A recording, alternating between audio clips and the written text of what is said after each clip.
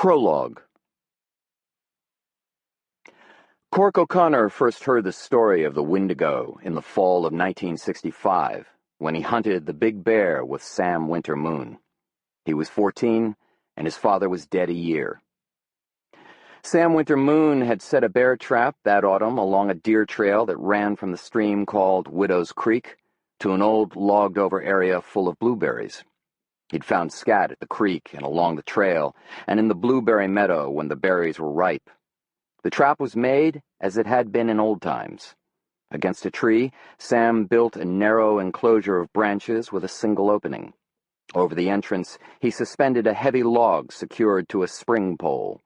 The trap was baited with a mash of cooked fish, fish oils, and a little maple syrup. It was the first time Sam had ever built a bear trap, a nearly lost Ojibwe tradition, and he'd invited Cork to help him with the process. Cork had no interest in it. Since his father's death, nothing interested him. He figured Sam's invitation had nothing to do with both of them learning the old ways together. It was just another good-intentioned effort to make him forget his grief, something Corcoran O'Connor didn't want to do.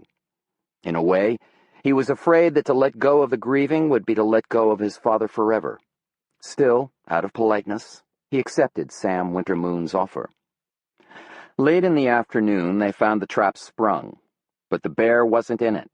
They could see where the animal had fallen, slammed down by the weight of the great log, which, when they'd hauled and set it, Sam had calculated at over 300 pounds. The log should have broken the bear's back.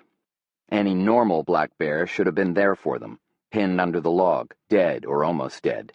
The trap was sprung, the log had fallen, but the bear had shrugged it off. Sam Winter Moon turned to the boy gravely.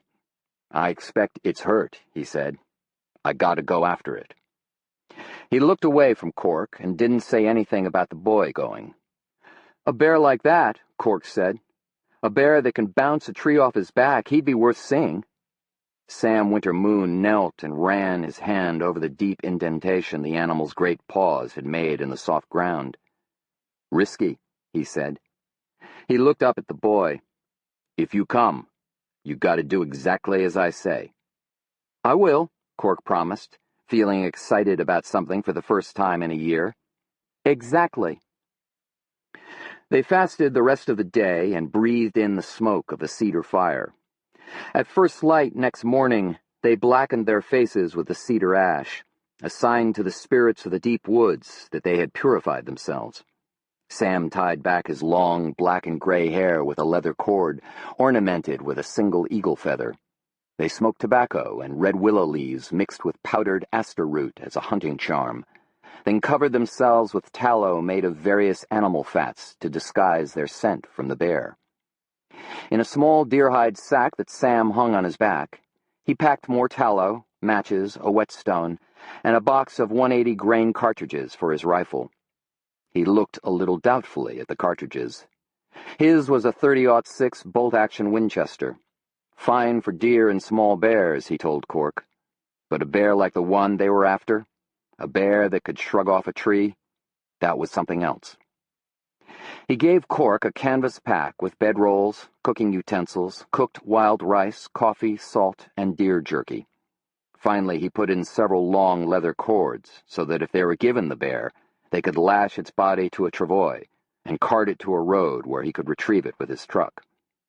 He hung his Green River hunting knife on his belt and slung his rifle over his shoulder. At the sprung trap, they made a circle, looking for vegetation flattened in the bear's passage. Sam found a sign, a clear line where the fallen birch leaves were pressed into the soft earth underneath, and they followed north where the bear had gone. Every fall, Sam Winter Moon killed one bear. The smoked bear meat he shared with the other people on the Iron Lake Reservation, especially the elders who couldn't hunt or trap anymore, but who still enjoyed the taste of the fat, richly flavored meat. He also shared the meat with Cork's family. Cork's mother was half Anishinaabe, and his father, although he was white, had been Sam's friend for many years. The skins Sam sometimes sold for bounty, but more often he kept them for himself. He was grateful to the black bears for the meat they gave to him and the people of his band. But he told Cork, as they followed the trail that fall, that he would be grateful even for just a glimpse of this great animal, who'd shrugged off the log trap as if it were no more than a small, bothersome thing. Bears, Sam cautioned him, were the most difficult animals of the woods to track and to kill. They had decent eyes, good ears, and the best nose of any animal alive. They were smart, too, and if they were hurt, there was no thing a man would ever go against that was more dangerous. He loved hunting the bears. He appreciated the ritual of the hunt that joined hunter and hunted together with the land that was the mother of both man and bear. He enjoyed the challenge of tracking, using his own knowledge of the animal and the woods instead of hunting with dogs the way white men did. Sam stopped occasionally to look carefully at the soft earth or vegetation. Near noon, they found a stump where the bear had dug for grubs, and later a branch from an oak broken off to get the acorns. The sky was clear blue, the air cool and still, the great woods full of the russet and gold of late fall. They moved quickly, and Cork was filled with excitement. His stomach growled loudly from the fasting, and he rustled the dry leaves as he walked. Sam said not to worry too much about the noise he made. A bear, especially a big one, wouldn't be much concerned with sounds. The smell of a man, that was the thing to keep from a bear. Sam hoped they would be able to come at the animal from downwind. If not, he hoped the tallow would mask them. They were led into the late afternoon. Cork realized he had no idea where they were in the great forest. He asked Sam if he knew these woods, and Sam said no. They'd passed out of reservation land and were now in what the white men called the Quetico Superior Wilderness. This part of the forest Sam had never been through, but he didn't seem worried. At sunset they stopped and built a fire at the edge of a stream. Sam heated the wild rice which they ate with deer jerky. When the sky turned black and full of stars and the chill of the fall night crept over them, he made coffee and poured it into tin cups for them to drink. "Will the bear get away while we sleep?" Cork asked. Sam settled the old coffee pot in the embers at the fire's edge. He stirred the fire with a stick. "The bear's got to sleep too. We've been guided well today. I think that's a good sign." He paused while the flames sprang up around the end of the stick. "But you know, I've been thinking. This bear's moving pretty good. Doesn't seem like that log hurt it much after all. A bear like that, well..." He glanced at the boy. "I've been thinking it'd be a shame to kill it, if we even could." "I'd like to see it," Cork said. "Me too," Sam smiled. "And I believe we will." Suddenly the old pot hopped and slid across the coals, startling Cork so that he jerked and spilled his coffee. Sam Winter Moon looked around them, then up at the sky. His voice dropped to a whisper. "A Wendigo's passing close by." Cork wiped at his leg where the coffee had burned him through his jeans. "What's a Wendigo?" In the firelight, Sam Winter Moon's dark eyes were deadly serious and a little afraid. "You don't know about the Wendigo?" he asked the boy. "You lived in this country all your life, and you don't know about the Wendigo?" He shook his head as if that were a dreadful thing. Cork O'Connor sat on the far side of the campfire and stared at the blackened coffee pot that only moments before had jumped and rattled and moved across the coals without a human hand near it. "I suppose," Sam Winter Moon said, looking cautiously at the tin pot himself, "I should tell you then, for your own good." He carefully eyed the sky again and the stars, and he kept his voice low. "A Wendigo's a giant, an ogre with a heart of ice, a cannibal, a cold and hungry thing. It comes out of the woods to eat the flesh of men and women. Children, too.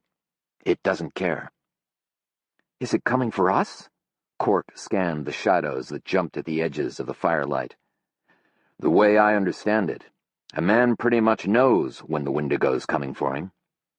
"Can you fight it?" "Oh, sure. Can even kill it." "How?" "Well, the Wendigo's a powerful creature, and there's only one way so far as I know." The ritual ash of the morning had worn off the smooth parts of Sam's face. but it still blackened every deep line and crevice, so that in the firelight he looked like a fractured man. "You've got to become a Wendigo, too. There's a magic for that. Henry Maloud most likely know the magic.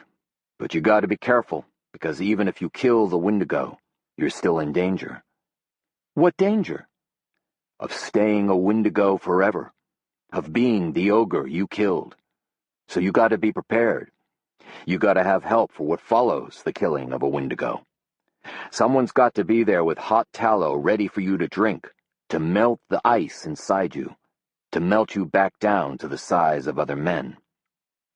"I hope I never meet the Wendigo," Cork said, eyeing the old tin pot.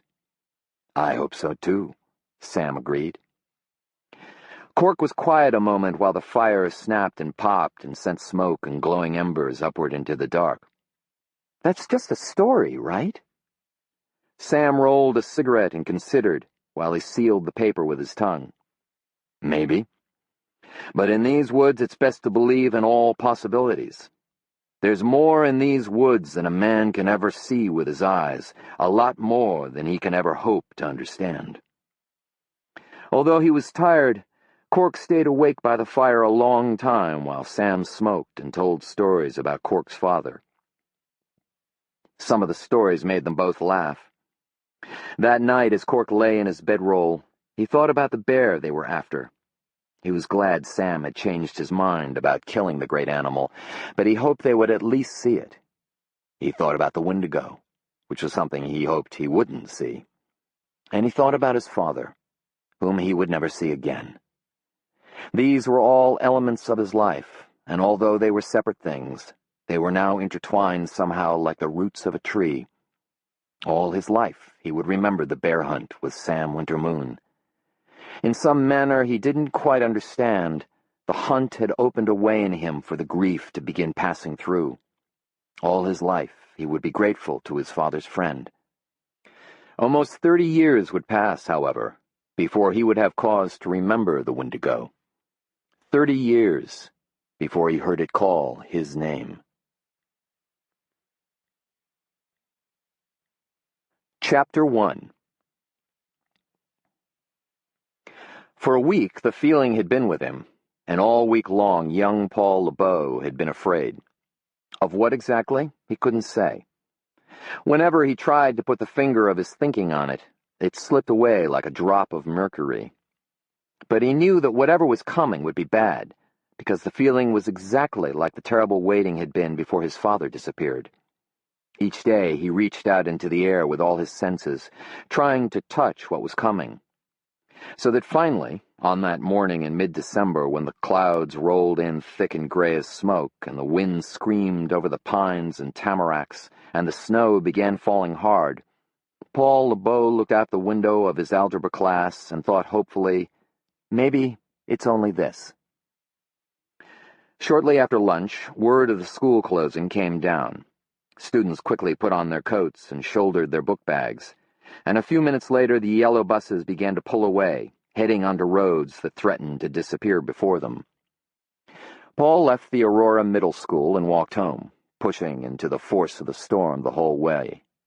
He changed his clothes, put on his sorrel boots, took $5 from the small cash box on his dresser, and left his mother a note affixed with a butterfly magnet to the refrigerator door. Grabbing his canvas newspaper bag from its hook in the garage, he headed toward his drop box. By 2:30, he was loaded up and ready to go. Paul had 2 paper routes covering nearly 2.5 miles. He began with a small business district of Aurora and ended just at the town limits out on North Point Road. At 14, he was larger than most boys his age and very strong. If he hustled, he could finish in just under an hour and a half. But he knew this day would be different. The snow had been accumulating at a rate of more than an inch per hour, and the bitter wind that swept down out of Canada drifted it fast and deep. He took the routes in the time when his father was drinking heavily and his mother needed money. Delivering the papers, especially on days like this that seemed impossible, was a responsibility he took seriously. In truth, he loved the storms. The energy and the wind, and the ceaseless force of the drifting snow thrilled him. Where another boy might see only the plodding task ahead of him, Paul saw challenge. He took pride in his ability to battle against these elements, trudging through the drifts, leaning hard into the wind in order to complete the job expected of him. He was an Eagle Scout, Order of the Arrow, member of Troop 135 out of St. Agnes Catholic Church. He had made himself capable in 100 ways. He could start a fire with flint and steel, hit a bullseye with a target arrow at 30 yards, tie a bowline, a sheep shank, a slip knot, lash together a bridge strong enough to bear the weight of several men. He knew how to treat someone for shock, drowning, cardiac arrest, and sunstroke. He believed seriously in the motto, "Be prepared." And often as he walked his paper routes, he imagined scenarios of disaster in Aurora that would allow all his secret skills to shine. By the time he neared the end of his deliveries, lights had been turned on in the houses along the way. He was tired. His shoulders ached from the weight of the papers, and his legs felt leaden from wading through knee-deep drifts. The last house on his route stood at the very end of North Point Road, a pine-covered finger of land that jutted into Iron Lake and was lined with expensive homes. The last and most isolated of the houses belonged to Judge Robert Parent. The judge was an old man with a hard white face, bony hands, and sharp, watchful eyes. Out of fear, Paul treated him with great deference. The judge's paper was always placed securely between the storm door and the heavy wooden front door, safe from the elements. Whenever Paul came monthly to collect for his service, the judge rewarded him with a generous tip and more stories about politics than Paul cared to hear. The judge's house was almost dark, with only the flicker of a fireplace flame illuminating the living room curtains. With the last paper in hand, Paul threaded his way up the long walk between cedars laden with snow. He pulled the storm door open, plowing a little arc in the drift on the porch, and saw that the front door was slightly ajar. Cold air whistled into the house. As he reached out to draw the door closed, he heard the explosion from a heavy firearm discharged inside. He edged the door back open. "Judge Parent?" he called. "Are you all right?" He hesitated a moment, then stepped in. Paul had been inside many times before at the judge's request. He always hated it.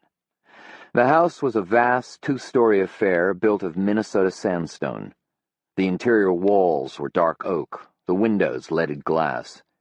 A huge stone fireplace dominated the living room, and the walls there were hung with hunting trophies, the heads of deer and antelope and bear, whose sightless eyes seemed to follow Paul whenever the judge asked him in.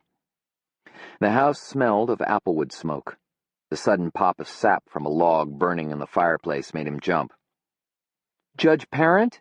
he tried again. He knew he should probably just leave and close the door behind him. But there had been the shot, and now he felt something in the stillness of the house from which he couldn't turn, a kind of responsibility. As he stood with the door wide open at his back and the wind blowing through, he glanced down and watched tendrils of snow creep across the bare, polished floor and vine around his boots like something alive. He knew that a terrible thing had happened. He knew it, absolutely. He might still have turned away and run if he hadn't seen the blood. It was a dark glistening on the polished hardwood floor at the bottom of the staircase. He walked slowly ahead, knelt, touched the small dark puddle with his fingertips, confirmed the color of it by the firelight. There was a bloody trail leading down the hallway to his left. Pictures from the manual for his first aid merit badge that showed arterial bleeding and how to apply direct pressure or a tourniquet came to his mind. He'd practiced these procedures 100 times, but never really believing that he'd ever use them.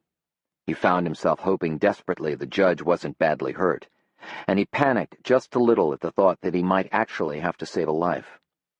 The blood led him to a closed door where a dim light crept underneath. "Judge Parent?"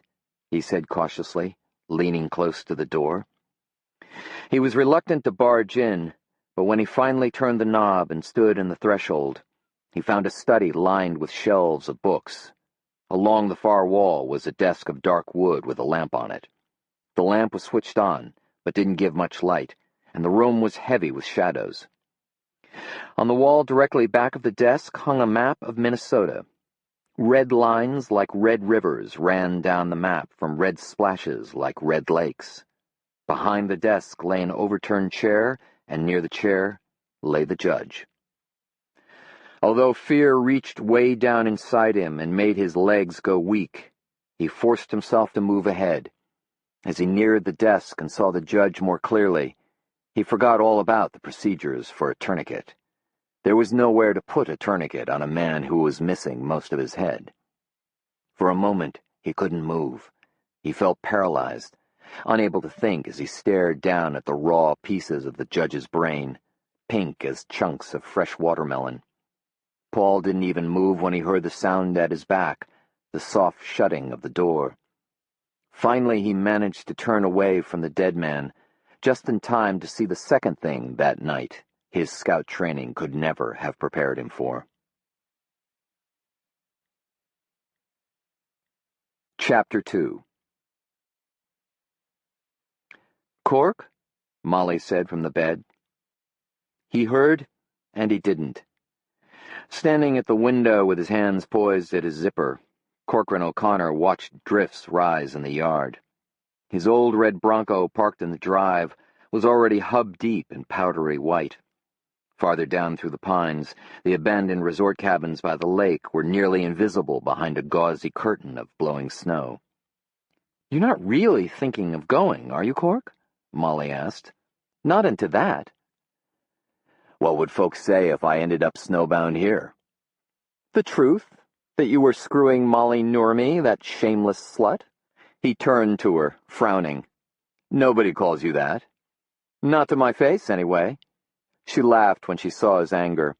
"Oh, come on, Cork. I've lived with that most of my life. It doesn't bother me." "Well, it bothers me." "I'm glad it does." She pushed the hair from her eyes, dark red hair damp with sweat. "Stay, Cork. I'll fire up the sauna. We can get hot and wet, roll in the snow, come back to bed, and make love again. How does that sound?" He finished zipping his pants, buckled his belt, and came away from the window.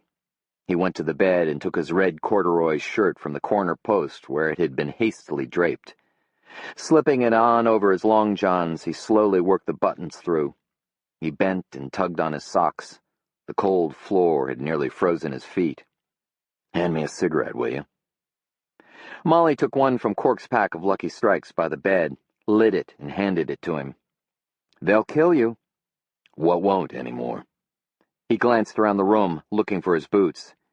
"You seem distracted today." "Do I? Sorry." "Feeling a little guilty?" "Always." "There's no need to," she said. "Easy for you to say. You're not Catholic." "Come on. Relax here beside me a minute while you finish your cigarette." She patted the bed at her side. He looked out the window. "I should get going. It'll be hard enough getting back into town as it is." Molly drew the blanket and sheet around her and pushed herself up against the headboard. She pulled her knees up to her breasts and hugged them as if she were cold. "Why are you always so concerned with what people say about you, Cork? It's not as if you're still the golden boy." "I don't care what people say." He knelt and fished around under the bed for his boots. "It's not me I'm worried about." He found them and sat on the bed. "Your wife?" she asked, innocently. Cork exhaled and shot her a cold look through the cloud of smoke. "You know what I mean," she said. Molly took the Lucky Strike from his fingers and tapped the ash into a little tray shaped like a pair of red lips on the nightstand. She left the cigarette there while Cork concentrated on lacing his boots. She reached out and let her hand drift down the knobby ridge of his backbone. "What is it that you think we do here, you and me?" "I'll tell you what I think it is. This is grace, Cork.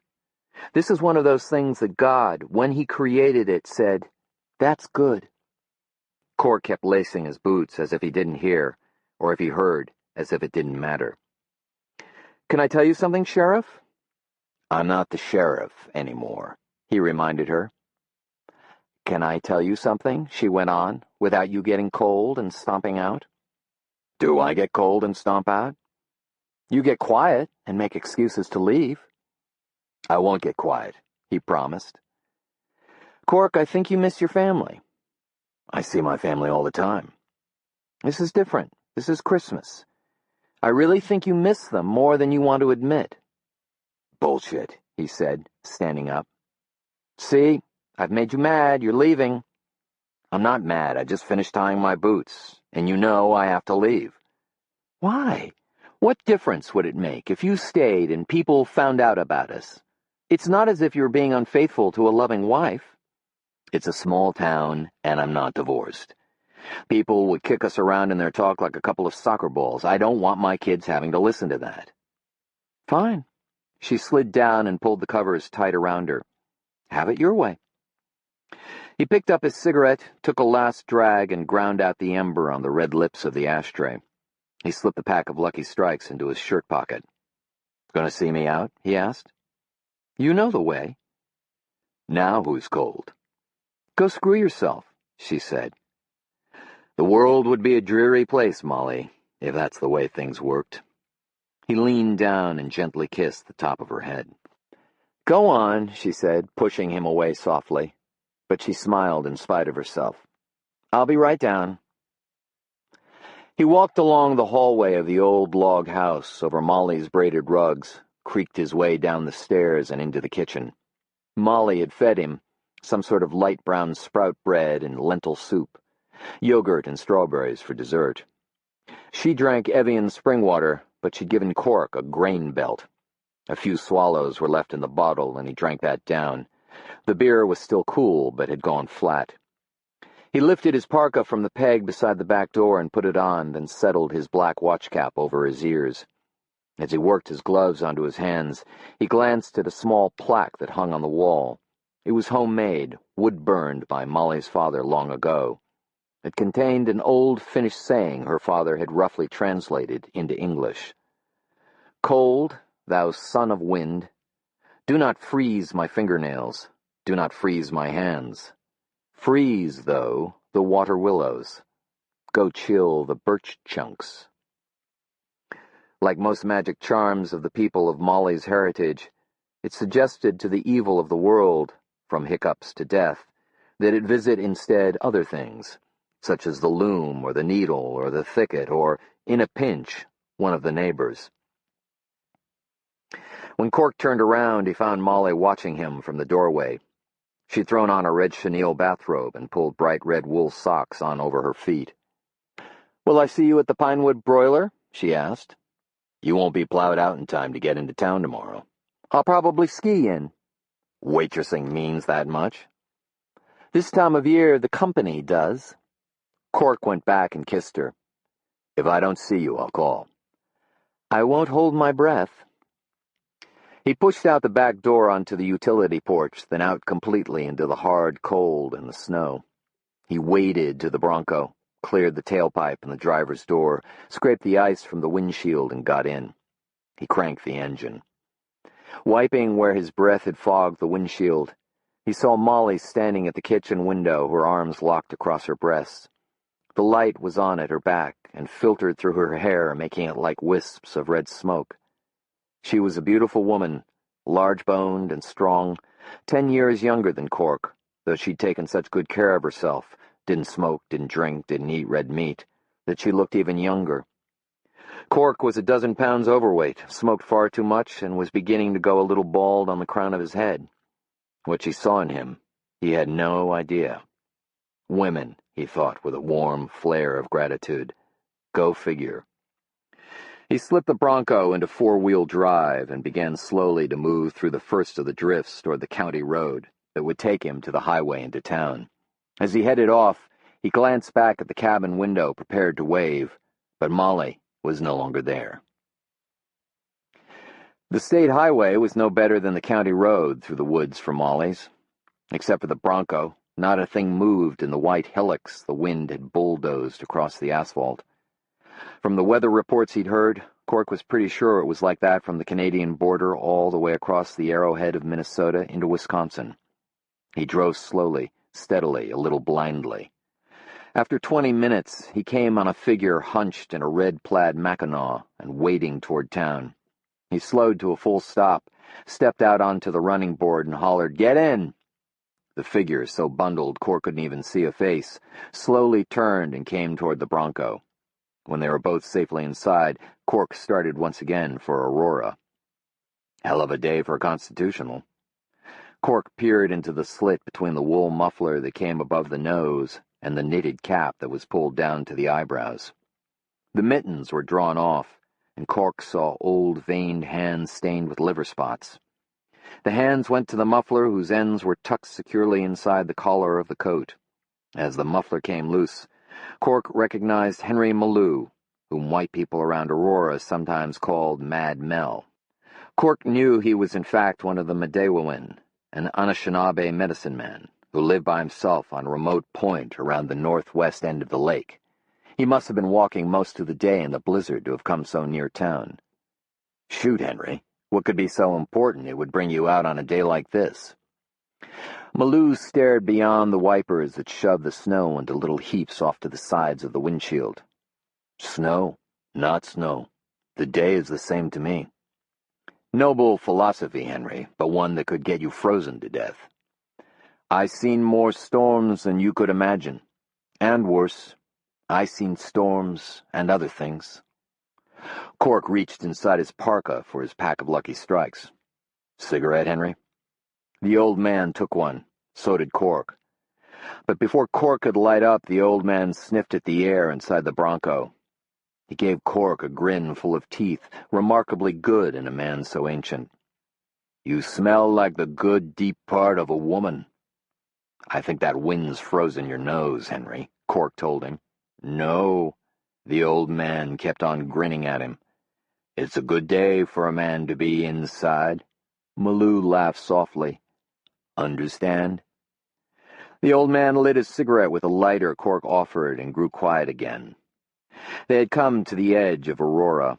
They passed the big new corrugated fence of Johansson's salvage yard, put up when the Chippewa Grand Casino was being built so that the gutted frames and rusting wreckage of the junkyard wouldn't sully the image of the town. A little farther on was the Iron Lake Best Western, brand new, with 150 rooms and an indoor swimming pool with a jacuzzi and sauna. The big marquee out front welcomed gamblers and informed them that Lyle Porter was playing piano in the Kichigami room 8 to midnight. The parking lot was nearly full. Next to the Best Western stood a new Perkins restaurant, and across the road a glittery 12-pump food and fuel gas station. On the streets of Aurora, not much moved except a few pickups with wide traction tires. The shops had closed early, and most of the windows of the small downtown were dark. For the most part, it looked as if the town's 3,752 citizens had simply crawled inside to wait out the storm. The old man had been quiet a long time, smoking the Lucky Strike reflectively. Finally Cork asked, "What brings you into town on a day like this, Henry?" The old man said, "I seen it." "What?" Cork asked. "What did you see?" The old man looked straight ahead. "He jumped over my cabin 2 nights ago, headed northwest, going toward the storm before the storm come in. I seen the black where it ran through the sky and covered the stars."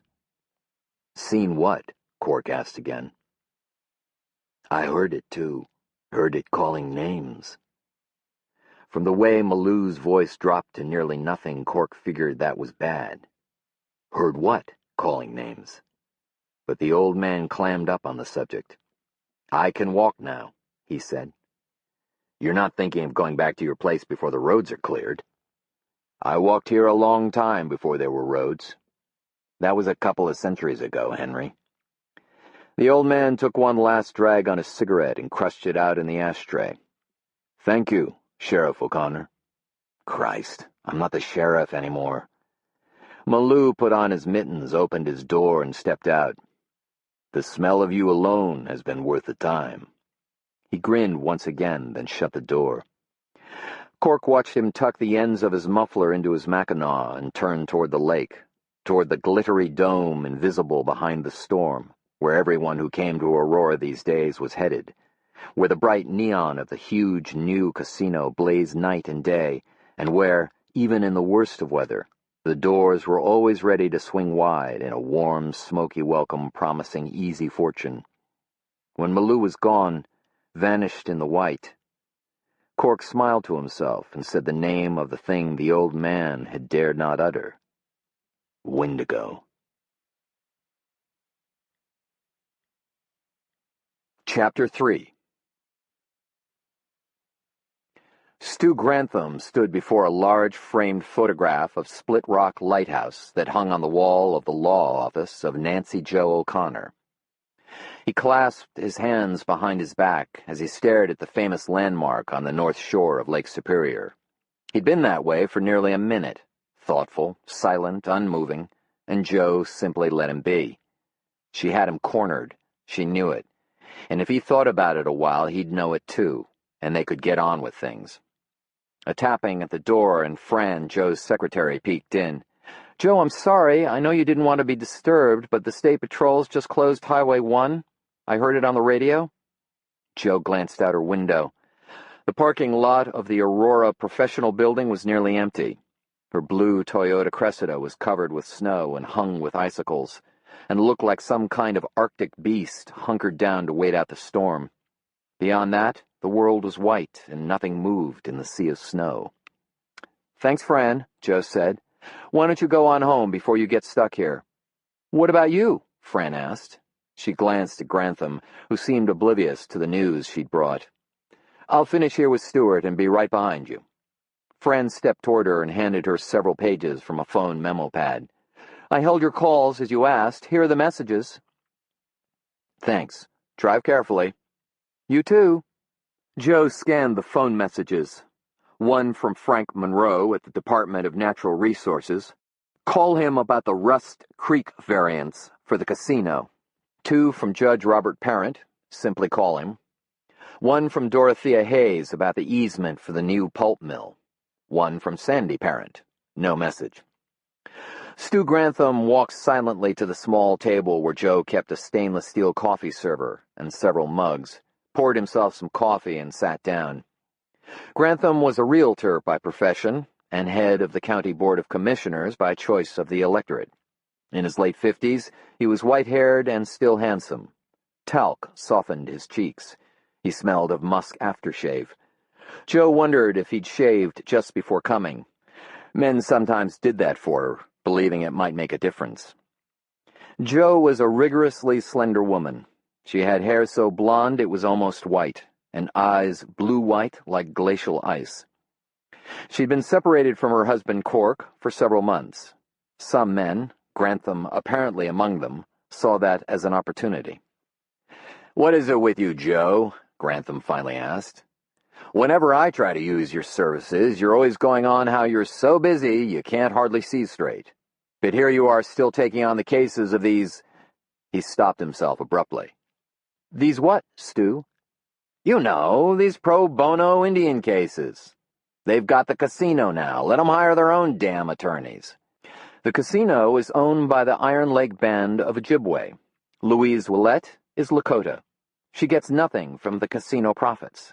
She has to work hard for what the county pays her. What she doesn't need is the constant harassment of her co-workers." "For Christ's sake, Joe, she's the only woman on a road crew of men. What does she expect? These guys can't watch every word that comes out of their mouths." "When it applies to my client, or to women in general, they'd better." Joe put down the phone messages and folded her hands patiently on her desktop. "Look, Stu, I could easily have started an action against the county. The evidence is overwhelming. But I brought it to you first because I'd like to save you and the rest of the board a lot of embarrassment. My client is willing to settle this quietly. Come election time next November, I'm sure you'll be glad Louise and I didn't splash this across the headlines of the Sentinel." "Doing me a favor." Grantham grinned, showing an incisor outlined in silver. He set his coffee mug on the desk and began to twirl a heavy gold Aurora High class ring on his finger. Class of 52 or 53, Joe guessed. Aurora, good old boy. "Know what I'm thinking?" Grantham said. "I'm thinking Wanda Manydeeds put her up to this." Nobody put her up to anything. But yes, it was Wanda who told Louise to see me, and why shouldn't she? I'm the best attorney in Aurora. Ever since you and that Many-Deeds got together, Tamarack County hasn't been the same, Grantham lamented. And amen to that? Jo kept her reply amiable. She'd handled Stu Grantham and others like him since she'd first hung her shingle in Aurora nearly a decade before. But it hadn't been easy. They'd moved back to Cork's hometown to raise their children in a place that wasn't like Chicago. Cork warned her things would be difficult. She was an outsider and a woman. She hadn't realized just how hard it would be until she'd gone nearly 3 months without a single client. Then one spring day, Wanda Many-Deeds stepped into her office. She was a large woman, not heavy, but tall and solid, dressed in faded jeans and a blue flannel shirt rolled up to her elbows. Her long black hair was done in a single braid and ornamented with a feather. She wore brightly beaded earrings and a beaded bracelet, and possessed one of the most confrontive gazes Jo had ever encountered in another female. A young woman, probably 20, though she was hardly larger than a girl, stood behind her, slightly hidden. "What kind of lawyer are you?" the large woman with the earrings and bracelet asked. "A good one," Jo replied. "Are you a lawyer for money or for justice?" "Given the choice between those two, I lean toward justice." "Good. We don't have any money." "Maybe we should talk about justice, then. Won't you both have a seat?" The women accepted the chairs Jo offered. The large woman sat proudly, with her back held very straight. The younger one sat a little slumped and wouldn't look at Jo directly.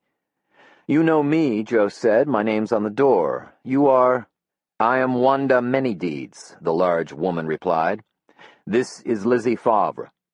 The young woman glanced up and then lowered her eyes quickly.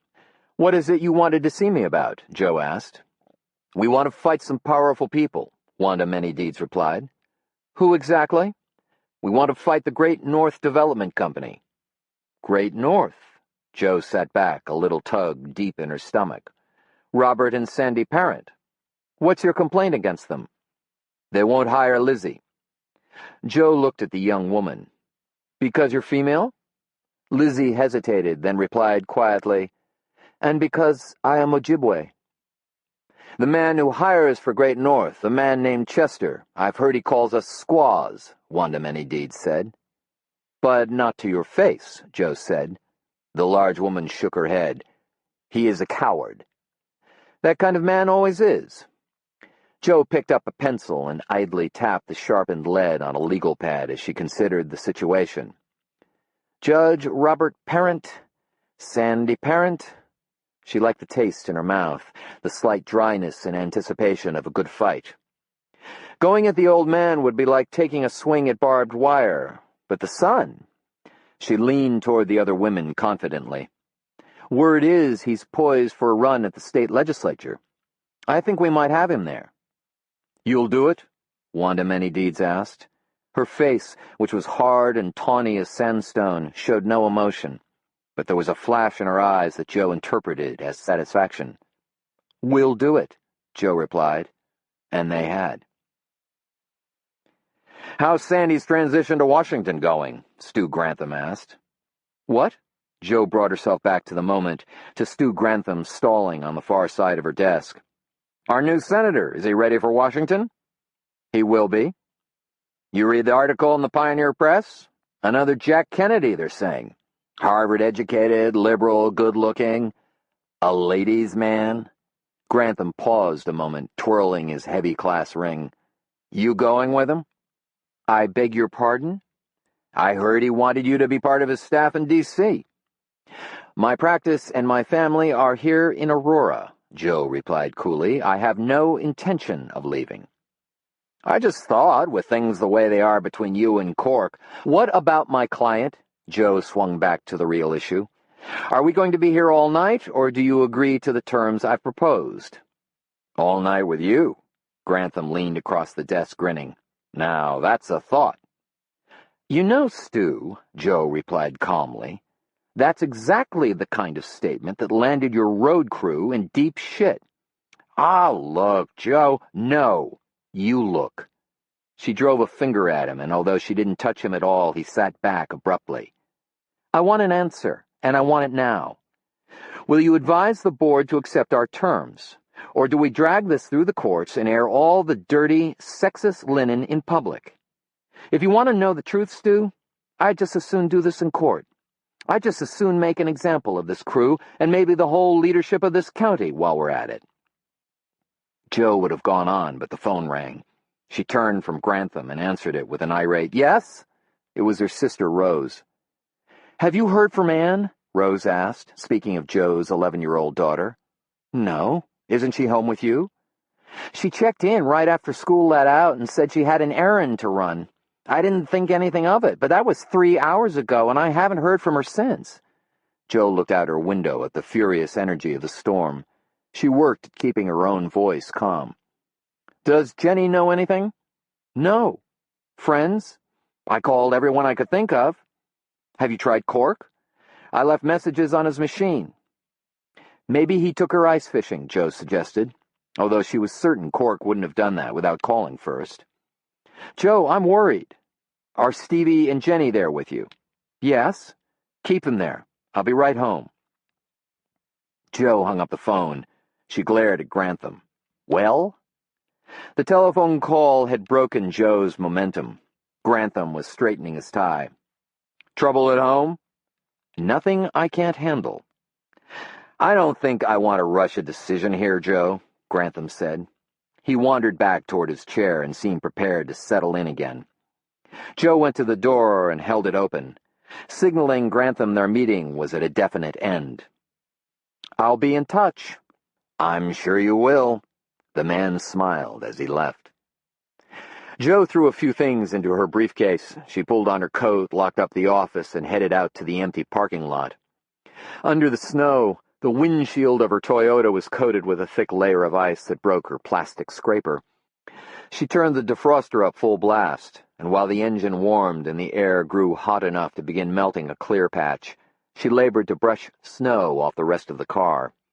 Suddenly, out of the cold of the storm, she felt a touch of a deeper cold on her back, as if an icy hand had reached through her coat and touched her skin.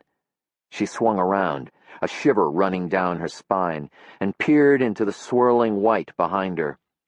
She strained to look at the line of cedars that walled the corner of the lot a couple of dozen yards away. "Is anyone there?" She knew it was ridiculous to think a human hand could have reached so far, but what had touched her hadn't felt human at all. No voice answered, except the bitter howl of the wind. She left off brushing the snow, got into her car, and locked the doors. The defroster had cleared only a small area low on the windshield, but it was enough for Nancy Jo O'Connor. She left the empty lot as quickly as she could. Chapter 4. Cork pulled up alongside a snow-covered Quonset hut that stood next to the lake. The front of the hut had been reconstructed as a burger stand with 2 sliding windows and a long, narrow counter for serving customers. Pictures of ice cream cones decorated the side of the building up front. The serving windows had been boarded over with plywood, and above that a sign painted in red letters on a white board read, "Sam's Place." Cork parked near the back door and went in. The back half of the hut had been converted into a space for living. One large room that held a stove and refrigerator, a sink, a table with 2 chairs, a sofa, a bunk, a small desk, and a bookshelf.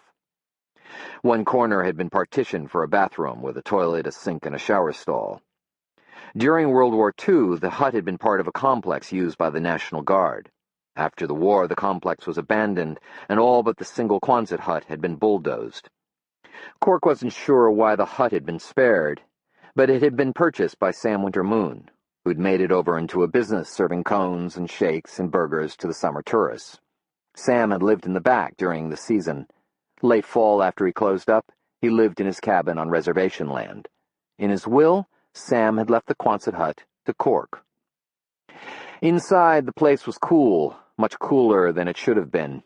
Cork stepped down into the cellar and found that the burner on the oil furnace wasn't running, a chronic problem. He hit the red reset button. Nothing happened. He kicked the tiny motor. The burner came on with a small roar. Mentally, Cork crossed his fingers, hoping the burner would last the winter. By next fall, if Sam's place had a good season, he could afford to replace it. Back upstairs, he stepped through a door into that part of the hut that was the burger stand.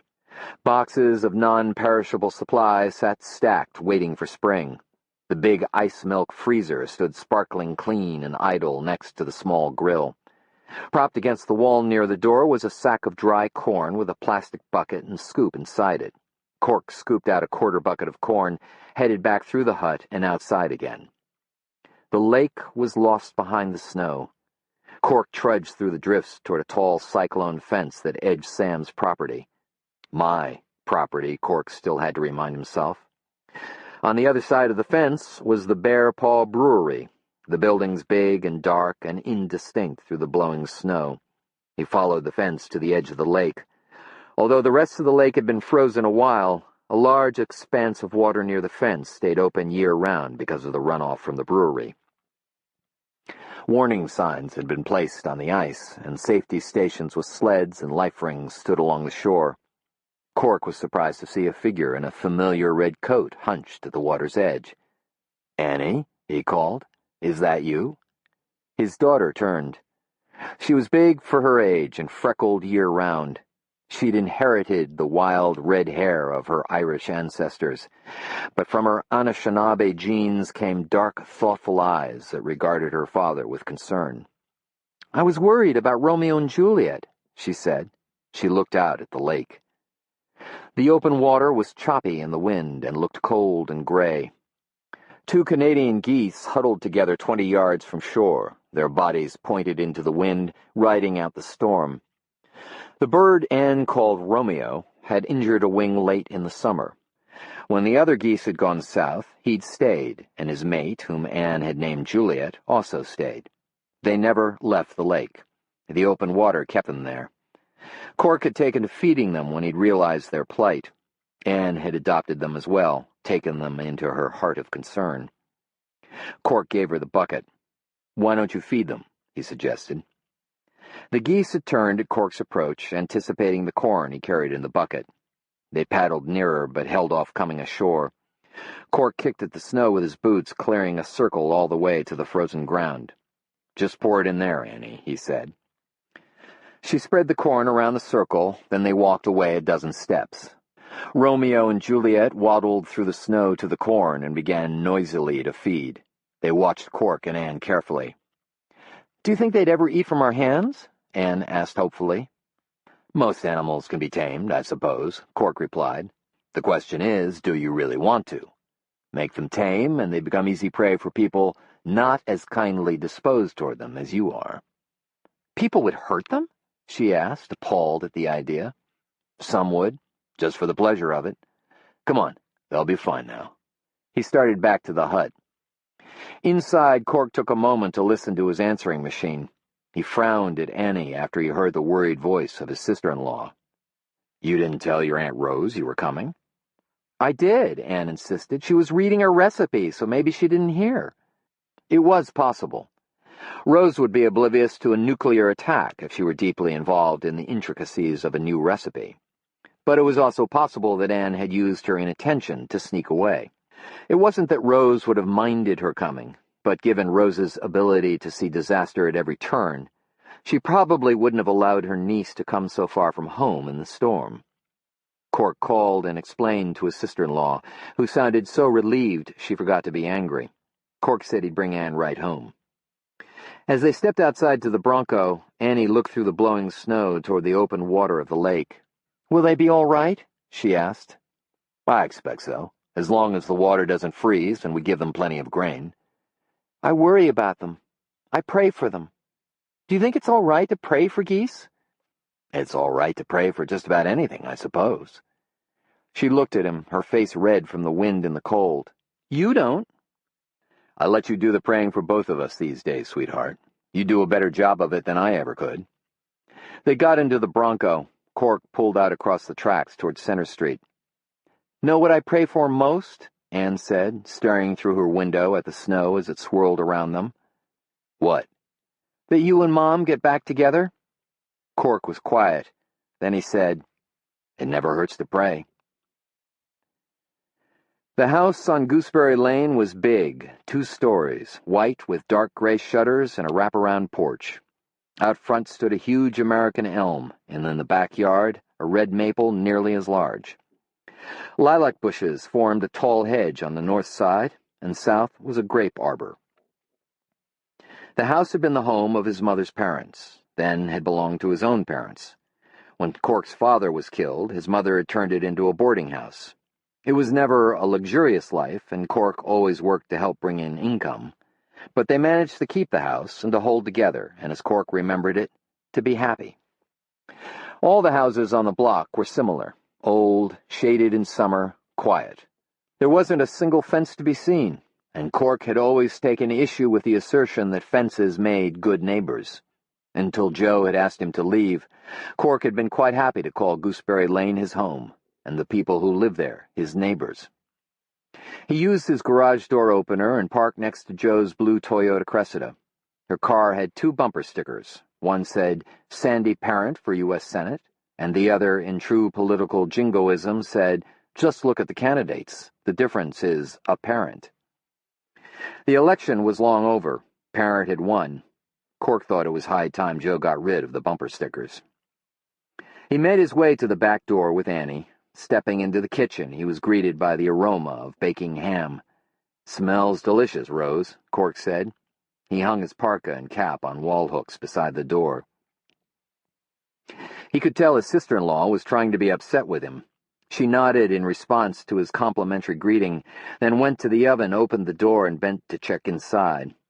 She was wearing floral stretch pants that didn't at all flatter her wide hips and thighs. She had on a baggy red sweater and old blue canvas slip-ons. Her hair was dull brown like road dust, and her fleshy arms were covered with freckles. She was nothing like her sister Jo in appearance or temperament, and if Cork hadn't known better, he'd have guessed that one of them had been adopted. "Sure miss your cooking," Cork grinned. Rose smiled despite herself, but she set stern eyes on Annie, who was trying to slip through the kitchen unnoticed. "I was worried sick, Anne." "I told you where I was going, Aunt Rose," Anne argued politely. "But I guess you didn't hear. You were reading that recipe for Christmas pudding." "I was?" Rose glanced at a cookbook open on the kitchen table. "Still, you should have called when it got to be so late." "My fault, Rose," Cork said. "She was helping me with some chores." "Well," Rose considered Anne a moment more, "go clean up. Dinner will be ready shortly. And you," she turned to Cork with a scowl, then smiled. "Would you like to stay? There's plenty of food." "Where's Jo?" "Down the hall in her office. She'd like to talk with you." "I might not be welcome for dinner after." "You know that's not true," Rose said. "Just let me know and I'll have Jenny set another place." She turned back to the stove, picked up a wooden spoon, and began stirring something in the saucepan.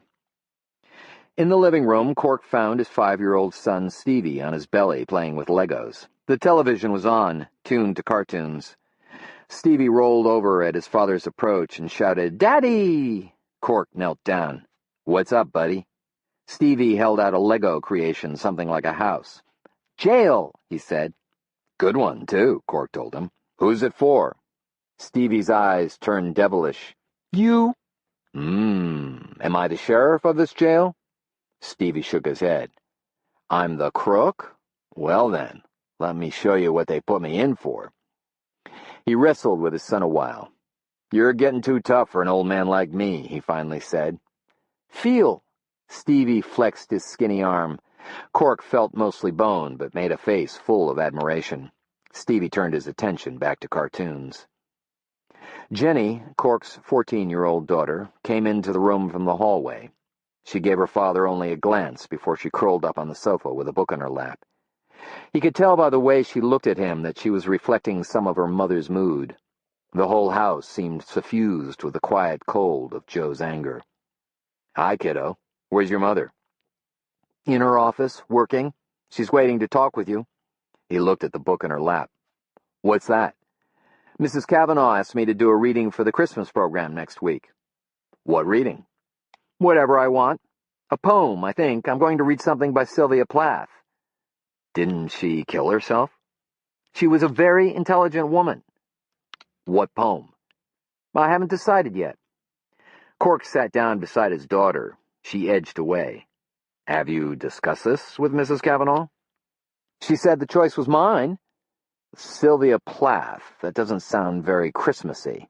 Maybe we should talk about it, Cork suggested. The choice is mine, his daughter said emphatically. Jenny was becoming more like Jo all the time. Even at 14, her face already had the same too serious shadowing. She was small, precocious, and full of radical energy. Her eyes were like her mother's, too, a cold blue-white. But there were many things Jenny had done to make sure she was not like her mother. Jo had marvelous taste in her dress, yet Jenny chose to wear clothing bought at second-hand stores, old dresses and combat boots and ratty sweaters. With the help of a friend, she'd pierced each of her ears in 2 places, and she kept discussing the possibility of putting at least one hole in her nose. She streaked her hair with purple and sometimes wore it in short spikes that looked as if she'd grabbed hold of a live power line.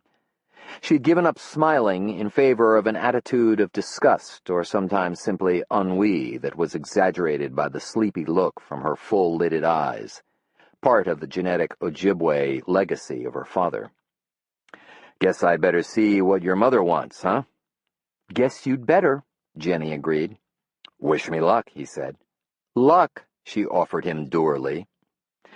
He found Jo at her desk in her office, bent over papers. The room was walled with law books and smelled of leather bindings. Jo looked up as he came in. Her eyes seemed big and startled, but as soon as she took off her thick glasses, they resumed their usual deceptively languid calm. We were worried about Anne. My fault, Cork said. She was helping me with some things. What things? Am I under oath, Counselor? I'm just wondering if this was a mutual plan or one of Annie's spur-of-the-moment inspirations. Why didn't you ask Annie? She'll tell you the truth. I'm asking you, because if it was something you knew about, I wish you'd have checked with me first. There's no court order dictating I have to do that. Maybe there should be. She pushed away from the desk, stood, and turned her back to Cork. She stared out the window at the backyard where the snow flew around the trunk of the maple tree and piled up against the lilac hedge. Her hands were clasped tightly behind her. I think it's time we began discussing a divorce. Annie was just telling me how she prays for us to get back together.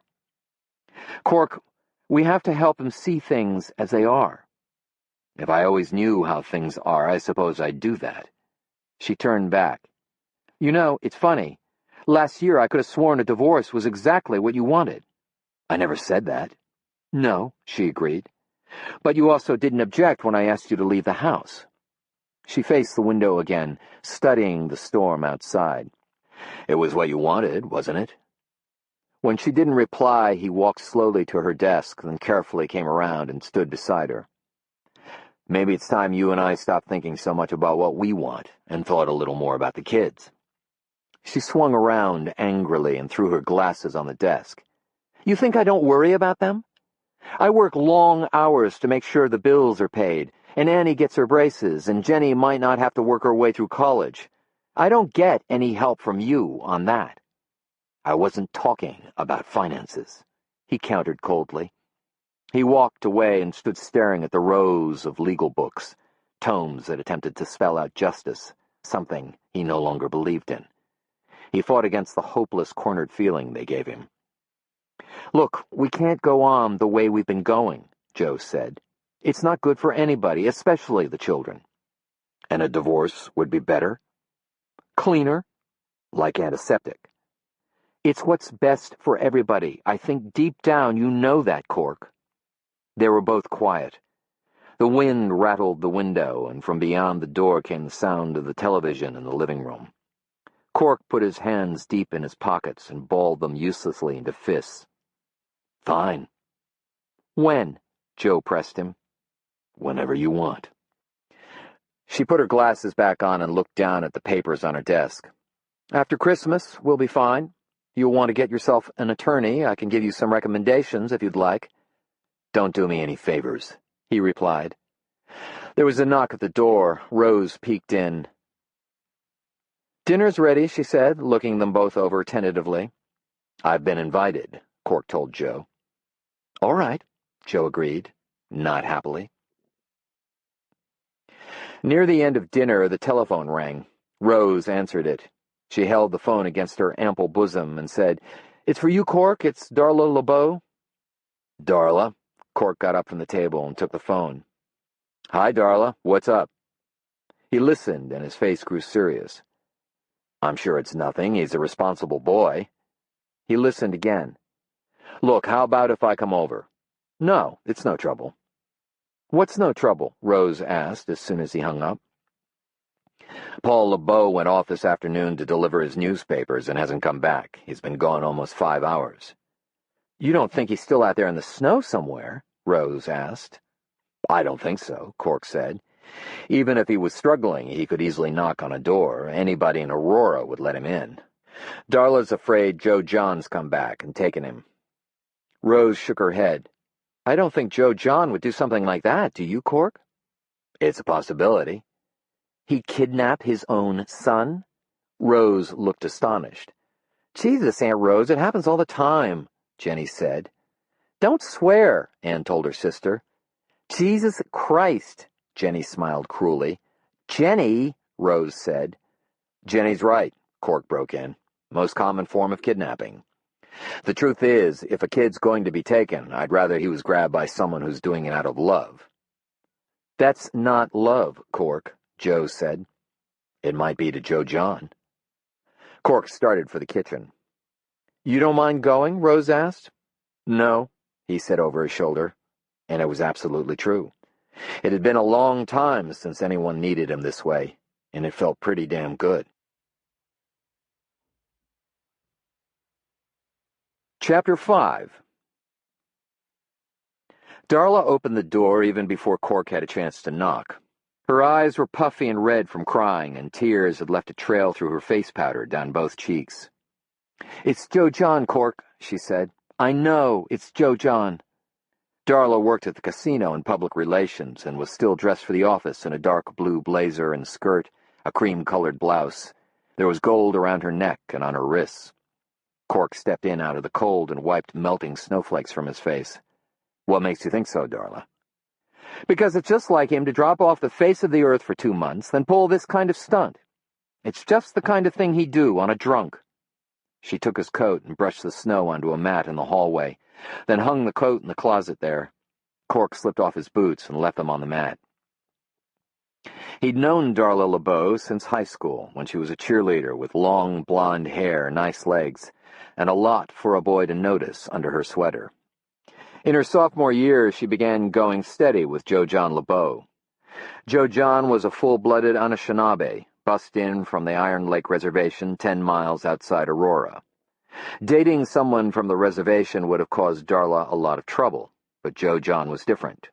Joe John was a celebrity, a basketball player of amazing ability. The St. Paul Pioneer Press had dubbed him the next Jim Thorpe, and he'd been heavily recruited by colleges all over the Midwest. He accepted a basketball scholarship to Indiana, but just before he was to begin his second year, as he was crossing a street in Bloomington, an old woman who failed to stop her big Cadillac at a red light ran him down. His right leg was shattered from his ankle bone to his hip, and although it was reconstructed, he always walked with a limp after that. With no hope of playing basketball again, he came home to Aurora. Shortly after that, he and Darla were married. "You probably should have called the sheriff, Darla." "I didn't want to get Joe John in trouble. I just want Paul home safely." "Have you tried calling Paul's friends?" "I've called everywhere I can think. His friends, my folks, the neighbors. I even called Pizza Hut, because sometimes he'll play video games there after he's finished his routes." "Nobody saw him?" "Nobody. I've got coffee. Want some?" "Thanks." He followed Darla to the kitchen. "You sure he went to deliver his papers?" Cork asked. "He left a note on the refrigerator telling me where he was going. He's so good that way." Cork sat on a stool in her spotless kitchen. He'd sat here with Joe John many times after he brought him home from a drunk. Joe John wasn't a mean drunk. Mostly he was nostalgic. Very often Cork would find him on the basketball court in Knudsen Park, shooting hoops. Even drunk, he had a nice touch. Or sometimes Joe John would disappear for a while, usually no more than a week or two, and he would come back sobered up and contrite, and full of assurances that he was through with the bottle forever. A lot of the whites in Aurora were quite happy to see Joe John fail. Indians, they said with great satisfaction. Drunks. It didn't matter that Joe John had given Aurora some shining moments. The signs posted at the town limits proclaiming "Home of the Warriors, State Basketball Champions" were entirely due to Joe John's talent, and that Joe John had suffered a significant disappointment through no fault of his own. That he was Indian explained it all. Joe John had tried many times to beat the booze. It was his sister, Wanda Manydeeds, who finally helped him. Like Henry Malou, she was one of the Medewawin, a member of the Grand Medicine Society. She convinced Joe John to let Henry Malou treat him in the old way. She could have treated Joe John herself, but the Medewawin never ministered to their own relations. The treatment was something neither Malou nor she nor Joe John would talk about, but it seemed to work. For over a year, Joe John had been sober. He had begun a business of his own, a janitorial service, contracting to clean offices in Aurora. It was a good business. Things seemed to be going well. Then 2 months ago, Joe John up and vanished, leaving his truck smashed into a tree on County Road C, and the cab reeking of whiskey. He'd simply walked away from the accident and never come back. "Have you heard from Joe John lately?" Cork asked. "Not a word." Her hand trembled as she poured out his coffee. "I was always afraid something like this would happen. Joe John hated it here, Cork. When he was drunk, he used to talk about how he'd take Paul away someday, somewhere where nobody knew who he was and wouldn't make fun of Paul for being the son of a drunk Indian." She looked at her trembling hand and put the pot down. "You told me on the phone he's been gone about 5 hours. How do you know?" "In his note he said it was 2 o'clock when he left. I don't know why he thought he had to deliver on a day like today. Nobody would care if the paper wasn't delivered today. People would understand." Her shoulders sagged wearily. "I make good money at the casino. He doesn't have to deliver papers at all. I think he just wants to show people he's not like his father." "How have things been between you and Paul lately?" "What do you mean? Any tension? Arguments?" "You mean did Paul run away?" she said. "He wouldn't do that." "I don't think he would either," Cork reassured her. "It's just one of the possibilities we have to consider." He sipped his coffee. "Has he talked about his father lately? Maybe said something about wanting to find him?" "I'm only asking because I know how it feels to lose your father at that age. I know I would have done anything to bring him back." "No, nothing. He's been quieter lately, but I just figure it's his age." "Have you called Wanda? If Joe John's back, she'd know." "I tried. The lines must be down." Cork thought for a moment. The refrigerator clicked on and the bottles rattled inside it. The wind howled past the kitchen window and the breakfast nook. "Okay, we know he left the house. Do we know if he actually started his route or finished?" "No." "Do you know what route he follows, who his customers are?" "No," Darla said, shaking her head with exasperation. "No." Cork reached out and touched her hand across the counter. "That's all right, Darla. There's no reason you should. Does Paul keep any kind of record of his customers?" A sudden hopeful look lit her face. "He has a receipt book he uses when he collects for the papers every month." "Good. Let's have a look." "I'll get it," she said. Cork didn't see any reason yet to be worried about Paul's safety. Aurora was a small place, and children didn't just disappear. Probably Joe John was responsible, too ashamed to face Darla, but anxious to see his son, particularly as it was the Christmas season. Cork also knew from experience that more often than not, when teenagers vanished, they left of their own accord. Darla LeBeau returned with a dark blue receipt book and handed it to Cork.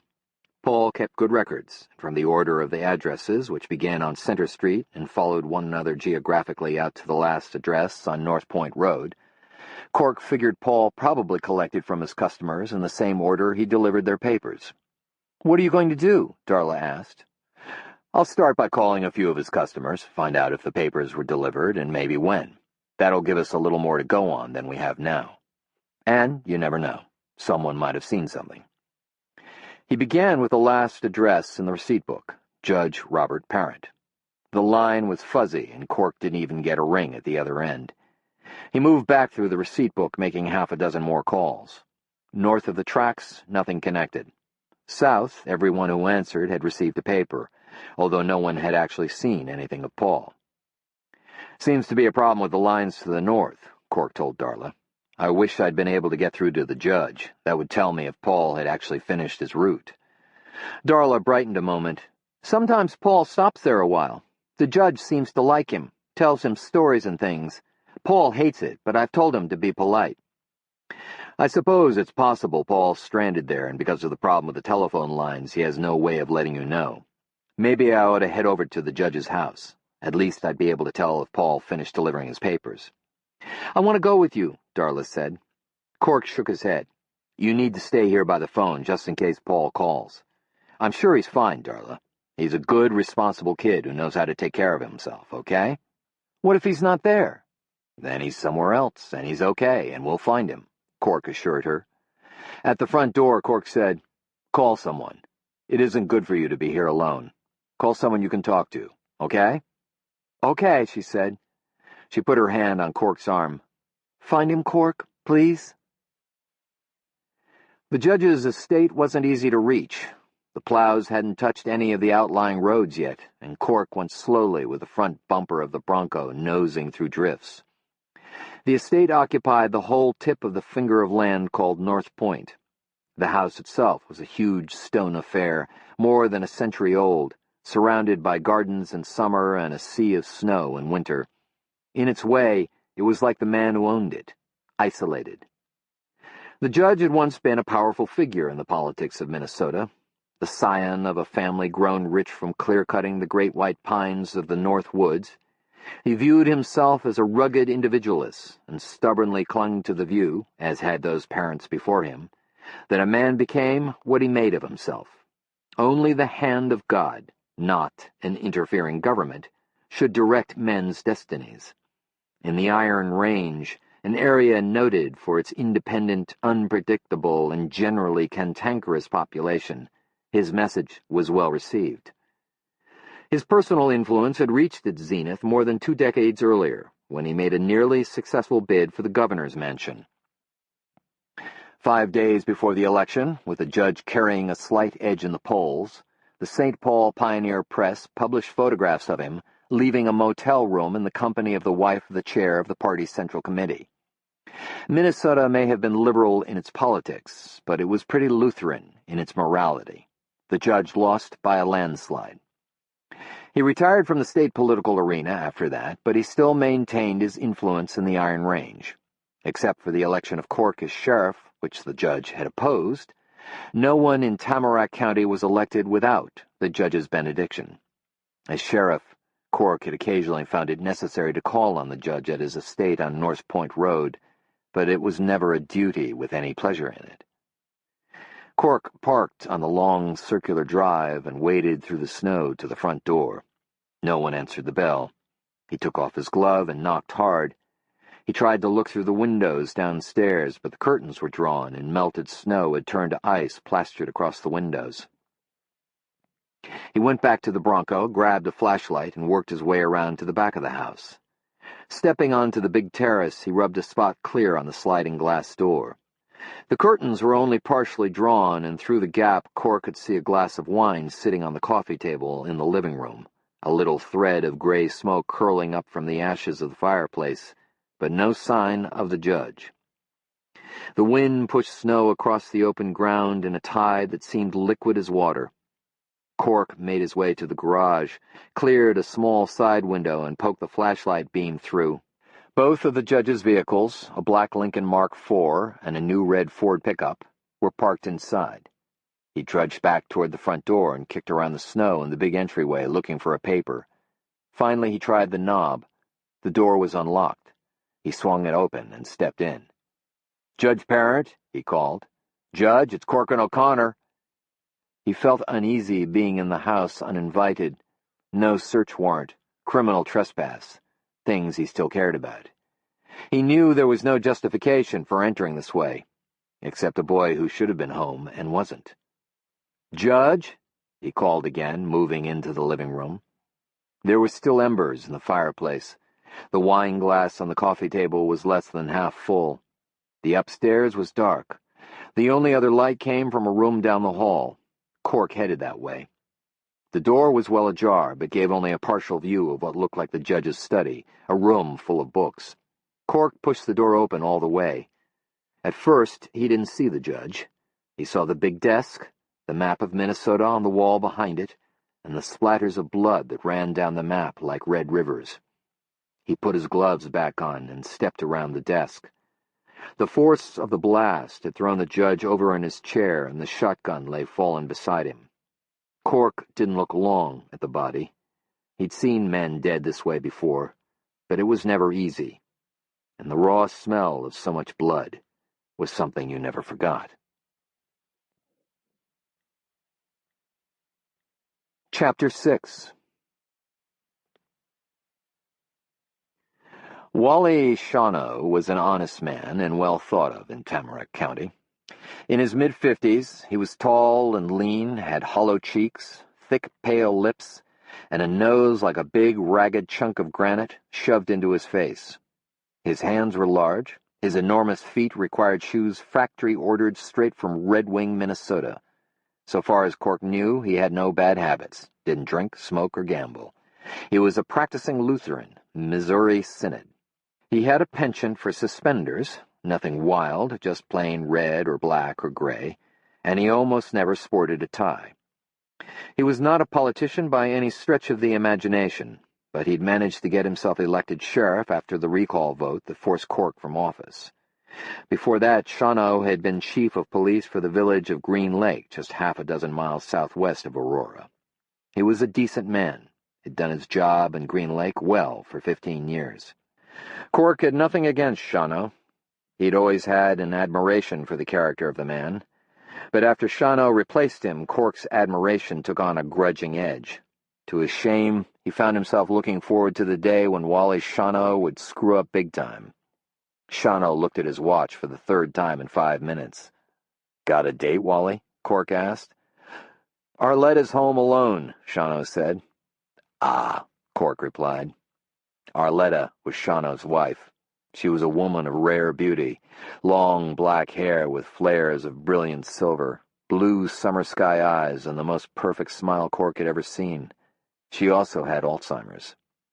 "I called her sister. She said she'd try to get over there as fast as she could. I expected to hear from her by now," Shawano said. "You didn't have to come yourself, Wally," Cork pointed out. "Your men know what they're doing." "I'm the sheriff," Shawano said, and cast a hard eye on Cork. Ed Larson, the only man with a rank of captain in the department and the man in charge of the most serious of Tamarack County's crimes, came down the hallway from the judge's study. "I'm finished in there, Wally, but I don't want to bag him until we have a good time of death. Are you sure Sigurd's on the way over?" "I'm sure. Storm's held him up, most likely." At the window, Cork watched the wind drive snow against the pane where it collected in the corners of the mullions, melted and froze into a thickening glaze. Shawano hooked his thumb under his black suspenders and ran it up and down thoughtfully for a moment. "Got to admit, the judge was probably the last man I'd have suspected of suicide. Still, who knows? People fool you all the time." Cy Borkman, one of Shawano's deputies, stepped in from the kitchen. "Didn't find any sign of forced entry, Wally, but I dusted all the doorknobs and window casings. How about upstairs? See if you can find anything that looks broken into." "I'm on my way." "Thought you said it was suicide," Cork commented. "Just making sure. Wouldn't you?" Shawano shoved his huge hands into his pocket and walked around the room a moment, looking things over. "Tell me again about the boy." "Set off to deliver his papers around 2, never came back, didn't call. Judge's house was the last stop on the route." "And no paper here," Shawano said. "None that I could see." "You check around outside? Kid may have thrown it in the snow somewhere." "I looked some, didn't find anything." "What about the other customers? They all get papers?" "South of the tracks. I don't know about out here." Cork took a cigarette from the pack in his shirt pocket and stuck it in the corner of his mouth. He didn't light it, although he wanted to smoke pretty bad. He knew better than to take a chance on contaminating the scene. Shawno said, "You say Darla thinks it's Joe John. What do you think?" "Maybe," Cork shrugged.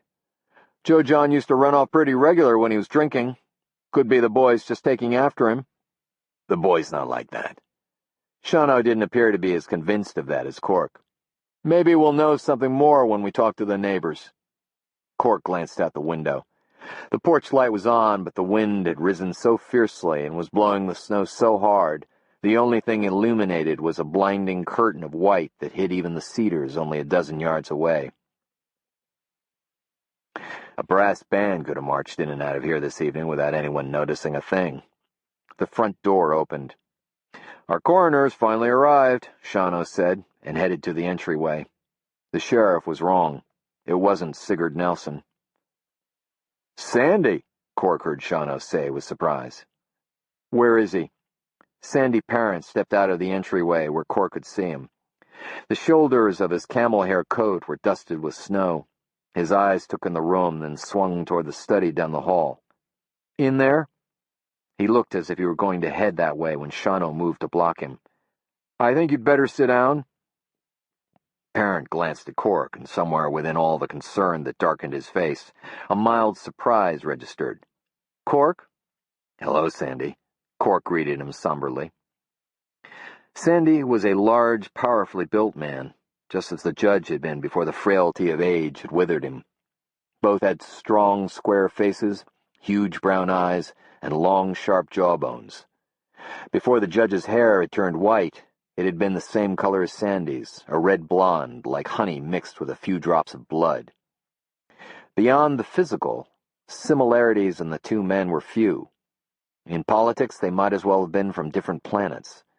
Where the judge had been bitterly conservative, Sandy was fiercely liberal. The difference in the men's philosophies might have been explained by Sandy's upbringing in Boston. He'd moved there at age 12 when, following the scandal that killed his father's run for governor, his mother had divorced the judge. More than a dozen years later, he returned to make Aurora his home again.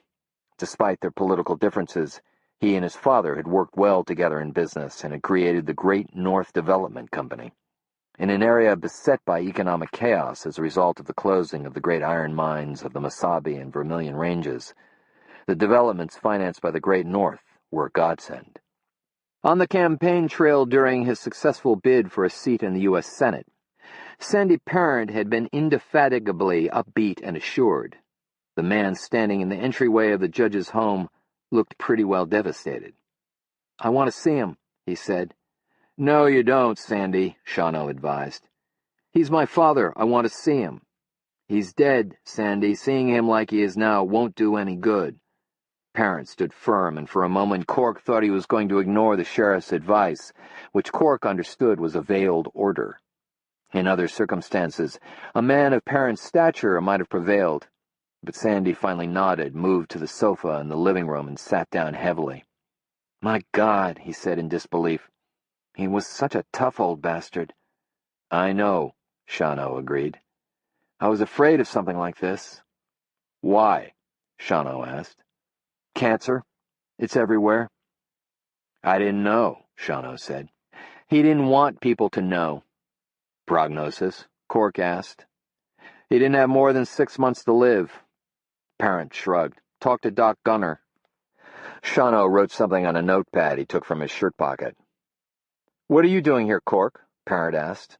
"I found your father's body," Cork explained. "I was looking for Paul LeBeau." "Joe John's boy?" "He went to deliver newspapers this afternoon and never came back." "What's my father got to do with that?" "Last house on the route. It was a long shot," Cork admitted. "You just walked right in?" Parent gave him a look of alarm. "Door was unlocked."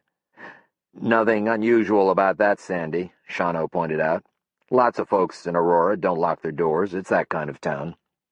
"Or used to be," Cork said. There was a furious pounding at the front door. Shawno hurried to the entryway.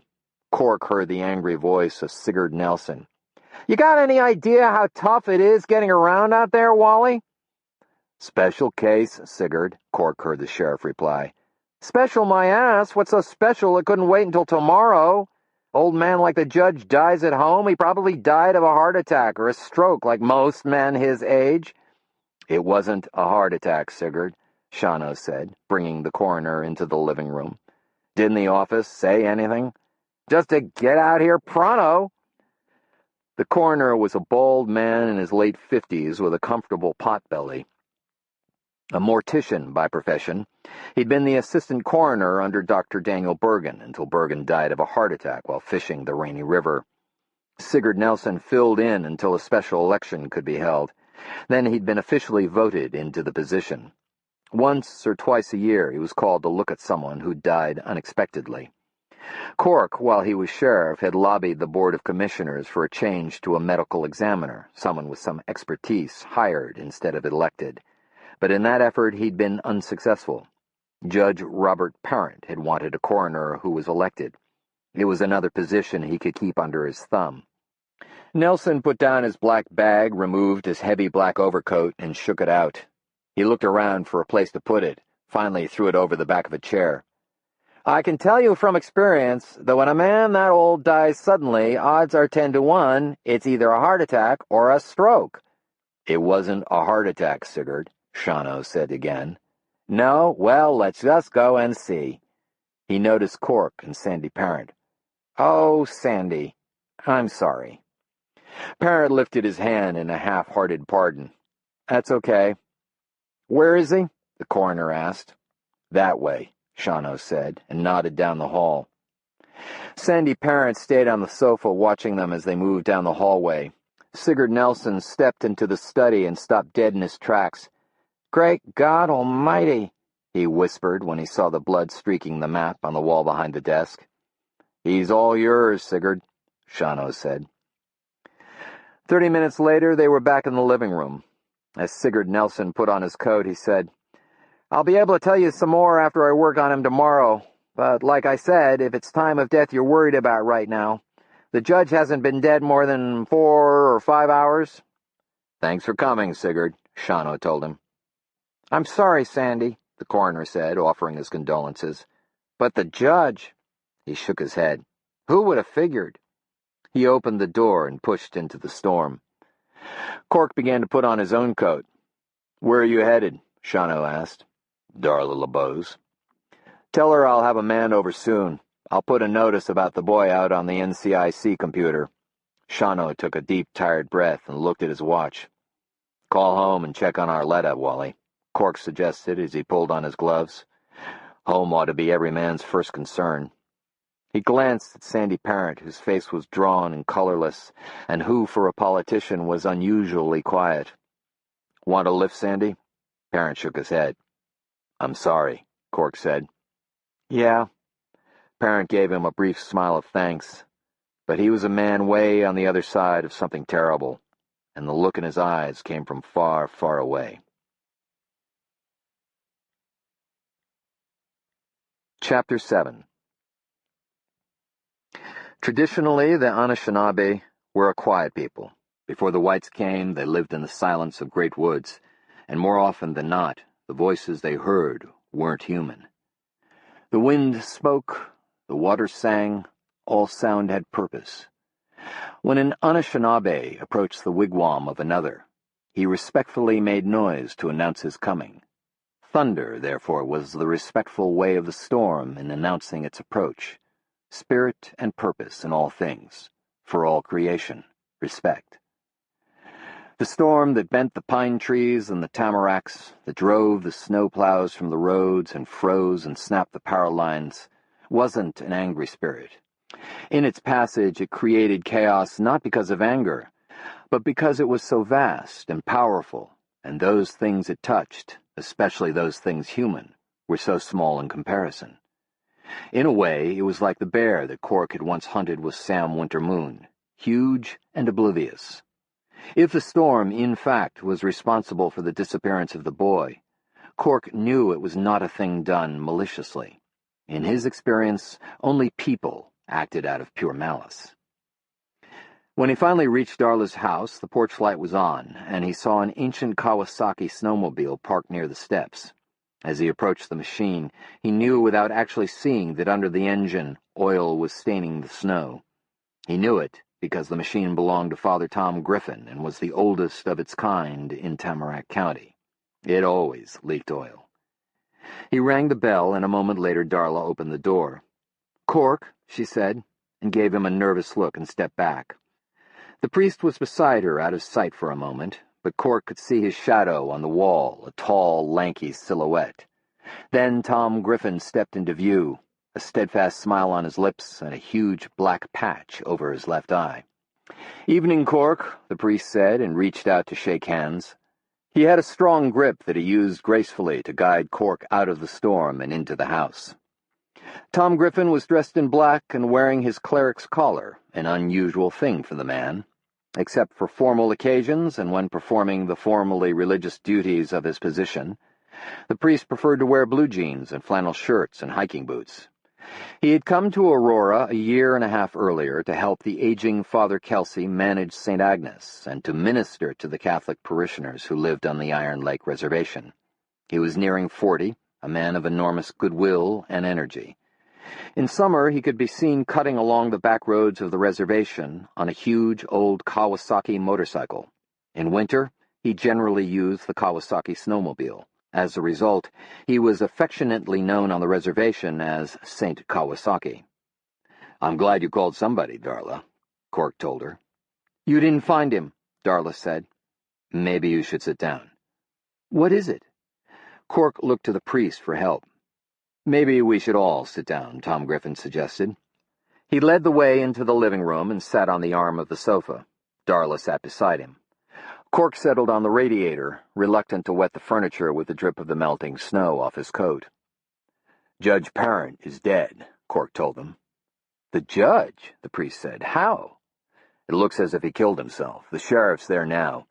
We couldn't find any indication that Paul had been there, so this probably hasn't got a thing to do with him." "I know that," Darla said. Cork looked at the priest, then back at Darla. "What's going on?" "I was out at the reservation this morning. We buried Vernon Blackwater, you know," the priest said. "So?" "Word on the reservation is that Joe John is back." "Has anybody talked to him?" Cork asked. "Not as far as I know."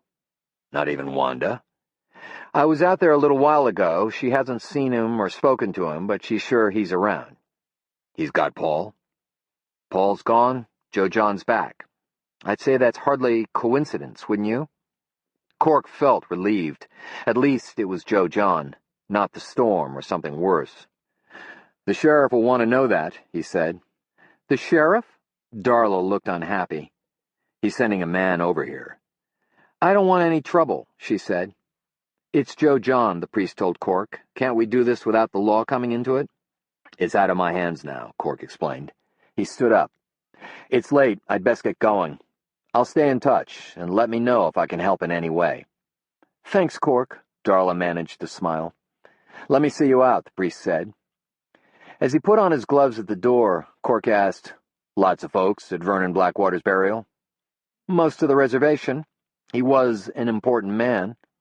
"He was a son of a bitch," Cork said, drawing his cap out of his coat pocket. "He was that, too," the priest agreed. "You were there when he died, weren't you?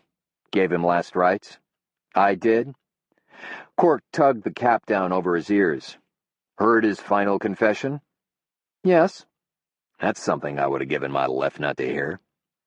"I'd think twice before giving away body parts, Cork," the priest said with a smile and a quick gesture toward the patch over his eye. Before he reached for the door, Cork asked the priest quietly, "Can I talk with you soon?" "About what?" "I haven't been in church in over a year." "Finally worried about your soul?" "Please," Cork said. "Of course we can talk. When?" "Tomorrow, late afternoon maybe, say 5 o'clock. "Make it 6, the priest suggested. "My office." "I'll be there," Cork promised. In the brief time Cork was inside, his Bronco had become snow-covered again. He started the engine, then stepped out to brush the windows clean. The wind blew so hard the snow came at him levelly out of the darkness, and he squinted against the flakes that the wind made bitterly piercing. It was late. The only light he could see came from Darla's house. Across the street was a stand of tall birch and aspen, where the wind screamed through and the bare branches rubbed together with a crying sound. Suddenly Cork stopped. Turning, he scanned the darkness at his back and listened to the crying of the trees. "Who's there?" he yelled. He got no answer. Near him nothing moved but the snow. He couldn't see a thing in the swaying trees. "Is anybody there?" he tried again. No voice answered except the bitter howl of the wind. Cork finished clearing the snow and got into his bronco. As an afterthought, he locked the doors. He waited a moment before driving away, trying one last time to see if anything moved among the trees, because he could have sworn someone there had called his name.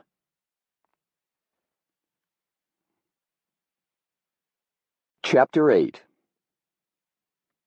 Next morning, Cork rose in the dark, stumbled to the kitchen, and started coffee dripping in the Mr. Coffee. He showered, shaved, and dressed. Back in the kitchen, he poured himself a cup of coffee and looked out the window. Over the lake, the sky in the east was just turning a faint powdery blue. He put on his coat, went to the back room, scooped a quarter bucket of corn from the sack, and made his way down to the shore of the lake. In the night, the storm had moved east beyond Lake Superior and into the upper peninsula of Michigan. Its passing left the sky clear and with a few stars still shining. The snow lay smooth and deep, cast in the pale blue-gray light of early morning. The air was so still, the white smoke from the chimneys in town rose up straight as birch trunks. Cork loved the painful cold of the morning, the brittle new snow beneath his boots, the breathless clarity of the sky. He loved Aurora deeply in such moments. The geese were on the water. He was glad to see that they'd made it through the storm. They honked and paddled nearer when they saw him, but they wouldn't come all the way to shore. He kicked a big circle in the snow, clearing it, as he had done with Anne, down to the frozen ground underneath. He shook the grain out of the bucket. After he'd stepped well away, the geese came quickly. The sun still wasn't up when he left the cabin, but a big bubble of yellow light showed where, in half an hour, it would rise over the bare trees on the far side of the lake. At Johnny's pinewood broiler, Cork found Johnny Papp out front shoveling snow. Johnny was first-generation Greek. His real name was John Papakonstantinou, but his father had shortened it when he arrived in the States. He was 50, stout, a man of great but nervous energy. "Winter's here, that's for sure," Johnny observed. "Knew it had to happen." "Coffee ready yet?" Cork asked. "Molly's doing it now. Skied in from her place. Got here before me, even." Johnny leaned on his snow shovel. "Wish Maria was like that," he said, speaking of his wife. "Takes a couple sticks of dynamite to get her out of bed most mornings." He wiped the drip from his nose and eyed Cork man to man. "Wish she was like Molly in a lot of ways, if you know what I mean." "I'll see you inside," Cork said, and left Johnny to his shoveling. Except for Molly, the place was empty. "Well, well," Molly smiled, glancing up from the big stainless steel coffee maker. "Look what the cat dragged in." "Anybody ever tell you you look mighty good in the morning?" "Not for a long time." She leaned across the counter to where Cork sat on a stool. "Thought about you all night," she said. "Long night?" "It went on forever." "Try reading a book next time. It's what I do." "I knitted. I'm working on a Christmas present for you. Something for cold nights." "Wool condom?" Molly laughed, poured him a cup of coffee, and slid it across the counter. Then she turned to the kitchen. She fixed him bacon and eggs and wheat toast. By the time he'd finished eating, the place had begun to fill with men. The broiler was a popular stopover for people on their way to work. The clientele were regulars, men mostly, who ordered the same breakfast every day, said the same things day in and day out. They worked at the brewery or the sawmill or for the highway department. Or they were shop owners killing time before they headed to the task of clearing the walks in front of their stores. Johnny had taken over the cooking. 2 other waitresses had arrived, but it was Molly who caught everyone's eye. She moved quickly and efficiently from table to table, booth to booth, slipping easily among men who eyed her just as keenly as Cork did. He liked how she cocked a fist on her hip and said something hard and funny to the ones who made passes, and there were a lot of them. He liked the combination of her plain good looks, her efficiency, and her elusiveness there in a place where men hungered around her in a lot of ways. She was a woman who knew how to take care of herself. At the register, he spoke to her quietly. "Got it on good authority. There's an ex-law enforcement officer heading out your way later.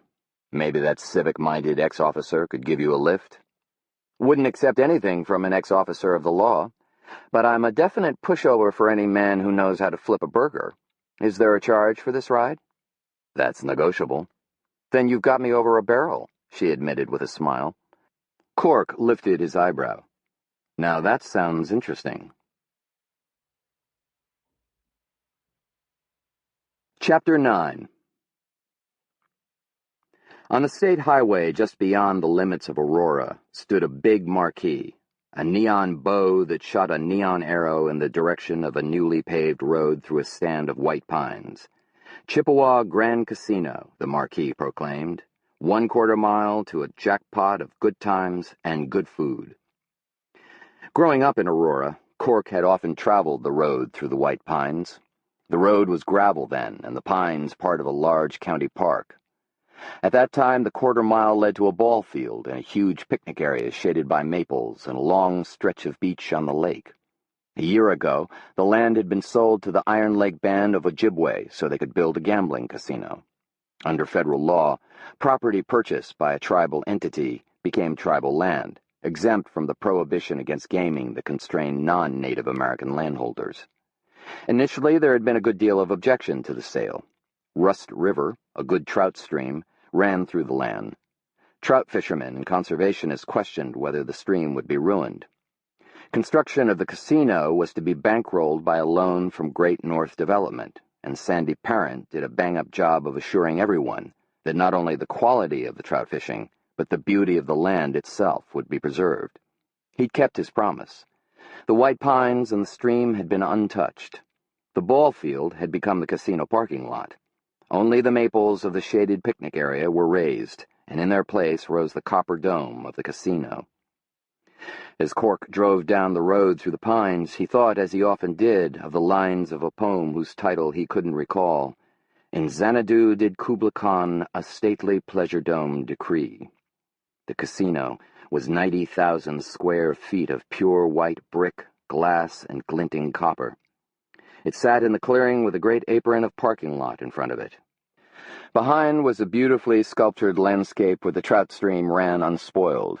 Through the trees, the broad, flat white of the lake was visible. The parking lot had already been plowed, and dozens of cars were parked.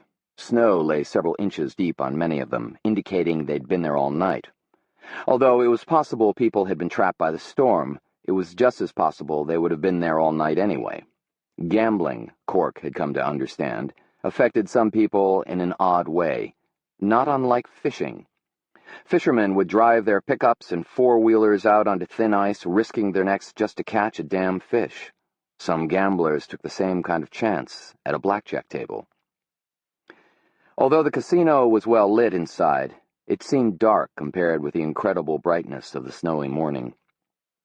There didn't seem to be much action, but the day was young. Cork caught sight of Ernie Malou, old Henry Malou's nephew, crossing the floor between empty blackjack tables, heading toward the Boundary Waters coffee shop. Cork followed and joined him just as Ernie was bending to a cup of coffee at the counter. "Hey, Ernie, what's up?" Ernie nodded toward his coffee. "Getting a jump start on the day. How's it going, Cork?" "No complaints." Ernie was a small, square man, tightly built, with a mist of gray just beginning to surface through his short black hair. He sipped his coffee and played with a small strip of silver metal the size of an address label that he spun around on the countertop. "Seen your uncle lately?" Cork asked. "Last night. Came in here just like he'd stepped off a bus instead of walking through that damn storm. He's a hoot, Uncle Henry is." "Where is he now?" "I gave him a ride back to Crow Point on my snowmobile after I was finished here. You know, I believe he wouldn't have thought anything about hoofing it back." "I gave him a lift into town. He was talking about seeing a Wendigo. He say anything to you about that?" "Wendigo?" Ernie gave the metal strip a spin with his finger. It went round and round like a top. Didn't say a thing. Just bummed a cigarette and asked where Russell Blackwater was. He came all the way here in the middle of that storm just to talk to Russ? Ernie shrugged. I gave up trying to figure that old man a long time ago. Maybe you should talk to Russell. Ernie jabbed a thumb toward the far side of the coffee shop where Blackwater sat alone reading a newspaper. Maybe I will. Cork nodded at the little strip of metal Ernie was fidgeting with. What have you got there? This? Ernie picked it up and looked at it with mock admiration. This is what I spend most of my time doing, putting these little doohickeys on all the equipment that comes in. Cork took it and looked carefully at the word embossed in black across the metal. Game tech. Why? Got me, Ernie replied, but they pay me damn near $15 an hour to do it. A whole sight better than pumping gas out at the Tomahawk Truck Plaza. $15 an hour, Cork whistled. Need an assistant? To put these things on? He took back the game tech strip, put it on the counter, and set it spinning again. Windigo, huh? My uncle really thought he saw one? Seemed to. If he says he did, he did. Ernie glanced at his watch, picked up the metal strip, and stood up. Time to get to work. Got a box of these suckers calling my name. Merry Christmas, Cork. Same to you. When Ernie had gone, Cork considered Russell Blackwater. In his late 30s, tall, powerfully built, Blackwater was a striking man, but far from handsome. When Blackwater had been a young militant member of AIM, his nose had been broken during a violent confrontation in the Minneapolis office of the BIA, and it had never been set. Consequently, it looked like the nose of an inept prizefighter, squashed and crooked. He also bore a long scar across his left temple, the legacy of a knife fight he never spoke about. But the aspect of Blackwater's appearance that Cork always found least appealing was his eyes. They were dark and calculating, what Sam Winter-Moon had once called hungry hunter's eyes. Russ Blackwater was a man Cork had never trusted. He was the son of Vernon Blackwater, who, until his recent death, had been chairman of the tribal council, as well as a prosperous businessman on the reservation operating a lumber mill in Alouette. Russell was one of the few college graduates from the res. When he returned to help run the lumber mill, he came with his black hair long and braided. He dressed in beaded vests or an old jean jacket with the AIM insignia on the back. He rode a Harley-Davidson chopper. The reservation elders viewed him with caution, watching his hungry hunter's eyes carefully whenever he spoke before the tribal council. But he had a large following among the younger Anishinaabe. He had frequently given Cork a hard time as sheriff, haranguing him for being part of an establishment and a system bent on the continued subjugation of the people of his own blood. Cork had tolerated that, even understood it, and although he never admitted it out loud, he often wrestled with the conflict in his own heritage. Now that Russell Blackwater was manager of the Chippewa Grand Casino, he kept his hair cut short. Instead of beaded vests, he wore a charcoal suit and wingtips. Blackwater was eating an omelet while he read the newspaper. He put down his fork and paper as Cork approached. Little early to be messing around with that slut Lady Luck, isn't it, Cork? I'm not here to gamble, Russ. I understand Henry Malou was looking for you last night. So I heard. You didn't talk to him? I wasn't here at all yesterday. My father's funeral, he reminded Cork somberly. Any idea what Malou wanted to see you about? Probably wanted to apologize for not making it to the funeral. They were old friends, him and my father. Blackwater went back to eating his breakfast. I suppose you've heard about the judge? What about him? Dead. Killed himself, looks like. The judge? Blackwater snorted. I don't believe it. Wrapped his mouth around the barrel of his shotgun. Blackwater paused and considered a forkful of omelet. How do you know this? I was there after it happened. I saw him. What were you doing? You're not the fucking law anymore. An accident. I was looking for Paul LeBeau. Darla's kid? Cork nodded. He's missing. Word is that Joe John's back. Joe John? Blackwater smiled. I doubt it. Why? Last I heard, he was panhandling on Hennepin Avenue in Minneapolis. I don't think he'll ever be sober enough to find his way back here. Where'd you hear about the panhandling? I heard. Blackwater shrugged. Seen Darla this morning? I wanted to talk to her about Paul and Joe John. She called in sick. Blackwater gave Cork a cold grin. "You really like asking questions, don't you? Bet you really miss that uniform, Cork. Just another white man without it. You know, Russ, in those clothes, you look like just another white man, too. See you around." Chapter 10. Back at Sam's, Cork went to the utility shed, a corrugated aluminum thing Sam Winter-Moon had purchased from Sears, and pulled out his old cross-country skis. They were ancient wooden touring skis with hard hickory edges. Cork took out a scraper, propped the skis against the picnic table in front of Sam's, and began patiently to peel off the layers of old wax. The snowmobiles were out in force on Iron Lake, zipping about the ice like ants frenzying on a frosted cake. In summer, it was motorboats and jet skis and sailboats. No matter what the season, the lake had little peace. The Anishinaabe called it Gitchi-Misquasab, which meant big rump. In the myth of the Iron Lake Anishinaabe, the lake was formed when Nanabojo, the trickster, attempted to steal the tail feathers from an eagle. As Nanabojo grabbed the feathers, the great bird took flight. Higher and higher it flew, and Nanabojo became more and more exhausted attempting to hold on. Finally, the trickster let go and fell to earth. Where he landed, a great indentation was made from each of the cheeks of his butt. Nanabojo cried from the pain of his fall and filled the double indentation with his tears. Thus, Gitchi-Misquasab. The Iron Lake Treaty of 1873 placed the northeastern cheek of the lake entirely within the reservation of the Iron Lake Anishinaabe. The southwestern cheek became public waters. For several generations, the Iron Lake band spearfished and gill-netted their own part of the lake without any trouble. Because the language of the treaty arguably gave the Iron Lake Anishinaabe fishing rights on all the lake, the state of Minnesota had for years paid a small compensation to the band for not exercising those rights. The arrangement had been, at least from a white perspective, reasonable. Cork scraped the layers of wax from his skis, thinking about the spring a year and a half before, when everything changed. Several weeks before the first day of spearfishing season, which preceded all other forms of fishing in the state and was limited to Native Americans, Russell Blackwater, speaking on behalf of the Iron Lake Band of Ojibwe, declared that the people intended, for the first time in over 100 years, to spearfish in gill-net all of Iron Lake and its tributaries, not just that portion within reservation boundaries. Speaking for the tribal council, of which he was an elected member, he decried the state's policies of the past that offered the Anishinaabe a pittance in exchange for their treaty rights.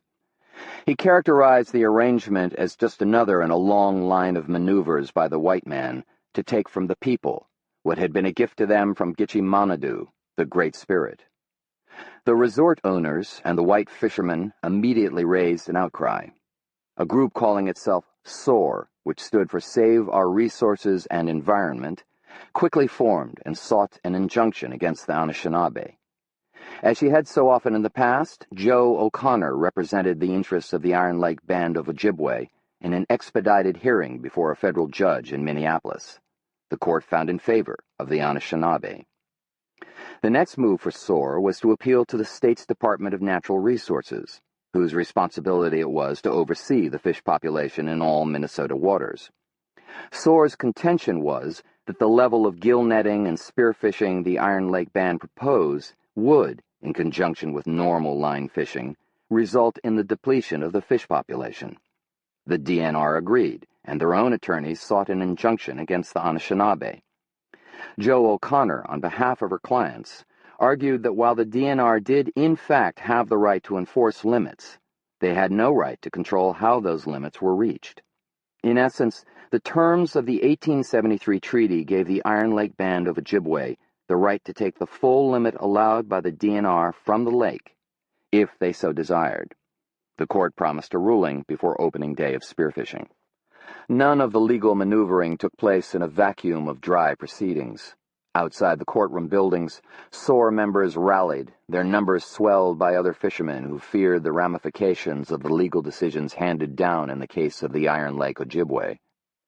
Helmut Hanover, owner and editor of the weekly Aurora Sentinel, published a letter from a group calling itself the Minnesota Civilian Brigade, warning that if the government didn't stop interfering with rights of American citizens, civil rebellion was the only recourse. As the most visible and outspoken of the Anishinaabe, Russell Blackwater received a number of anonymous threats. In a television interview with a Twin Cities station a week before the fishing was to begin, Blackwater declared that if the whites wanted to wage war, the Anishinaabe were more than ready. When Cork heard that particular statement, he asked Jo to arrange a meeting with her clients. "It's just Russell talking," she assured him. "He doesn't mean anything." Someone not especially inclined to like Indians in the first place, and who is a fisherman in the second, won't think of it as just Russell Blackwater's way of talking. "I want to speak with your clients." Jo arranged for the meeting to take place in the old Catholic mission building on the reservation. Since 1953, when Congress passed Public Law 280, transferring jurisdiction on Minnesota reservations from federal hands to the state, it had been the responsibility of Tamarack County to provide law enforcement for the Iron Lake Reservation. Not an easy job, considering the distrust that existed among the Ojibwe regarding the white legal system. Before Cork became sheriff, it was rare that a law enforcement officer would even set foot on the reservation. Cork had never sent a deputy there, knowing full well nothing useful would come of it. Reservation affairs he handled himself. More often than not, even he came away feeling that he'd trespassed. When Cork drove into the meadow where the small white mission building stood, he found the structure surrounded by the cars and trucks of the reservation Anishinaabe. The building had fallen into disrepair from years of neglect, but St. Kawasaki had been working steadily on revamping the structure. Inside, the Anishinaabe were seated on old rough pews amid the boards and sawhorses that were the evidence of the priest's steady labor. "You're part Anishinaabe," Blackwater began the meeting. "What I'd like to know is who the hell's side are you on anyway?" "I'm not on a side," Cork explained. "My job is to abide by the law and to see that everyone else in Tamarack County does too." "Whose law?" Wanda Many-Deeds asked from the back of the room. "The white man's law?" "The law decided by the court," Cork replied. "The white man's court," Wanda Many-Deeds accused. "What about justice? Most of us here know from experience that justice and the white man's law aren't the same." A lot of heads nodded in agreement. "Law is in books," Cork told them. "Justice is a point of view. I can't enforce a point of view." Blackwater turned to the gathering. "I told you we can't expect any help from this man. Blood of the people may run through his body, but his heart is a white man's heart." "Please listen to me," Cork said. "If the court says you have the right to fish, I'll do everything I can to guarantee that right. If the court says you have no right, I'll be forced to take action against anyone who tries." "Action?"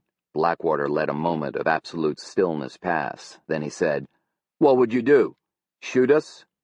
"That will never happen, and we both know it, Russell. It's happened to the people before. It won't happen here. You have my word on it." "The word of a white man," Blackwater said with disgust. Sam Winter Moon stood up. "The word of a man we all know to be a good, truthful man."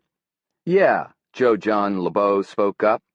"I've known Cork O'Connor all my life. I believe what he says. Whatever else goes down, I know he'll do his best to see we're treated fair." "All right," Blackwater said skeptically. "What is it you want from us?" "I don't want a war," Cork replied. "I don't want any more talk about war. I don't want guns carried around out of fear. The surest way to create an incident is to behave as if it's going to occur. Go on about your business, just as you always have, and wait for the court to make its decision. And be hopeful. Remember, you have the best attorney in the state working for you." He allowed himself a smile, and was glad to see many of those gathered smiling in return. 36 hours before opening day of spearfishing, the court handed down its decision. The Anishinaabe had the right, under treaty, to fish the lake to the full extent of the limits set by the DNR. Cork put all his men on alert and told them they should expect to work extra duty once the fishing began. The evening before opening day, Cork met with those who were going to spearfish. They gathered in Russell Blackwater's trailer on the reservation. Joe was there. So were a half a dozen other Anishinaabe, including Joe John LeBeau, Wanda Many-Deeds, Joe John's sister, and Sam Winter Moon. I promised I'd do everything I can to protect you tomorrow. In order to do that, I'm going to need some help from you. What help? Blackwater asked suspiciously. I'm most concerned about getting you from your vehicles into the boats and onto the lake. My guess is that we're going to have quite a crowd there to greet you. The faster you get onto the water, the better. We're not going to run down there like rabbits, Blackwater said. That's not what I'm asking. But the longer you present yourselves as targets to angry people, the greater the chance something can happen. And Russell, if you saunter down there in front of these folks with some kind of attitude, you're just begging for trouble. That's when someone will get hurt. Is that a threat? Blackwater asked. He glanced at the others in the small room. It's a potential.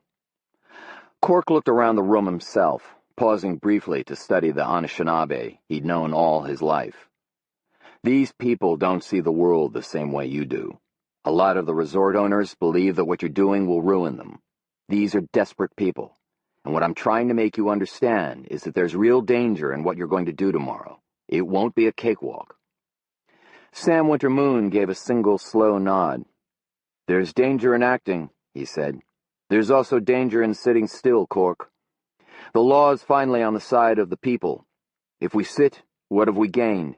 Seems to me that if trouble comes, it won't be our doing. It never was, Cork replied. But it's always the people who suffer in the end, regardless of right. My own wish is that you'd hold off doing anything until your council here has had a chance to negotiate a settlement of some kind with the state. That's what you're after, isn't it, Russell? A settlement with the state will be easier to negotiate if the state knows we're serious in our intent, Blackwater pointed out. And if someone has already been hurt, Cork added, looking straight into the hungry hunter's eyes of Russell Blackwater. Sounds like another threat to me, Blackwater said. Cork, Joe John LeBeau spoke up. Nobody wants anybody to get hurt. We just want what's ours for a change. Don't you get it? The world's looking on. How can we lose? I can't absolutely guarantee your safety, Joe John. That's my point. When did you ever? Wanda Many-Deeds said with a little bitterness.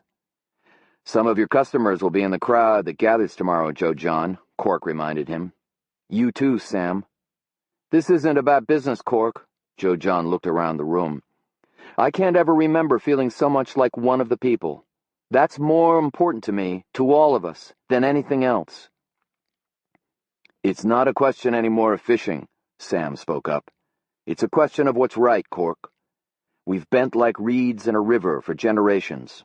Bent so far over we've just about forgot how to stand up straight. Look at us now. None of us has ever been so proud of being a Anishinaabe. Cork knew that was true. The feeling in the room of Blackwater's trailer was sweeping all of them along toward some inevitability. Russell Blackwater had brought the possibility of power to the reservation, and everyone gathered was ready to follow him anywhere. We're going to exercise our rights, Blackwater said. We expect you to do your job. If you get your boats in the water with your gear ready tonight, I'll have a couple of my men watch them to make sure nothing's touched, Cork promised. When you get to the landing, you can move quickly to the boats and out onto the lake. Would you be willing to do that?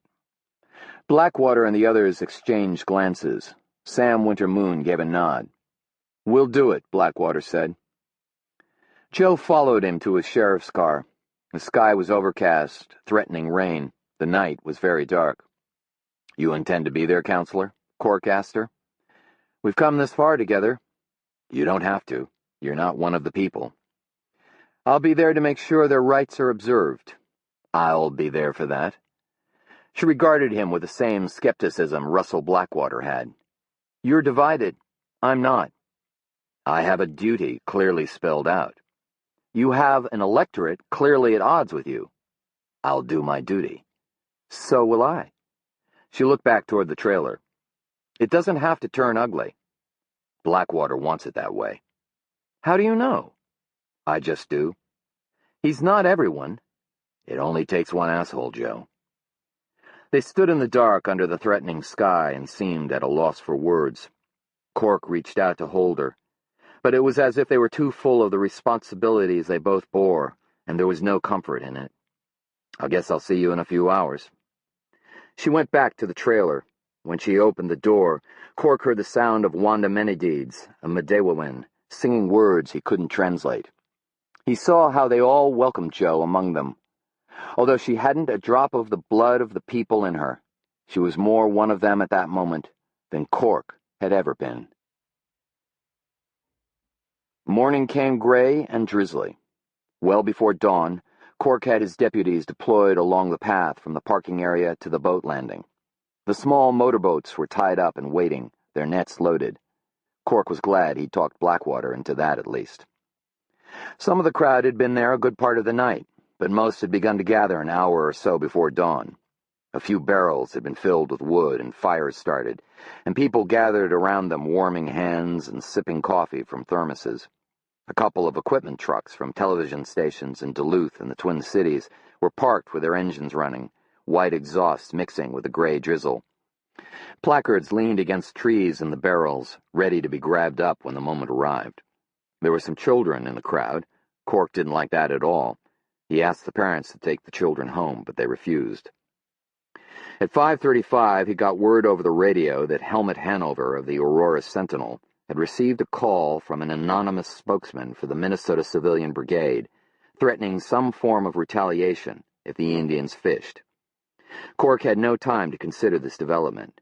Less than a minute later, just as the drizzle seemed to let up and the faintest hint of morning light crept across the lake, Deputy Jim Beaudry radioed that the procession of vehicles he was leading from the reservation was only a mile from the landing. Earlier, Cork had given instructions to his men to clear a corridor from the parking area to the lake as soon as he gave them the word.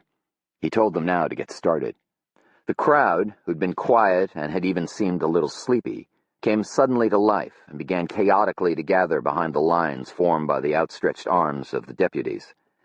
The morning had been still enough to hear the lap of lake water against the shore, but now shouts back and forth across the empty corridor shattered the quiet.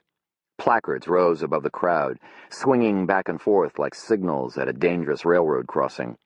The news teams had crawled out of their trucks and started their cameras rolling. Cork had a bad feeling in his gut, and for the first time in years he was so afraid he was shaking. The procession of 5 vehicles, the patrol car, 2 old pickups, a station wagon, and Blackwater's motorcycle, came slowly up the access toward the parking area. Jim Beaudry stopped his patrol car far short of the lot, where some of the crowd were waiting. Cork walked over and asked Blackwater to keep his people there a few moments. Then he hauled a bullhorn from his car, stood on a picnic table, and addressed the crowd. "This is Sheriff O'Connor. Listen up, everyone." He waited a moment for a quiet that never quite came. "This is Sheriff O'Connor. I want everyone to stay back of the lines my deputies have formed. I want a clear corridor for these fishermen to walk to their boats. Stay behind the deputies. I repeat, you will stay behind the deputies and keep the corridor clear." He set the bullhorn on the table, stepped down, and approached Blackwater. "This is what you wanted, Russ. Let's do it." Cork led the way. Directly behind him, side by side, came Russell Blackwater and Sam Wintermoon. Joe was back with the others who followed, all of them keeping close together. The big yard light that illuminated the boat landing at the far end of the cleared corridor seemed miles away to Cork. The shouts of the crowd rose angrily on both sides. Cork had ordered his deputies to keep their firearms holstered, that if a situation arose, they were to let him handle it. He didn't want an incident. He recognized many of the faces in the crowd, but they were different faces than he'd seen in the shops and the quiet streets of Aurora. They seemed like twisted things, grotesque Halloween masks of anger. A third of the way to the landing, Cork caught a movement to his left just out of the corner of his eye. He swung around quickly. An empty Pepsi can clattered onto the black asphalt of the corridor, and Russell Blackwater kicked it as it rolled across. Cork realized that he was gripping the handle of his holstered revolver. He took a deep breath, turned back toward the landing, and moved on. They'd come 30 yards safely and had less than a dozen to go to reach the boats. For a moment, Cork finally let himself think it was just about over. They were almost there. He felt how tight he was. All his muscles tensed in a way that suddenly seemed more painful than he could bear, and he let himself relax, just a little. It was only a moment, one brief instant, but it was enough for tragedy. A small figure stepped into the hard glare beneath the light over the boat landing. He'd come around the end of the crowd, slipped past the last outstretched deputy's arm. He stood at the end of the corridor, dead center. The light above him at his back cast his face in shadow, and Cork couldn't see who it was. The shadowed mouth didn't utter a word. The arms simply lifted a rifle and pointed it toward Cork. Forever after, Cork remembered the next few seconds as if it all had happened in slow motion. He could see every detail. The drizzle-wetted hair plastered to the top of a balding little head, the dark outline of ears sticking out like handles on an urn, a moment of illumination as the face turned slightly, looking from side to side behind Cork, and finally the slow drawing back of the hand that operated the pump. Cork's own movement seemed like something done underwater, nightmarishly slow, reaching toward his holster, fumbling with a strap over his revolver, starting to draw the firearm clear, all of it, too slow. Fire flashed from the rifle barrel. There must have been a sound, but Cork, in all his remembering, never heard a sound. He expected to be hit, the impact to be like a log slammed into his chest, but he felt nothing, and his arm kept moving, clearing his revolver from its holster. As the figure before him drew back the pump of the rifle again, Cork fired. The little man stumbled back. Cork fired again and again. The rifle discharged once more, but high this time, uselessly into the dripping sky. The little man collapsed. Cork followed him with his revolver, pumping the last of his rounds into the man even as he lay fallen. Cork turned back.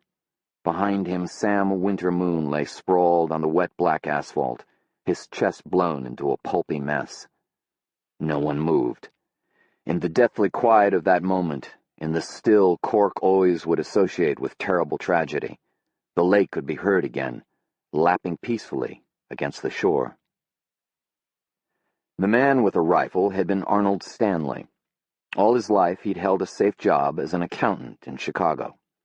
But at 50, he'd risked his whole savings to buy the Bayside Inn, a small resort on a southern inlet of Iron Lake. He was a small, pop-eyed man, nervous. After the shooting, his wife told reporters that he'd been distraught at the prospect of the Indian fishing, ruining his business. "He was afraid we'd lose everything," she sobbed on camera. "He wasn't a bad man, he was just so afraid." People said openly that putting 6 bullets into a scared little man was excessive. It was a hard statement to disagree with. Russell Blackwater, speaking for the people, decried Cork's incompetence. The sheriff had promised to protect the unarmed fishermen, who were only exercising their legal right, and once again it was the innocent who suffered when promises were broken. The day Sam Wintermoon and Arnold Stanley died, the Anishinaabe didn't spearfish or gillnet, nor did they any other day. A negotiating committee that included Russell Blackwater, Joe O'Connor, Sandy Parent, and several attorneys for the state of Minnesota convened in St. Paul a few days later. They reached an agreement, pushed quickly through the legislature by Sandy Parent, requiring the state to pay a much-increased annual reimbursement to the Iron Lake Band of Ojibwe for not exercising their fishing rights on Iron Lake or any other lake in the state. The County Board of Commissioners suspended Cork with full pay, pending the findings of an inquest into the shootings. Arnold Stanley was the only man Cork had ever killed. Nervous, pop-eyed little Stanley, who'd only been scared to death that he was going to lose everything. Cork went over it again and again in his mind, replaying every moment leading to the fatal shooting. Was there something he could have done? Did people have to die?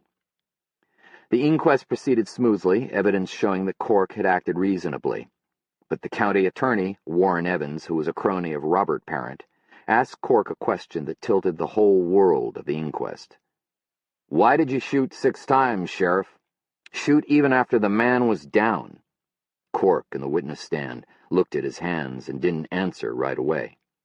"Did you hear the question?" "Yes," Cork replied. "I heard." "Please answer then. Why did you shoot Arnold Stanley 6 times?" Although it was midday, midweek, the courtroom was full. Most of the spectators were white, but a number of Iron Lake Ojibwe, including Russell Blackwater, sat near the back, off to one side.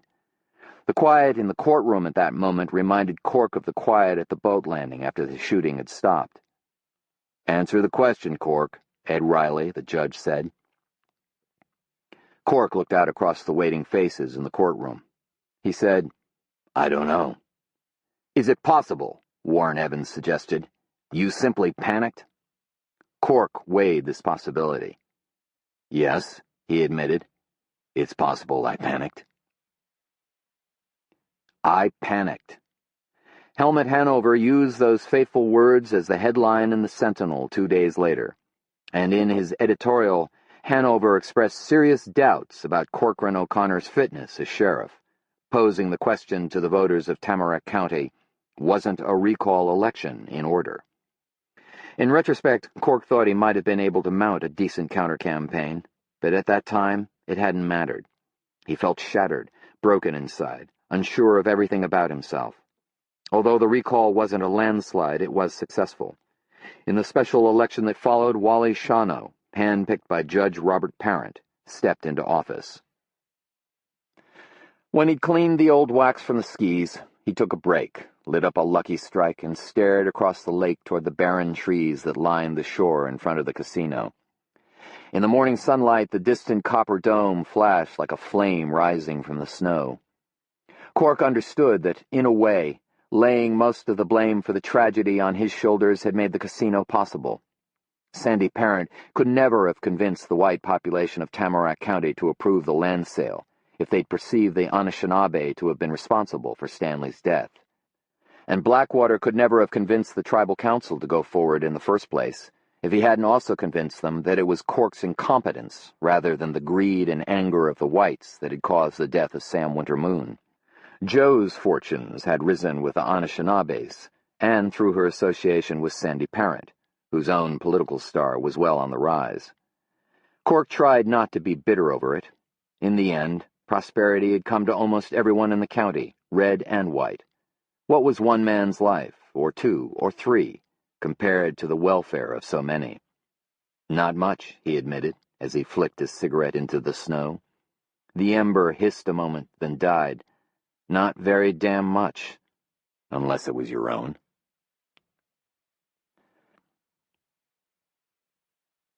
Chapter 11.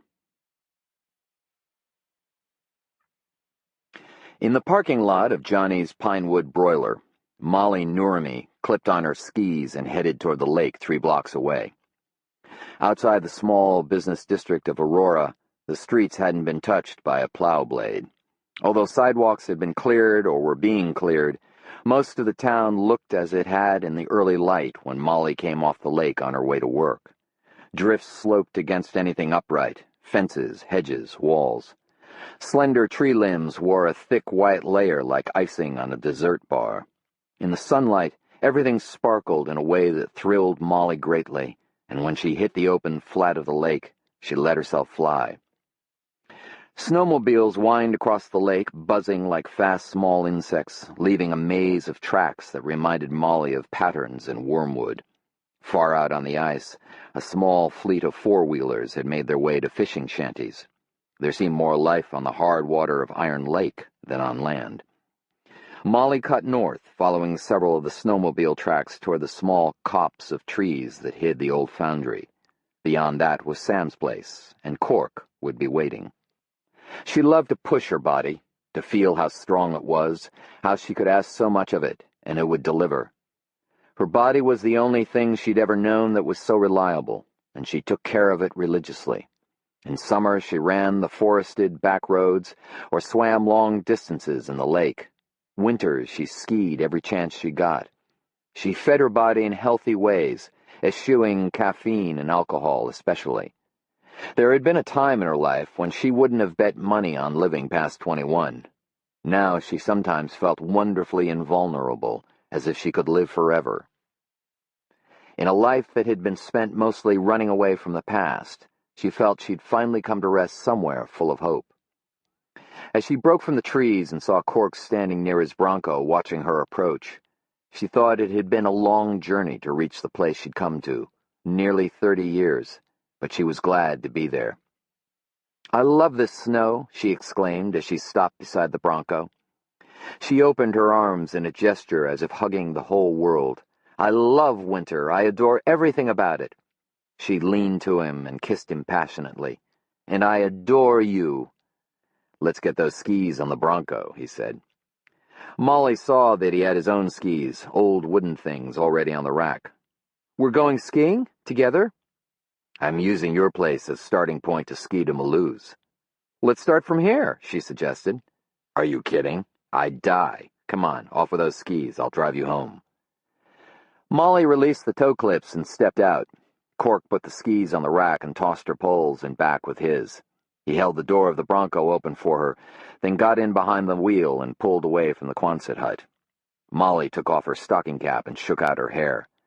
The heat from her body and the moisture from her sweat steamed the windows, and Cork kicked the defrost fan up a couple of notches. Molly watched him closely.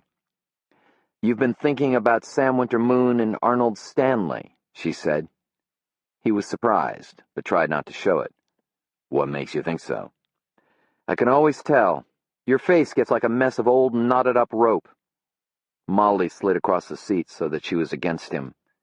"I've got an idea. Let's go to my place, do the sauna, roll in the snow, and screw ourselves blind. That'll take the knots right out of you, I guarantee." "Can't," Cork said. Molly ran her hand slowly up his thigh.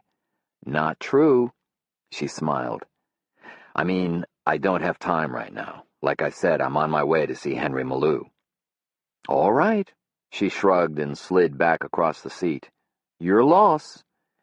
Although she said it without malice, Cork still felt guilty. "Want to come with me?" They turned off onto County Road AA, which curved around the north end of the lake toward Molly's place and the thick pines of the Superior National Forest. Malou's cabin stood on a piece of reservation land just beyond. "Does Malou have anything to do with the judge?" she asked as she watched the endless snowbanks sliding past. "You heard, huh?" "This isn't exactly New York City, Cork. Death here is big news. Was it awful?" "I've seen worse." "Is that supposed to impress me?" Cork said, "I put Joe through law school by being a cop in the worst part of Chicago. I saw a lot in those days." He drove a little way, and out of the corner of his eye saw the pinched look of disapproval on Molly's face. "You're right," he admitted. "You never get used to something like that. It was pretty bad." "It's odd. He was just about the last man I would have suspected of suicide." "If it was suicide." "What do you mean?" "Like you said, he was the last man anybody would suspect. That in itself makes me wonder." "Did he leave a note or something?" "Nothing." "So what then? Murder?" "Not my jurisdiction anymore. Ask Wally Shawno." She reached out and touched his shoulder. "It must be hard sitting on the sidelines." "I'm getting used to it," he lied. "Here we are." Molly's lane hadn't been cleared, and the plowing of the county road had left a steep snowbank blocking her access. Cork put the Bronco into four-wheel drive and carefully crawled over the bank. He had no trouble in the powdery snow beyond. He stopped in front of Molly's cabin, got out, and pulled the skis from the rack. He changed to his cross-country boots, and as he bent to clip on his skis, Molly asked, "Is Henry expecting you?" "He has a way of expecting everything," Cork replied. Malou's cabin was made of cedar, and had been on its small point of the lake, Crow's Point, for as long as anybody could remember. In winter, when the other resorts were closed for the season, Malou was Molly's closest neighbor. Just inside the reservation boundary, a mile northeast along the shoreline, Crow's Point was visible from Molly's sauna. As they started out onto the lake, Cork could see smoke from Malou's tiny cabin rising up calm and straight as you please into the perfectly still air above the pine trees.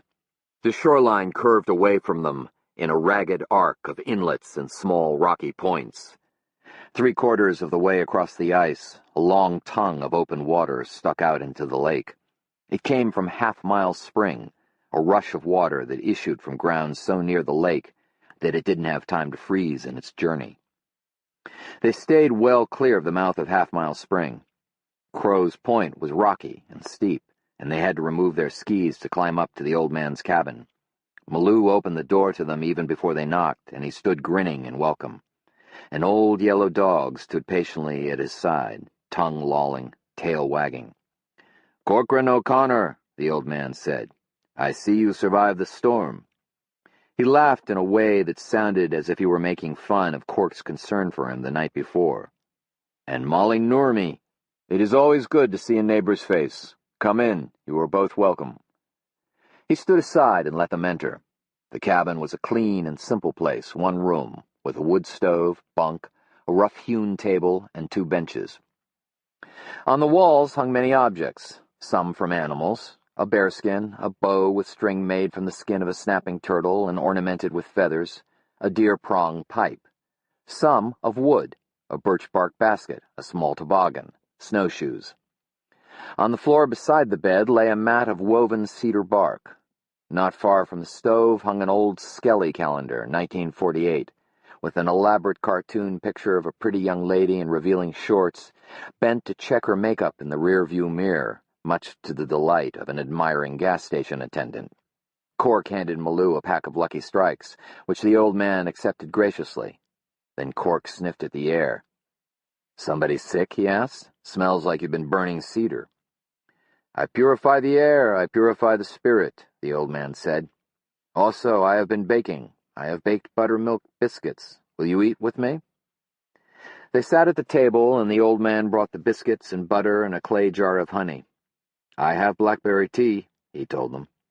He turned to the stove, but before he could move toward it, the blue tea kettle jumped and rattled of its own accord. Molly jerked, startled, and the dog leaped up, growling fiercely. "Go back to sleep, Walleye," the old man said to the dog. "What was that?" Molly asked, breathlessly. "A Wendigo is about," Malou replied, and went to fetch the tea. Cork explained the myth of the Wendigo, the cannibal giant whose heart was ice, and Molly looked with wide eyes at the tea kettle in Malou's hands. "Don't worry," Malou told her. "The Wendigo is not hunting you." To put her at ease, the old man entertained them, made them laugh with his stories of all the years in that place. He told stories of Sam Wintermoon and the pranks he used to play as a young man on the Iron Lake reservation.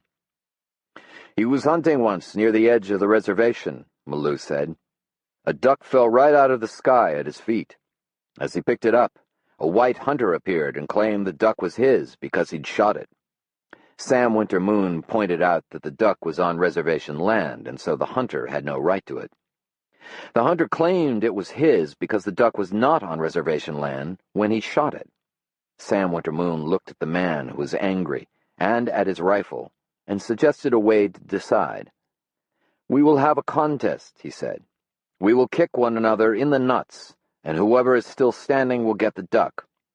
The white hunter, who was a very big, mean-looking man, agreed. Sam said he would go first. The white hunter braced himself, and Sam Wintermoon gave him a good kick. The man turned red, then blue, then white. He staggered around, holding himself in great pain. After a few minutes, he drew himself up and said to Sam Wintermoon, "Now it's my turn." But Sam Wintermoon said, "You win," handed him the duck, and walked away. Malou laughed.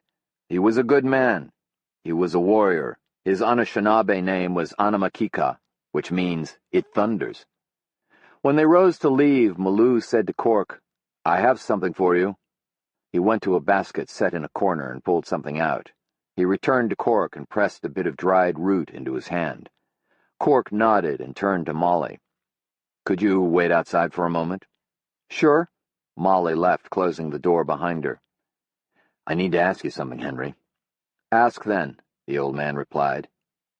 "You said you heard the Wendigo call a name as it passed overhead. What name?" The old man shook his head. "With the Wendigo you cannot help, Cork O'Connor. I do not think you are the one to fight the Wendigo." "Tell me this. Was the name Judge Parent?" The old man laughed. "That is a name I would not mind the Wendigo calling, but it was not the name I heard." "Was it Paul LeBeau?" "Joe John's boy?" "No." The old man put his hand on Cork's shoulder. It will do no good, but I will tell you the name I heard. The name the Wendigo called was Harlan Lytton, and that is another name I do not mind the Wendigo calling." He walked Cork to the door. "Thank you for visiting. I am grateful for your concern over an old man." Cork hesitated before leaving. "What is it?" Malou asked. "Sam told me once that a man knows when the Wendigo is coming for him. Is that true?" "A man who listens will hear his name." The old man stared at him a moment. "You heard?" "No." Cork shook his head. "I'm sure it was just a trick of the wind."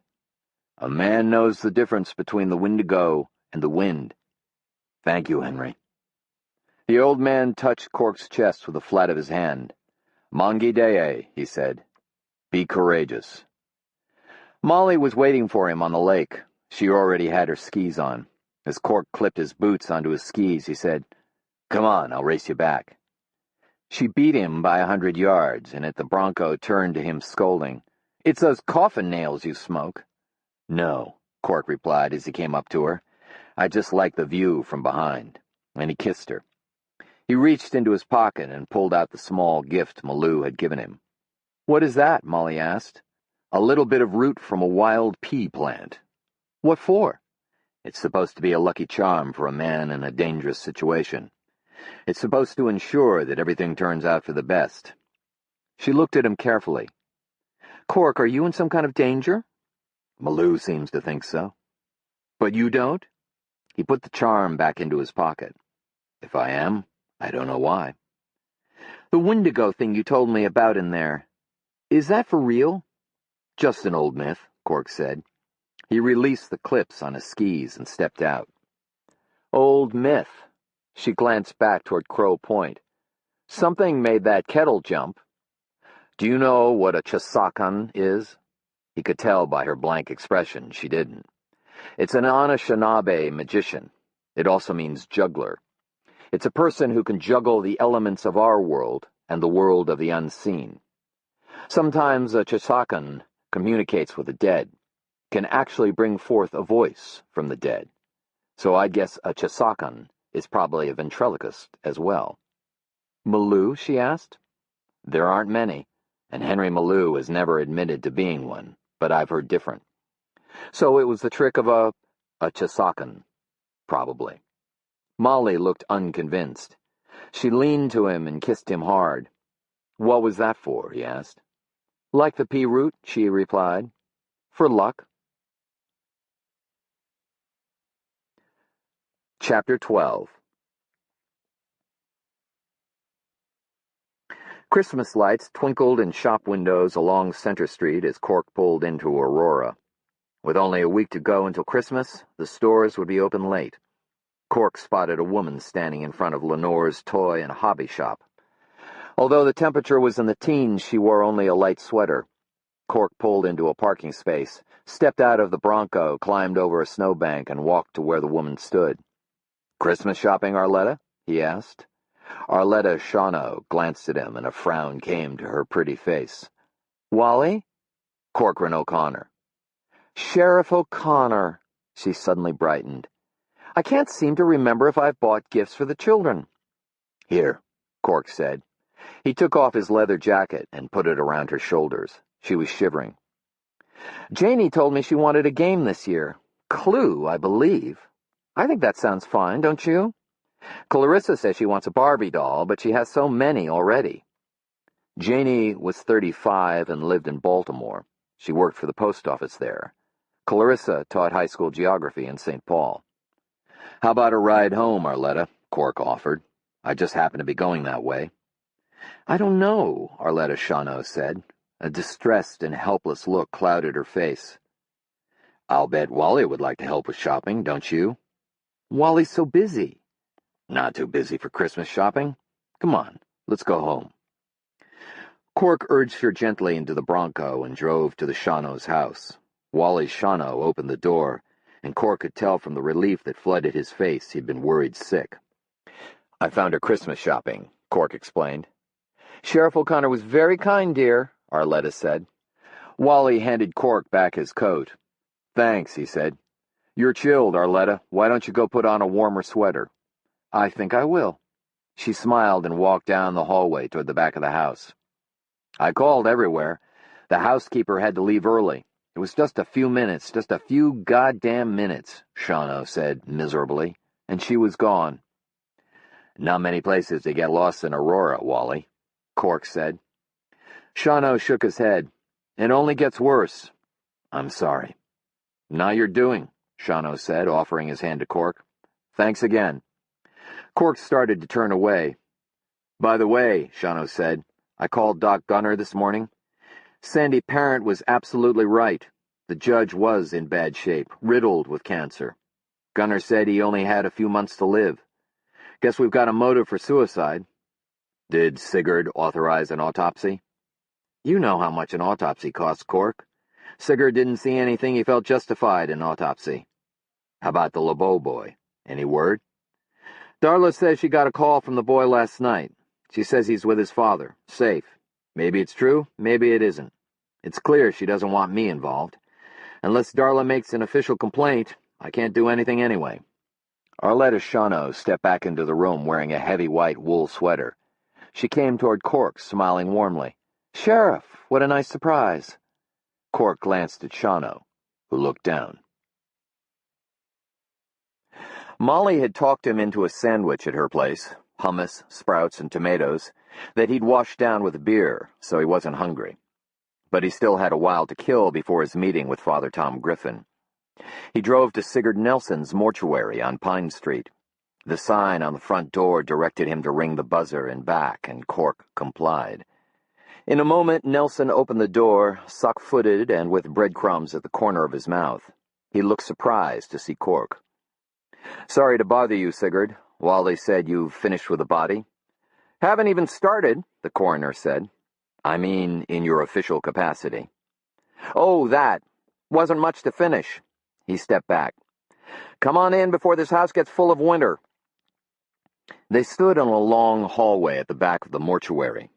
The place was actually a house, a beautiful old two-story affair, one of the nicest in Aurora. The first floor was for business. A showroom up front displaying coffins, to one side a large chapel for memorial services. In back, a business office. Over his years in Aurora, Cork had been to the chapel many times. The time he most remembered, his father had been there too, laid out in one of Sigurd Nelson's coffins. A strong, practical man gone to rest in a box lined with satin. Who is it, dear? Grace Nelson called from upstairs. The second floor of the house was the living area for the mortician and his wife. Cork O'Connor, Gracie. Your dinner's getting cold, she warned him gently. I'll be right there, Nelson called back. What are you doing here, Cork? He asked impatiently. I just wondered why you decided not to autopsy. Because I'd have difficulty explaining it to the taxpayers of this county is why. Christ, the man had cancer everywhere. He blew his brains out because he was going to die anyway. What's the autopsy? Open and shut case. But you looked at the body carefully yourself? Sure I did, and I found just what I expected. He died because he blew his brains out. Period. No other marks on his body? Why would there be other marks? Mind if I have a look? Of course I mind. Why are you here, Cork? You're not even the sheriff anymore. Come on, Sigurd. Open and shut case. You said it yourself. What harm can it do letting me see the body? Just for a minute. He's a mess. I've seen him before. Nelson didn't look happy, but he finally turned and led the way. The basement was divided into several rooms, all with shut doors. Sigurd opened one of the doors, turned on the light, and stepped in. In some ways, the prep room reminded Cork of a scientific laboratory. Red tile floor, off-white walls, cabinets, embalming pump, and flush tank. On a row of pegs along the wall hung Sigurd's blue prep clothing and the plastic face shield he wore when preparing a body. The judge's naked corpse lay on an old white porcelain prep table near the embalming pump. He's all yours, Nelson said with a wave toward the table. The corpse lay on its back. The face was pallid and the features relaxed. Above the eyebrows, the cavity that had at one time held a very bright, but in Cork's opinion very devious, brain was nearly empty. With the top of the skull blown away, the head was crowned by a blood-crusted rim of jagged bone. Cork looked carefully at the neck, the wrists, the ankles, the ribs. "If you're looking for bruises, you won't find any," the coroner told him. "He wasn't tied up, beat up, or strangled. He just blew his brains out, okay?" Cork looked closely again at the judge's arms, then at his thighs, and finally his abdomen. "Help me turn him over, Sigurd." "Why?" "Just help me, will you?" Nelson gave a reluctant hand. Cork studied the judge's shoulders, the back of his arms, the small of his back, the cheeks of his buttocks. "What the hell are you looking for, anyway?" Sigurd demanded. "Nothing. Just looking." "Just looking?" Nelson grunted as they turned the body onto its back again. "Chalk it up to idle curiosity, Sigurd," Cork said.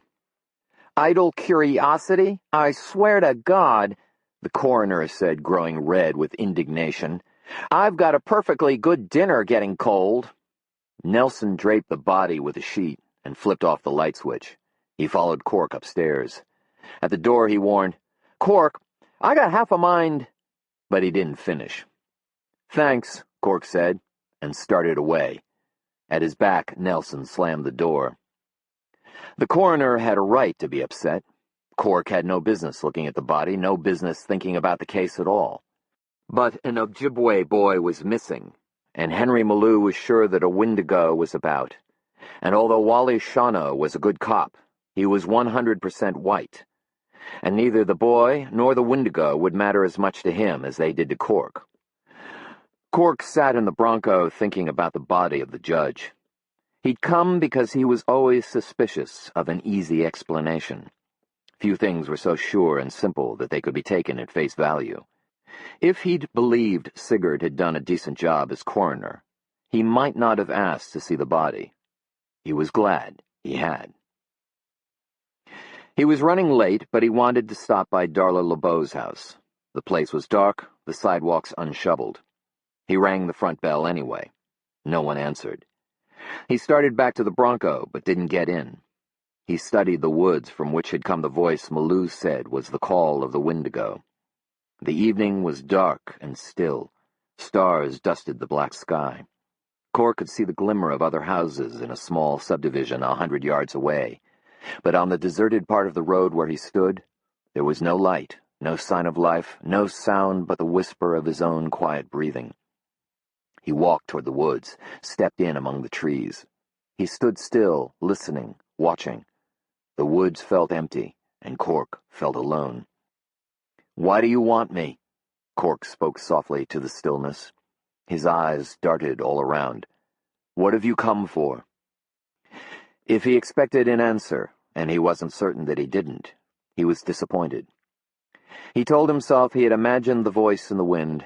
The Wendigo was a myth. But there was a part of him that knew different. Sam Winter Moon had cautioned him long ago that it was best to believe in all possibilities, that there were more mysteries in the world than a man could ever hope to understand. Chapter 13. The rectory door was opened to him by Ellie Gruber, a stout woman in her late 50s, who'd been housekeeper for the ancient Father Kelsey more than a decade. She told him Father Griffin wasn't there yet, but she showed him to the priest's office and brought him coffee. Cork could hear a television in another room. Ellie said the Timberwolves were playing the Bulls. Cork could also hear Father Kelsey mumble and groan, and occasionally toss in an unpriestly expletive. The Timberwolves must be losing, Cork smiled. Father Tom Griffin's office was a mess of papers and books covering every flat surface of the room. The furniture consisted of a desk with a telephone and a small brass lamp, 3 scarred wooden chairs, an ancient green filing cabinet, and in front of the window a typing table with an old Olivetti electric. A crucifix hung on one wall. On another were several framed photographs. Against the third stood a bookcase with every shelf crammed full. Cork gravitated to the photos. He believed a lot could be inferred from the photographs a person chose to display. In Father Tom Griffin's case, Cork saw much of the road the man had traveled to reach that cluttered office. One photo showed a young Tom Griffin, a long and lanky college kid in a Notre Dame baseball uniform, with a self-confident and likable grin. Another, taken much later, showed him in his collar standing with the Pope. The Pope looked small and severe next to the tall priest, who was relaxed and smiling. Several of the other photos seemed to have been taken in Central America. They were village shots, dusty streets or cobblestone, and shy, emaciated mestizo kids smiling for the camera. The last picture was quite recent, taken on the Iron Lake Reservation, and showed Tom Griffin standing beside the mission building he was restoring. With him stood Wanda Manydeeds. It was fitting. The priest and the Midewawin. Wanda looked serious as ever. The priest, although he had a black eye patch now and he'd let his hair go shaggy, was still smiling just as broadly as the kid in the photo who'd played ball for Notre Dame. Tom Griffin's eye wasn't the only wounded part of his body. The priest bore other scars, some visible on his hands and arms.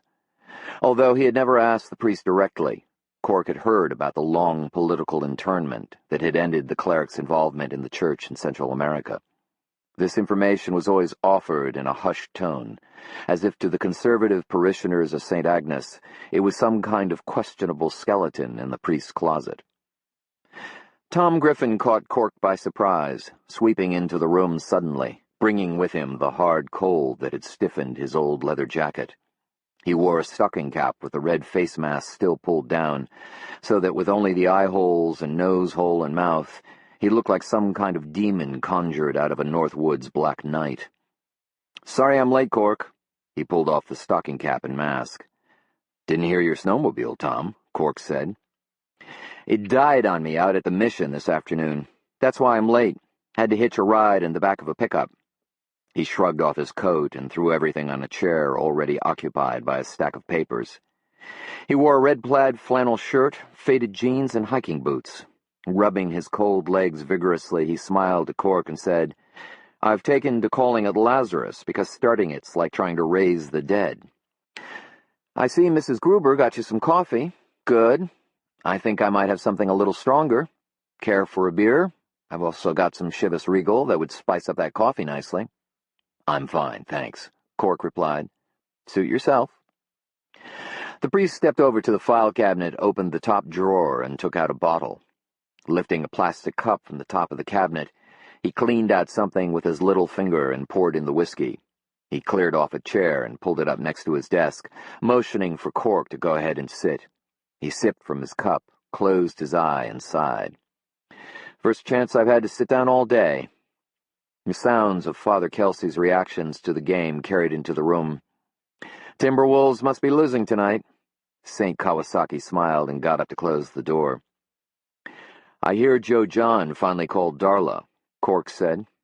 "Were you there?" "I was at Darla's most of the night." "Joe John give any particular reason for taking Paul that way?" "He missed his son," the priest said with a note of sympathy. "And he was ashamed. He couldn't face Darla. Pretty simple, really." "You talk with him?" "No." "Know where he is?" The priest sipped his Chivas Regal and shook his head. "I was just out at the reservation talking to Wanda. Darla asked me to intercede." "Did she tell you anything?" "She says she doesn't know where Joe John is." "What do you think?"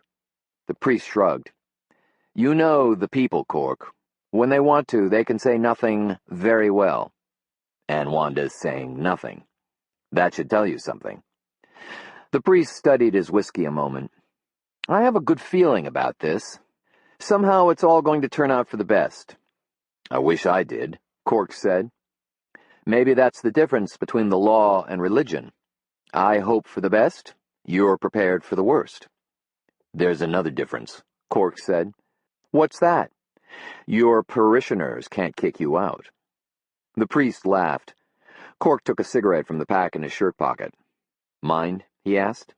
"No, go ahead. Can I bum one?" "I didn't know you smoked," Cork said.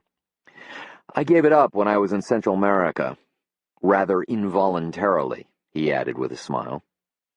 Cork held out the pack, the priest took a cigarette, and Cork offered his lighter. "You wanted to talk?" the priest said, lighting his cigarette. "I need some—" Cork thought a moment. "I was going to say advice, but the truth is, I need some guidance, Tom." "We all do sometimes. It's not always easy to admit." "I haven't been to church in a long time. Can't remember my last confession." "Is that what this is?" "Maybe. At least partly." Cork lit his own cigarette and slipped the lighter in his pocket. "I've been out of the house a long time now. You knew that." He paused, expecting the priest to say something, but St. Kawasaki appeared content to smoke his cigarette and listen. "I've started seeing another woman." The priest didn't seem surprised in the least. "I didn't think about it at first, where it was going, what ultimately would be involved. I wasn't thinking clearly about a lot of things, but now—" Cork hesitated. "Now?" the priest encouraged. "Now every time I see my children, I'm afraid." "Afraid of what?" "Hurting them badly. Hurting them forever." The priest held his cigarette delicately between his thumb and index fingers, smoking in a way Cork had always considered continental. He studied the tip of the cigarette a moment, then said, "Children are resilient, but I agree, it's a reasonable fear." "I don't know what to do, Tom. I don't want to lose my family. I don't want my children hurt." "What I hear you saying is that more than anything, you want your family." The understanding in the priest's voice touched Cork deeply. "Yes," he confessed. "And this other woman, does she know?" "She suspects. She hasn't pressed me." Cork felt himself shouldering again a weight that seemed unbearable. "She's a wonderful woman, Tom." He stood up, walked across the cluttered office to the window. He blew smoke against the glass and stared at the empty steps of the church across the yard. "Funny. I remember every detail of the morning Sam Winter-Moon and Arnold Stanley died. But the whole next year is a blur. I wasn't much of a husband or a father. I didn't even fight it when Joe asked me to leave. I think about that now, and it's like I was someone else, someone in a bad dream, or like I was sleepwalking. This woman woke me up, Tom." "Maybe time did that, Cork." "Maybe." "Do you love her?" "I haven't said that to her, no." "That's not what I asked." Cork watched cigarette smoke crawl the window pane as if it were looking for a way out. "Yes," he finally admitted. "I do." "And you love your family?" "Of course." "Does that include Joe?" Cork turned back. The priest was watching him with a placid expression. "Not at the moment. But maybe it could again if we tried, if we had some help." "For me?" "Isn't that what priests do?" "Some." "Would you? What about Joe? Is this something she wants?" "She wants a divorce. And one thing about Joe, once she's made up her mind about something, she won't back down." "Sounds like you're asking me for a miracle." "It does seem pretty hopeless," Cork said. "Hopeless." The priest sipped his whiskey and smoked his cigarette and seemed to consider the word.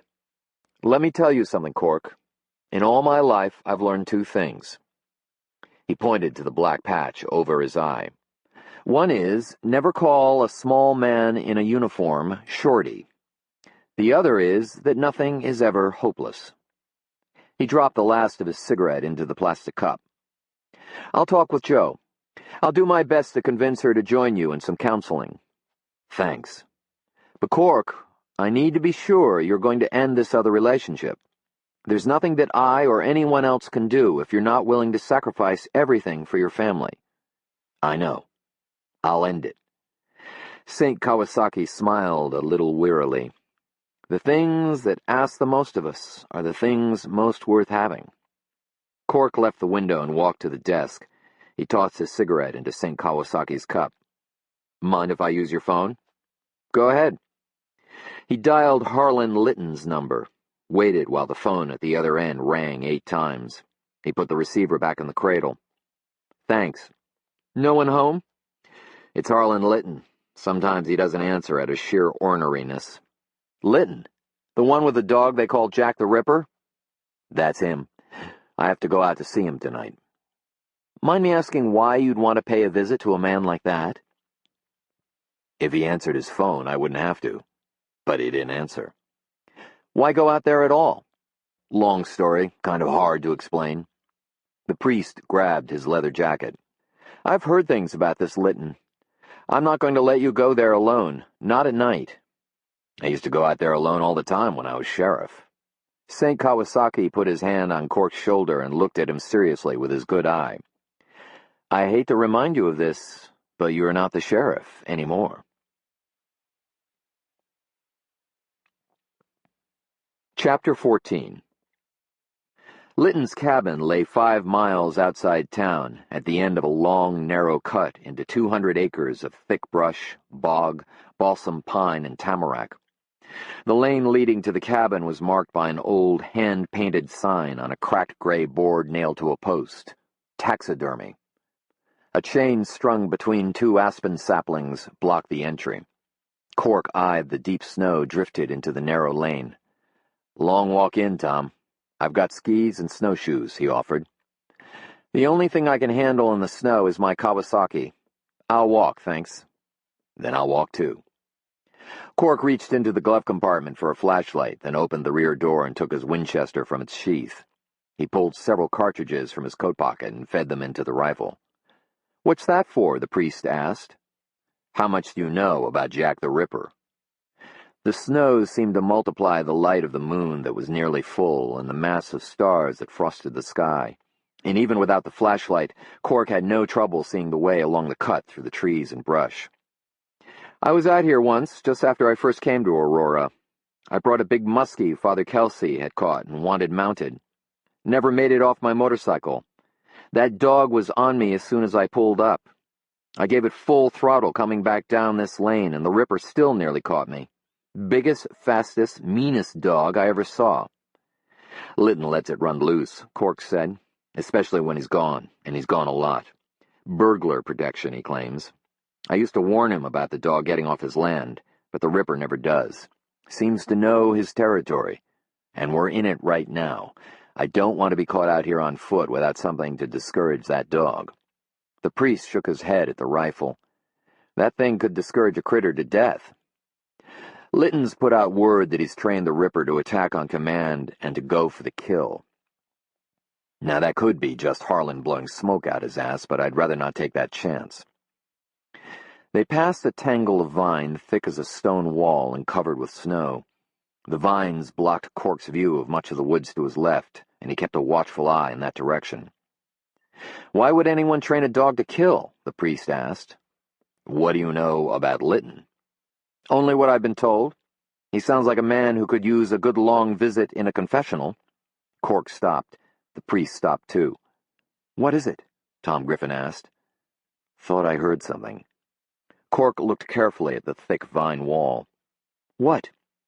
Could have been only a clump of snow falling off some branches. Or it could be Jack the Ripper circling for a kill. The priest looked carefully around. I feel like a sitting duck on this road, he whispered. Don't ever wander off in these woods, Tom. There's bogs out there that could swallow you up without a trace. Cork listened a little longer, then started walking again, wading through the snow that was nearly knee-deep, and that would, if they had to run, hold them back like thick molasses. He fed around into the chamber. Lytton's a strange case. He's always been a little different, a loner. His mother used to work for the judge, housekeeper. After the judge's wife left him and hauled Sandy back east, the judge took a liking to Harlan, treated him in many ways like a son. They did a lot together, hunting and fishing, that kind of thing. Harlan started getting into a lot of trouble as a teenager. The judge used his influence as much as he could and kept the kid out of jail. Harlan finally joined the Marines. Everybody figured him for a lifer, but he came back a few years ago. Word is, less than honorable discharge. Most people just stay out of his way. That's not difficult, because mostly he keeps to himself out here. Tom Griffin said, I heard he's a bit of a peeping Tom. I was never able to catch him at it, Cork replied. But he's been reported in strange places at strange times. When I was sheriff, the FBI was interested in him. Thought he might be linked to the Minnesota Civilian Brigade. The paramilitary group? Yep. I could see it. Typical profile for a member of that kind of group is an unemployed, undereducated white guy. Hell Hanover gives the brigade room in the Sentinel once in a while to spout their epithets. Hanover certainly doesn't make a secret of the fact that his own sympathies run in that direction. The priest leaned nearer, as if someone in the dark might hear. Just between you and me, with that shaved head and those cold blue eyes, old Hell looks just like a Nazi commandant. As if saying the name of Hell Hanover was like conjuring the devil, the priest looked carefully about. Why in God's name are you out on a night like this to see a man like Harlan Litton? Henry Malou says he heard the Wendigo call his name. The what? Long story, Tom. Believe me, I wouldn't be out here if Litton would just answer his damn phone. I've been trying him all day. Either he can't, or he's in one of his moods. It's important for you to know which? The judge is dead. Harlan and him have a long connection. Now Henry Malou's heard the Wendigo call Harlan's name. I'd just like to check on Harlan. Professional curiosity, isn't that the sheriff's job? The Wendigo's not something Wally Shawno's likely to consider seriously. And you do. Cork thought about telling the priest that he'd heard the Wendigo call his own name, and that his interest wasn't professional but quite personal and very pressing. But he decided to keep it simple. Once I begin to wonder about a thing, it's hard for me to let go. There's his cabin, Cork said in a low voice. He's got lights on, good sign. Him and the Ripper enjoying a quiet evening chewing on somebody's bones. The cabin was small but sturdy, with a shake roof and split shutters, all of cedar. There was a small garage to one side and a shed in back. From what little Cork knew about Litton, he understood the shed was where the man used to do his taxidermy work. With the Ripper around, very few people brought Litton that kind of business anymore. "Litton," he called. "Harlan Litton." There was no response from the cabin. "It's Cork O'Connor. I've got Father Tom Griffin with me." Cork glanced at the priest. He was never much impressed with my sheriff's badge.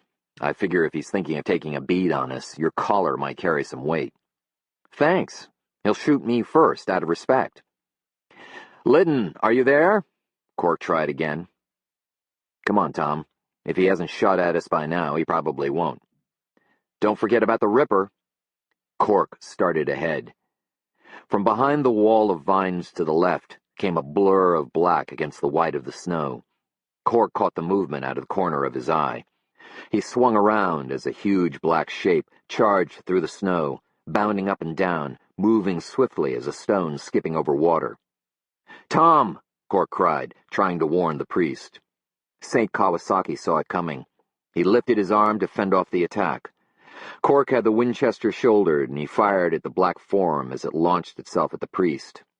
The Ripper yelped, and his body jerked violently in midair.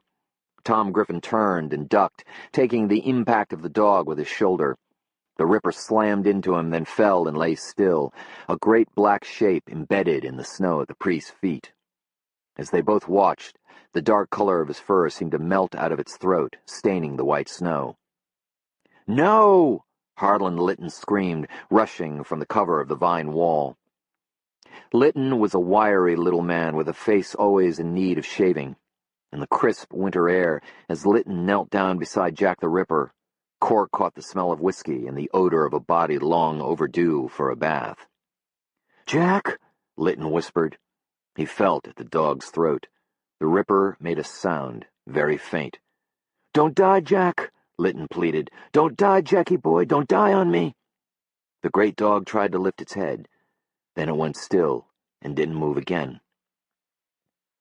"I'm sorry, Mr. Litton," Father Tom Griffin said. "Fuck you!" Litton sobbed. "God damn it, Harlan!" Cork was flushed with adrenaline and shaking with rage. "I didn't want to shoot your dog, but Jesus! You sicked him on us! What the hell did you do that for? You were trespassing, you dog-killing son of a bitch!"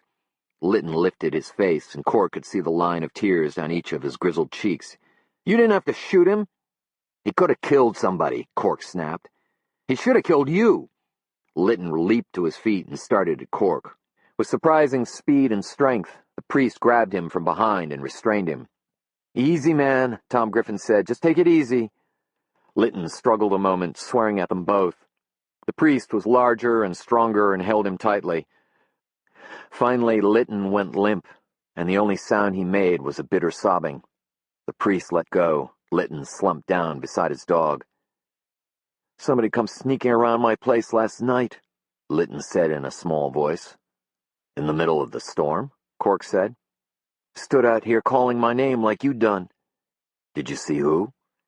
"Fucking coward wouldn't show himself. I sent Jack after him, scared him off." "We weren't trying to sneak up," the priest said. But Lytton wasn't listening.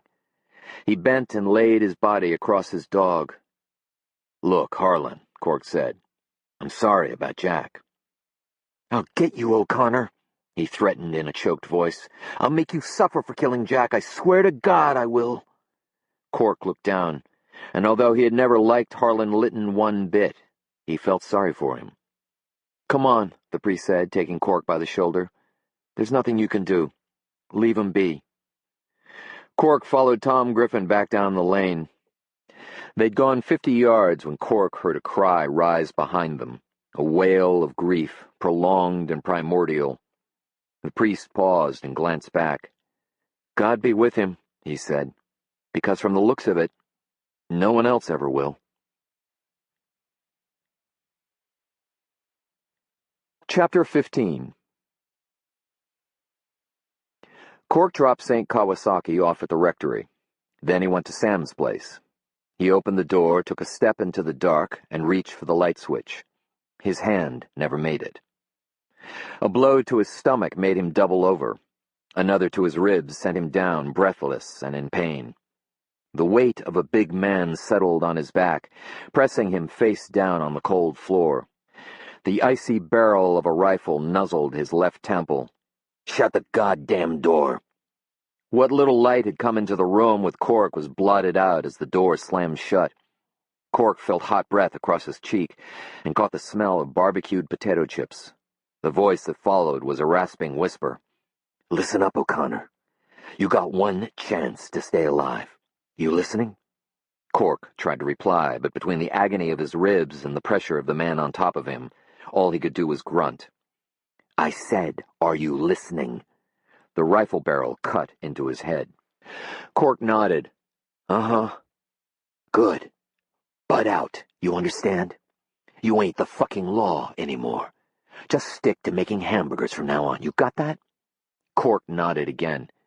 "He's a fucking redskin, man," another voice near the door argued. "I say just waste him." "Shut the fuck up." Cork finally gasped. "Hard to breathe. You're lucky you can breathe at all." Potato chip breath leaned close to his ear. "We're everywhere, O'Connor. We're watching everything you do. You can't take a shit without we don't know about it. One more move we don't like and you're dead. Understand?" "Yeah," Cork managed. The muzzle of the rifle dug into his skull as if drilling for oil. "I can't hear you." "Understand." "Good. And O'Connor, you know how to keep a secret? Keep this little conversation to yourself. You tell anyone about it. You even talk about it in your sleep. We'll know. If it's one thing we won't tolerate, it's a man who can't keep a secret. Let's go, boys." Potato chip breath pulled away. The weight lifted from Cork's back. The door opened. Before it closed, Cork received a parting kick in his ribs. Then he was in darkness. It took a minute for him to move. He heard the sound of snowmobiles in the woods where the ruins of the old foundry stood. The sound moved off like a swarm of departing insects. He rose slowly to his knees and touched his ribs. They hurt like hell. He held to the wall and painfully drew himself up. He flipped the light switch. The sight that greeted him was almost worse than the pain. Sam's place was in shambles. The window over the kitchen sink was shattered. Cushions lay cut open on the floor. The mattress had been yanked off his bed, sliced apart, and the stuffing pulled out. The cabinet stood open, the contents scattered. There were Christmas presents in the closet, gifts for his children and for Joe and Rose. The wrapping had been ripped off, the gifts torn open. Through the door that led to the burger stand, Cork saw canisters and box goods for the summer tourist trade broken apart. There was another problem. Cork could see his breath.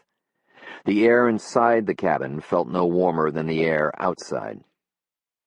He sat on the cushionless couch for a while, shaking, first from shock, then rage. He wanted to kill someone, blindly, but he didn't know who. When he was able to think straight and to move, he cut apart a cardboard box and taped it over the gaping window. The thermostat on the wall was still set for 64 degrees, but the room temperature was only 3 degrees above freezing. The radiators felt like ice. In the basement, he discovered the ancient oil burner was silent as death. He tried the reset button. Nothing happened. He kicked the burner a couple of times. Then he went upstairs and called Art Winterbauer, who'd handled the old furnace in the past.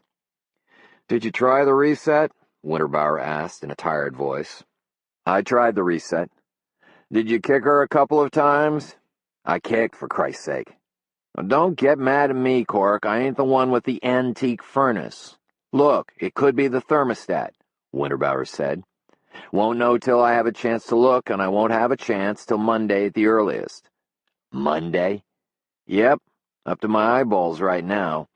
I can give you the names of a couple of other guys you could try, but I doubt you'll have much luck with them either. Besides, that old behemoth of yours takes some special doing. If you want to wait till Monday, use a space heater or something, or drain your water pipes and check into a motel."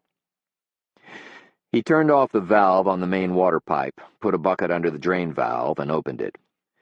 He emptied the bucket twice in the sink before the flow slowed to an occasional drip. He flushed the toilet and drained the tank. All the while, he was considering his options. He could, as Winterbauer suggested, stay in a motel, but he hated motels.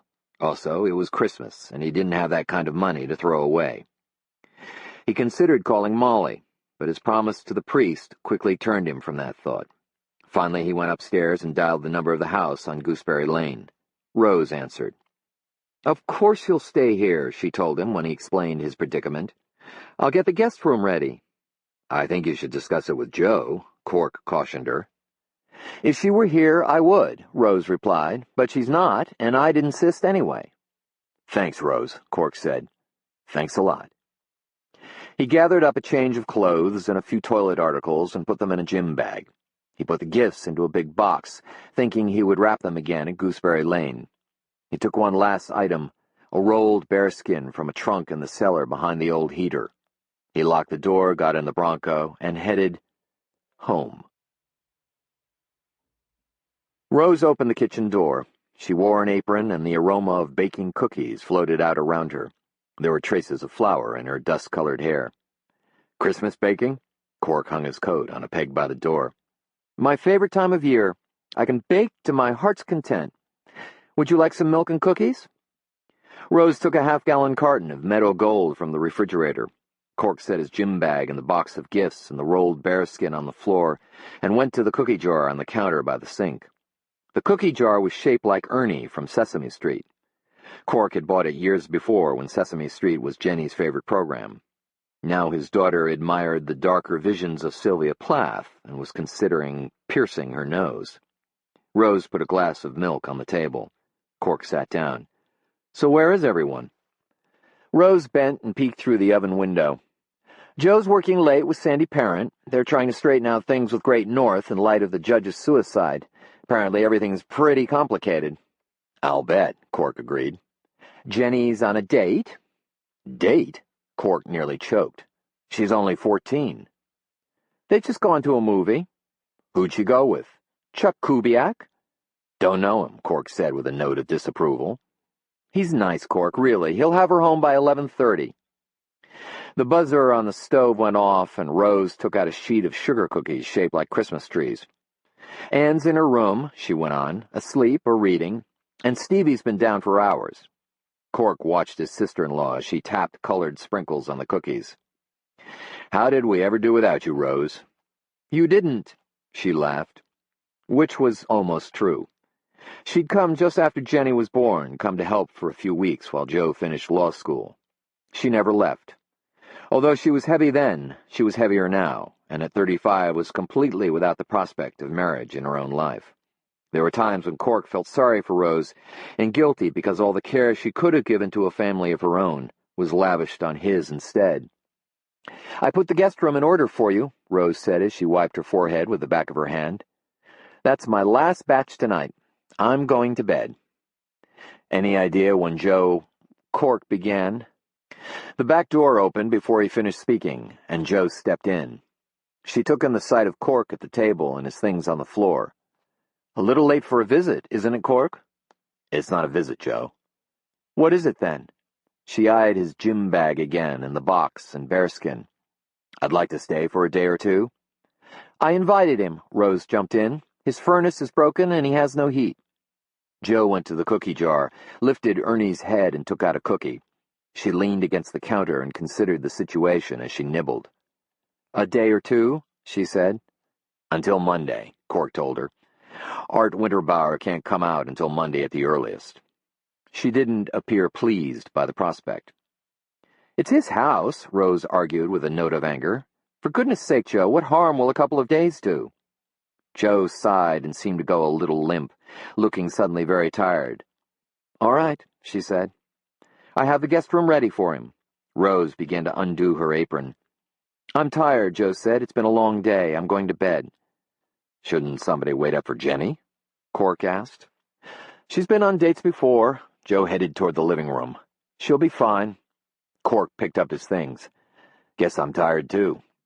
"Go on," Rose said, shooing him with her hands. "I'll lock up."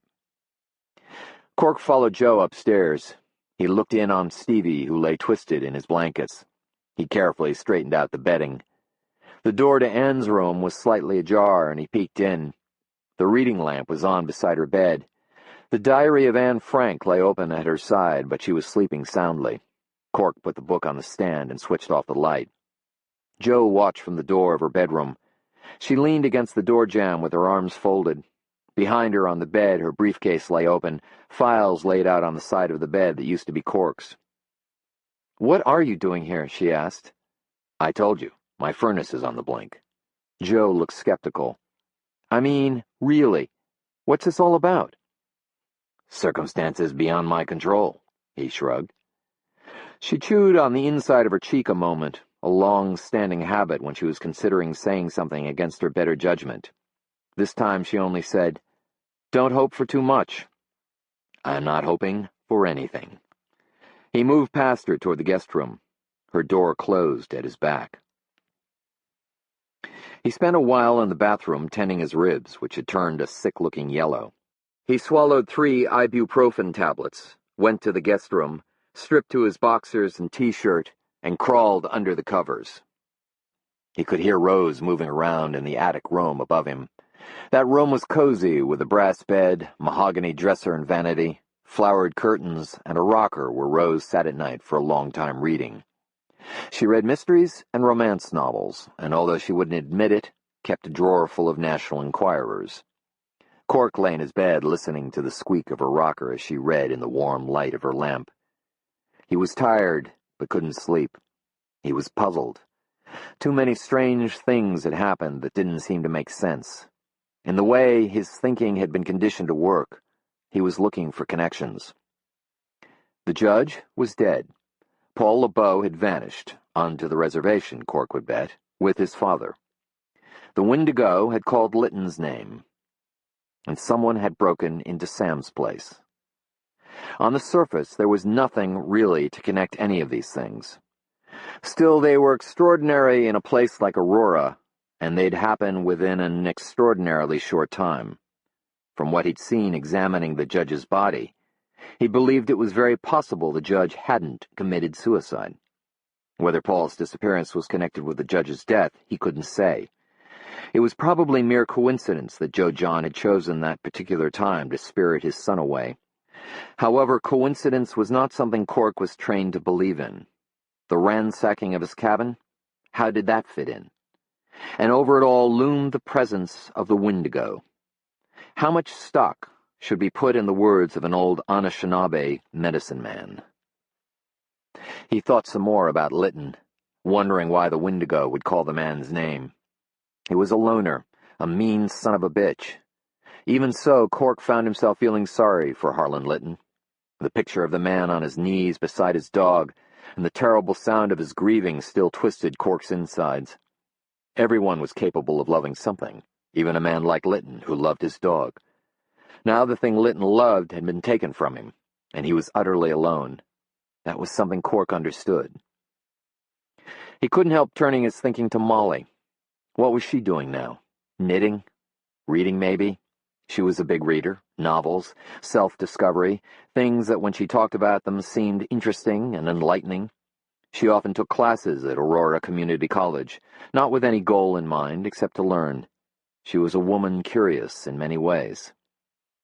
Cork looked out at the darkness beyond the window of the guest room. Sometimes Molly used the sauna at night, then stood outside in the cold and studied the stars while the steam rose off her skin and the chill clamped shut her pores. Was she there now, like a beautiful white ghost, naked and vaporous? Whatever she was doing, it would end with her alone in bed, like Cork, like Rose, like Joe. Finally, drowsy, Cork closed his eyes, thinking that there was something wrong with a world in which so many people slept alone.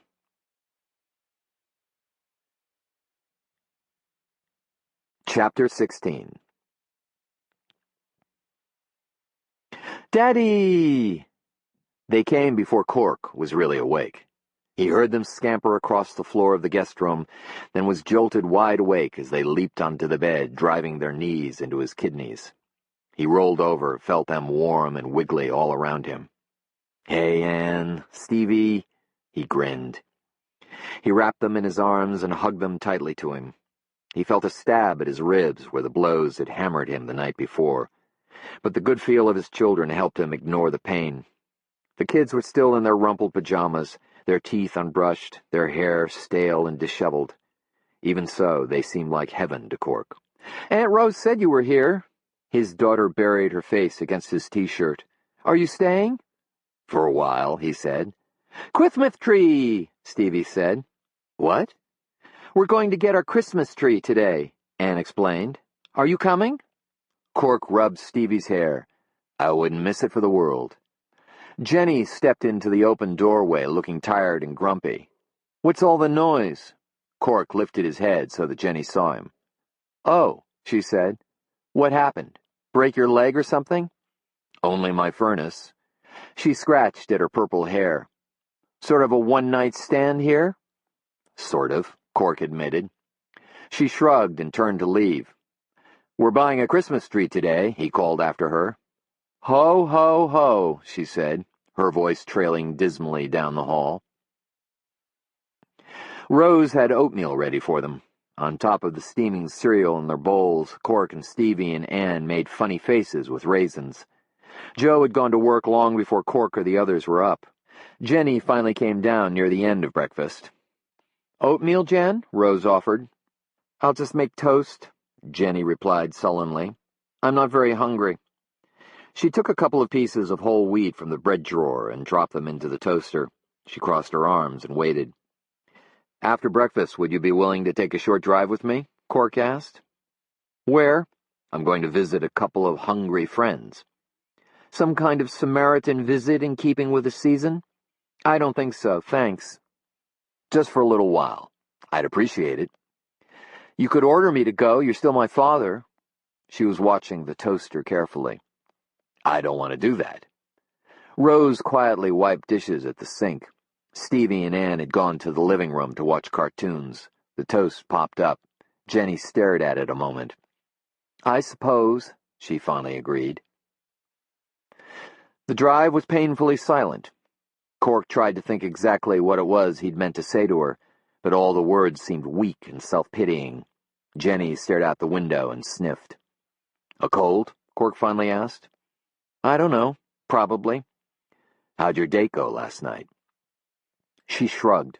"What's his name? Kubiak?" She didn't seem to think that deserved a response of any kind. "Go out with him much?" She waited a few moments, then said, "A couple of times." "Movies, huh?" She swung her gaze toward him and gave him a look that made him feel as if a door had just been slammed in his face. "Just interested," he apologized. Yeah, she said. Sure. She looked away again, as if the all-too-familiar landscape of Aurora were far more interesting than anything her father could possibly say. But Cork kept trying. Still planning on reading Sylvia Plath at the Christmas program? Why wouldn't I? I don't know. I thought maybe you'd talked it over with your teacher. Maybe she changed her mind. She respects my judgment, Jenny said. Good, Cork nodded, trying to generate a show of enthusiasm. That's great. He pulled the Bronco up beside Sam's place. What are we doing here? She gave the Quonset hut a look of disgust. Wait and see. The morning was bright and cold, the sunlight startling. Cork went inside and half-filled the bucket with dried corn. Going to try farming now? Jenny asked when he came back out. Follow me. He led the way down to the open water. The geese glided across the surface, riding their reflections in the still blue water, leaving gentle creases where they'd moved. Jenny watched them, unimpressed. Annie's told me about these two. Dumb, if you ask me. Just asking for trouble. Spread the grain on the ground for them. Cork pointed to the circle he'd cleared in the snow. She frowned, but did as he'd instructed, then stood expectantly watching the geese on the water. Why don't they come? Aren't they hungry? They're wild. They're still more afraid of us than they are hungry. Let's step over this way. Cork led her some distance away. The geese paddled to the shore and began noisily to eat. Why haven't they gone south? Jenny asked. See that one? The male, Jenny said. Good. Cork was surprised she knew. His wing is injured and he can't fly. They're kind of stuck here now. She stays with him? Some geese are like that. They mate for life. I'm glad somebody does. Could we talk, Jenny? Cork finally asked. About your mom and me? What's to talk about? Jenny kicked at the snow. You're going to do what you're going to do. That's all there is to it. Not quite. She glanced at him, her eyes full of suspicion. What's that supposed to mean? I don't think I want to divorce your mom, Jen. She didn't believe him. The stone look on her face told him that. But it's not my decision alone, he explained. You mean she wants to divorce you? That's kind of how it stands. Why? What did you do? Cork watched the geese. They'd finished the grain and moved back down to the water. As they entered, they broke the reflection of the sun into 1,000 fragments. I was gone from her too long.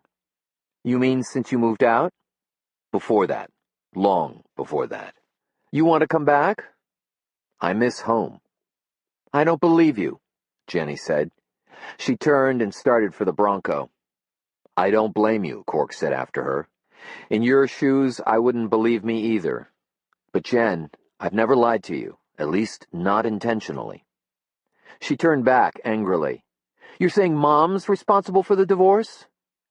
I'm not trying to turn you against her, sweetheart, really. I hurt her pretty bad, I guess, and maybe all this is exactly what I deserve.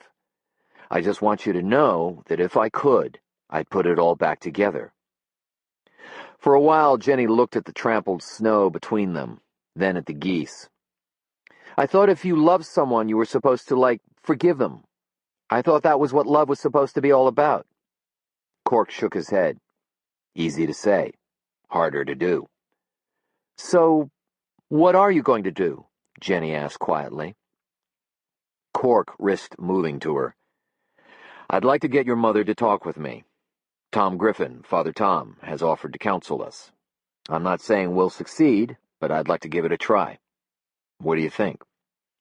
She looked past him where the ice edged the open water and the signs warned of danger, and the safety stations offered the help of ropes and life rings and sturdy sleds.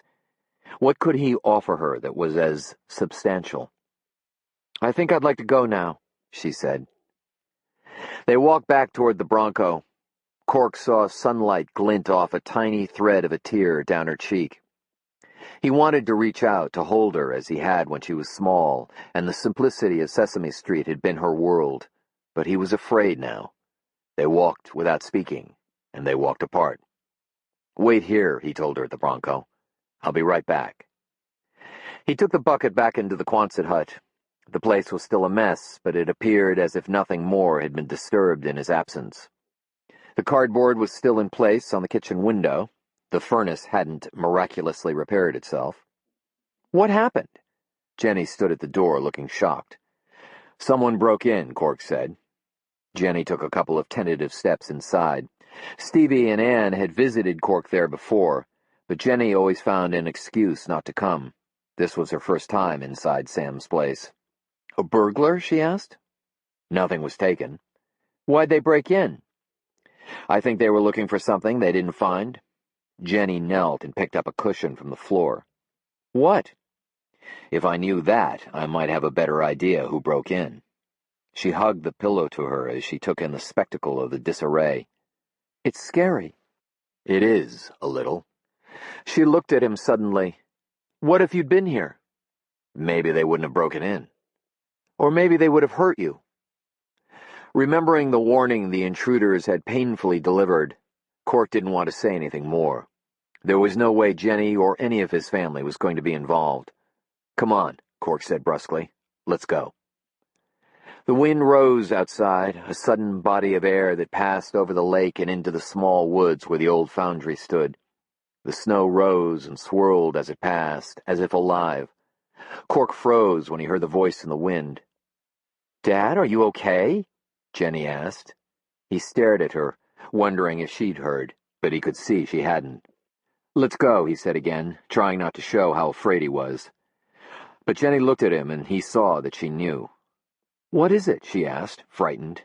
"Nothing. It's nothing, Jen."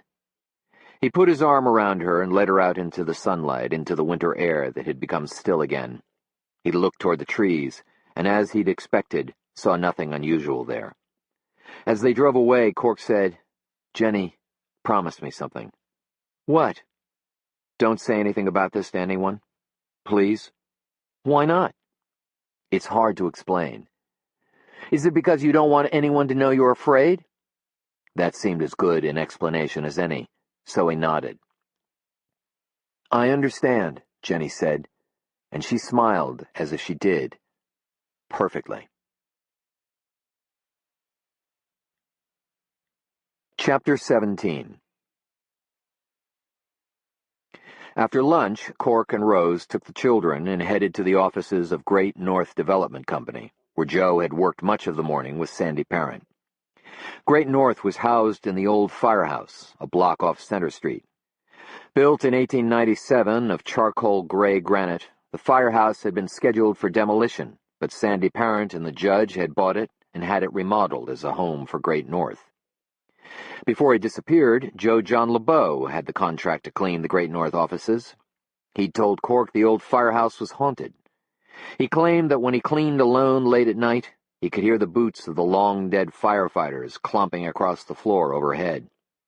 He swore that once he saw the ghost of Lars Knudsen, who'd become a local hero by giving his life trying to save the children when the old Freemason orphanage burned in '09. Joe John told Cork these things in the time when he was sober, before he walked away drunk from his truck, abandoning his family and his livelihood, a thing Cork had never understood. But a man who heard ghosts was probably a troubled man to begin with. Jenny and Rose stayed in the Bronco. Cork took Anne and Stevie into the old firehouse. Joyce Sandoval, a woman with white hair and half glasses, sat at a reception desk typing into a computer. She looked over the flat top of her glasses at Cork and the kids. "They pay you a lot for working Saturday, Joyce?" "They don't pay me a lot, period," she grumbled, but amiably. "Why aren't you out doing something with Albert?" Albert Nordberg and Joyce Sandoval had been dating for a quarter of a century. Their courtship was an institution of sorts in Aurora. Joyce took off her glasses, which were secured by a beaded cord around the back of her neck. "He says he's buying me a Christmas present. He says he doesn't want me to know what it is." She gave Cork a knowing and hopeless look. "He buys me Windsong cologne. Every year. I made the mistake 25 years ago of telling him it was my favorite." She glanced at Anne and winked. "Men, huh? Joyce, would you let Joe know we're here?" She lifted the receiver of her phone and pushed 3 buttons. Cork O'Connor and a couple of elves are here for Joe." She put the receiver down. "They'll be right out. Why don't you have a seat?" Joyce Sandoval went back to working on her computer. Behind the reception desk, the area of the firehouse where the big engine had parked was occupied now by a dozen workspaces, all currently empty. Cork and the children sat on a brown leather sofa in a small waiting area. While they waited, Cork entertained them with ghost stories he'd heard from Joe John LeBeau.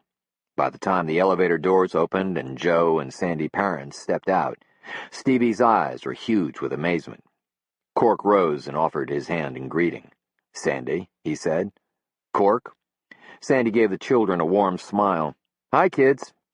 "Hello, Mr. Parent," Anne said politely. "Please, it's Sandy," Parent said. "Mr. Parent," Anne began. Sandy, when you go to Washington, will you meet the president?" "I already have, honey," he said. "He's a very nice man." Stevie picked his nose and looked unimpressed. He was watching the ceiling carefully. "How's it going?" Cork asked Joe. "Like a three-legged horse," Parent replied for her. Joe zipped the briefcase she carried. "Bob's death complicates Sandy's transition to Washington in a lot of ways." "Joe tells me you've got a furnace on the blink, Cork," Parent said, moving abruptly away from the subject of his father's death. "I've got a good man who does a lot of work for Great North. I'd be glad to send him out." "Thanks, Sandy, but Art Winterbauer is coming on Monday. I'll be fine until then." Stevie stopped picking his nose and asked suddenly, "Is it really haunted?" "Haunted?" Joe looked annoyed. "Who told you that?" "Daddy?" "I was telling him some of the stories Joe John used to tell me about the things he saw in this place," Cork explained. "I hate to disappoint you, Stevie," Sandy Parent smiled, "but I wouldn't put a lot of stock in the stories of a man like Joe John LeBeau. He'd probably been drinking when he saw those things." "I think we should be going," Joe said. "Sandy's busy." Parent wished them good luck finding a tree and saw them to the door. "Cork, if you change your mind about that furnace, just let me know." "I've got the situation under control." "Sure," Parent said. He watched them until they were all in the Bronco, then he stepped back into the old firehouse. "He's nice," Anne said. "Do you think so?" Joe asked. "And he's met the president," Anne said. "The president puts his pants on one leg at a time, like every other man," Jenny said, dourly unimpressed. Stevie looked down at his own pants, confused. "I do 'em both together." The St. Agnes Boy Scouts had been given a corner of the Super Value parking lot to sell their Christmas trees. Cork's family spread out and called out their finds to one another. Finally, they settled on a big white pine with needles soft as cat fur. Cork hauled it to the trailer to pay, and Arnie Bjorkson, the scoutmaster, asked if he wanted a new cut on the trunk. Just at that moment, Cork caught sight of Darla LeBeau coming out of the supermarket with a cart full of groceries. "Go ahead," he said to Arnie. "I'll be right back." He jogged away. "Darla?" he called after her. She was clearly not excited to see him. "What do you want?" she asked as she unloaded the sacks into her station wagon. "I just wanted to ask about Paul." He wheezed, trying to catch his breath, swearing silently to quit smoking. "And Joe John. I'm worried." "I'm Paul's mother, and Joe John's wife. I'll worry." She shoved a sack onto the back seat, pushed the cart away fiercely, and slid into the driver's seat. "Is something wrong, Darla?" Cork put a hand on her arm. "Is Paul in any danger?"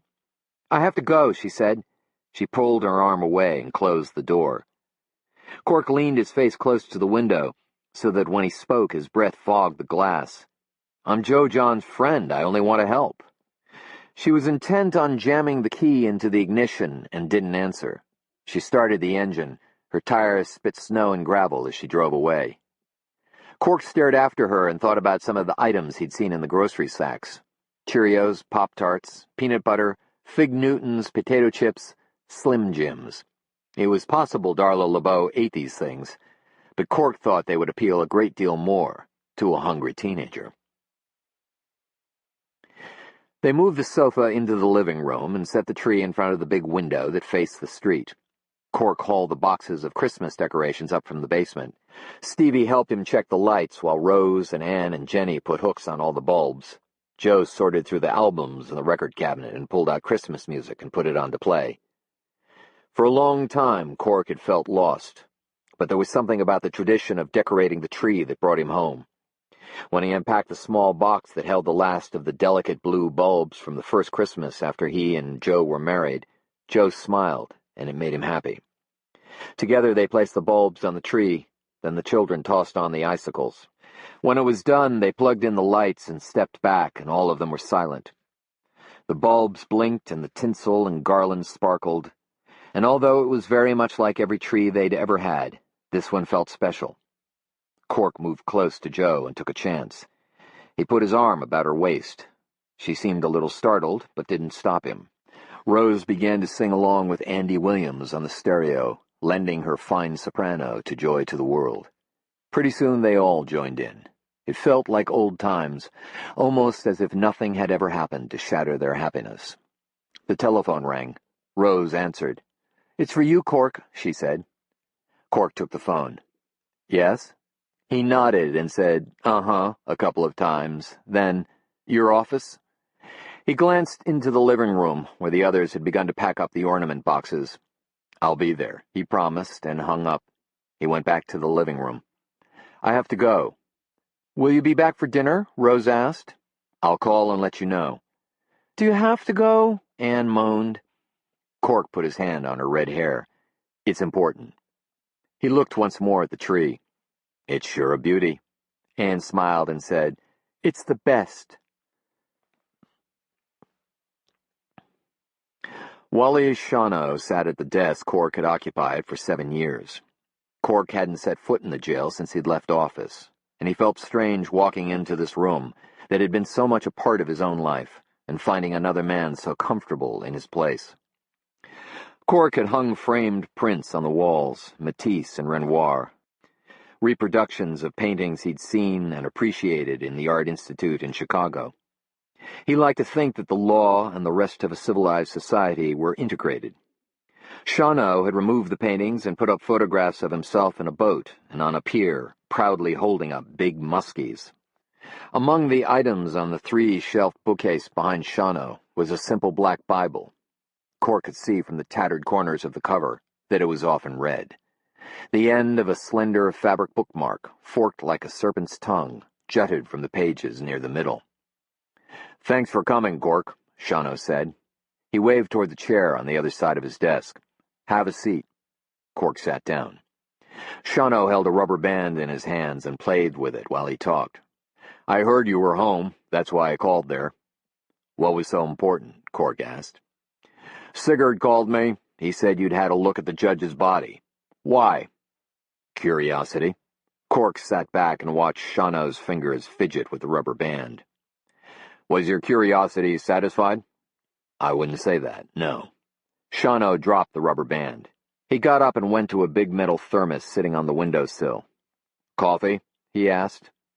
Cork declined. He watched Shawno pour steaming coffee into the thermos cup. It was like Shawno, that big thermos. In his suspenders and khakis, he looked just like the kind of man who'd carry a lunch bucket to work. Shawno took a big gulp of coffee and his throat drew taut against the heat. "Tell me about it," he said.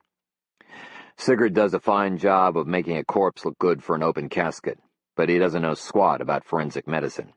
"Why should he?" Shawno drank some more coffee and waited. "Dorsal lividity," Cork explained. "Blood settled along the back of the judge's body after he died. Back of his arms and legs, buttocks. Nothing in front along the ribs, stomach, pelvis. He'd been lying on his back quite a while, but I found him on his stomach." "You point this out to Sigurd?" "Sigurd wouldn't have cared. Much simpler for him and everybody if the judge killed himself, and that's that." "Why didn't you call me?" "Because the truth is, I wouldn't care much either, except for what it might mean about the boy." Shawno traded his coffee cup for the rubber band. He toyed with the band for a while. "What does it mean?" "I'm not sure. Maybe Paul saw something he shouldn't have. Maybe something that scared him. In any case, I think it sent him into hiding." "He's not hiding. He's with Joe John." "Where?" "If I had to make a guess, I'd say somewhere on the reservation. I sent a man out yesterday to talk to Joe John's sister, Wanda Manydeets. She wouldn't say boo." Shawno lifted his thermos as if to pour himself some more coffee, but he paused and said, Look, if you're so worried about Paul LeBeau, why don't you have a talk with Wanda? Maybe you can get more out of her than my man could. I'd just as soon be sure about the boy. What makes you think she'll talk to me? Your blood, Shano said honestly. You've got a little Ojibwe running through you. That and the fact you don't wear a badge anymore. What do you say? All right. And maybe you should have a look at the judge's body while I'm out there.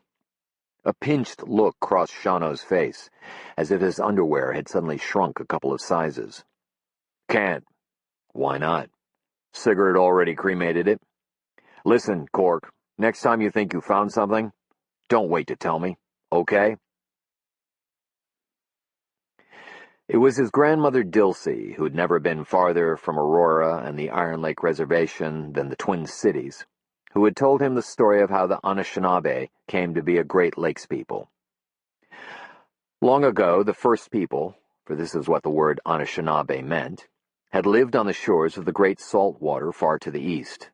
They were happy there, hunting and fishing and living in peace with their brothers. Gitche Manitou was good to them and showed his favor by lifting the megas, a giant seashell above the water.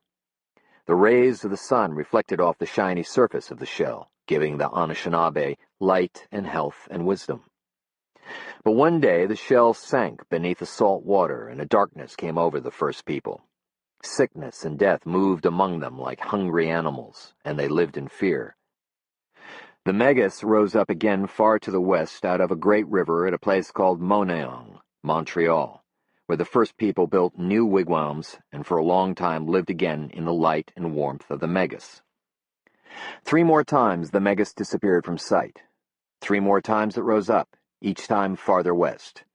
First on the shore of the great lake called Huron. Next at Boating, Sault Ste. Marie, where the water empties out of Lake Superior. The last time the Megas rose, it was at Moning-Wuna-Conning, LaPointe Island, where its rays reflected sunlight to even the farthest Anishinaabe villages, blessing them with light, life, and wisdom. Grandma Dilsey told him a lot of stories, but it wasn't until he took a course in Ojibwe history and culture offered by the fledgling American Indian Studies Department at the University of Minnesota that he learned facts. He was surprised to discover that the Anishinaabe were the largest Native American tribe north of Mexico. They had indeed migrated long ago from the Atlantic coastline, but the death that had descended upon them and forced them west wasn't magic. It was war with the Iroquois nation. The war was old and the hostilities deep. The origin of the word Ojibwe meant to roast until puckered, for this was the fate that often befell captured enemies. He learned much about the history of his grandmother's people, including the insidious treaties that had attempted to divide and disenfranchise them.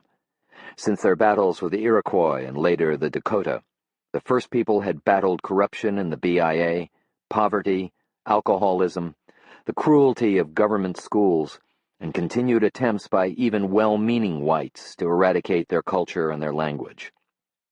The Anishinaabe had survived, and solid populations were spread across Michigan, Wisconsin, Minnesota, North Dakota, and Canada. But most of Cork's heritage was white, and in his way of living he'd chosen the white man's world. With his reddish hair and fair skin, he looked more Irish than he ever would Ojibwe. And life was difficult enough as it was. To live it as Indian would have made it that much harder. He headed out to the Iron Lake Reservation in the late afternoon, still buoyed by the warmth of spirit decorating the Christmas tree had given him. The sun was low, nestled into the bare branches of the trees like a fat red rooster. Iron Lake was not a large reservation. It comprised less than 400 square miles of woods, lakes, and bogs, with its small population of Anishinaabe living in the 2 villages of Alouette and Brandywine, and in small, isolated houses or shacks or trailers scattered throughout the woods. Except for State Highway 37, which cut through the reservation in a northwest-southeast line, the roads on the reservation were all bumpy, rutted gravel or dirt. Most winters, the back roads were impassable for long periods. But as Cork turned off the highway at the gathering of HUD houses and the old government center that was Alouette and headed into the woods toward Nokomis House, He found the snow cleanly plowed right down to the washboard surface of the road. The casino, he knew. The Chippewa Grand Casino, owned and operated by the Iron Lake Band of Ojibwe, had opened its doors only 6 months earlier, but already the revenue from the slots and blackjack tables and keno and mega bingo had surpassed even the most optimistic projections. In those months alone, the casino had reported a gross income of almost $6 million. The gamblers came by busloads from Milwaukee, Chicago, the Twin Cities, Winnipeg, and even as far as Kansas City on special junkets arranged by travel agencies. Or they drove in from small cities and towns and farms for a taste of Vegas in their own backyard. The gambling had paid off big for the Anishinaabe of the reservation. Every household belonging to the Iron Lake Band of Ojibwe received a monthly allotment of several $1,000s from the casino profits. Any Native American wanting a job could find work at the casino. New road maintenance equipment had been purchased. There were plans for paving, for a new tribal council building, and for a school. Cork thought it was no wonder that the Dakota who ran casinos in southern Minnesota called gambling the New Buffalo. 4 miles out of Alouette, still on the washboard gravel road, Cork approached Mission Center. It was only a small clearing with a single square one-story building in the middle. The Catholic mission that had once served the reservation had been abandoned for more than a decade before Father Tom Griffin arrived in Aurora and set out almost single-handedly to bring it back to life. He spent a good deal of his free time there, refurbishing the old structure. Although the priest tried to enlist the parishioners of St. Agnes, white and red, Cork had heard that more often than not, St. Kawasaki worked alone. By the time Cork reached Mission Center, the sun had set. Stars were emerging from the amethyst sky of the east. A planet like a small ember glowed above the trees. Mars, the angry god of another religion. Cork was surprised to see smoke rising from the stovepipe on the mission roof, although there were no lights visible inside. He stopped and got out. The woods of birch and pine that pressed themselves against the clearing had grown dark. The evening light turned the snow a soft blue, and everything was still except for a slight wind that came out of the trees and across the snow, passing Cork with an icy whisper. He turned his collar up. The front door was locked. He peered in at a window. The first thing Father Tom Griffin had done in refurbishing the old mission was to replace the windows and put up shades, which were now drawn. Cork waded around to the back of the building. Behind the mission was a cemetery that, unlike the mission, had never been abandoned. It was marked by a black wrought iron fence, waist-high. The Catholics on the reservation had continued to use the cemetery to bury their dead, including, most recently, Vernon Blackwater, who'd passed away from cancer less than a week before. Many of the Anishinaabe buried in the cemetery had chosen traditional burial houses, small shelters of wood covering the graves. Most of the others were memorialized with a simple stone or a white cross. From what Cork understood, Vernon Blackwater had both. With his feet pointed west along Chebacuna, the path of souls, he'd been laid to rest in a grave house marked also by a tall granite cross. It was just like Blackwater to cover all his bases that way. During his illness, he'd been treated not only by the white man's medicines, but also with the charms and the healing songs of Wanda Menedides. In the end, as he lay on his deathbed, Blackwater had requested both a priest, Father Tom Griffin, and Wanda Menedides to be present, one to give him extreme unction, the other to sing him along the path to the land of souls. Parked near the cemetery gate was St. Kawasaki's old snowmobile, the machine he called Lazarus. The snow behind the mission was stained with black oil spots where Lazarus had leaked. Beside the snowmobile, leaning against the wrought iron fence around the cemetery, was the priest's motorcycle. As Cork came around the rear corner of the building, the back door opened and St. Kawasaki stepped outside. He was wearing his leather jacket and red masked stocking cap. He didn't see Cork as he fumbled with the lock. "Hey, Tom," Cork called. St. Kawasaki spun. "Jesus, Mary, and Joseph," he cried hoarsely. He pulled off his stocking cap and mask. His good eyes still looked startled. "You scared the piss out of me." "Sorry, Tom. What are you doing here?" "I'm on my way to see Wanda Menedides. I want to talk to her about Joe, John, and Paul." The priest scratched his cheek. Cork could hear the scrape of Tom Griffin's fingernails across the grizzle of his 5 o'clock shadow. "If you think you can get anything out of her, I'd like to hear what she has to say. Mind if I come along?" "Fine by me. Why don't you come in the Bronco? You can pick up your motorcycle on the way back." "Sounds good," the priest agreed. "No luck with Lazarus over there?" The priest grinned and shook his head hopelessly. "I believe this time it's going to take a real miracle to get it running again." Chapter 18. Like most reservations in Minnesota, the Iron Lake Reservation was a crazy quilt of landholdings. Land held in trust by the tribe, land allotted to tribal members, land that had been sold or leased to non-Indians for such purposes as lumbering and recreation, and land belonging to the county or state or Forest Service were all patched together within reservation boundaries. Nokomis House stood on land that at one time had been leased out, but had long since reverted to the tribal trust. Large, rustic, and isolated, it had been an old hunting lodge, unused for many years before Wanda Manydeeds turned it into a shelter for Native American women. The lodge stood at the edge of a small lake called 5 Pines, because 5 massive white pines, each 10 feet in circumference, stood together along the shoreline near the building.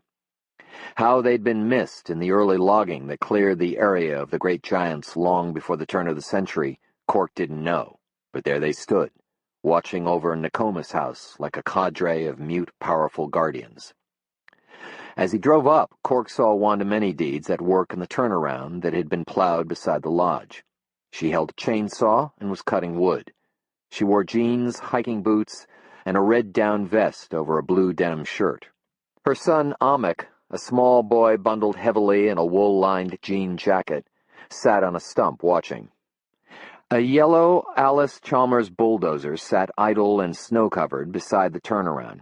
Behind the bulldozer, a quarter-acre of trees had been raised, and the ragged ends of uprooted stumps jutted through the snow like the claws of great beasts thrust up from the frozen ground. Even with the soft snow blanketing it all, the scene had a desolate, destroyed look about it. As he parked the Bronco and stepped out, Cork smelled the chainsaw's oily exhaust hanging in the air. Wanda Manydeeds put down the saw and watched, expressionless, as the 2 men came toward her. "Evening, Wanda," Cork said. The woman tilted her head slightly in a silent greeting. St. Kawasaki knelt down and, in the language of the Ojibwe, greeted the boy on the stump. "Anin, Amick." The boy smiled shyly. "Anin, father," he answered quietly. "What's going on back there?" Cork asked, indicating the area of the raised trees. "Expansion," Wanda Manydeeds said. "Everything gets bigger now, courtesy of the casino." "Don't plan on touching the pines, do you?" "The pines will be here long after you and I are gone. What do you want?" "Just to talk a while, if I could." "About what?" Before Cork could answer, the door of Nokomis House opened, and a young woman stepped out. "Amick, undas," she called to the boy. "Come here." The boy looked at his mother. Wanda nodded, and Amick slipped off the stump and ran to the old lodge.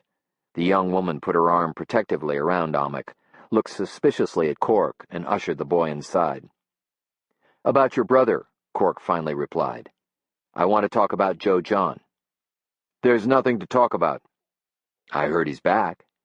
"I heard that too. Please don't smoke. It's a rule at Nokomis House." Cork knelt and extinguished his cigarette in the snow.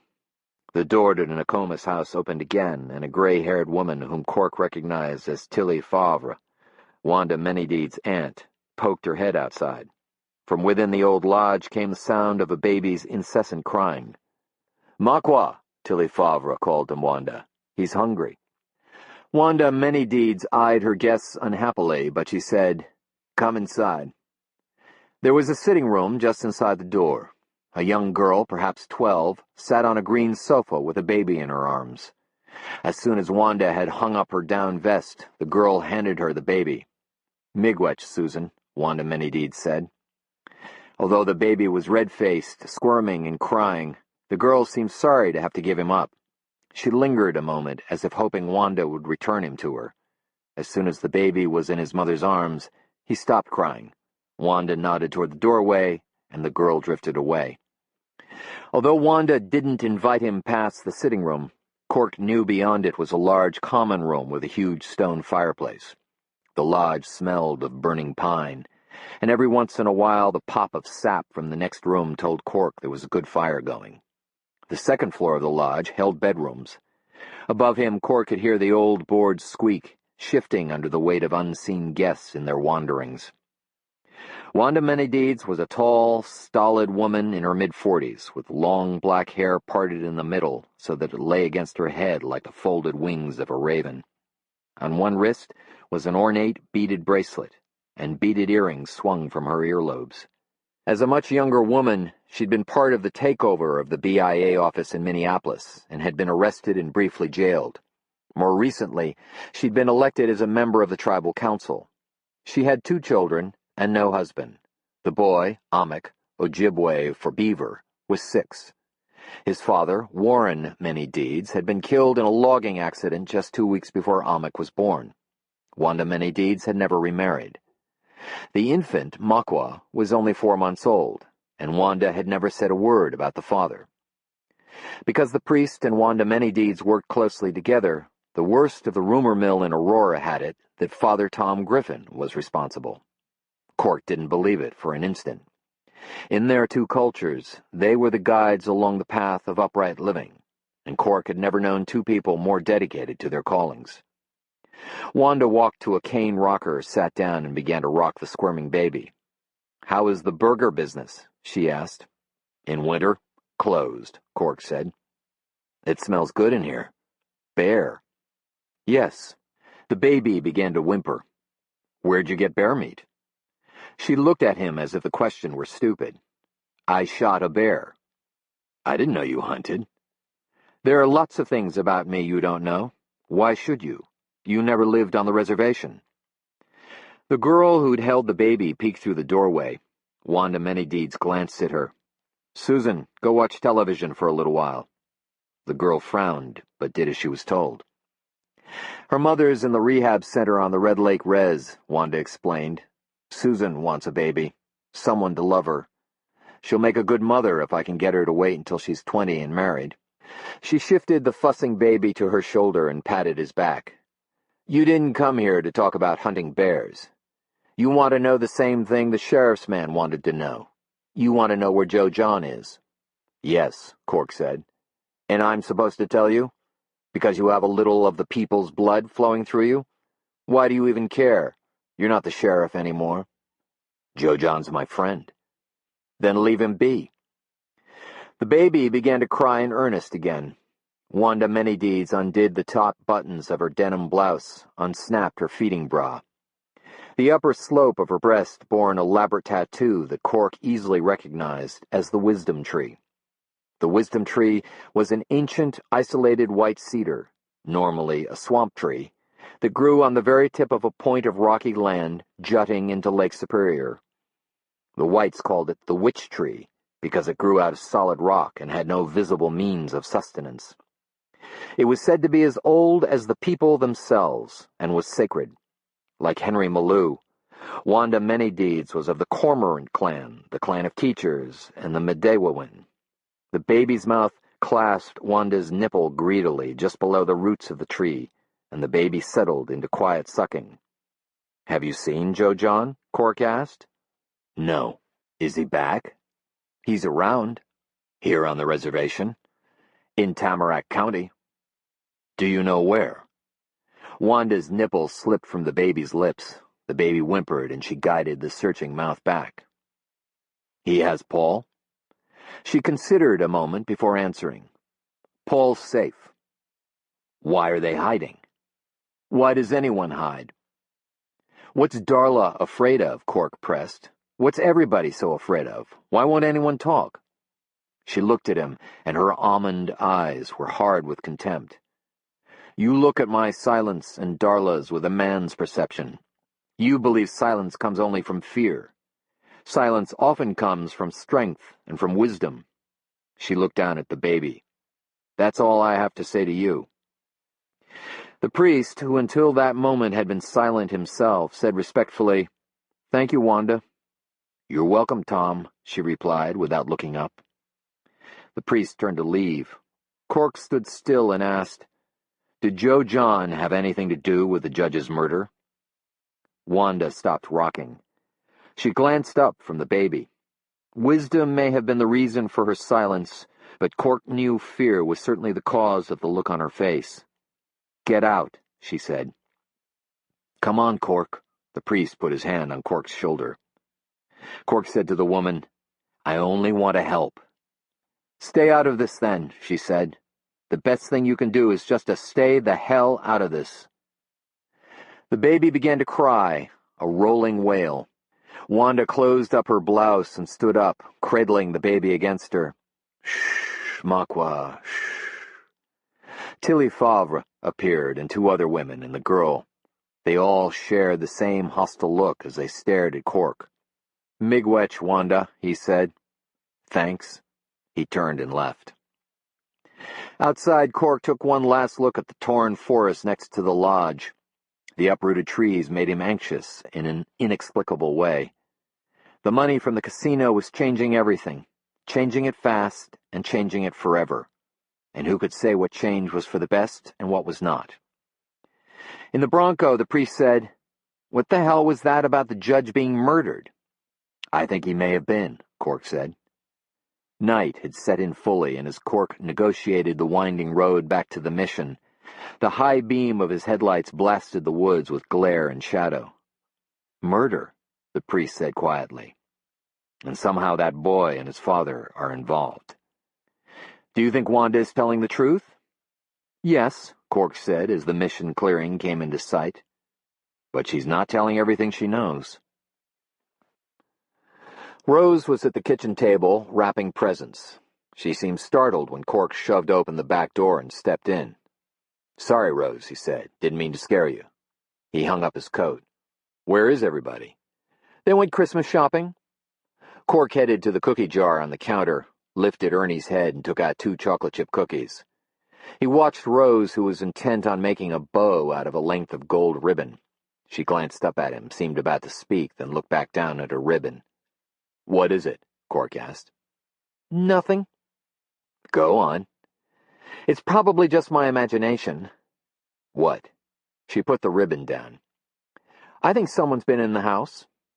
Cork had been leaning against the kitchen counter. He stood up straight. "Why do you think that?" Rose looked a little uncertain. "It's kind of hard to explain. It's the little things. Like this afternoon, I went to the linen closet for a clean towel. I always put the towels and washcloths in order. Dark blue on the bottom, light blue in the middle, white on top. They were out of order." "One of the kids," Cork suggested, "probably looking for hidden Christmas presents." "Maybe," Rose said. "Anything else?" "I took some clothes into Jo's room. Her bed was neatly made, but the corner of the spread was up, as if it had been lifted so that someone could look under." "Maybe she just did a lousy job of making her bed this morning. You know how neat Jo is." Again, it could be kids looking for Christmas presents. Rose looked unconvinced. "There are other things, all small like that. But it gives me the strangest feeling, and I can't shake it." "Has anything been taken?" "Not that I can tell, and I've looked pretty thoroughly." "When would someone have come in?" "The only time I can think of is when we were out shopping for the tree." "Did you lock the door?" "This is Aurora, Cork. I never lock the door except at night." The house was dead still. The refrigerator motor clicked on with a deep, startling hum. Rose jerked in her chair. "I'm sure it's nothing, Rose," Cork said. "But let's start locking the doors just to be sure." He locked the back door. "I'm going upstairs to clean up a little. You okay?" "Yes," Rose smiled. "I'm sure, like you say, it's nothing." She went back to work on her bow. Cork locked the front door on his way upstairs. He checked the guest room, Annie's and Jenny's and Stevie's rooms, and finally Jo's. He stood in his wife's bedroom, where on the surface everything looked fine. When he'd lived in the house, he'd had an intimate knowledge of how things should feel. But he'd been gone for months, and he'd lost that feel. Now he stood there, a stranger. Still, he trusted Rose.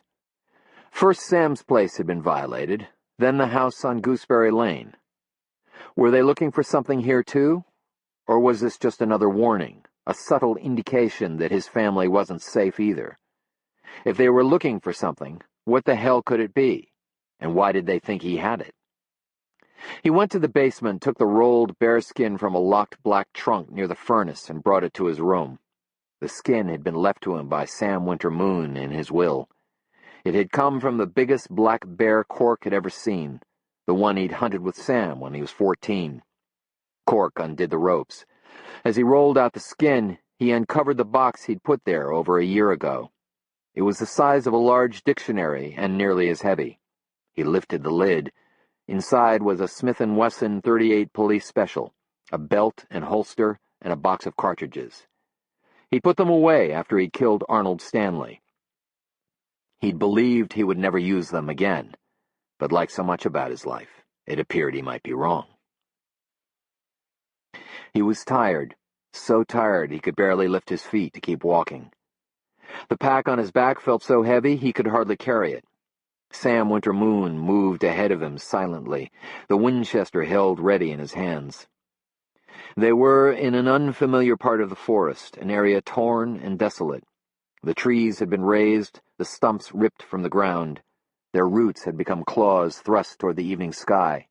The sun was low and red, and everything in the forest was tinted with an angry hue.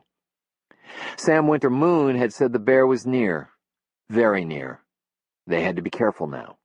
Sam moved lightly on the balls of his feet and made no sound. Every step for Cork was labored and broke the silence with a terrible crunching of dry autumn leaves. They came to the middle of the desolate ground, to a place where stumps and logs and branches had been piled in a heap, the way loggers would leave a mess for burning. The area was full of thistle grown chest-high, and autumn sumac with leaves gone blood-red along the branches. Sam looked the pile over carefully. In the evening light, it looked like something humped and dying. Sam Winter-Moon chambered around. He lifted his hand in a sign for Cork to wait, then began to circle the huge pile of debris. In a moment he was lost among the tall thistle and sumac. Cork's heart beat so hard and fast it shook his whole body. The sound of it got louder and louder, so that Cork was sure the noise would startle the bear. He tried to breathe out the fear. He wanted to call to Sam, call him back from the danger, but Sam Winter-Moon was already gone, already lost to him. Then the pile began to stir. The jagged stumps and timber rose up, forming themselves into the great bear standing on its hind legs. It rose above Cork and splayed its claws, long and sharp and white, against the red of the sky. The bear lifted its black muzzle, and a deafening roar exploded from its maw. As Cork watched terrified, it came for him. He gripped the bow in his hands, a bow that had not been there before, and he reached toward his back, toward the quiver that hung where the pack had been. His hands trembled as he drew out an arrow, and tried to think where best to shoot for a kill. He glanced at the bowstring and quickly fitted the arrow. When he looked up, the bear had changed. It wasn't the great black animal anymore, but a huge ogre, the Wendigo, man-shaped with its skin bloodied and its teeth stained from feeding. Cork raised the bow and sighted on the creature's chest where the heart would be if the Wendigo had a heart. But the bow was no longer a bow. It was a .38 police special, and as he pulled the trigger, the Wendigo was no longer an ogre, but was little Arnold Stanley with wet hair and a hopeless look on his face, as his chest exploded with splashes of red. "Cork, are you all right?" It was Joe in the doorway. "You cried out." Cork sat up in bed, his heart still racing. "Yes," he said. He breathed deeply, rubbed his eyes with the heels of his hands. "Just a dream." He pulled off the covers and swung his feet off the bed. He reached to the nightstand for a cigarette. A bit of light came through his window, the reflection of the street lamp off the snow outside, but his room was mostly dark. Jo came in, not far. She wore a flannel nightgown and held her arms across her chest as if she were cold. "Want to talk about it?" "No." He struck a match, lit his cigarette, sighed out a cloud of smoke. "It was just a dream, and it's over." He could smell her, the scent of the oil of Olay she used at night to soften her skin. "Putting up the tree today was nice," he said after a while. "Yes," she answered. "I'm amazed the blue bulbs have lasted this long," he said. "We've been careful. About the bulbs, at least." She might have smiled. It was hard to see her face clearly. "I'm going back to bed." "You're cold?" he asked to keep her there. "Freezing." "You were always too cold, and I was always too warm. You used to pull the blankets off me, remember?" He heard her take a deep breath. "Good night, Cork." She turned and left. He finished his cigarette, and then he tried to sleep. Chapter 19. The next morning, after Joe and Rose had taken the children to church, Cork drove to Molly's place. She didn't answer his knock. He checked the shed where she kept her old Saab, and found the car still there. He glanced at the sauna by the lake. No smoke from the stovepipe. Ski tracks headed down to the lake, but he couldn't tell how recently they'd been made. He went back to the house and let himself in with the key she hung on a nail under the back steps. She usually kept her skis on a rack on the back porch, but the rack was empty. Cork stepped into the kitchen, took off his hat and gloves and coat, and began to make himself coffee from the can of Hills Brothers Molly kept on hand just for him. He loved Molly's kitchen. There was always a certain disorder to it that made it feel comfortable. She wasn't slovenly, but she often left a book open on the table, a few dishes sitting by the sink, or her knitting bag sagged on the floor next to a chair. Molly lived in her kitchen, and her spirit filled it, so that just standing there, Cork breathed her in. If he'd believed in prayer, he would have prayed at that moment for a way around what was ahead. He bent over the sink, feeling weak and sick to his stomach, shaking as if he had a fever. At least he hadn't told Molly he loved her. Maybe that was a small blessing, something spared them both. The only woman he'd ever been sure he loved, and had told so, was Jo, and that hadn't exactly turned out well. Was it always that way with love? He poured himself a cup of coffee, and as he took his first sip, Molly came off the lake and removed her skis. He watched her disappear into the sauna. Smoke began to rise from the stovepipe. She reappeared with a long metal bar with a chiseled end, an ice spud, went 10 feet out onto the ice, and began vigorously thrusting the bar downward. It looked as if the heavy metal was going right through the thick ice, but Cork knew there was a hole there Molly would use to plunge into after her sauna. She was simply clearing the thin layer of surface ice that had formed since she'd last taken a dip. When she and Cork did the sauna together, she usually consented to a brief roll in the snow or to just standing in the cold for a time while the icy air cooled them. She did this for Cork, who thought a plunge into the lake in the middle of winter was taking an experience a step too far. She put the ice spud away, took her skis and poles in hand, and started toward the house. When she saw Cork's Bronco, a big smile spread across her pretty face. "There is a God," she said, sweeping into the kitchen, her cheeks flushed, her clothes carrying the cold that Cork could feel across the room. She pulled off her down jacket and hung it on a wall peg next to Cork's coat. She wore a red sweater that she also pulled off, and under it a white thermal top that hugged her breasts and her flat belly. Her cheeks were deep pink, and her eyes full of excitement. "I was out on that gorgeous lake, thinking what a treat it would be to come back and sauna with you." She crossed to him exuberantly and kissed him. She stepped back. "What's wrong?" "Nothing." "That's not true." She studied him so carefully that Cork had to look away. He cupped his coffee tightly with both hands. "We've got to talk." "You never talk. It must be bad." "Let's sit down." "I'm okay." She stared at him, and a cold, knowing look seemed to come into her eyes. "Molly, I've been doing a lot of thinking about us." "What about us?" Cork looked at his coffee. He could see his eyes reflected on the dark surface. They looked worried. "You've been wonderful, Molly. You've been better than I deserved." "Don't feed me a lot of crap, Cork. What is it? What's going on?" "I want to try to put my marriage back together." "So that's it." She turned away and went to the stove. She took the tea kettle, filled it with water, set it on a burner, and turned on the gas flame. She asked you back? Not exactly. This is your idea, then? He stepped nearer. Molly, it's not about you. You've been wonderful. Right. The truth is, it's the children. I don't want my kids to hurt anymore. Can you understand? I have a history in that house on Gooseberry Lane. Maybe it's already too late, but I don't want to let go if there's a chance of saving it. She touched her forehead a moment, as if thinking deeply. So you'll be moving back in? I already have, in a way. I'm staying there now while my furnace gets fixed. She faced him, and all the freshness that had colored her face when she first came in was gone. Next, you'll tell me you're sleeping with her. I want to put my life back together.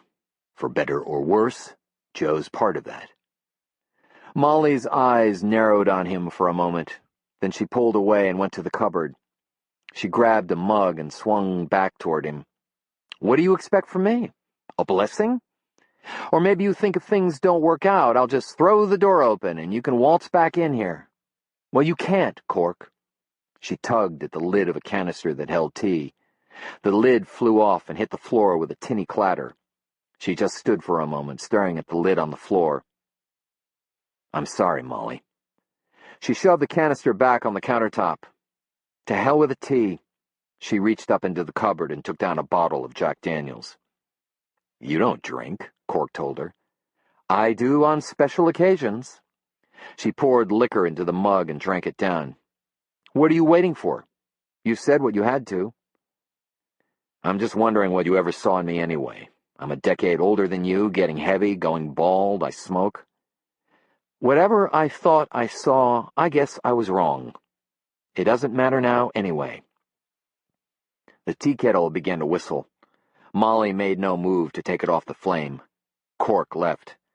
Outside, he could still hear the cry of the tea kettle growing thinner and thinner as he walked away.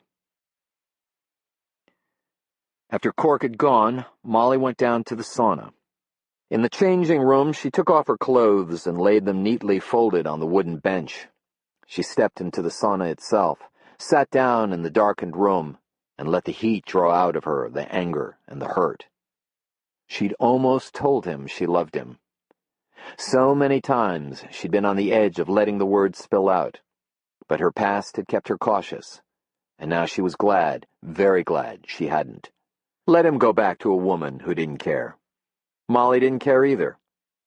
What ran down her cheeks and tasted of salt wasn't tears, but good, cleansing sweat. It poured from every part of her body. When she finally stood and ran outside, she trailed steam like a thing that had been through fire. As she dropped into the hole she'd cleared of ice, the bitterly cold water of the lake squeezed her hard, wrung her out, and left her wonderfully empty. Chapter 20. After church, Jenny and Anne went with Cork to Sam's place. While he retrieved his dark suit, the girls spread out the corn for Romeo and Juliet. What's that for? Anne asked when they got back into the Bronco. It's what I dress in to say nice things about a bad man. Are you going with Mom to the memorial service for Judge Parrott? I am. You didn't even like him, Jenny pointed out. I like him better now, Cork said. Jenny smiled, then actually laughed. At home, Cork put on his suit. While he was slipping on his tie, Anne knocked and came in. She sat on his bed and ran her hands over the bearskin. Where'd this come from? It belonged to Sam Wintermoon. He left it to me. Is it a bearskin? Bingo. Cork leaned near the dresser mirror, took the two ends of his tie in hand, and worked on a Windsor knot. Why'd he leave it to you? He knew it would mean a lot to me. What does it mean to you? Cork finished the knot. He sat beside Anne, took the bearskin, and laid it across both their laps. The skin was large and spilled onto the floor. It came from the biggest black bear I ever saw. Biggest Sam ever saw, too, and he'd seen plenty. We hunted it together when I was about your sister's age. You shot it? Sam did.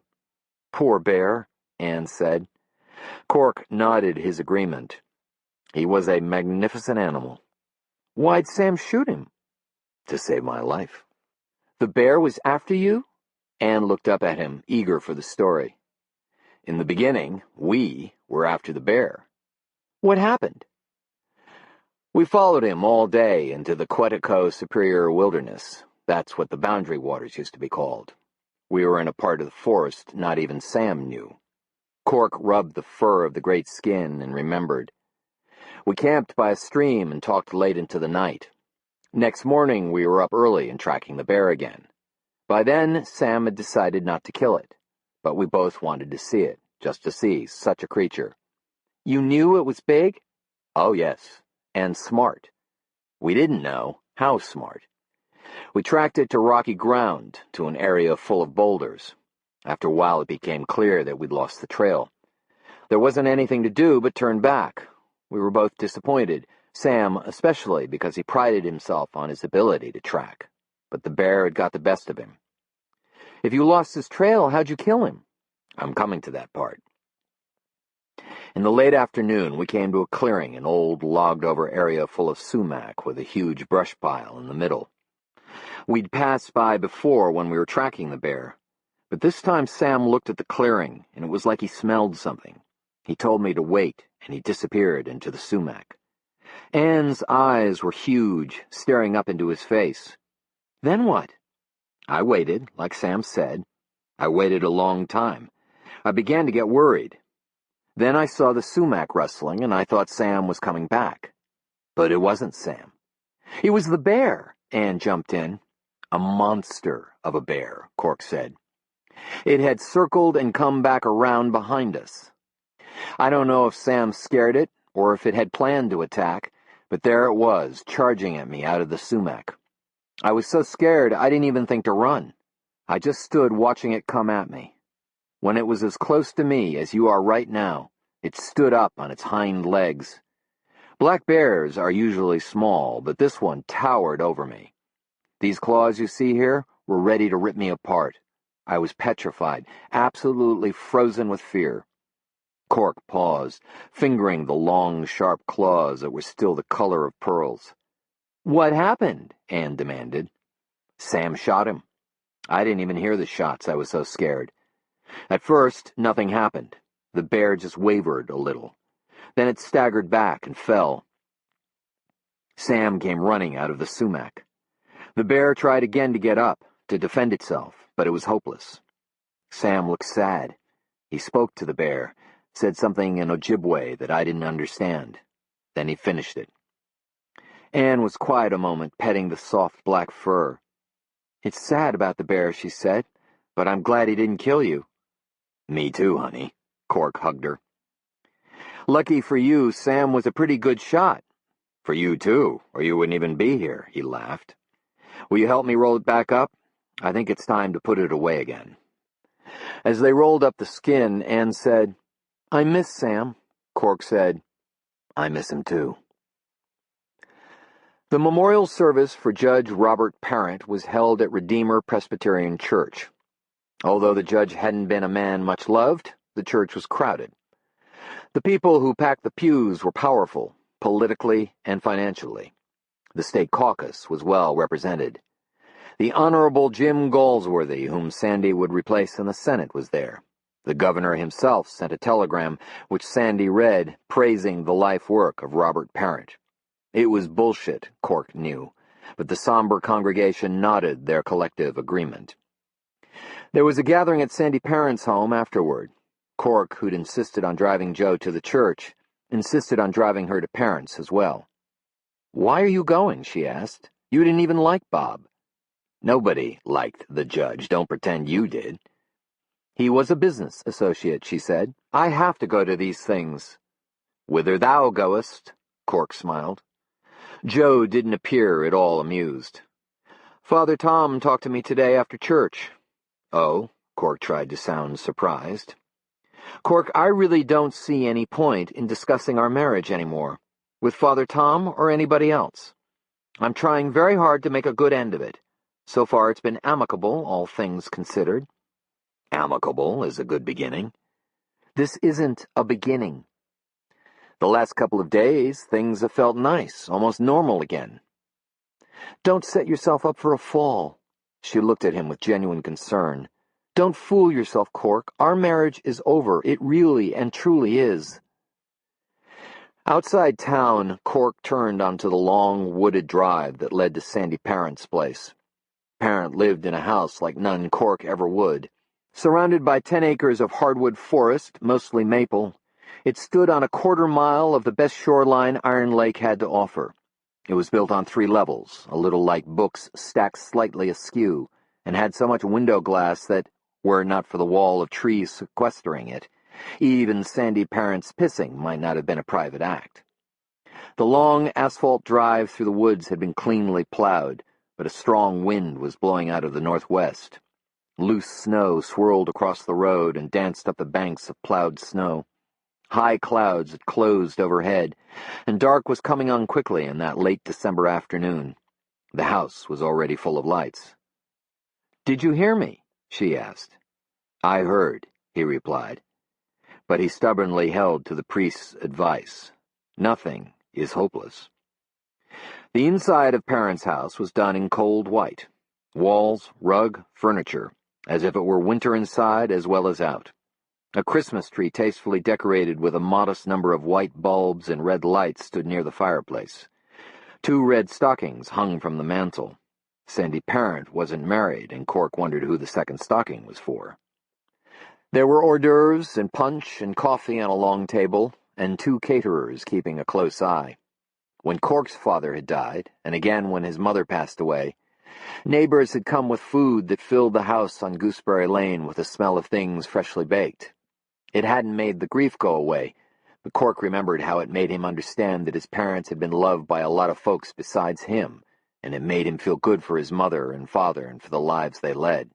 He didn't feel that way at the catered gathering for Judge Robert Parent. There was something calculated and distant about the carefully arranged platters of cold hors d'oeuvres. But he had to admit, they were tasty. Joe left him as soon as they stepped inside. Cork watched her huddle first with Parent and several state politicos, then with Parent and a number of local businessmen. She wore a simple black dress and a single strand of pearls. Her blonde hair was short and finely shaped. She looked beautiful. She stood among the men, not just holding her own, but being asked for advice. She was successful, and she wore that success well. As Cork watched, Sandy Parent touched her shoulder in a familiar way, leaned to her and whispered. It wasn't anything, really, but it disturbed him. They looked like a couple, good together. "How about some fresh air?" Wally Shawno stepped up next to Cork, a cup of coffee in his huge right hand. He was dressed stiffly in a black suit and starched white shirt and dark blue tie. With his tall frame and hollow cheeks and stern gray eyes, he looked like a Bible-thumping minister bent on converting a world of sinners. Cork asked, "Will Arletta be okay?" "She's with friends," Shawno said. Outside on the deck of the house, Cork lit up a lucky strike. The deck was a 2-level affair. The top level was quite large and had boxes along the railings that held flowers in the summer. The lower level was almost entirely taken up by a redwood hot tub. Cork had heard about that particular hot tub. For a bachelor like Parent, what Cork had heard was understandable. The backyard terraced down to the lake, where there was a dock, empty now, and a large boathouse.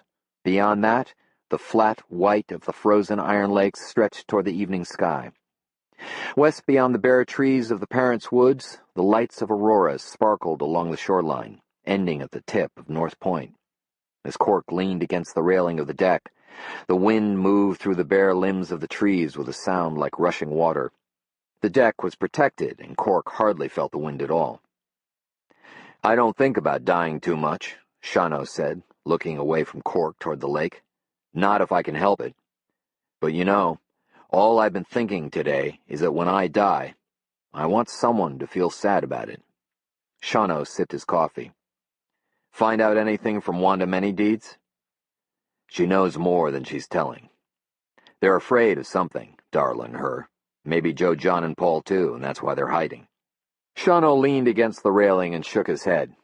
"I still think it's a domestic dispute, Cork. They're Ojibwe. I don't blame them one bit for not wanting the law to get involved."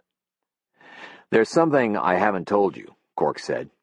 Somebody broke into Sam's place. Shawno abruptly straightened up. Burglary? They tore the place up, but nothing seemed to have been taken. Another thing, I think somebody's been in the house on Gooseberry Lane, too. Maybe I should send a man over to dust for prints. I don't think dusting would turn up anything useful, and I don't want to scare my family. What were they after, Cork? If I knew that, I might know who they are. Shawno sipped his coffee. Cork smoked his cigarette. The wind shifted a little and began to move snow across the deck. Cork was feeling chilled. Maybe there's something I ought to tell you, Shawno said. I'm listening. I had a visit from the ATF recently. A couple of agents stopped by my office. They're interested in the Minnesota Civilian Brigade. I covered the same territory with the FBI when I was sheriff. They didn't seem too concerned. The ATF seems that somebody's been pumping money into the group. The brigade's better organized than it was before. The ATF's afraid they may be arming themselves pretty heavily. Where's the money coming from? That's what the agents wanted to know. Shawno looked at Cork with a curious expression. You know, Cork, strange things have been going on around here, starting with the judge's death. You were alone in the judge's house a long time before me and my men got there. I was there a while. Why? I'm just wondering if maybe somebody thinks you took something. I'm wondering if they think you've got something that belonged to the judge. Are you wondering if I took something, Wally? I didn't say that. But maybe somebody, maybe the brigade, for example, thinks you did. And if what they think you took has anything to do with the judge being dead... Shawno turned his hard gray eyes on Cork. The door onto the deck opened, and Arletta Shawno stepped out. How do you do? She said politely to Cork, as if he were a stranger. Arletta, Cork smiled back. Wally dear, I think we should go home soon. The children? The children are all right, Shawno said, without a hint of annoyance. They're not home. Arletta gave him a distressed look. Maybe I should call. No. Shawno put his arm around her and drew her close to keep her warm. No, it's time we left anyway. He glanced at Cork. I'm thinking this is a thing you need to stay way clear of. For your family's sake, you understand? But if you hear anything about Joe John or the boy, you let me know. Cork nodded. You look lovely, Arletta. Night. He stayed on the deck a while, finishing his cigarette. He was just about to head back in when Joe came out. Cork, Rose is on the telephone for you. What is it? I don't know. She wants to talk to you. He took the call in the kitchen where the caterers were working on trays of food. What is it, Rose? She spoke in a hush. Harlan Litton called. He wants you to call him as soon as you can. Did he say why? No, but he sounded scary, Cork, and he didn't sound sober. Thanks, Rose. Is everything okay there, the kids? Fine, everything here is fine. I made sure the doors are locked. Good. I'll call Harlan. And Rose? Yes? Thanks. Litton answered right away, as if he'd been watching the phone and waiting to pounce. O'Connor, it's about time. Listen, I got something you want to see. Litton had a raspy voice. Drunk, it was like splinters. What is it? Cork asked. Not over the phone. Get your ass out here. It's late, Harlan. Can't it wait until tomorrow? O'Connor, you fuck, get over here. What I gotta show you, you'll want to see. All right, Harlan. I'll be there in 20 minutes. Joe and Sandy Parent were standing together in the living room talking quietly. I've got to go, Cork told her. Everything's okay at home? Joe asked. Everything's fine. I'm going out to see Harlan Litton. Litton? Parent said. Why on earth do you want to see him? He says he's got something to show me. I can take you home first, Joe. I'm not ready yet, she said. I'll see she gets home, Parent assured Cork. Cork shook his hand. Nice memorial for your father. He was a good man, Parent said. He deserved it. Sure, Cork thought. And monkeys fly out my butt. Chapter 21. The wind had turned fierce, a bitter southern wind. It made the trees sway and the loose snow rise up, so that occasionally the road was lost in brief ground blizzards. On his way to Litton's, Cork heard the forecast. More snow, plunging temperatures. He parked down the road. Lytton hadn't yet plowed himself out, and the lane leading to his cabin was heavily drifted over. Cork had stopped by the house on Gooseberry Lane to change his clothes and to strap on his belt and holster in his .38. He double-checked the cylinder, snapped it back in place, and got out of the Bronco. What Lytton had in mind he couldn't even guess at, but things were strange in Aurora these days, and he didn't want to be caught unprepared. Even in the shelter of the woods, the branches of the trees whipped about wildly. The trunks of the birch and tamarack moaned as they twisted and strained. The wind slapped his face. Little crystals of ice hit him like needles and made his eyes water. The sound of the wind through the trees swallowed every other noise. In the lane, Cork felt vulnerable. But the woods were full of bogs, and he didn't want to leave the certainty of the solid ground. He unbuttoned his coat and reached in to be sure he could get to his revolver quickly. He watched the woods carefully as he crept toward Lytton's cabin. 3/4 of the way in, the clear crack of a high-powered rifle from the direction of Lytton's place made Cork hit the snow and roll. He scrambled off the open lane and hunkered down under the low branches of a small tamarack and waited.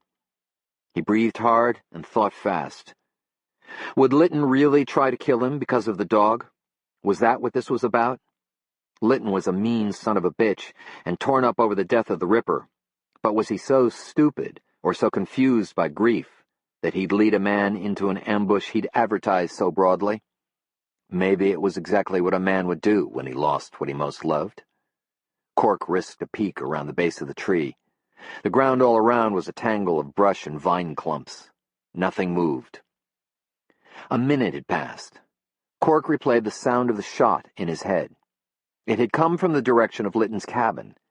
That didn't mean that Lytton had fired it or that Cork was the target. He'd been an easy mark on the road, and Lytton was a good shot. He crouched and stumbled forward to the next tree. He made for the next tree, leaping brush and vines in an open run. Only moments before, he'd been freezing. But as he knelt behind a slender birch and strained to listen, sweat trickled down his temples. He heard nothing but the incessant rush of the wind and the creak and moan of the living woods. Carefully, he stepped back out onto the lane and crept toward the cabin. The lights were on, the cabin door ajar. Cork could see that the front window had been shattered. Wind tore at the curtain inside. He crouched behind the cover of a fallen tree as someone stepped into the doorway. Against the light inside, only the dark outline of the figure and a long rifle barrel were clear. The figure slumped a moment against the door jamb, as if exhausted or maybe wounded, then gathered itself and started around the cabin toward the woods and back. Cork readied his revolver and hollered into the wind, "Stop! Police!" The figure turned, scanned the woods, and wildly fired. The tree trunk high above Cork splintered and flakes of bark showered down. The figure turned and ran for the deep woods. Cork sighted, but held off pulling the trigger. "Stop, goddammit!" The warning shot Cork fired into the air didn't make any difference. In a moment, the figure was lost in the darkness in the far woods. Cork dashed to the open door of the cabin. Lytton lay on the floor, face down. His back was a bleeding mess. Cork knelt beside him and found a weak pulse in Lytton's neck. He grabbed the phone that hung on the wall and called the sheriff's office. Lytton's eyes were open when Cork came back to him. A pool of blood had oozed from beneath him and was slowly spreading across the bare cabin floor.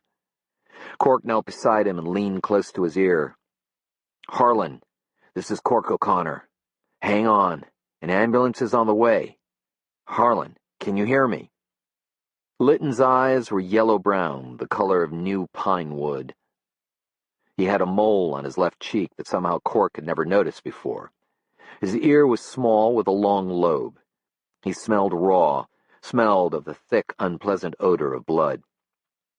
Cork felt again at Lytton's neck. This time he found no pulse. He considered pumping Lytton's chest, trying to push his heart back into a rhythm. But the man had a hole in him big as a fist, and Cork was pretty certain anything he tried would be useless. In the stillness he shared with the dead man, Cork heard the sound of a snowmobile far out in the woods. As he listened, the snowmobile grew distant, and then could be heard no more. He sat beside Lytton, enormously tired. He was no stranger to brutal death.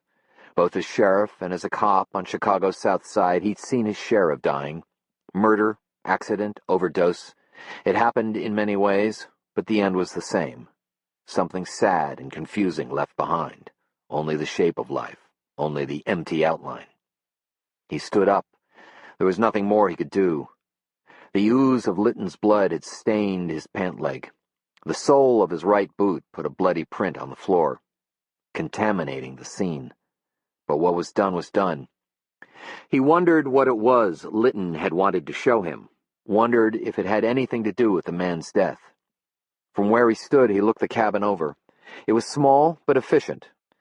Bunk, table, stove, refrigerator, sink, all in the one room. Litton wasn't a good housekeeper. A clutter of dirty dishes sat in the sink.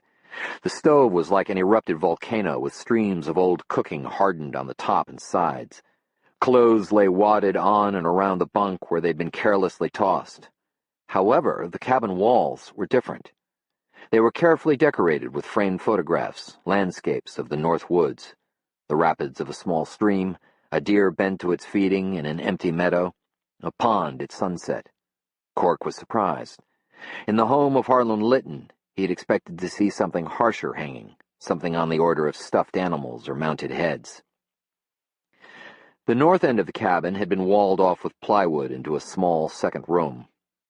Cork took his handkerchief and wiped the blood from his boot, then crossed to the door and opened it. Inside, he pulled a cord to turn on an overhead bulb. It was a dark room. There was a sink and trays for developing, an enlarger, shelves full of chemical containers, and camera equipment. The equipment was sophisticated, lots of complicated lenses. A few prints hung from a line. Cork took a close look. Winter photos, black and white, of delicate ice formations on the rocks of a small stream. They were surprisingly good. He found other prints sitting on a counter, some in black and white, others in color. They were lovely, and that surprised the hell out of him. He would never have thought it of Harlan Litton. He opened the drawers under the cabinet. Miscellaneous supplies, a drawer with strips of negatives. Cork lifted a couple of the strips. Wildlife shots. He opened the largest of the drawers, but it was completely empty.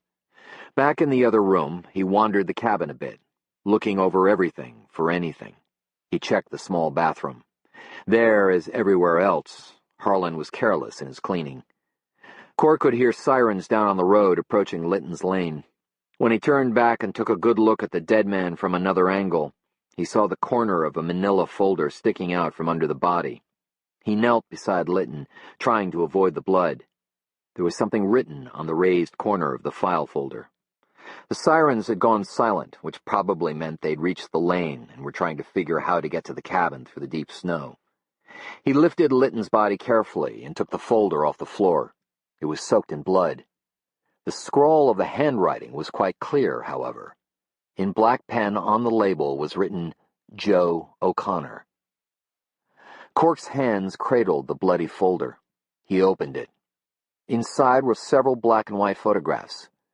They appeared to have been taken at night with some type of night vision lens. In the first photograph, Cork clearly recognized the home of Sandy Parent. It was a view from the lake and showed the dock and boathouse, the long backyard, the house on 3 levels, the decks. There were 2 white forms near the hot tub. Cork could hear the bump and scrape of a plow clearing the lane for the sheriff's cars. The second photograph was an enlargement of the first, with the details enhanced. The enlargement centered on the hot tub. The white forms were 2 people, clearly naked. The plow stopped. Cork could hear car doors slamming shut outside the cabin and men shouting to one another. In the third photograph, a further enlargement with the details grainy but distinct, Cork could see that the 2 people were making love. The woman was bent slightly forward, leaning on the hot tub for support. The man held her hips, his pelvis shoved against her buttocks, entering her from behind. Sandy Parent's grainy face was lifted toward heaven. Joe's eyes were closed, but her mouth was open in what looked to be a little moan of ecstasy. Cork closed the folder and slid it under his coat, a moment before Wally Shawno and his men came through the door. Chapter 22. "And you don't have any idea what it was he wanted to show you?" Shano said, repeating what Cork had already told him. "If I knew that, Wally, I wouldn't have come all the way out here. He died without saying a word." Shano looked down at the dead man, then at Cork. "If the Ripper was alive, the Ripper would have warned him." "No," Cork said. "The Ripper would have torn the killer apart." "Litton's bad luck," Shano said. "Yeah," Cork agreed. "Litton's luck." "I'm going to have to take your firearm," Shano said. "I understand. And those clothes, they've got blood all over them." Shano glanced around and his eyes settled on a young rookie, Jack Wozniak. "Jack, I want you to follow Cork home. Get the clothes he's wearing and bring them back to the office." He eyed Cork again, shook his head in a frustrated way, and said, "I don't want you doing anything else on your own, okay? If I'd known it was going to turn out this way, I'd have invited you." Cork started toward the open door. "I'll want to talk to you some more tomorrow," Shano called after him. "You'll be home?" Home? Cork thought about it. No, he wouldn't be home. He wouldn't be home ever again. "I'll be around," he said. It was almost midnight when he reached the house on Gooseberry Lane. The back door was locked, and all was quiet inside. Cork told Wozniak to wait in the kitchen and asked if he wanted some coffee and cookies. Wozniak said no thanks to the coffee, but he did accept one of Rose's chocolate chip cookies. Cork went upstairs to change. He cleared the bottom drawer of his dresser and put the folder there. The manila was stiff and black with dried blood. He took off his clothes and hung them carefully on hangers. After putting on a robe, he walked the bloody clothing downstairs. "I'm sorry about this, Cork," the deputy said, looking genuinely guilty about the whole thing. "Standard procedure, let it go. Good night, Jack." Cork checked Joe's room. She wasn't there. He took a shower, put on clean boxer shorts and a clean t-shirt, and went to bed. The wind shook the windows and made the house creak and groan. In a few minutes he heard the sound of Stevie's footy pajamas shuffling down the hallway. It was only a soft shushing, but it was a sound that could bring Cork up in an instant, even from the deepest sleep. In a minute, Stevie was at his bedside. "What's up, buddy?" Cork asked. Stevie clutched his stuffed doll named Peter and stared at his father in the dark. The window pane shuddered. Stevie glanced toward it and said a single word, whispered in terror. "Monsters." "Monsters." Cork nodded gravely. He pushed himself up. "Come on, let's go have a look." Stevie pointed to the closet, and Cork searched there. Stevie indicated the ultimate blackness beneath his bed, and Cork knelt and demanded all monsters come out now. Nothing came, but Stevie grasped his father as if he'd seen a ghost and pointed to the window. "Outside," he said. Together they pressed their noses to the frigid glass. Around the house swirled a white rush, loose snow and wind, and the great elm in the backyard waved its branches as if dreadfully alive. What Cork saw was the awesome power of nature. But for Stevie, it was simply the confirmation of his nightmares. "Only the wind, Steve," Cork explained gently. "It's noisy, but it's only wind." "Monsters," Stevie insisted with a defiant certainty of some terror to come.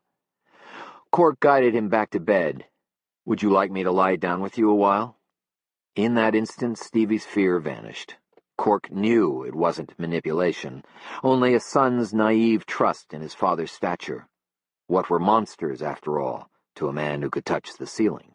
Cork lay down beside him. Stevie made himself into a little ball, his breath breaking warm and sweet against Cork's face. In only a minute he was breathing steadily again, sleeping. It was time for Cork to return to the bed in the guest room, but he lingered beside this son who trusted him. Lay awake knowing there were monsters in the wind outside, that his son's fear was not unjustified, and that Stevie would have to face them alone someday. There were people out there so cruel they would wound him for the pleasure of it. Dreadful circumstances no man in his worst imaginings could conjure. Disappointments so overwhelming they would crush his dreams like eggshells. For a child like Stevie, a child of special graces, there would be such pain that Cork nearly wept in anticipation of it. Against those monsters, a father was powerless, but against the simple terrors of the night, he would do his best. He heard Jo come in the front door, and a moment later the sound of her feet on the stairs. He slid from Stevie's bed and stepped into the hallway. Jo came up the stairs, her hands behind her neck, undoing her pearls. She looked tired. "Still awake?" she asked. "I thought everybody would be asleep." "Sandy bring you home?" "Yes." She got the pearls off and tried to move by him toward her bedroom, but Cork blocked her way. "You stayed a long time," he said. "We were working on business." "You've been working on business a lot with Sandy." "I'm his attorney, Cork." "Is that all you are?" Jo stepped back. "What are you talking about?" "I thought it was me," Cork said. He shook his head stupidly. "All along I thought it was my fault. Christ, how blind can a man be?" Jo watched him closely but said nothing. "Do you love him?" Jo didn't answer. "Are you planning on marrying him as soon as I'm out of the picture?" His voice rose as if Jo's silence was only because she couldn't hear him. "Are you?" In Anne's room, the bed creaked. "Not here," Jo said. Cork turned and walked angrily to the guest room. Jo followed and closed the door. "Well?" Cork said. Jo stayed by the door, her hands behind her back, gripping the knob. "You lied to me," Cork accused. "No, I just didn't tell you." "Bullshit." "I didn't want you to know. Sandy's in a vulnerable position. He's a very public figure, and I'm still technically a married woman." "But that's not your fault, is it? Lord knows you've done everything you can to hurry this along." "Cork, how long?" "What do you mean?" "How long has it been going on?" She sighed, closed her eyes. "A while." "A long while," Cork corrected her. "Cork, I didn't like not telling you. But how could I? It would have been all over Aurora, and Sandy's standing could have been terribly damaged." "Sandy's standing?" Cork looked at her, his eyes wide with a kind of horror. "Who are you, Jo? I don't even know you anymore." "I didn't do it to hurt you. It just happened, Cork." Everything in him felt drawn taut, ready to snap. He could feel his right temple twitching as if there were something under his skin trying to break out. "When?" he asked. "When did it just happen? After I was out of your bed? Out of the house? When?" "Yes." "Yes, what?" "After you were out of the house." "You wouldn't lie to me." "Why would I lie?" Cork went to the dresser and pulled out the folder stained with Litton's blood. He held it out to Jo. She drew back in revulsion. "What's that?" "Take it. Open it." He thrust it at her. She put the pearls on his bed, gingerly took the folder in her hands and carefully opened it. She studied the photographs. Cork watched her face go pale as her pearls. "Oh, God," she whispered. "Where did these come from?" "Does it matter?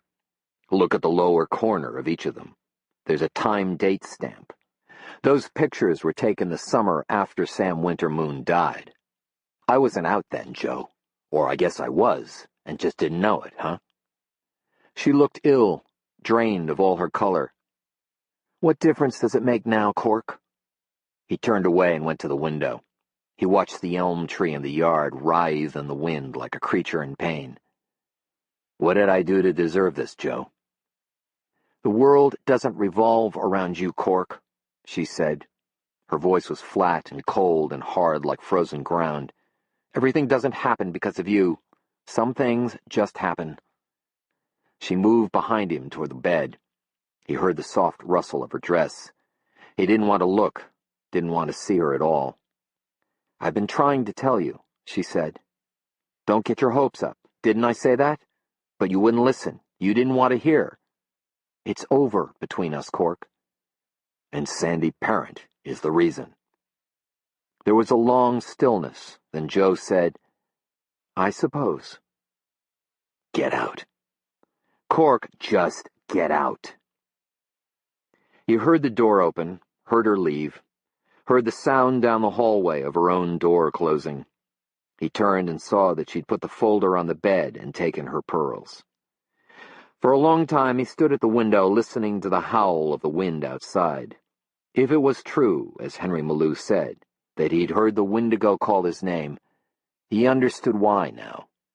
Because it felt exactly as if his heart had just been torn out of him and devoured.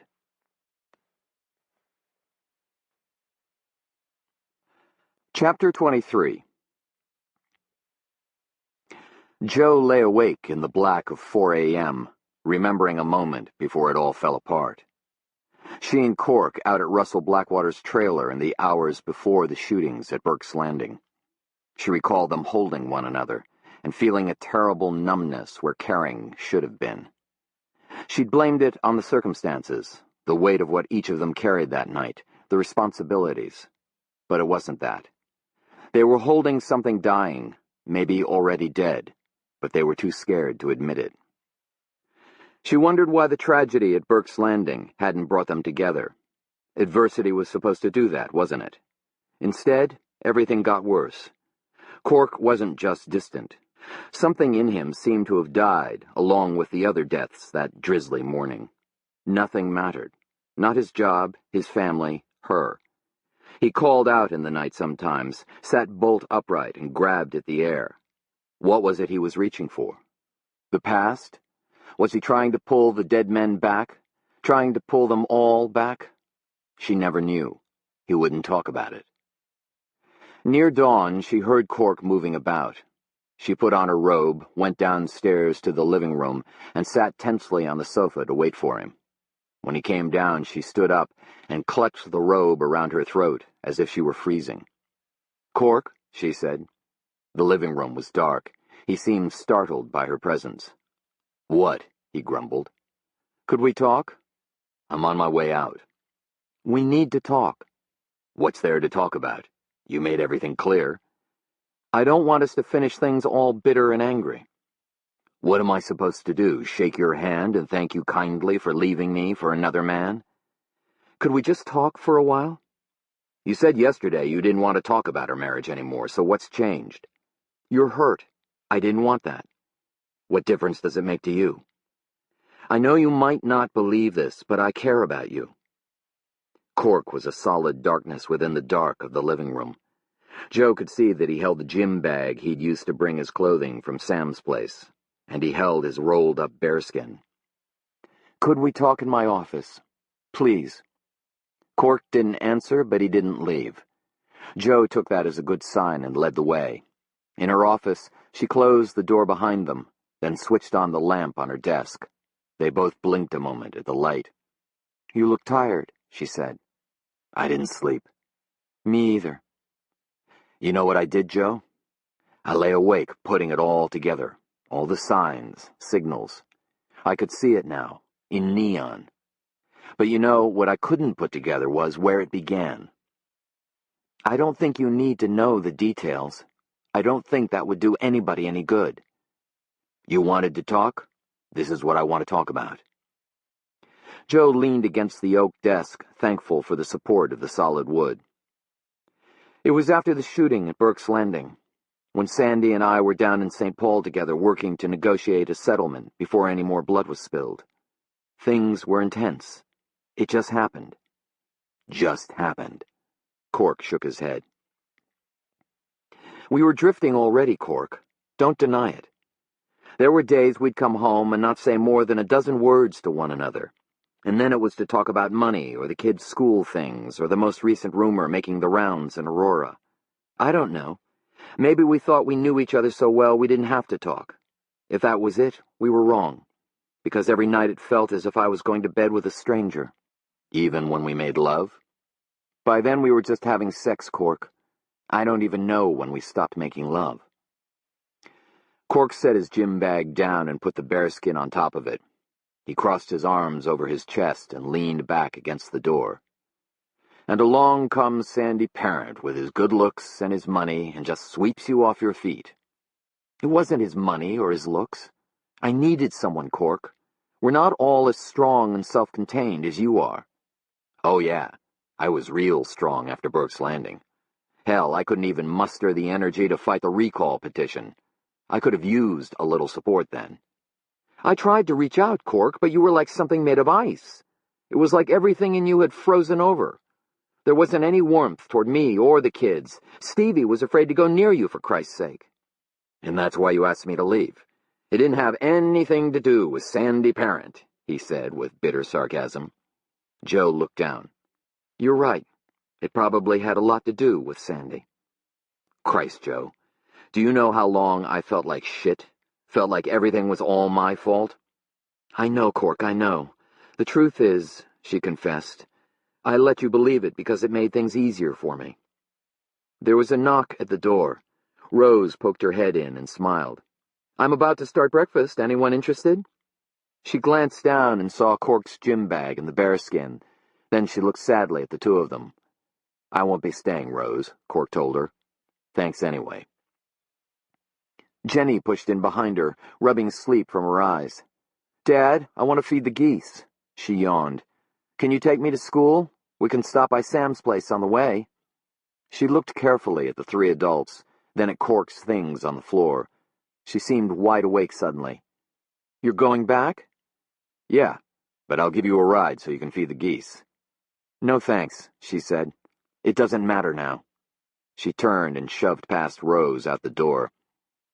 Rose eyed them both again, gave her head a faint shake of disapproval, and stepped out. I'm sorry, Joe said. Who isn't?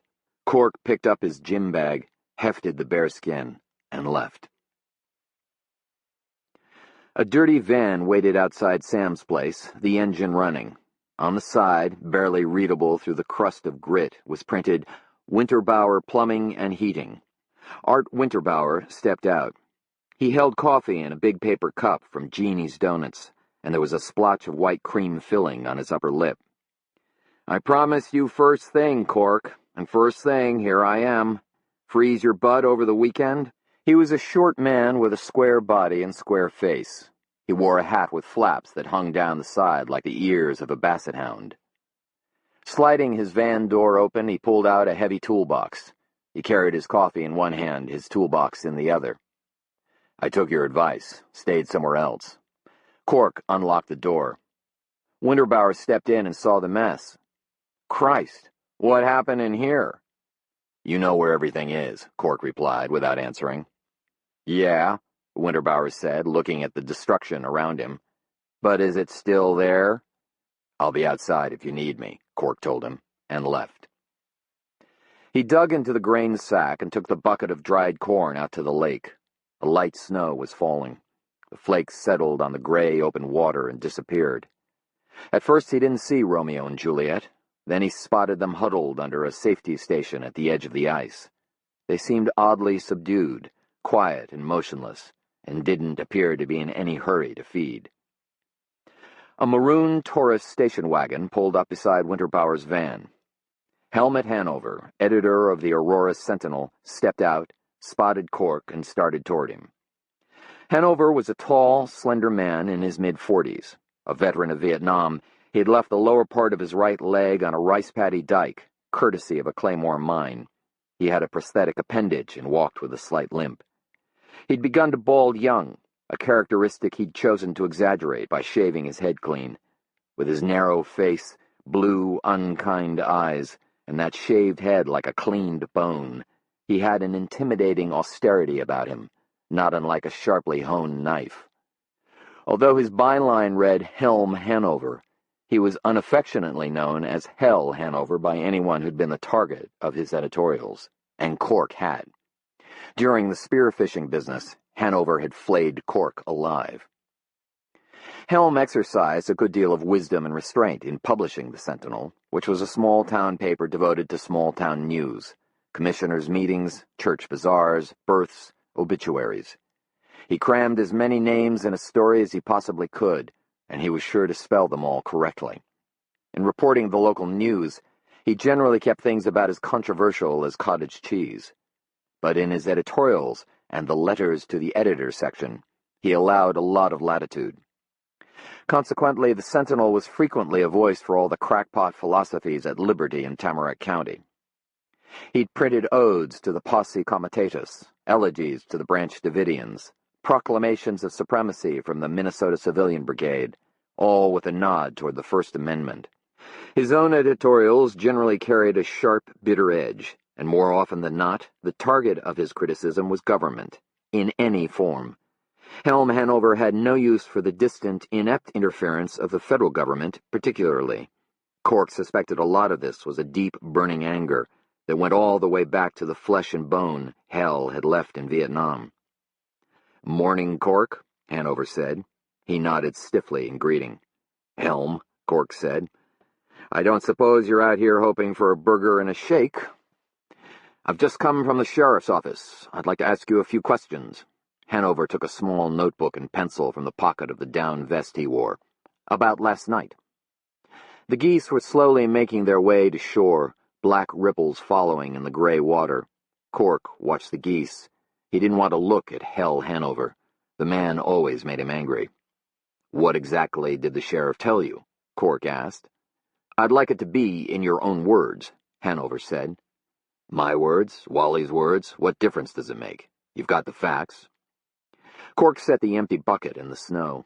Hanover glanced in, as if there might be something worth writing about inside it. "The sheriff said Litton called you. He wanted to show you something. What was it he wanted to show you?" "If he hadn't been killed, I might know." "You haven't got any idea? When he called, he didn't say anything?" "He only said to come out." "Why did you feel compelled to go?" "You wouldn't understand." "Anything to do with killing his dog?" Cork glanced over and found Hanover's hard, unkind eyes watching him closely, his sharp pencil poised above his notebook. "Who told you about the dog?" "Might have been the same person who told me about the Wendigo. I heard the Wendigo called his name. Is that true?" Cork looked Hanover in the eye. "You're a newspaper man, Helm. You deal in facts. The Wendigo is a myth." "It wasn't a myth that killed Harlan Litton." "My point exactly." "Did you see the assailant?" "Just a silhouette." "Can you describe him?" "Why do you say him, Helm? There's nothing sexist about murder. Women kill too." "Can you describe the assailant?" Hanover corrected. "You can get my description from the sheriff." Cork bent and lifted the bucket. The geese seemed reluctant to come to shore with Hanover there. Cork turned back toward Sam's place. Hanover limped after him. "Funny thing about that dog," Hanover said at his back. "If you hadn't shot him, he might have warned Litton." Cork stopped. "What are you getting at, Helm?" Hanover shrugged innocently. "I'm not getting at anything, Cork. I'm just asking questions. It's my job." "But it's not mine to answer them. You want to know anything about Litton's death, talk to Wally Shawno. He's paid for it." Hanover wrote in his notebook. Cork went on ahead. Hanover caught up with him at the door to Sam's place. "Just one more question. When the judge died, you were there. When Litton died, you were there. If you were on the outside looking in, wouldn't that strike you as a little funny?" "See you around, Helm." Cork eyed him pointedly until the newspaper man turned and limped back to his wagon. Hanover took out the notebook again and stood in the falling snow, writing. He glanced back at Cork, then slipped into the wagon and drove away. Cork stood in the doorway. As much as he hated to, he had to agree with Hell. It was a little funny. By the time Cork reached the old firehouse, the new snow had given a soft, fluffy covering to everything. Parents' white BMW sat in the parking lot. The windshield was still clear, and Cork figured Parent hadn't been there long. Joyce Sandoval glanced up from her computer screen and eyed Cork over her half-glasses. "I heard about last night," she said. "It sounds awful." "I'd like to see Sandy." "Sure," she said, and reached for the phone. "Just a moment." She punched in 3 numbers. "Cork O'Connor is here to see you." She listened a moment, then hung up. "He'll be with you in a moment." "Are you all right?" "Fine, Joyce," Cork replied, and turned abruptly away. He stood in front of a picture in the hallway, a framed aerial shot of Aurora. Yellow pins that indicated Great North Holdings covered the map like small pustules. The subdivision called Larkin Hills, the Aurora Mall, the Four Seasons condominiums, the Aurora Office Park. The newest and most expensive of the holdings was also there, the Chippewa Grand Casino. Along the bottom of the enlarged photograph was the inked inscription, "Happy birthday, Sandy. The Judge." "He'll see you now," Joyce said. Parent stepped out of his office just as Cork reached the top of the stairs. He eyed Cork steadily. "I've been expecting you. I talked with Joe this morning." "Talked? I didn't think that was what you and Joe did together." Parent was dressed for business, blue suit, white shirt, red silk tie. The fragrance of a fine musk cologne scented the air around him. "One of the things," he replied calmly. The door across the hall opened and Parent's secretary stepped out. "Mr. Parent," she began. "Can it wait, Helen?" Parent asked. "Cork and I were just about to have a conference in my office." "Oh, sure," Helen said, and turned away. "Why don't we step inside to discuss this?" Parent suggested. Exposed beams ran across the ceiling of Sandy Parent's office. It had the same effect as a weightlifter showing his biceps. Strength on display. Parent's desk was very large, very dark, and very shiny. The papers on it were in small, neat stacks. Parent went to a table near the window and picked up a silver pot. "Coffee?" "I didn't come on a social call." Parent poured coffee into a white porcelain cup. "What are you here for, Cork? Want to take a swing at me?" He stirred in sugar and cream. "I want to ask a question." "Only one?" Parent carefully tasted his coffee. "Do you intend to marry her?" Parent walked casually back to his desk and set the cup down. "I don't see that that's any of your business." "She comes with baggage," Cork said. "Baggage? You mean the children?" He looked at Cork disdainfully. "I'd never refer to my children as baggage." "They'll never be your kids. You may get my wife, but you'll never get my kids." Parent sat on the edge of his desk, his hands folded calmly in his lap. He had the air of a high school principal sadly disappointed in the behavior of a student. "Would you use them like weapons, Cork? What kind of father are you that you have to fight me through your children?" "I don't have to fight through my children." "I don't think you have it in you to fight any other way." Cork exploded and lunged at him. Parent seemed to have anticipated the move and ducked so that he caught Cork full in the chest with the top of his shoulder. They tumbled back. Parent came up with a hard punch to Cork's ribs that felt like the butt end of a log. Then he danced easily away. "Intramural boxing champ at Harvard," he grinned at Cork. Cork charged again, wrapping up Parent in his thick arms. They went down heavily, knocking the phone off Parent's desk and toppling his chair. Parent hammered jabs at the place on Cork's ribs where he'd landed the first jarring blow, the same area that had taken a beating a couple of days earlier at Sam's place. The pain made Cork let go. Parent rolled away and bounded up, his hands fisted. Cork struggled up too, just as Parent's office door opened and his secretary stepped in. She stood a moment looking at the two men. "Oh," she said when she understood. "I saw your line go on and I thought—" "That's all right, Helen," Parent said, dropping his hands. He straightened his red silk tie and brushed his blue suit. "We were just finishing our discussion. I'll be with you in a minute." The woman nodded, glanced at Cork, and backed quickly out. Parent ran his hand through his hair and looked smooth as ever. He moved back to his desk, picked up the phone, and righted the fallen chair. "Joe said you had photographs. Where'd you get them?" Cork's ribs hurt every time he took a breath, but he didn't want Parent to know. "Does it matter?" "I'd like to know who's so interested in my private life." "You're a senator now. You haven't got a private life." "What are you going to do with the photos?" "I haven't decided." Parent sat down and eyed Cork with an unruffled air. "I'm sure you can't hurt me, Cork, but if you try, I'll squash you like a bug." "I'm shivering in my boots, Sandy." He turned to leave. As he reached for the door and opened it, Parent said at his back, "I'm used to winning, Cork. It's what I do best." Outside, Cork got into the Bronco. He undid his shirt and looked at the place where his ribs hurt like hell. The skin was already a brooding purple from the beating he took at Sam's place. There seemed to be a yellow-green border developing around the bruise. He wondered if Parent had broken anything. He reached into his shirt pocket for a lucky strike and hauled out a crushed pack. He extracted a bent cigarette, straightened it out, and lit up. After that, he sat for a while staring at the windshield that was blanketed with snow. Eventually, he opened the gym bag. He hadn't looked at the picture since the night before. There was no point in looking again. He knew that. No point except to feed the coldness inside him. In a strange way, that was exactly what he wanted now. He wanted to feed himself to the cold until the cold had consumed him, and he didn't care anymore. He stared at the folder. Manila, old and beaten. Doodles on the outside. Although dried blood obscured some things, others were quite clear. Squares, circles, scribbles, a word here and there. Idle scrawl. But there was something about that scrawl. It was different from the writing on the label that said, Joe O'Connor. He crushed out his cigarette in the ashtray and stepped from the Bronco.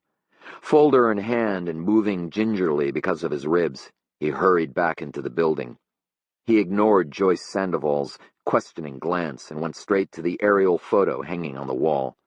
He studied the handwritten inscription on the matting. Happy birthday, Sandy. The judge. The late Judge Robert Parent had written with a peculiarly grand flourish. Cork looked at the folder. The doodled words on the bloody cover were in the same hand. The folder hadn't originally belonged to Harlan Litton. It had belonged to another dead man, first.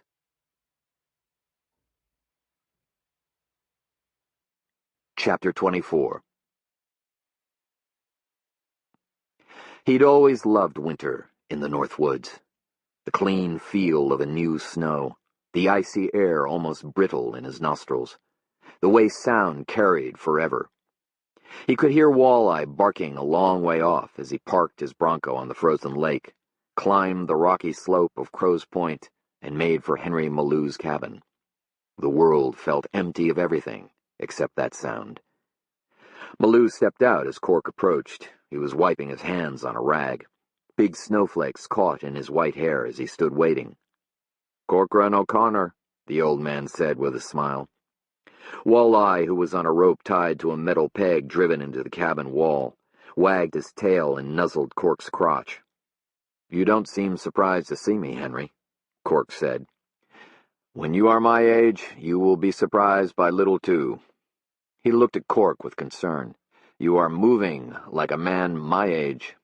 "A little accident," Cork said. He gently touched his ribs. "I have made bean soup," the old man offered. "We'll eat." He untied the dog, turned, and led the way inside. The cabin smelled of the soup, a thick, tantalizing aroma. Cork realized he hadn't eaten at all that day, hadn't even been hungry until he smelled the soup. From his coat pocket he pulled an unopened pack of Lucky Strikes and gave them to the old man. Mallou seemed pleased. "After we eat," he nodded, "we can smoke together." Mallou filled 2 chipped bowls and brought them to the table. He brought bread in a basket and poured coffee from the blue speckled pot that had jumped by itself the day Molly had been there. Walleye sat patiently on his haunches, watching carefully for anything that might come his way. With a wooden ladle, the old man fished a bone the size of a child's fist from the soup pot and put it on the floor. The dog waited until Mallou called him. They ate without a word, but not in silence. The old man slurped from his spoon and lapped at the residue of soup along the edges of his lips. In the way of someone used to keeping company with himself, he occasionally mumbled toward his bowl. On the floor, Walleye gnawed greedily on the soup bone. When Mallou was finished, he took the pack of Lucky Strikes Cork had given him and drew out a cigarette. He offered the pack to Cork, then lit his own cigarette with a wooden kitchen match he struck on the underside of his chair. He settled back and seemed quite pleased. "You make an old man feel pretty good, Cork O'Connor," he said. "It is a long, hard way here, even without snow, but you visit me often now." He gave Cork an ironic smile. Cork leaned his forearms on the table and bent toward the old man. "Harlan Litton is dead, Henry." The old man took a long, slow puff from his cigarette. "You're not surprised," Cork said. Death is no surprise to an old man like me. Being able to take a regular crap, now, there is a surprise. Why did you tell me about the Wendigo calling his name? Did you think I could do something? Once the Wendigo has called a man's name, there's nothing anyone can do. Cork sat back, eyed the old man, and took a long shot in the dark. But you told Russell Blackwater the Wendigo had called his name. Something showed in the old man's face, a glimmer of concern, but it passed quickly. Cork knew he'd hit home, and he pressed Malou. The night I took you into town, you went to the casino, but not to gamble. You wanted to talk with Russell Blackwater. Did you hear the Wendigo call his name? Is that why you walked into town in the middle of a blizzard? To warn him? The old man took the cigarette from his lips and looked at Cork appreciatively. The whites were wrong to kick you out as sheriff. Did he believe you? Malou shrugged. It makes no difference if he believes or not. He will still face the Wendigo. Why warn him and not Lytton? Vernon Blackwater's son is one of the people. Harlan Lytton was not. That's why you told me about Harlan? You thought I would warn him? He was white, and his heart was probably very black, the old man shrugged. But he was still a man. The Wendigo, that is something else. You know, Henry, if my grandmother hadn't been one of the people, I'd probably wonder about all this Wendigo business. If your grandmother hadn't been one of the people, you would probably not be so smart, the old man said with a calm flourish of smoke. Cork thanked Malou for the soup and put on his coat to leave. At the door, the old man studied him hard. This anger in your eyes, is it because you are hunting the Wendigo? I don't know what it is I'm hunting, Henry. Malou nodded thoughtfully, still looking keenly at Cork. The Wendigo was a man once. His heart was not always ice. What makes a man's heart turn to ice? I would think about that, and I would think about how to fight the Wendigo. I thought you told me I wasn't the one to fight the Wendigo. Malou shrugged. I'm old. I'm not right as much as I used to be. Often enough, Henry, Cork replied. From Malou's he started across the ice, heading back toward town. A mile to the east he could see the inlet where Molly's sauna stood. He slowed and stopped, then turned in that direction. When she didn't answer his knock, he let himself in with the key on the nail under the steps. The cabin was cool. Molly kept it that way.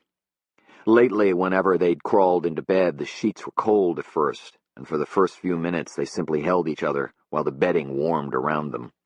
Cork walked the quiet cabin, taking in the silent disarray of Molly's life. The Sunday paper was folded on the coffee table near the big stone fireplace in the main room. On the floor beside a hand-sewn pillow sat an empty cup with a used tea bag in the saucer, and next to it, lying face down, a book called The Tao of Loving. A sweater lay thrown over the back of her rocking chair. He walked up the stairs. In the bathroom, her cosmetics were scattered about the counter next to the sink. The lid was still off the Noxema. Hairbrushes and combs stood together in a small clay pot she'd made herself in an art class at the community college. In the bedroom, the bed had been hastily made. Cork heard the sound of her old sob coming down the lane. He headed downstairs and stepped into the kitchen as she came in the back door. Molly glanced at him coldly and hung her coat. "What are you doing here?" "I let myself in." She brushed past him and went to the refrigerator. She took out a carton of cherry yogurt and grabbed a spoon from the drawer. She wore the jeans and the taupe sweater she'd waitressed in all morning. There was a spot of mustard on her right sleeve. "You look good," he said. "What did you expect, that I'd fall apart?" She gave him a brief appraisal. "You look like a bully just stole your lunch." "About yesterday," he said cautiously. "I'm sorry. I didn't want to hurt you." Molly pulled the lid off the yogurt and took a spoonful. "Why are you here?" Cork shoved his hands into the pockets of his coat and stared at the scarred wooden floor. "I need to talk to someone." "Find someone else." She turned her back to him and walked to the table. "There isn't anyone else," he said. "I've lived here almost my whole life, and I've got no one to talk to." She slid a chair out with her foot and sat down heavily. Try your wife. She's in love with someone else. I could have told you that. Cork stared at her, bewildered. You know, Cork, for a smart man, you're pretty stupid sometimes. You knew? I suspected. Cork felt fuzzy and a little numb, as if something were blocking the flow of blood to his brain. How? A feeling from the things you told me? Christ, I feel like such a fool. You're not the first. She considered him a moment, then put down the yogurt. Would you like some tea? Do you still have that whiskey? Ginseng will be better for you. She went to the cupboard. Who is he? Sandy Parent. Is she planning on going with him to Washington? She'd never do that, Cork said. She'd never take the kids away. Molly shrugged. Love makes people do strange things. I ought to know. Cork turned around and stared out the window. Snow was still falling, still very lightly. It would have been lovely if he hadn't felt so bad.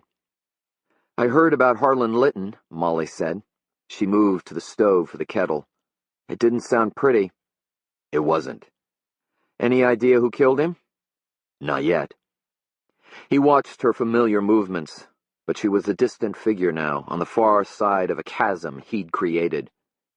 I don't think I'll stay for the tea. Cork, she said quickly as he turned to the door.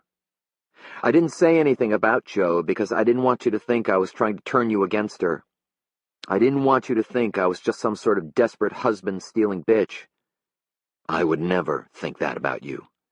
You were the best thing in my life, Molly. She fisted her hand on her hip and shot back. Somehow I missed that part in our discussion yesterday. Yesterday wasn't about you. I hoped I could save my children from, I don't know, the inevitable. Children survive a lot, Cork. You and I both know that. I guess we do. They fell quiet. Cork wanted to say he loved her. He wanted to ask her to forgive him. He wanted to lay his head against her breast and weep into her warm flesh, and feel as connected to someone as he'd felt the night the grief passed through him when he hunted the big bear with Sam Winter-Moon. Molly crossed her arms and seemed to read his thoughts.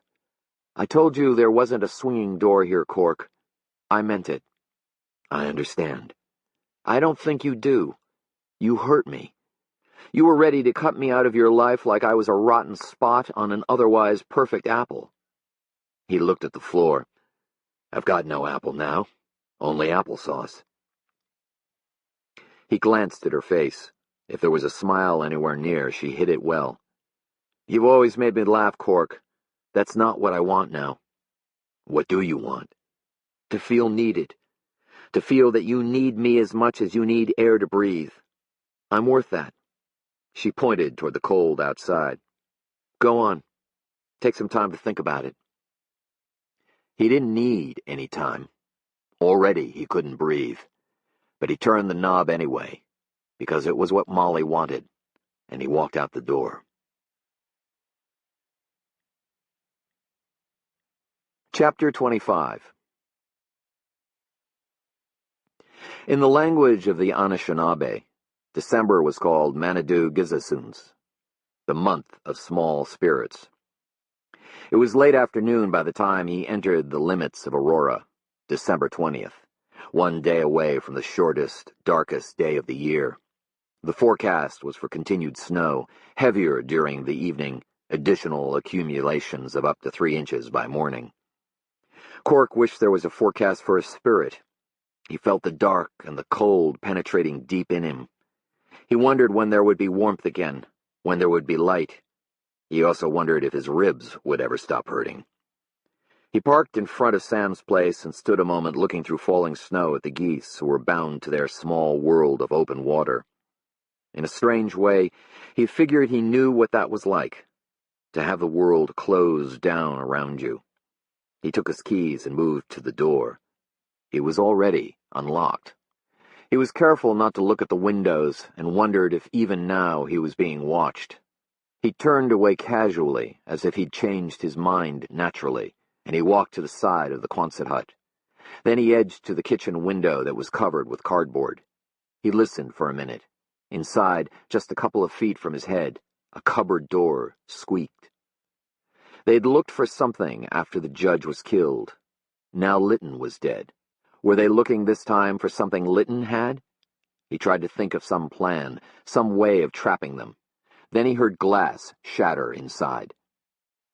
The sound of the breaking broke something in Cork. It was like the ripping of a membrane, a thin sheathing that had contained his outrage and his anger. His whole body drew taut, and a bitter taste flooded his mouth. His home was being violated again. His whole life was being violated. He headed to the Bronco, took out the tire iron, and stepped to the front door. He took a deep, painful breath, clenched his teeth, kicked open the door, and rushed them. Jenny crouched in the kitchen near the sink, picking up pieces of a broken glass. She cried out when Cork came at her, and she fell back, holding her arms up to protect herself. Cork stood over her with the tire iron raised. "What are you doing here?" he asked, hoarse with a rage that still ran in his blood, and with the pain that knifed at him from his ribs. I... She stammered. Her eyes were full of terror. "I just wanted to help clean up." Cork lowered the iron and held his side. "I'm sorry, sweetheart. I'm sorry I scared you. You had me scared, too." He glanced around. The place had been picked up. Everything was in order. Dishes sat dripping in the rack by the sink. White suds clung to Jenny's hands.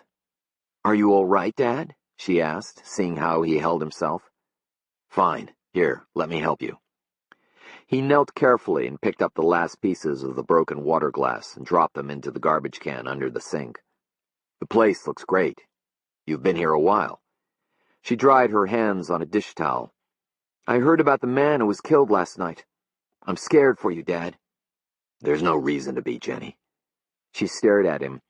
She had her mother's blue eyes, and normally her mother's calm self-assuredness reflected in them. But her eyes were afraid now. "Somebody killed him," she pointed out, "and shot at you." That was a point Cork couldn't argue. Still, he smiled reassuringly. "I'm sure I'm safe." Jenny leaned against the counter, still watching him with her frightened blue eyes. "What's a Wendigo?" "Where'd you hear about that?" "Around. What is it?" "A story. That's all it is, just a story." Jenny finally looked down, studying her hands that were raw and red from the hot dishwater. "I want to stay here with you." "Here?" He reached out and held her.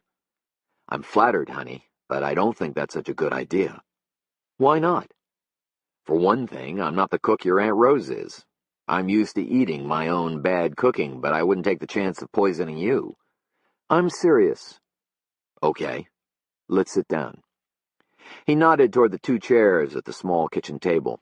He saw that Jenny had made a fruit bowl as a centerpiece. Cork had always kept the salt and pepper shakers there. He liked the colorful touch of the fruit.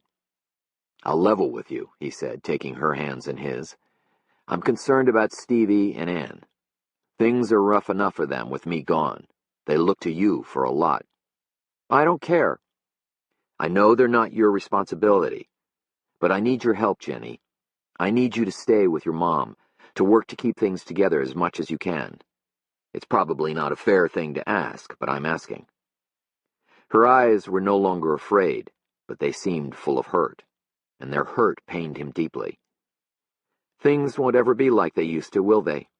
Jenny searched his face for the truth. "No."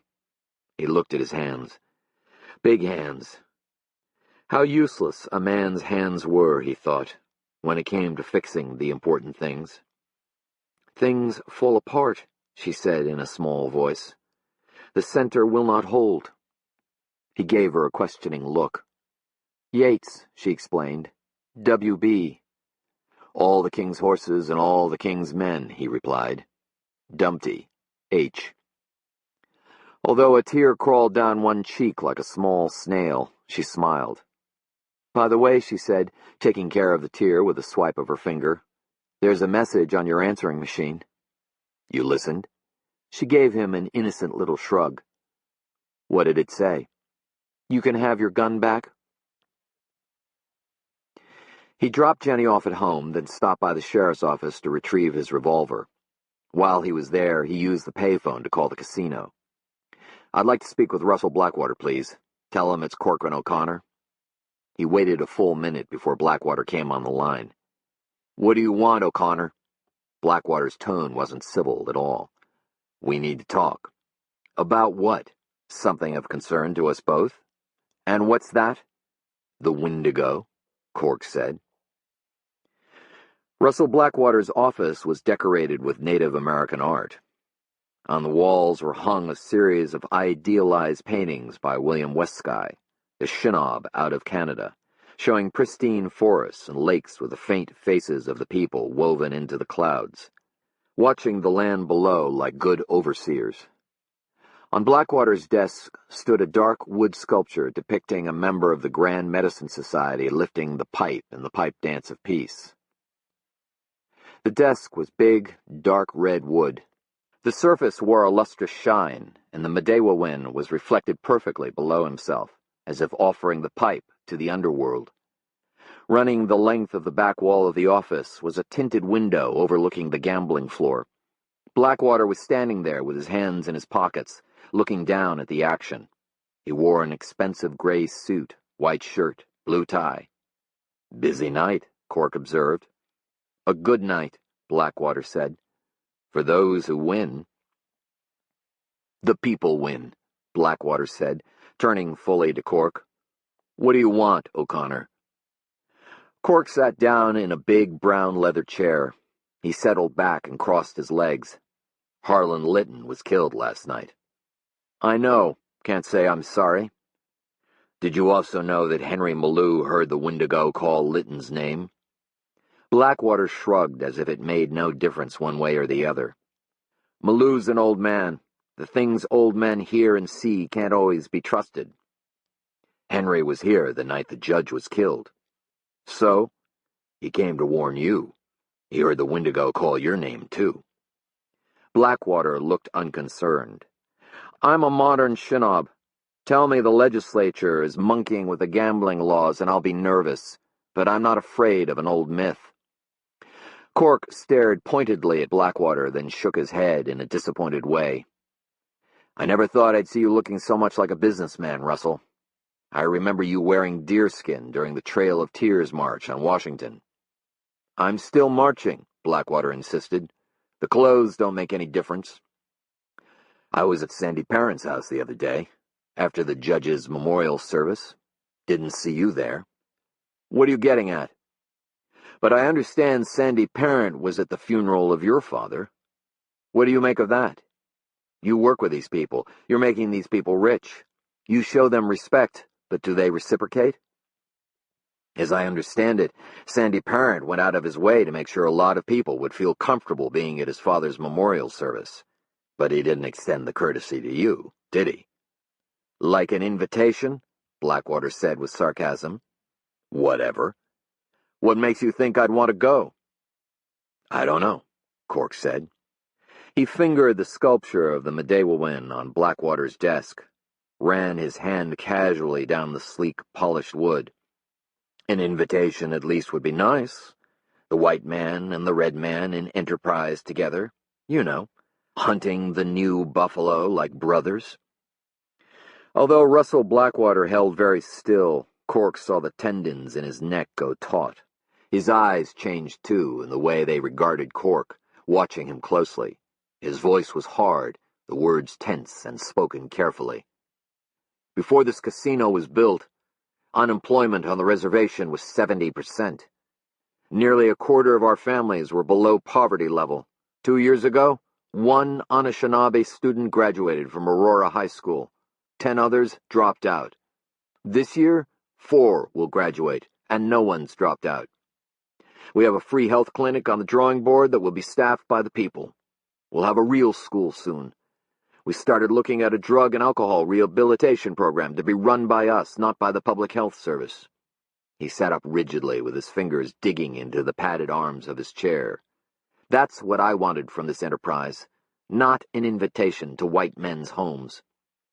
Cork nodded and held up his hands in surrender. Okay by me. Just making a comment. By the way, why don't you unbutton your coat? Looks a little uncomfortable to me. My coat's fine. You always carry a piece these days?" Blackwater tugged at his suit coat, straightening the way it fell over his chest and the shoulder holster he was wearing. "When I'm working, it's licensed. Not thinking of shooting an old myth, are you?" Cork got up and headed for the door. "By the way, the sheriff's probably going to want to know where you were when Litton was shot." "Why?" "Because I intend to tell him to ask. Night, Russell." Chapter 26. The judge's estate occupied the whole tip of North Point.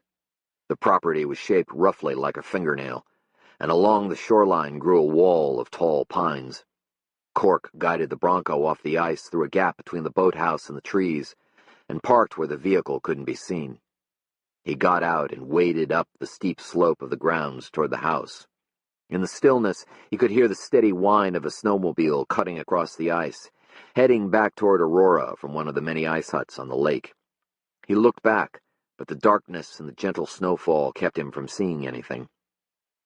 The patio doors were locked, but Cork was surprised to discover that a small pane in the mullioned window of the kitchen door had been broken, and the door was unlocked. Carefully, he pushed it open. From inside came a startling clatter. He stepped hurriedly into the kitchen and found that he'd knocked over a brown paper bag full of empty aluminum cans that appeared to have been saved for recycling. The kitchen smelled of garbage souring somewhere out of sight. In the living room, the curtains were open, letting in a pale white light from the snow outside. The house was absolutely still and very cool. He had only a vague idea of what he was looking for. The judge hadn't been a tremendously charismatic or beloved man, but he had nonetheless been a powerful political figure in the Iron Range. Power had many sources besides charisma. Money was one. Although Robert Parent had been a wealthy man, Cork figured it would have taken a hell of a lot more than even the judge had to maintain his hold on a population as independent as that of the Iron Range. Power also came from leverage. The bloody folder with the judge's doodling all over the cover, the folder that held such graphic evidence of Joe's infidelity, that was one kind of leverage, and was certainly in keeping with the character of the judge. It was entirely possible that the judge's death had something to do with that kind of leverage. Cork crept down the short hallway to the study. The curtains were closed and the room quite dark. He made his way to the desk and fumbled to turn on the lamp. When the light came on, he heard a discreet cough behind him. He turned quickly and found himself staring across the room at Wally Shawno, who stood in front of a wall lined with bookshelves. "Evening, Cork," Shawno said. In one hand he held a flashlight, in the other was a gun, pointed directly at Cork. Stacks of books pulled from the shelves lay on the floor at Shawno's feet. "Library closed?" Cork asked. Shawno glanced down at the books, but didn't smile. Cork jabbed his thumb over his shoulder in the direction of the kitchen. "Window's broken. Wasn't me." "I know," Shawno said. "You don't seem surprised to see me." "It's been a tough week. Not much surprises me now." "What are you doing here, Wally?" "Police quarantine. I'm allowed here. The real question is, what are you doing here?" Cork glanced around the room. "Lights off, bookshelves ransacked, and you even have a thermos of coffee. What's going on, Wally?" Shawno narrowed his eyes severely.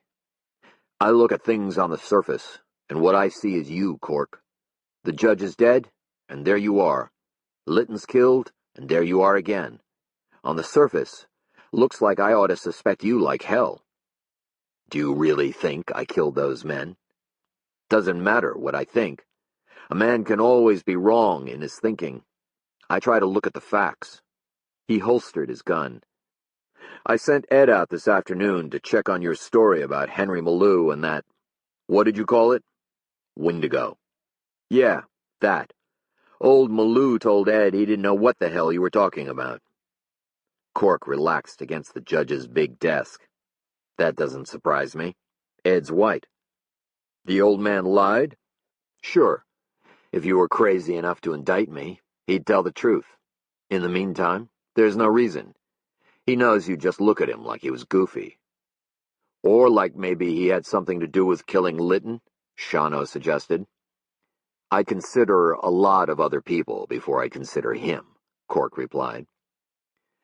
Shawano took a deep breath and reached down toward the floor for his steel thermos and poured himself some hot coffee. "You told me a lot of stories without much of anything to back them up. The break-in at your place, the condition of the judge's body, somebody shooting at you out at Lytton's. They weren't stories, Wally." Shawano took a sip of his coffee, drawing his throat tight against the heat. "You're a hard man to disbelieve." He nodded in the direction of the kitchen. "I came here the night after the judge died to look things over for myself, see if I could find anything we missed. I surprised somebody coming in the side door. Don't know who. They got away. I've been here a lot since then, checking to make sure things stay secure, and still looking for anything that might support your claim about the judge's body being moved." Cork looked down at the books pulled from the shelves. "Find anything there?" Shawano set his coffee on an empty shelf and walked to the big desk. The mess of the judge's death hadn't been cleaned away. The Minnesota map on the wall was still splattered with blood, and bits of what once had been a complex and devious brain.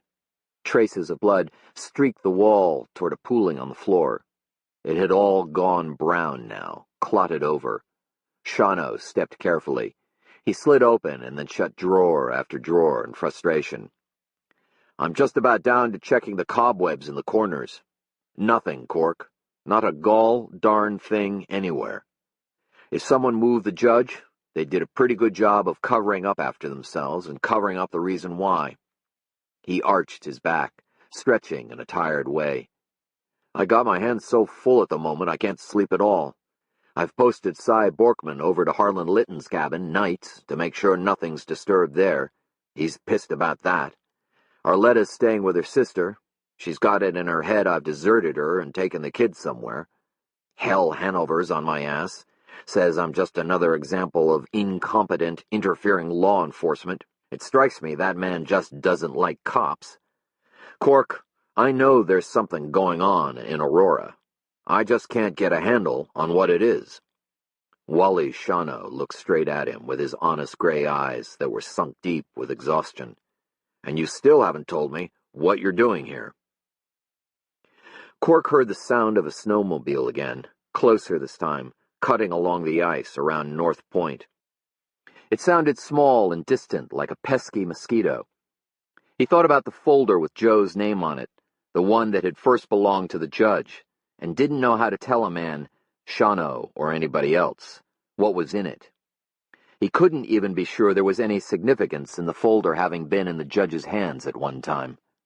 Finally he said, "Pretty much the same reason you are, Wally, to see about the judge's body being moved." "You're sure that's it?" "As sure as I am of anything." Shawano grunted unhappily. "You'd best leave this to me. I'm the one on the payroll." Cork left the study and headed down the hallway with Shawano following. At the staircase, Shawano halted and said, "Better go out the front. Sounds like you already made a mess of the kitchen back there. Close the door on your way out. Me, I've got to take a good long piss." Cork took in the empty house, where the feel of death was as real as any of the furnishings. "Be careful, Wally," he cautioned. "Nothing to it. I've been pissing all my life." Shawano managed to grin. Cork stepped out the front door. The snow was falling harder, and he could barely see beyond the hedges that edged the front of the estate. Slowly he made his way around the house, down the slope of the grounds to the Bronco. But he didn't get in right away. The air was still, the snow tumbling straight down in huge, beautiful flakes. He lit a cigarette and turned his face upwards so that the snow settled cold on his forehead and cheeks and melted there. He smoked and thought about truth. He'd learned early not to invest a lot of emotion in thinking about the truth in a crime. As a cop, he'd gathered evidence that had been used to guess at the truth. But in the end, responsibility for assembling the pieces and nailing truth to the wall was in the hands of others, lawyers, judges, and juries. Truth became a democratic process, the will of 12. He'd been burned when he cared too deeply. As a result, he'd trained himself to remain a little distant in his emotional involvement on a case. In the end, the outcome was out of his hands, and to allow himself to believe too strongly in the absoluteness of a thing he couldn't control was useless. He felt different now, desperate in a way. This time he had to hold the truth in his own hands, like a beating heart. In the stillness, 2 gunshots came from the house, 2 clear pops like kernels of corn. Cork threw down his cigarette, reached into the glove box of his Bronco, and drew out the revolver he'd picked up earlier at the sheriff's office. He started around the boathouse and up the backyard at a dead run, stumbling in the deep snow. When he reached the door to the kitchen, he stopped. It was wide open. He hesitated before plunging into the dark of the house, and he listened. Deep inside, someone swore painfully. "Wally?" he called. "Damn it, Cork!" Shawno hollered. Cork ran in, knocking cans across the kitchen floor. Shawno sat at the bottom of the stairs, holding his right thigh with both hands. Cork could see the dark blood welling up, spilling between Shawno's fingers. "Bastard sneaked up," Shawno said through clenched teeth. "I'll call you in." Cork turned quickly to the phone on the stand beside the banister. "No! Go after him. I'll call myself in. Go on before he's away clean." Cork hesitated a moment. "Go on, damn you, I'm not dying." Cork dashed back out the kitchen door. Tracks in the snow led toward the row of pine trees that lined the northern shore of the estate. Before he could follow, the rough cough of a snowmobile engine trying to turn over came from beyond the trees. Cork ran for the Bronco. As he opened the door, he heard the engine of the snowmobile leap into a steady whine. He didn't have much time. If the snowmobile headed north across the lake toward national forest land, he'd probably lose it. He would have too great a head start, and once it hit the trails in the woods, he wouldn't be able to follow anyway. But he was lucky.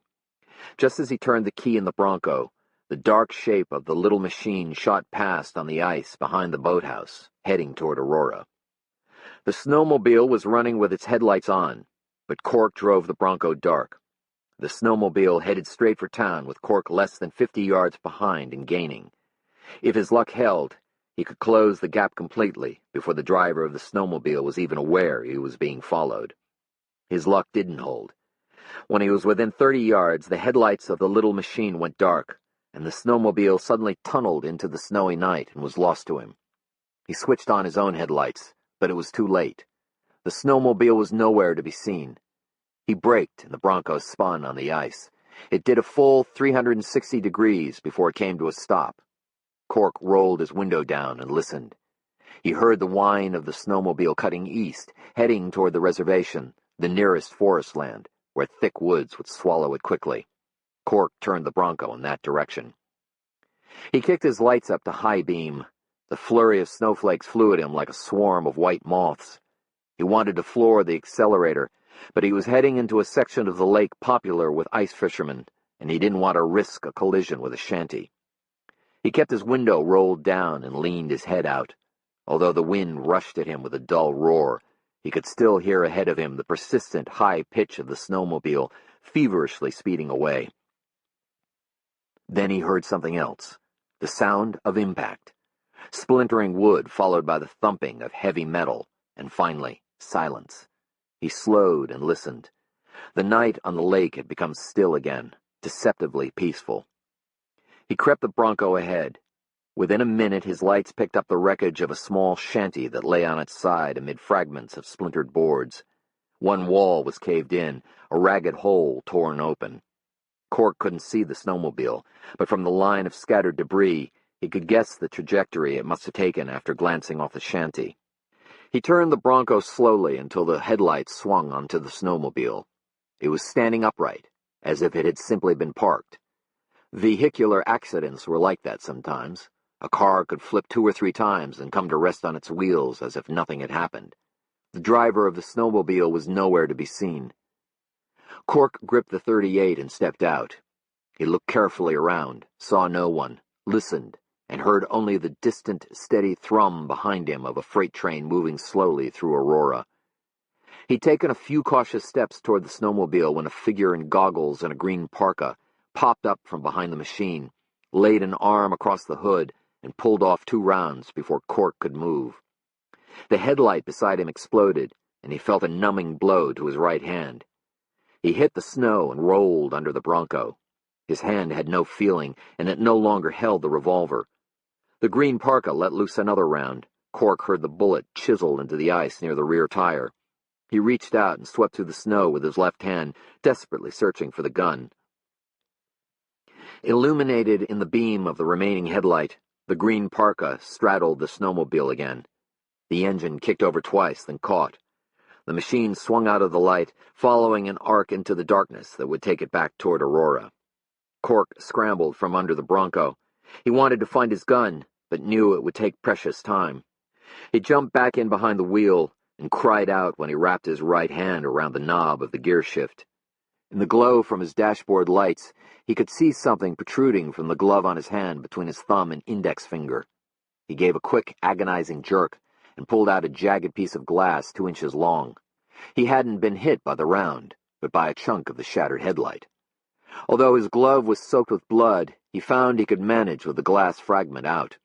Using the heel of his hand, he pushed the Bronco into gear, swung the vehicle around, and headed in pursuit of the green parka. In the chaos of the chase, Cork had lost a feel for exactly where on the lake he was. The snow curtained the shoreline, and he had nothing from which to get his bearings. He knew he was headed in the direction of Aurora, but he had only a general sense of distance. Although he wanted desperately to catch the snowmobile, he resisted the temptation to bear down on the accelerator. The near disaster with the ice hut had been a resounding caution against blind speed. Also, his luck had returned in a way. In the collision, the snowmobile had sprung an oil leak and was leaving a clear black trail for Cork to follow across the lake. He was intent on the trail of oil when out of the corner of his eye he caught a flash of orange at the far right fringe of his headlight beam. He realized it was one of the signs warning of open water ahead, and he pumped his brakes, fighting to keep from sliding into an uncontrolled spin as he attempted to turn the Bronco. He felt the wheels drift over the ice as the vehicle slid sideways. A brief panic vision came to him of the Bronco gliding unchecked off the ice and plunging into the black depths of Iron Lake. He eased the wheel into the spin and managed to regain control. From behind the curtain of falling snow ahead, the blackness of the open water came at him like a gaping mouth. He continued to slow and to bring the Bronco around. Then he heard the ice groan and crack beneath him. Steadily, he pushed down on the accelerator, running parallel for a moment to the open water, trying to keep the weight of the Bronco moving ahead of the breaking ice. His right hand ached, but he held tight and carefully brought the wheel around until he was moving back to safety. He made a wide, full circle. When he came across the black train of oil, he centered it in the beam of the headlight, illuminating the stretch of ice between him and the open water. He killed the engine and got out. He could hear wild flailing in the water ahead. From the glove compartment, he grabbed a flashlight. He stopped well back from the edge of the ice. Using the flashlight, he located the snowmobile that appeared to have skipped 20 yards over the surface of the water before it stopped and began to sink. The hood was still above water, the green parka clinging to it desperately. Cork spun around and began to run, cutting the darkness right and left with the beam of his flashlight. He found what he was looking for, a safety station. He pulled the white life ring loose and the loops of yellow rope. Then he ran back. The green parka was still holding to the hood of the snowmobile, although there was not much left above water. Cork unlooped the rope. He tried grasping the ring with his right hand, but the wound from the glass chunk hurt too much. He switched it to his left, brought it back, and heaved it. This time the pain was in his ribs. The ring fell several yards short and to the right. "Swim for it," Cork yelled. The green parka started for the ring, but stopped inexplicably and grabbed again for the snowmobile.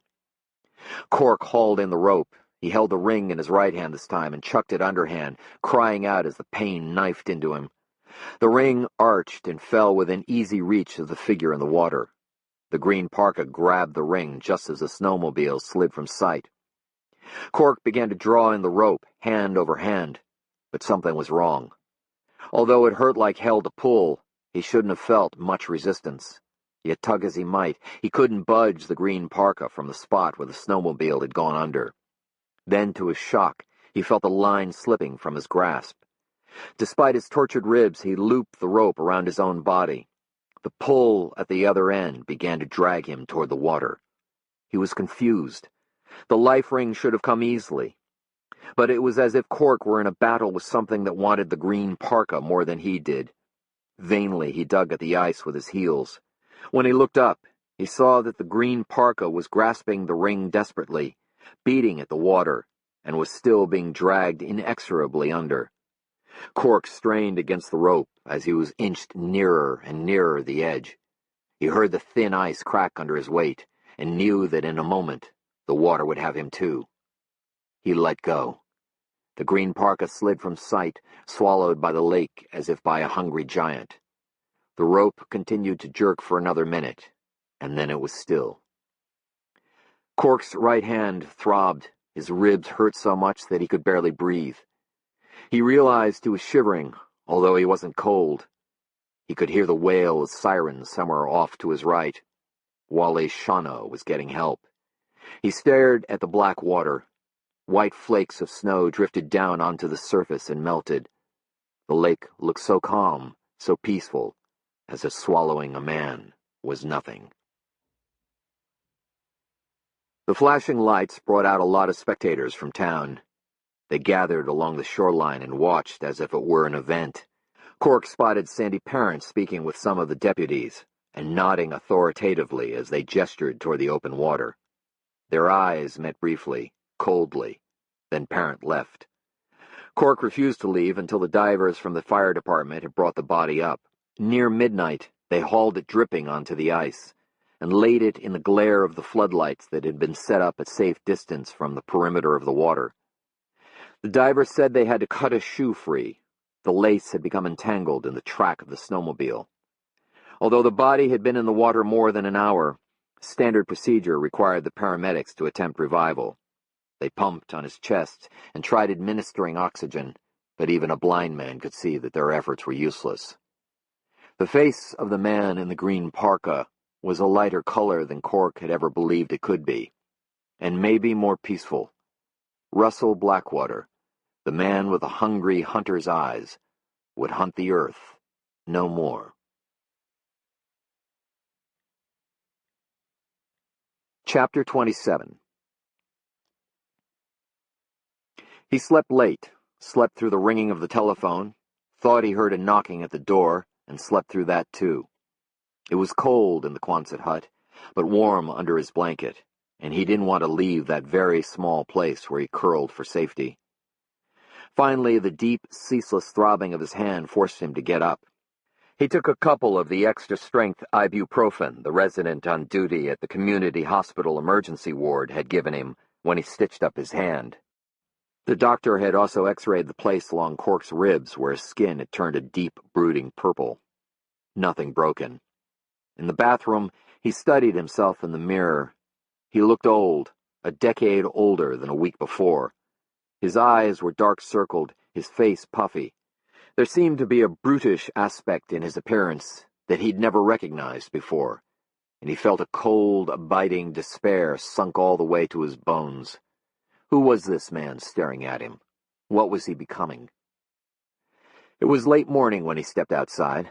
Snow no longer fell, but the sky was heavily overcast. A wind blew across the lake, harsh and steady, and tore at the edges of a note he found tacked to his door. "Call me." It was signed by Father Tom Griffin. Cork checked the headlight that had been shattered by the bullet from Blackwater's gun. It would have to be fixed, but he wasn't in any hurry.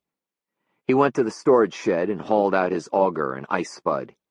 He loaded them in the back of the Bronco, and he put his fishing gear there too. He went once more into Sam's place to fill a bucket with grain, and then he headed down to the lake.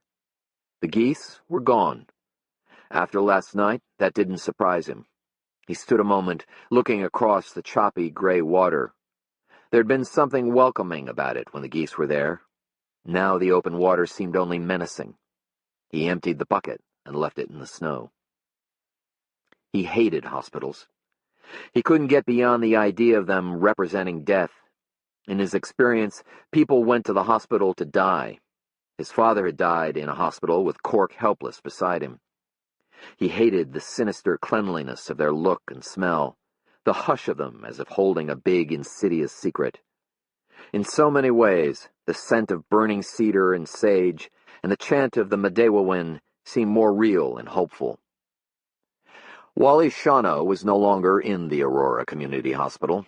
Cork spoke with a resident, a young man named Dr. Furman, the same one who'd stitched up Cork's hand and who'd been on duty since early morning. He looked even more tired than Cork. Shawno had checked himself out several hours ago against the doctor's advice. The gunshot wound was clean, no bone or artery hit, but Dr. Furman would have liked a day or so for observation anyway. The doctor said that a little before noon, Sigurd Nelson visited Shawno, and a short time later the sheriff told the station nurse he was leaving. Dr. Furman had come down and argued with him. "He's a grown man, he can make his own decisions." The exhausted resident shrugged. "He signed the waiver. My hands are clean." Cork called the sheriff's office from a hospital payphone. Shawno was there. "Get over here," the sheriff said, sounding tired but pretty excited for a man with a hole recently torn through his leg. "I've got something you'll want to see." Sandy Parent sat in a chair near Shawno's desk. He looked at Cork with a blank expression. Cork returned the look in kind. "Hope you don't mind if I don't get up, Cork," Shawno said with a big grin and a nod toward his leg, which was hidden by the desk. Leaning against the wall directly behind him was a pair of crutches. "Come on in. Hang up your coat." "How's the leg feel?" Cork asked. "I'm on painkiller right now, so not so bad. The doctor said I'd have a couple of scars, but nothing to worry about." "Voters like scars on their lawmen," Cork said. Shawno gave an appreciative laugh. Cork said, "Those painkillers sure seem to help your humor, Wally." "It's not the painkillers. I think I'm just about ready to close the book on what's been going on around here. It's pretty simple in the end." Cork sat in an old wooden chair near the window. He crossed his legs and looked at the two men. He saw Shawno's eyes shift for the briefest instant toward a small, white, three-drawer filing cabinet sitting on the floor near Parent. It was out of place with the tall, green cabinet in which the sheriff kept the regular files. "Any of your people find my .38 last night, out where Blackwater collided with the ice hut?" Cork asked. "I don't know. Check with the desk officer on your way out." Shawno seemed irritated that Cork had jumped to a different track suddenly, but the pleased look came back to him as he went on.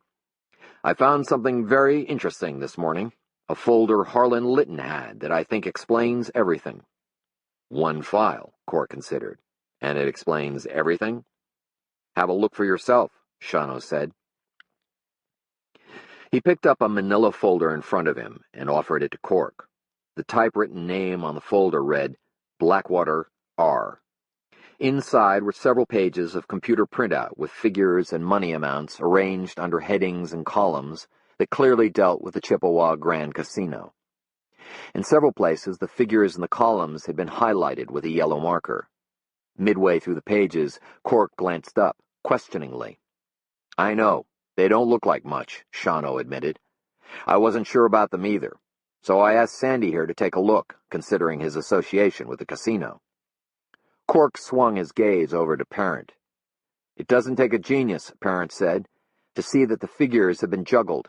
A good accountant would spot it eventually, or someone who knows the casino operation well, like Dad or me." "Embezzlement?" Cork asked. Parent nodded. "From just the cursory look I took, I'd say at least 100,000. A complete audit will probably turn up a lot more."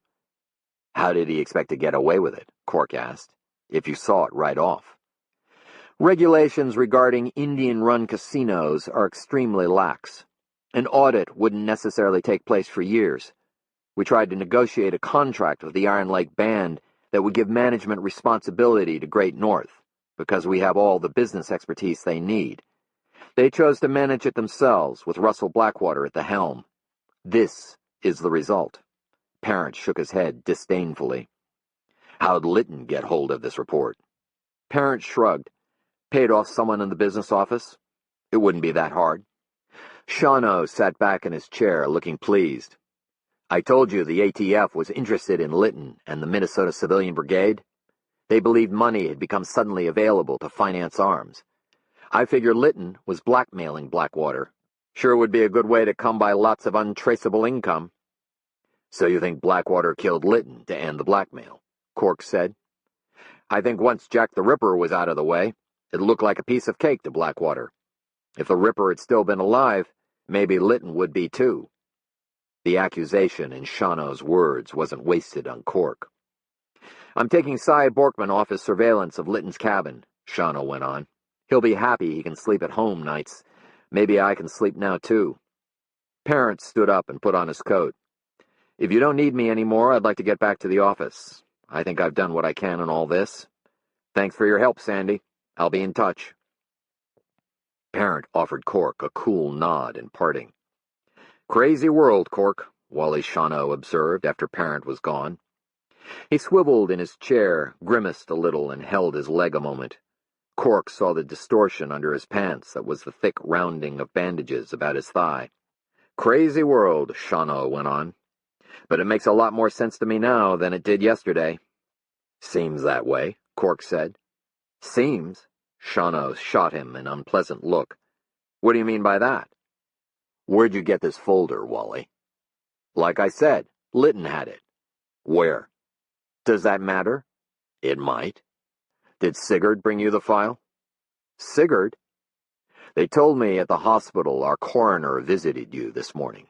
You left right after. Did he bring you the file? In a manner of speaking. He reached into his desk drawer and brought out a key that he handed to Cork. He brought me that. The key was silver with Aurora U-Store engraved on the head along with the number 213. He found it on Lytton when he took a look at the body in his official capacity. My men must have missed it. So you went over and found the shed that fit the key. Exactly. The file was there. All by itself, just waiting for you to pick it up? No, I had to do some digging. Lytton had a lot of equipment in the shed, a slew of eavesdropping equipment, fancy camera apparatus. And that, Cork pointed toward the white filing cabinet he'd noticed earlier. And that, Shawano admitted. Mind if I look at it? The sheriff considered it a moment. I don't see why not. Maybe it'll help you understand my dilemma. Cork opened the top drawer. It was full of folders like the one on Russell Blackwater. He recognized many of the names on the folder labels. Try the middle drawer, midway back, Shawano suggested. Cork checked the drawer, found a folder marked O'Connor, C. He pulled it out. It was thin. Inside were a couple of photographs, enlarged, of Molly and him embracing naked on the shore by her sauna. Like the photos of Joe and Parent, they'd been taken from somewhere out on the lake at night. Shawano rocked back carefully. You know, the equipment in Lytton's unit at the Aurora U-Store was pretty sophisticated stuff.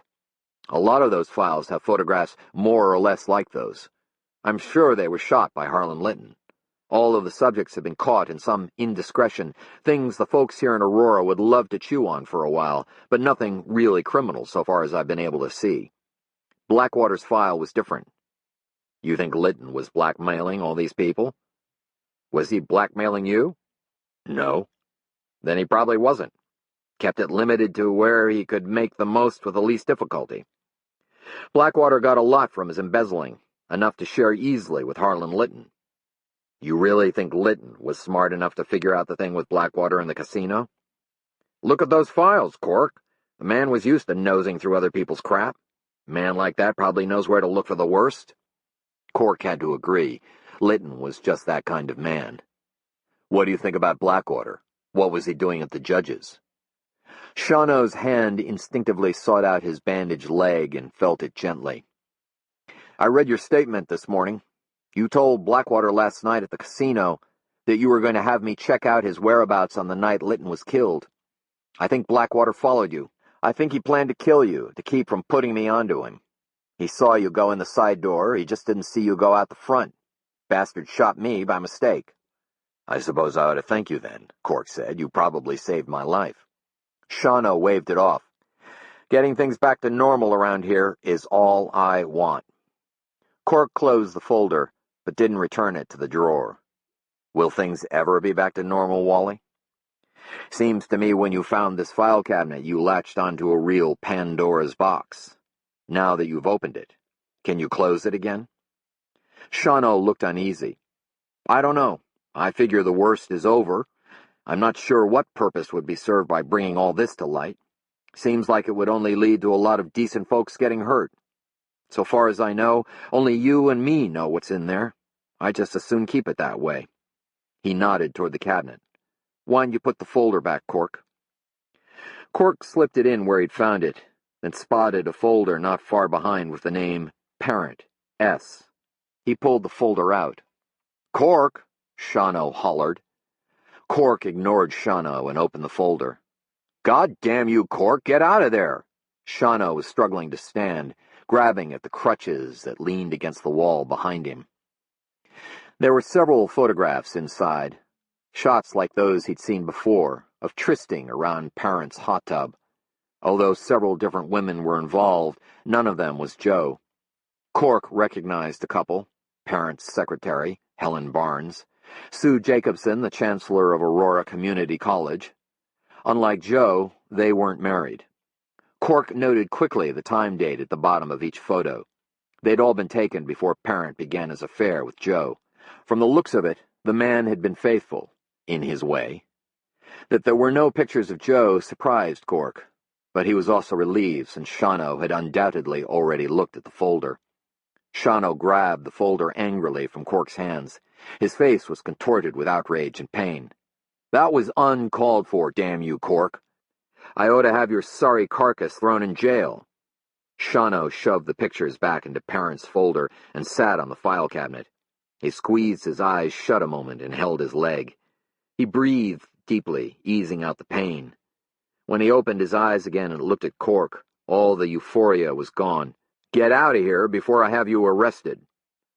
Cork took his leather jacket from the coat tree and reached for the doorknob. Cork! Shawno's voice was ragged with irritation and pain. He'd moved himself onto his crutches and was leaning on them heavily. What would you do if you were me? I'd be tempted to burn them, Cork answered honestly. Save myself the worry over whose lives are ruined by what might come to light.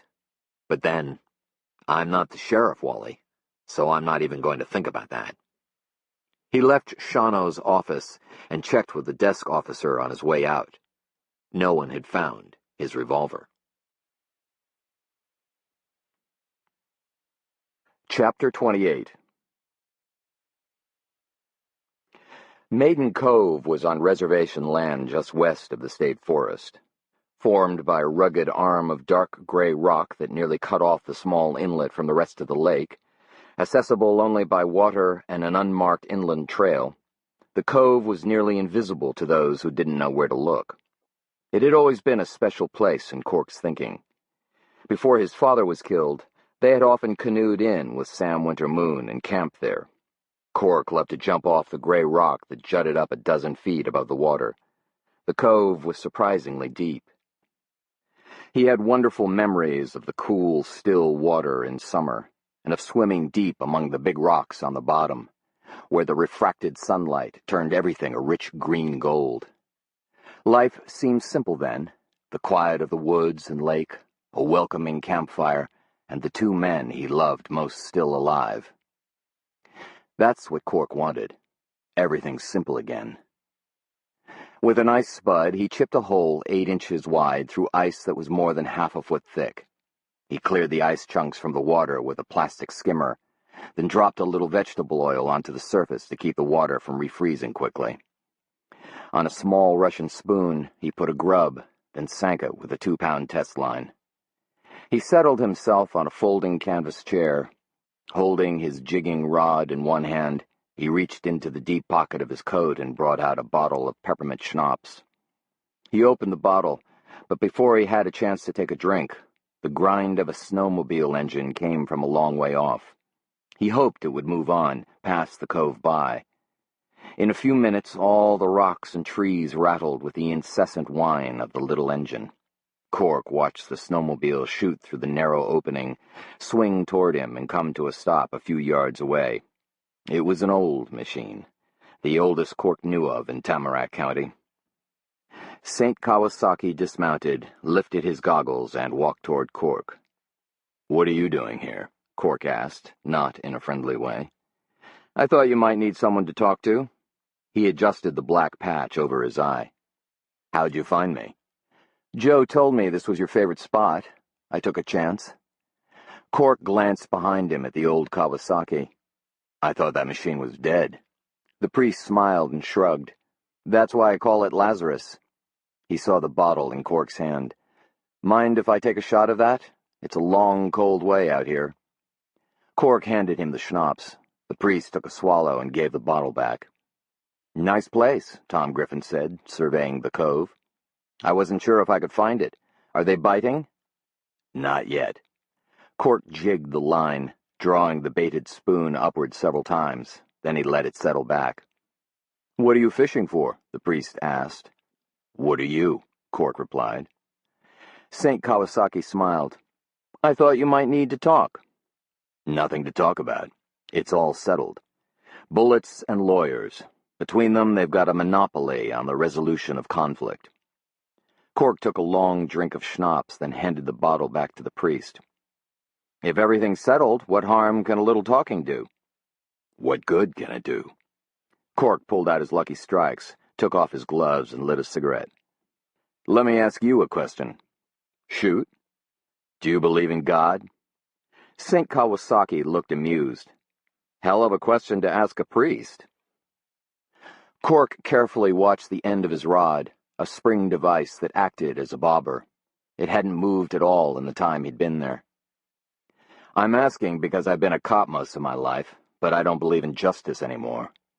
I just wondered if the same was true in your work." "Why wouldn't it be? Priests are only human. We question, doubt, even grow a little despondent at times because what the world shoves at us doesn't seem to bear much mark of the divine." The priest held the bottle toward the gray sky and squinted his one eye, as if making some kind of judgment about the schnapps. "But in the end, I always come back to believing." "Why? Why believe in something that continues to let you down?" "Like justice, eh?" The priest drank and made a satisfied sound.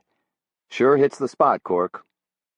He looked down where Cork sat on the folding canvas chair. "Everything disappoints us sometimes. Everybody disappoints us. Men let women down, women let men down. Ideals don't hold water. And God doesn't seem to give a damn. I can't speak for God, Cork, but I'll tell you what I think. I think we expect too much. Simple as that. And the only thing that lets us down is our own expectation. I used to pray to God for an easy life. Now I pray to be a strong person." "I'm glad you found a prayer that works," Cork said. "Think you can find your way back to town?" "Cork," the priest went on in a frank tone, "I don't know if anybody's told you this, but you look like hell." "I don't care, okay? Look, why don't you just jump back on Lazarus there and leave me the hell alone?" "In my experience, only dead men don't care." "Then shake the hand of a ghost, Father." Cork shoved his hand up at the priest, who merely put the bottle of schnapps in it.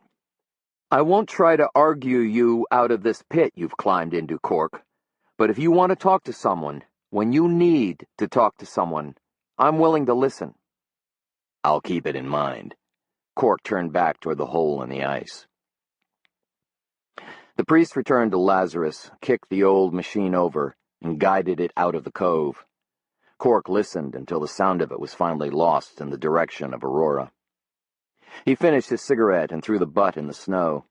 He considered finishing the schnapps. Instead, he heaved the bottle as far as he could. "Think," he told himself. "Think like you've trained yourself to think. Think like a goddamn cop." Wally Shawno was satisfied. Russell Blackwater had done it all. Embezzled, killed Lytton, then tried to kill him and Cork too. It worked. It was a safe assumption. But Cork felt it was wrong. It was too easy an answer. Had come right out of the blue, handed over by Sigurd Nelson in the form of a small silver key that had been conveniently overlooked the night Lytton died. He hauled up his line. Not even a nibble. Well, some days were like that. He threw his gear into the back of the Bronco.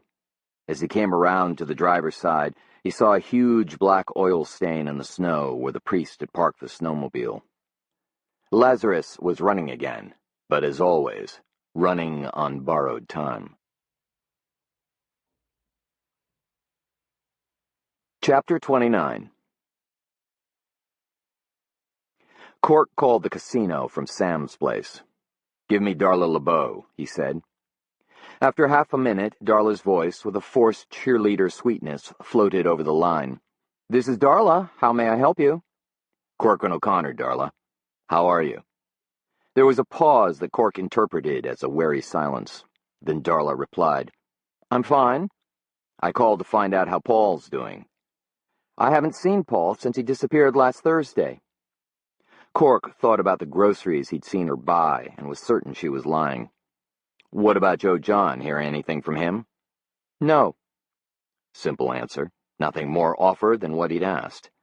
How much was she hiding, Cork wondered, and why? Why now? "How are things there at the casino? I mean, considering Russell and all." "Confusing," Darla said. "I have to go." "Sure. I understand. I was just concerned." Darla hung up without thanking him for his concern. Although he couldn't see her, he'd have been willing to bet she dropped that phone as if it were a scorpion about to sting. "Cork?" Wally Shawno looked surprised. He tried to get up from his desk chair, but Cork waved him back down.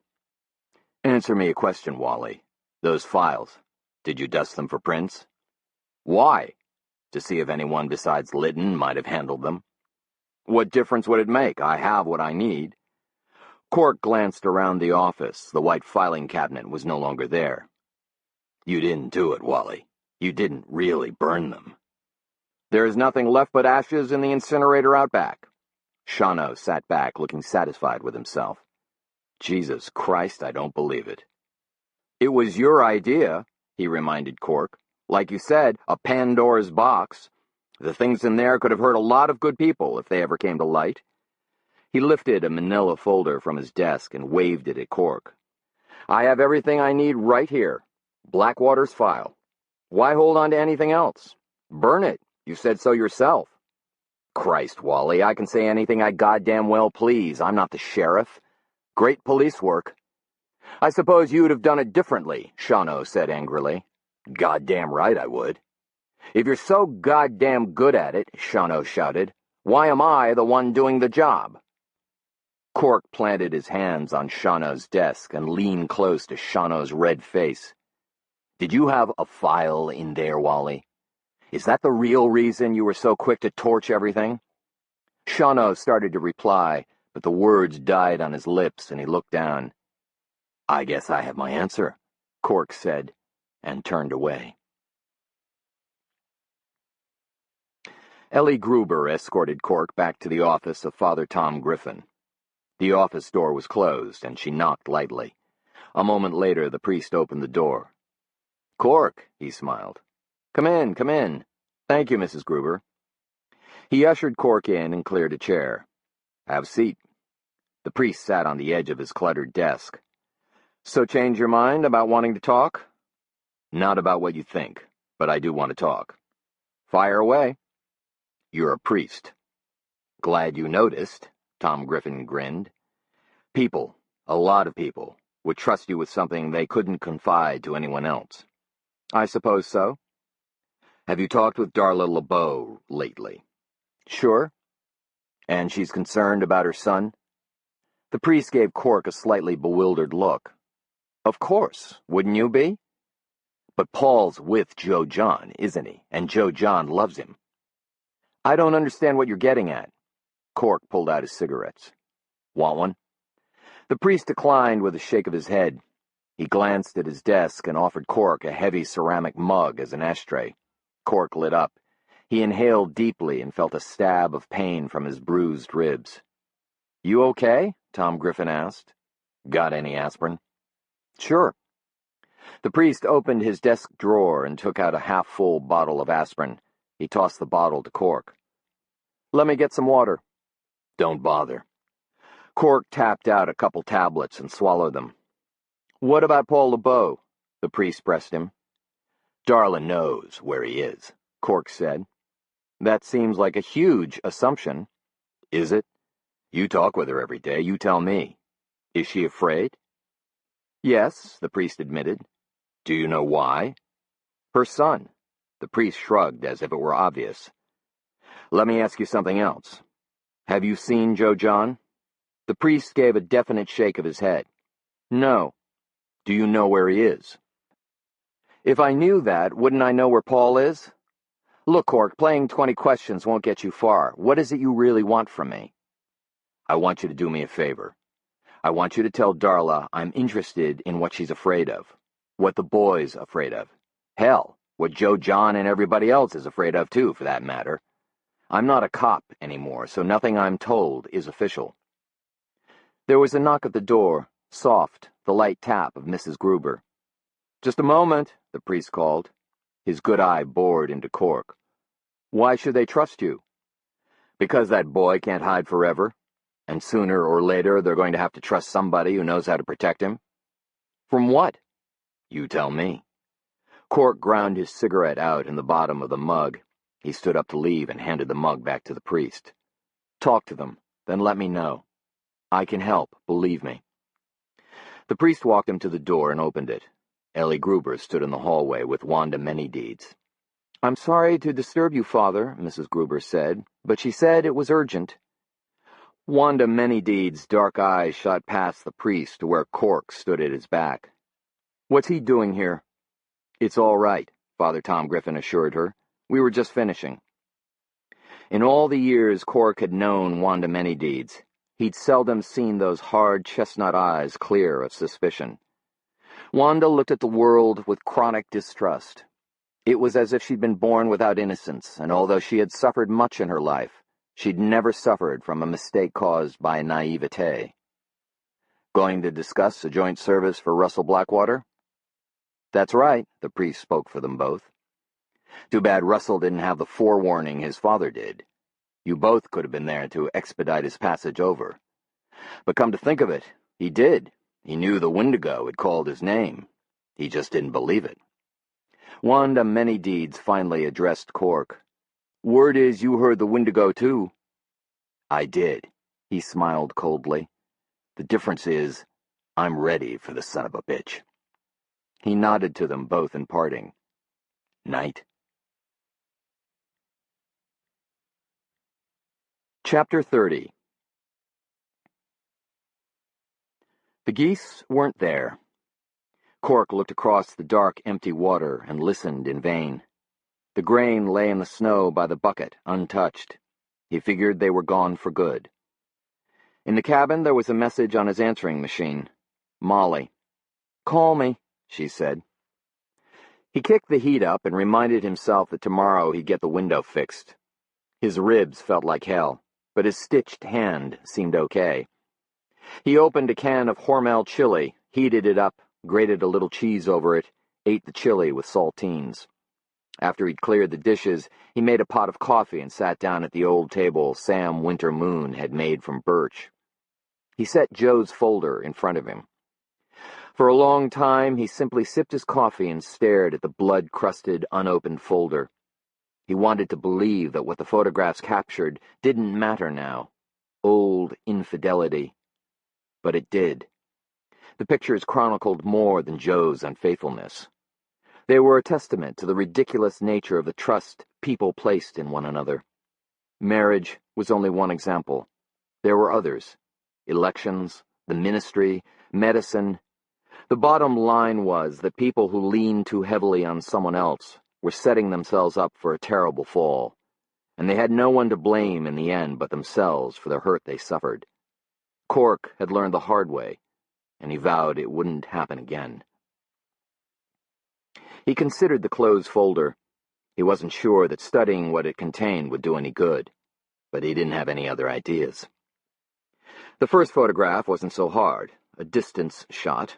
It framed the bow of Parent's sailboat tied up to the dock. The name Thor's Hammer was clear on the side.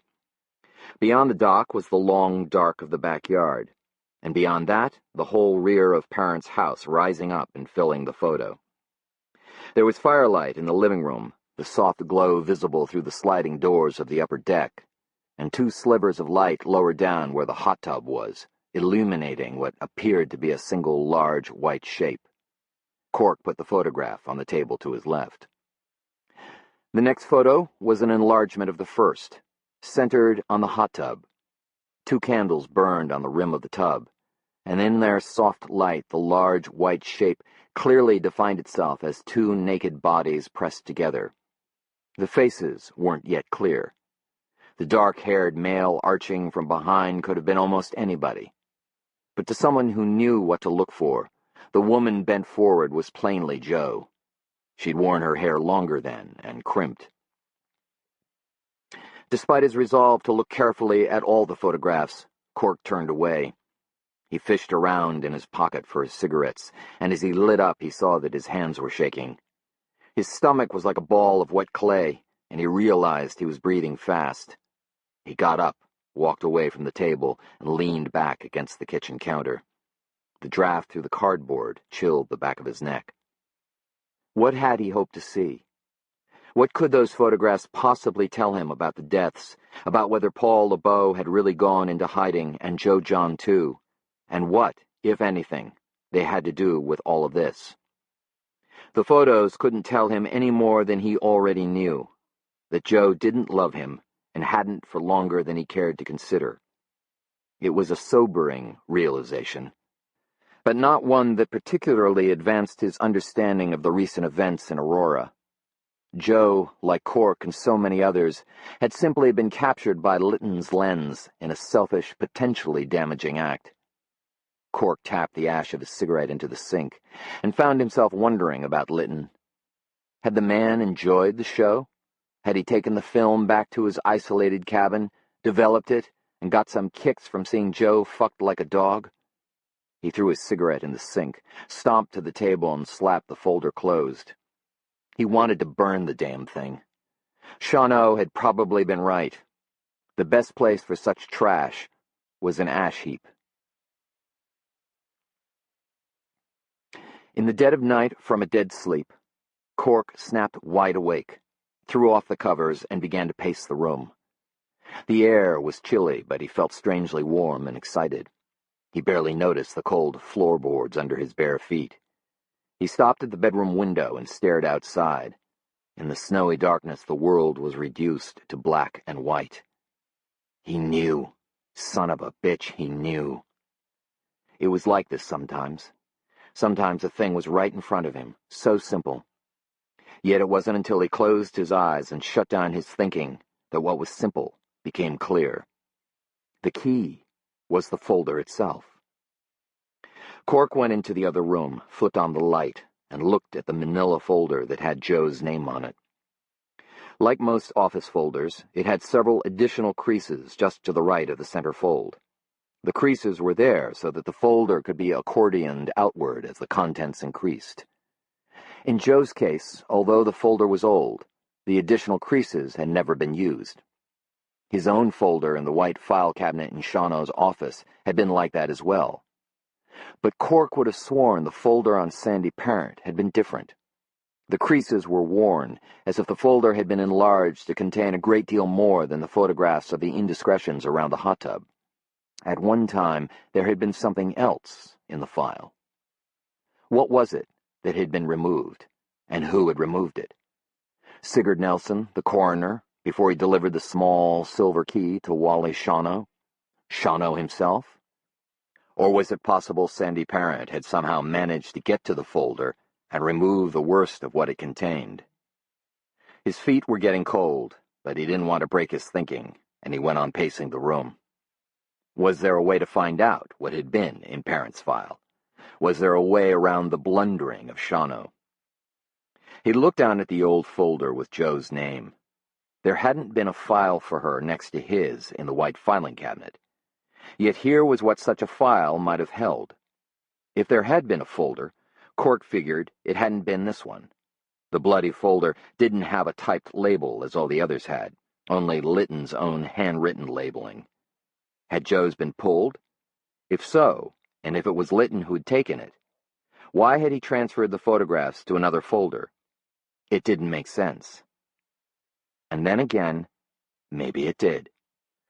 Lytton probably did all his own film developing. If he wanted to produce photographs of Joe and Parent that would hurt and humiliate Cork, he didn't need to pull them from the file cabinet in his rented Aurora youth store shed. He had the negatives. All he had to do was make prints and put them in something, any old thing, an old folder lying around.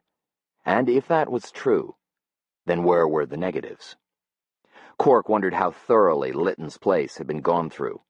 Was it possible all the negatives were still hidden there somewhere? His feet were going numb from the cold. He decided that in the morning he would go to Harlan Lytton's place and have a look. These days, things had a way of happening around him. Although events seemed chaotic, Cork was beginning to suspect they weren't at all.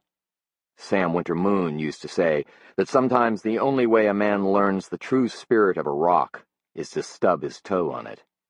Cork turned out the lights and headed back to bed. Even if he didn't find what he was looking for in the morning, he had a strong sense that something would find him. Chapter 31.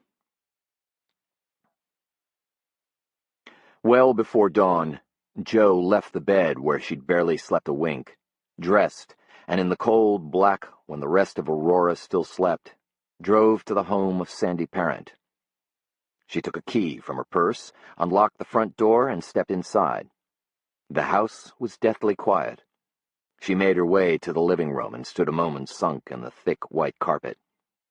Sandy's place was perfectly decorated in shades of white and was always kept in perfect order. Even though Rose was an excellent housekeeper, the rooms of the house on Gooseberry Lane usually carried evidence of the lives they contained, especially the thoughtless disarray of children. Sandy's home always felt a little unreal to Jo, deliciously extravagant, like an excellent hotel. Dawn was showing itself through the big sliding glass panes that overlooked the lake. A rat-gray light crawled the face of the eastern sky. Jo walked down the long hallway to Sandy's bedroom and pushed open the door. Sandy lay on his side in his big bed, the covers over him barely disturbed. Jo envied him his peaceful sleep. She felt tired and afraid, and dreaded what she was there for. She crossed silently to his bed and studied him in the dim gray light. He was handsome, with a strong, resolute line to his jaw, a head of red-blonde hair thick as a lion's mane. When they were open, his eyes were alert and intelligent, but often Sandy hid their shrewdness behind a beguiling smile. There was an irresistible recklessness about him. Also, a ruthlessness of purpose once he'd set his mind on something, and that was appealing too, in a disturbing sort of a way. In his love-making, he'd been adventurous and attentive. Although they'd made love dozens of times, she never felt he took it for granted. She was infatuated, there was no doubt about it. But she'd never let herself use the word love, even in her thinking. Sandy Parent was a man headed somewhere else, and Jo knew she was a woman bound by circumstance to Aurora. She removed her gloves and touched the satin shoulder of his pajamas. He stirred. She sat carefully on the bed, ran her hand along his fine jawline, swept her palm lightly over the heavy stubble there. She'd never slept with him, never awakened beside him, never seen his hair tousled from sleep, or smelled the stale breath of morning slip from his lips. For some reason, he seemed more real to her in that vulnerable moment before waking, while his face was still slack and his eyelids trembled with dreaming, and she felt something break inside her. Before she knew it, she was crying. "What is it?" Sandy was instantly awake. He sat up and reached for the light beside the bed. "No, don't," Jo said, stopping his hand. "Are you all right? What are you doing here?" She stood up and stepped away from the bed. "I didn't sleep at all last night. I've been thinking." "Terrible thoughts, it sounds like." "Sandy, maybe we shouldn't see each other anymore." "Why?" "There's no future in it. We've both known from the beginning." "No. We agreed not to talk about a future together. That's different." "Because we knew it couldn't be," she insisted. She walked to the window. The sky had turned an empty white, still sunless. My life is here. My family is here. In a couple of weeks, you're gone for good. You can join me after you take care of the divorce. You make it sound easy. It's not as hard as you think. What is it you see in me? She turned and faced him. I'm not young. I have children. I see you beside me in the White House. I'm serious. So am I. Sandy threw aside the covers and stood up. He wore blue satin pajamas, and with his red-brown hair a little ruffled, looked like an exotic bird. Joe, no one in Aurora would blame you for leaving Cork. He's a man disgraced, falling apart. He hasn't been a fit husband or father for a long time. You've said so yourself. And have you taken a good look at him lately? He's been terribly hurt. You don't have to defend him. It's the children I'm worried about. My parents divorced, and I survived. Your mother raised you alone, and you turned out beautifully. Children are resilient. The long night felt heavy on her. She sighed. Why does everything have to be so complicated? It doesn't. Believe me. He stepped toward her and took her hand. Look, Joe, I have one more exhibit to offer in evidence. Something that might make everything easier for you. Come with me. Sandy led her from the bedroom to his office. He switched on his desk lamp, opened a drawer, and took out a large photo, 8 by 10. I recently came into possession of this. I wasn't sure if I should show you, but I think it's for the best now. What is it? Something Dad gave me. He was trying to be helpful. Sandy handed it over. Joe took a good look. The photograph showed Cork, naked, embracing another woman. They were outside somewhere, near a small building by a lake. Who is she? Joe asked. Molly Noorme. Noorme? Joe was surprised and stung. Molly Noorme? She was only a waitress, a woman with a reputation. A girl everyone knew had broken her father's heart. Was that the kind of woman Cork wanted? From what I gather, they've been at it quite a while. He's playing you for a sucker, Joe, acting the victim while he commits the crime. That son of a bitch, Joe said. Anger climbed inside her like fire up a dry tree. It flared in her brain, brilliant and blinding, making me feel like some kind of cold-hearted snake. And all the time, he's the snake. She flung the photograph away. God, he was good. He had me convinced. Joe, this is going to sound strange, I know, Sandy said calmly. But give him a break. He's a man, after all. You didn't expect him to stay celibate forever. He's not a man, she hissed. He's a worm. Joe, what? She snapped. He looked at her appreciatively, undaunted by her anger. Have I told you lately what a beautiful woman you are? She felt suddenly free. From the shoulders of her weary conscience, a great burden simply vanished. She felt weightless, rising into an atmosphere where every breath made her feel wonderfully ruthless and wild. She stepped to Sandy, put her arms around him, and kissed him long and hard. Let's go to my bedroom, Sandy murmured. Bedroom hell, Joe said, and she drew him down with her to the floor. An hour later, she lay sprawled on Sandy's bed, the covers pulled loosely over her. She'd made love ferociously, and now she felt exhausted, ready to sleep. Sandy came in wearing his robe. I called my housekeeper, told her to take the day off. We can sleep as long as we like. He threw off the robe and crawled into bed, naked beside her. Grand, Joe said. She pushed herself against him and closed her eyes. In a moment she was deeply asleep, carrying with her into her dreaming the musky smell of the freshman senator from Minnesota. Chapter 32. Cork was up and out of Sam's place early. The sun was still below the trees, the sky clear, a cold, bright day at hand. He paused at Hardee's to pick up a drive-through breakfast, a biscuit sandwich with sausage and egg, and a cup of steaming black coffee. Then he headed east out of Aurora, past the casino, and a mile farther the turnoff to Sandy Parents. 3 miles beyond that he took a right, moving away from the lake along County Road 16. The road wove through marshland and a long stretch of hayfield. Then Cork could see the big stand of balsam, birch, and tamarack that marked Harlan Litton's land. He turned up the narrow lane, which was streaked with red-orange sunlight and shadows. It was dead quiet when he got out of the Bronco. He stood a moment, his breath clouding the air as he looked the cabin over. The shattered window had been boarded up.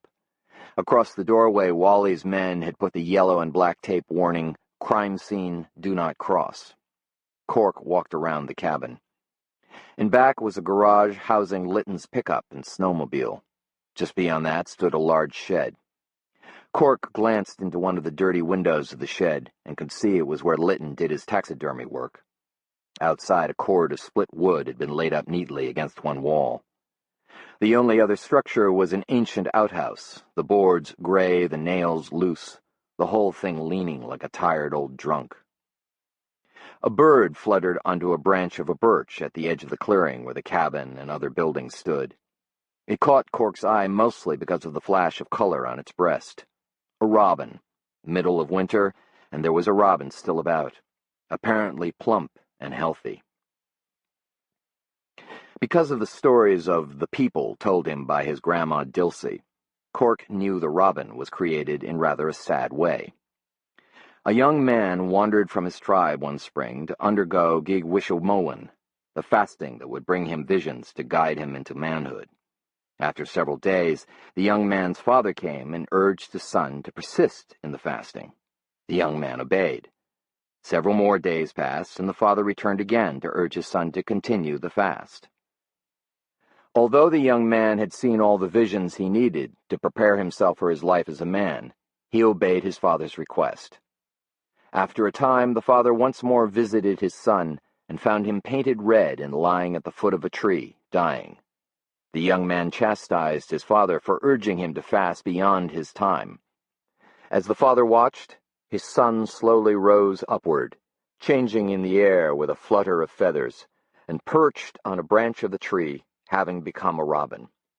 To his father he said, "Whenever danger threatens any of the Anishinaabe, I will alert them with this call, Nindanwanchige. I am warning." The robin was a good spirit, Monadu, that warned of danger or the nearness of enemies, or of the approach of a Maji Monadu, evil spirit. Cork looked at the robin, out of place in that bitter winter landscape, and returned to the Bronco. He lifted his Winchester from the back seat, took several shells from the box of cartridges in his glove box, and loaded the rifle. The front door of the cabin was locked. Cork walked around to the rear and found the back door locked as well. Using the butt of his rifle, he broke a pane in the bathroom window, undid the latch, and slid the window up. He put the rifle in first, then struggled through himself. Inside, everything was quiet. Outside, the robin had stopped its calling. He stepped into the main room. He knew it had been thoroughly searched by Shawano's men already, and he wasn't exactly certain what he was looking for. He held the Winchester loosely in his left hand and walked carefully around the room. The boards over the window blocked much of the light, and the place was dark and had a lonely feel to it. Cork stood a moment staring down at the crusted blood on the floor where Litton had died. He walked the room slowly, tapping the boards on the wall and the floor with the butt of his rifle, listening for a hollow sound. He checked the Ben Franklin stove, the kindling box, all around the sink and the few appliances. He looked under the mattress on the bunk, then felt all over the mattress itself. He opened the door to the back room that Litton had used as a darkroom. As nearly as he could tell, all the equipment was still there. Cameras, enlarger, developing trays, chemicals. He opened the drawers, found odds and ends he'd seen when he was there before. The drawer that had held wildlife negatives was empty. Wally Shawano had probably taken them. Cork wondered if there'd been other kinds of negatives, more sinister than wildlife, mixed in. He looked in the biggest drawer, which had been completely empty the night Litton was killed. At first it still looked just as empty. But as he was about to shove it closed, he noticed the black edge of a negative pinched between the bottom and the back of the drawer. He tried to pull it free, but the negative was stuck. He took the drawer out and hit the bottom loose with his fist. The negative fell to the floor. It was actually a strip of negatives from photographs shot in a series. Cork held the strip up to the bulb and studied it carefully. "I'll be damned," he whispered.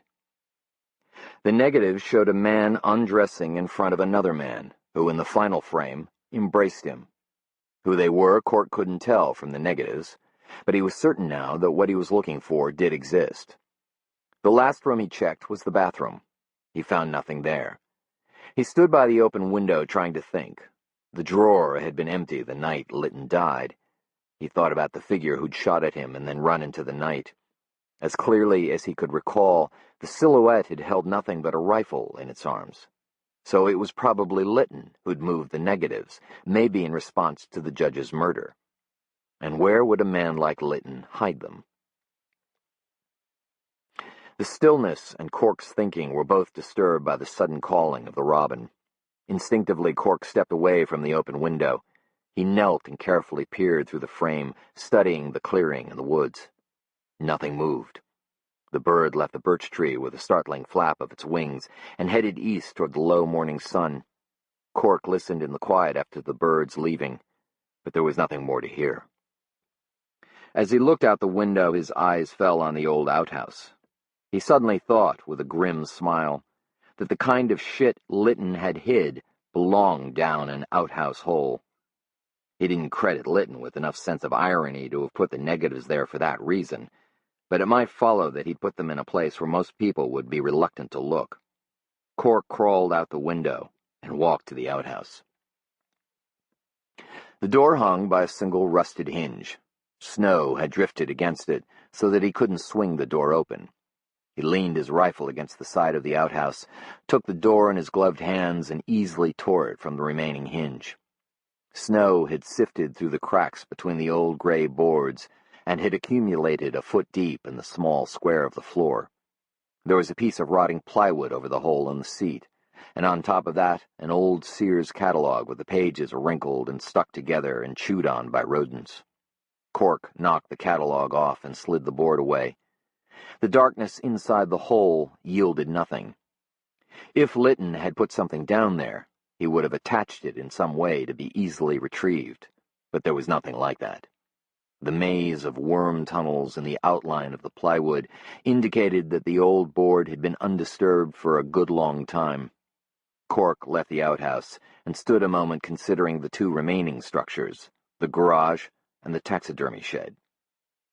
He walked to the shed where the cord of split balsam lay stacked neatly against the wall. There was a strong padlock on the door. Cork went to the Bronco and brought back his ice spud. Although the padlock was good, the wood on the door frame of the shed was cracked and weathered. In only a couple of minutes, he had the plate of the lock fixture pried loose, screws and all. Inside, the smell was confusing, like a combination meat locker and paint store. The raw odor of blood and flesh mingled with a harsh smell of shellac and turpentine. The glass eyes of a stuffed red fox studied Cork from one of the shelves on the walls. The pelt of an otter had been stretched on a tanning board. A big tin labeled arsenic sat on the floor. On a work table beneath a pegboard full of cutting tools lay Litton's dog, Jack the Ripper. Cork stepped closer and looked the dog over. Blood crusted the raw wounds in its neck torn open by the bullet from Cork's Winchester. The dog's eyes were closed, the limbs stiff from the hard cold inside the shed. Cork felt an unaccountable sadness as he considered the possibility that Litton had brought the dog there with the idea of stuffing Jack, of keeping company with his sole friend forever. He looked through the drawers and cupboards of the shed. He opened the tin of arsenic, but didn't find the kind of poison he was looking for there. Outside, the robin had returned to the birch tree, and for such a small bird was raising quite a ruckus. The smell in the shed, the residual odors of chronic death, had begun to get to Cork. He felt a little ill. He was just about to leave when he took a last look at Jack the Ripper and noticed something that he'd overlooked before.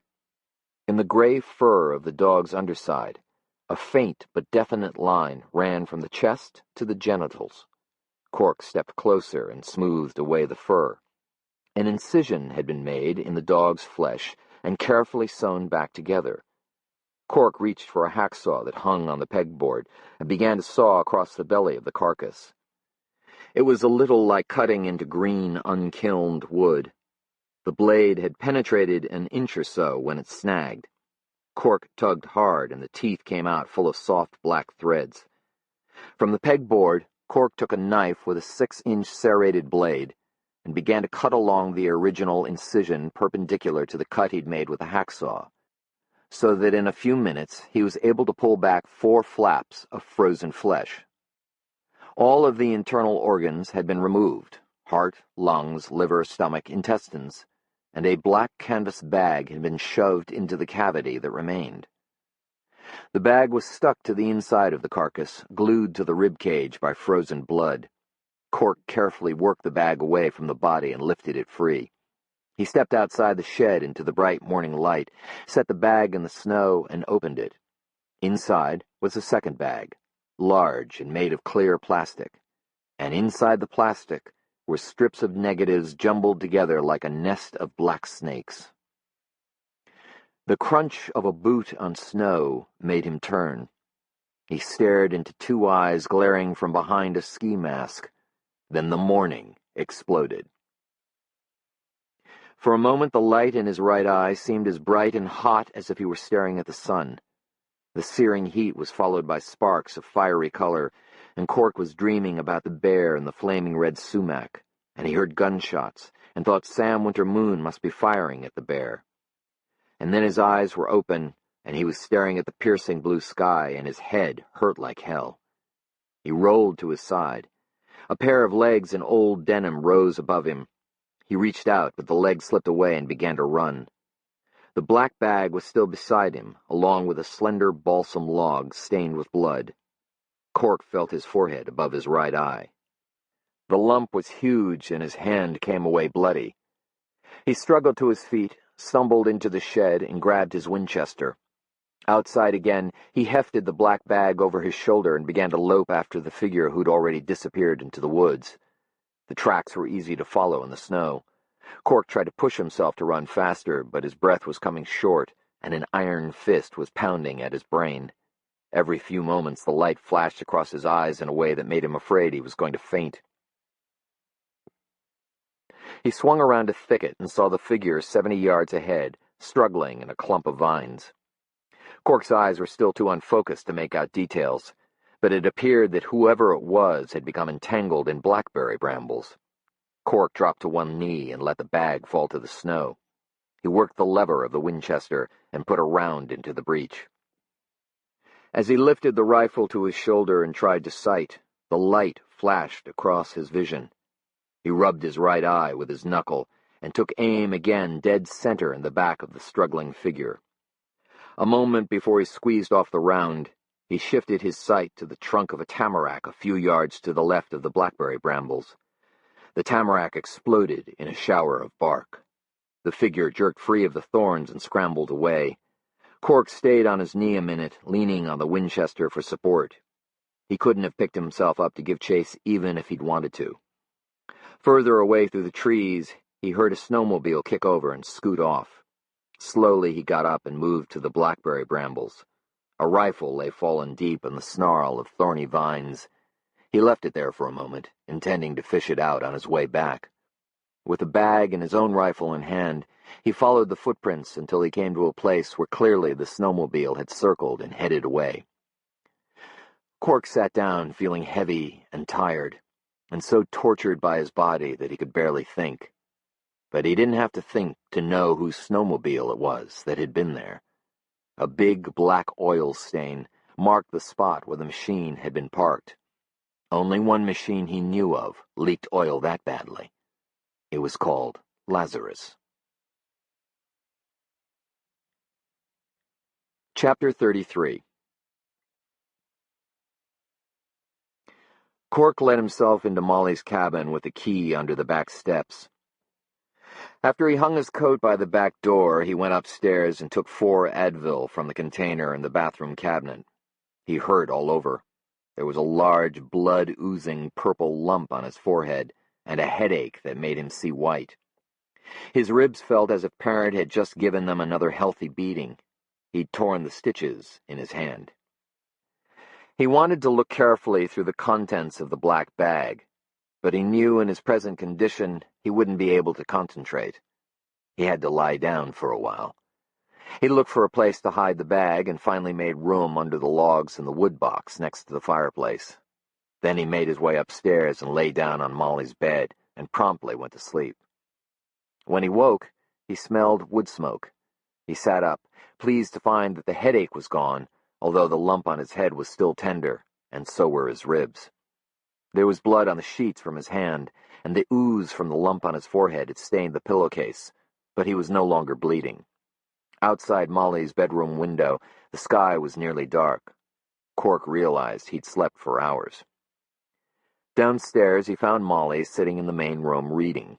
A blaze in the fireplace made the corners of the room flicker with shadow. Cork hesitated near the kitchen door where the tantalizing aroma of potato soup was strong. Molly sat in her easy chair in the small circle of lamplight. She wore jeans and a red wool sweater and red wool socks. Her red hair was done in a long braid that hung loosely over her shoulder. She glanced up and eyed Cork, who stood uncertainly in the quivering light on the far side of the room. "Smells good," he said.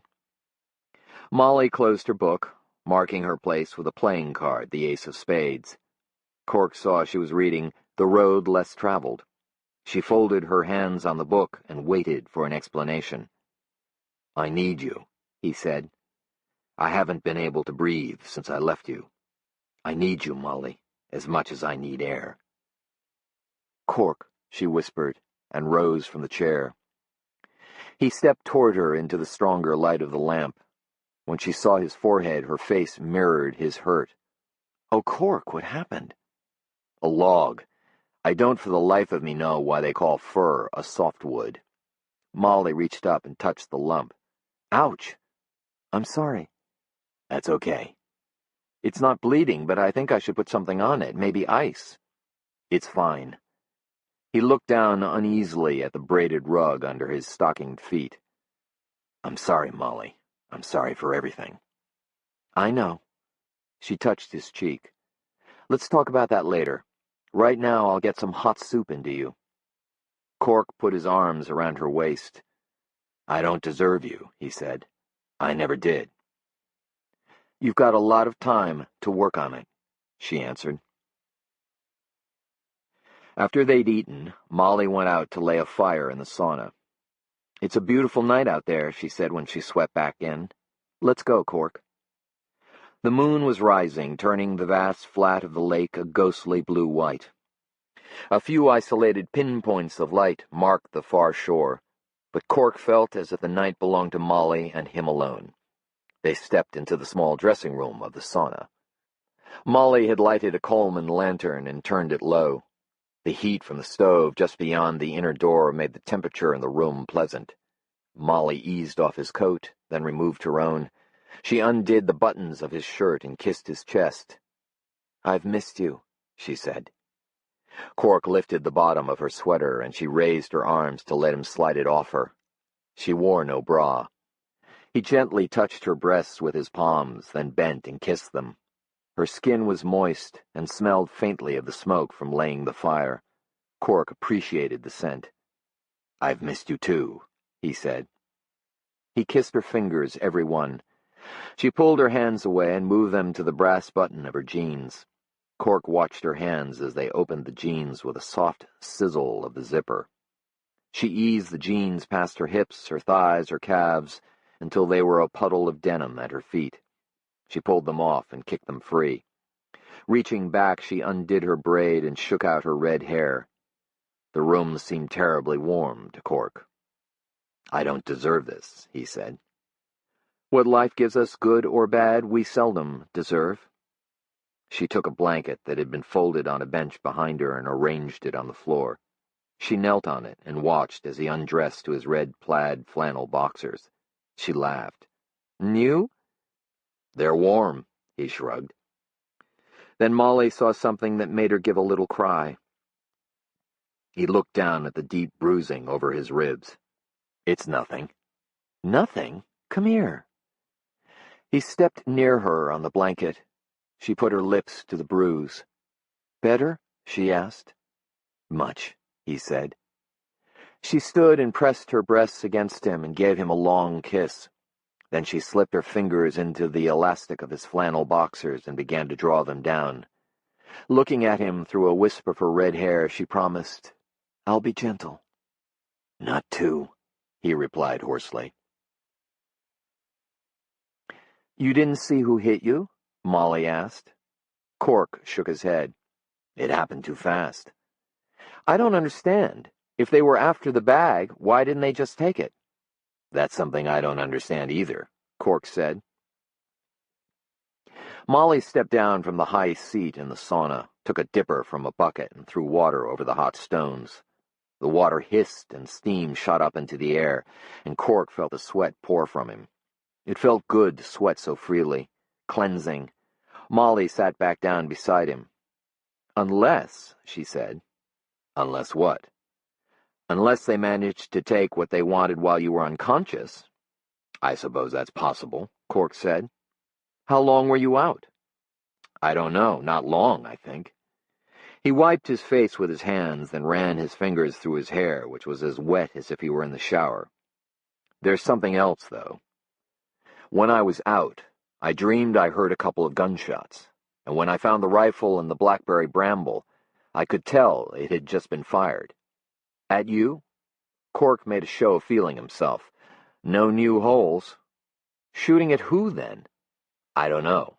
It doesn't make much sense. Maybe it'll all be clearer once I've had a look in that bag. Do you think the oil stain in the snow means it's Tom Griffin?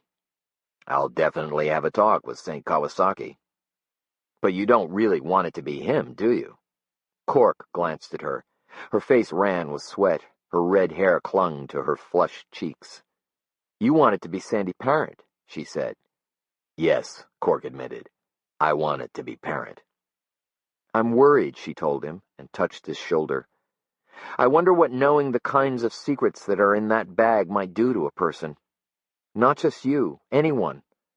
I wonder if Wally Shawno didn't have the right idea. Shawno destroyed evidence, Cork said. And maybe he saved a lot of good people needless pain. Was that his motive? Cork asked her pointedly. Look, I don't know how to get to the truth without going through that bag. If you have a better idea, I'm willing to listen. Molly stared into the grating of the stove where the fire blazed with a searing red-orange flame. You see, Cork said. Where's the bag? Molly asked. Hidden. Here? In the wood box. It was just a precaution. Probably not even necessary. Even so, I don't want to stay here with it. After I've had a chance to look through it, I'll take that bag somewhere else. No, Molly said. If you're off somewhere in the night, I'll worry. As long as we're together, I'm not afraid for you. He listened to the crackle of the fire as it heated the stove, the rocks, the air all around him. He glanced at Molly. It was weak of him, he knew, but he didn't want to leave. All right, he agreed, as long as we're together. She leaned to him and kissed him. Time to cool off. I cleared the hole in the ice. The water will feel wonderful. Here. She handed him socks she'd laid out earlier so that his wet feet wouldn't stick to the ice. They ran together out of the sauna. The deck was slippery with ice, and Cork had to catch himself on the railing to keep from falling. Molly ran ahead, sure-footed and graceful, and dropped into the hole with a frigid splash. She came up quickly, and Cork helped her out.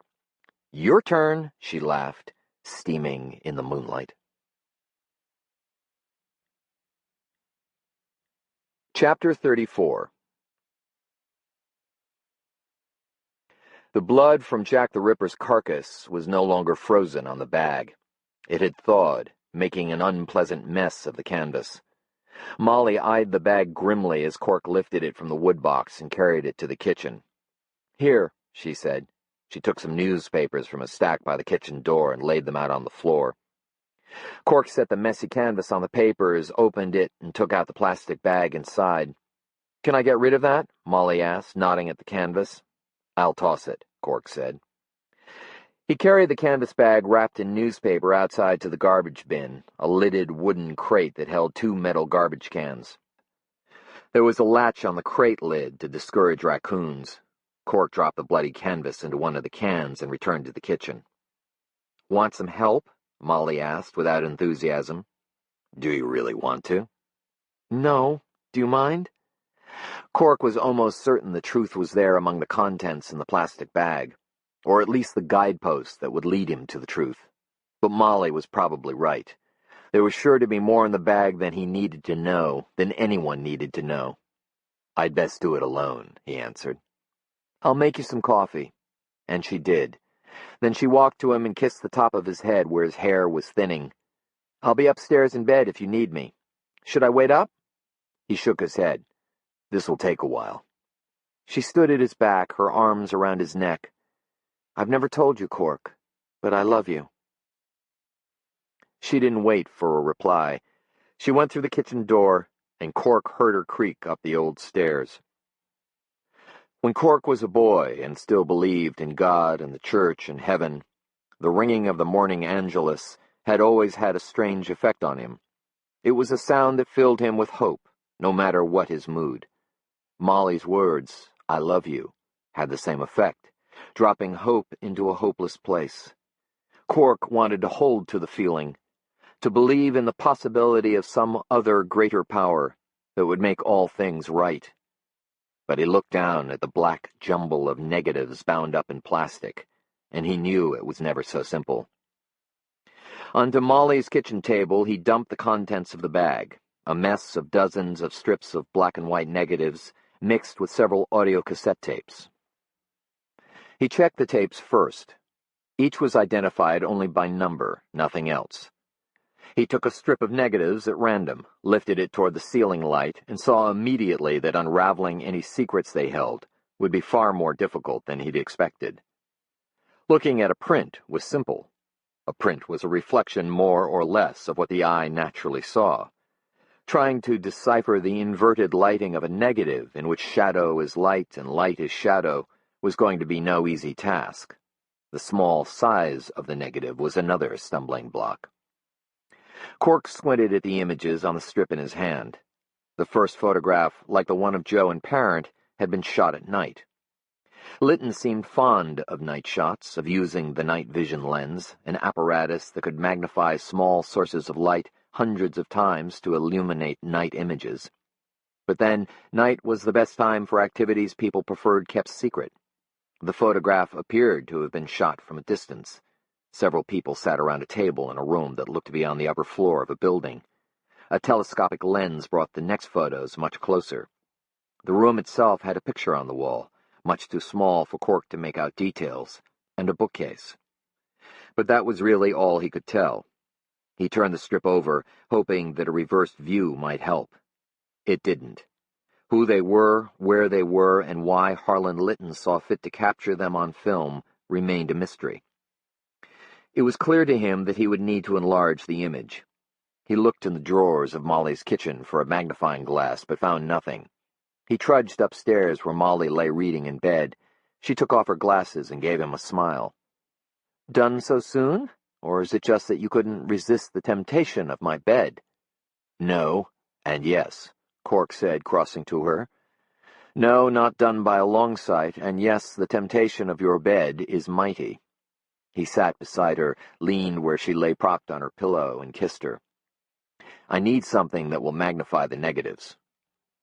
"Do you have a magnifying glass or a loupe hidden away somewhere?"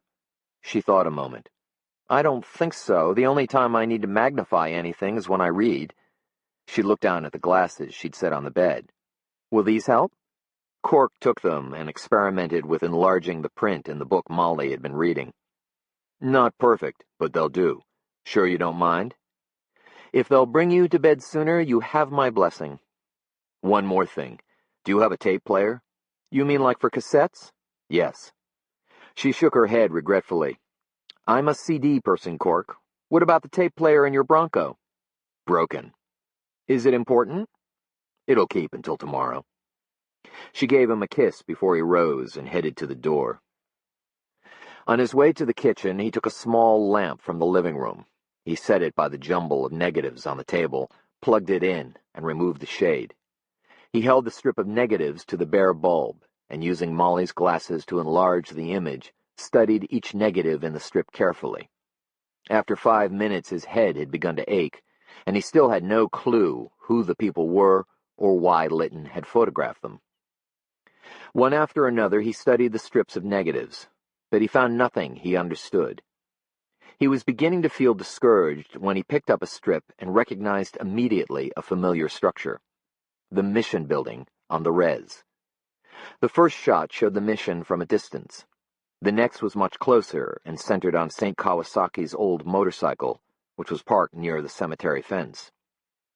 The subsequent shots in the series seemed to have been taken through a crack between the bottom of a window shade and the sill. 2 bodies by candlelight, a man and woman in a naked embrace. They were standing amid the disarray of construction, sawhorses and 2x4s. Who they were was unclear because the shade cut off their heads.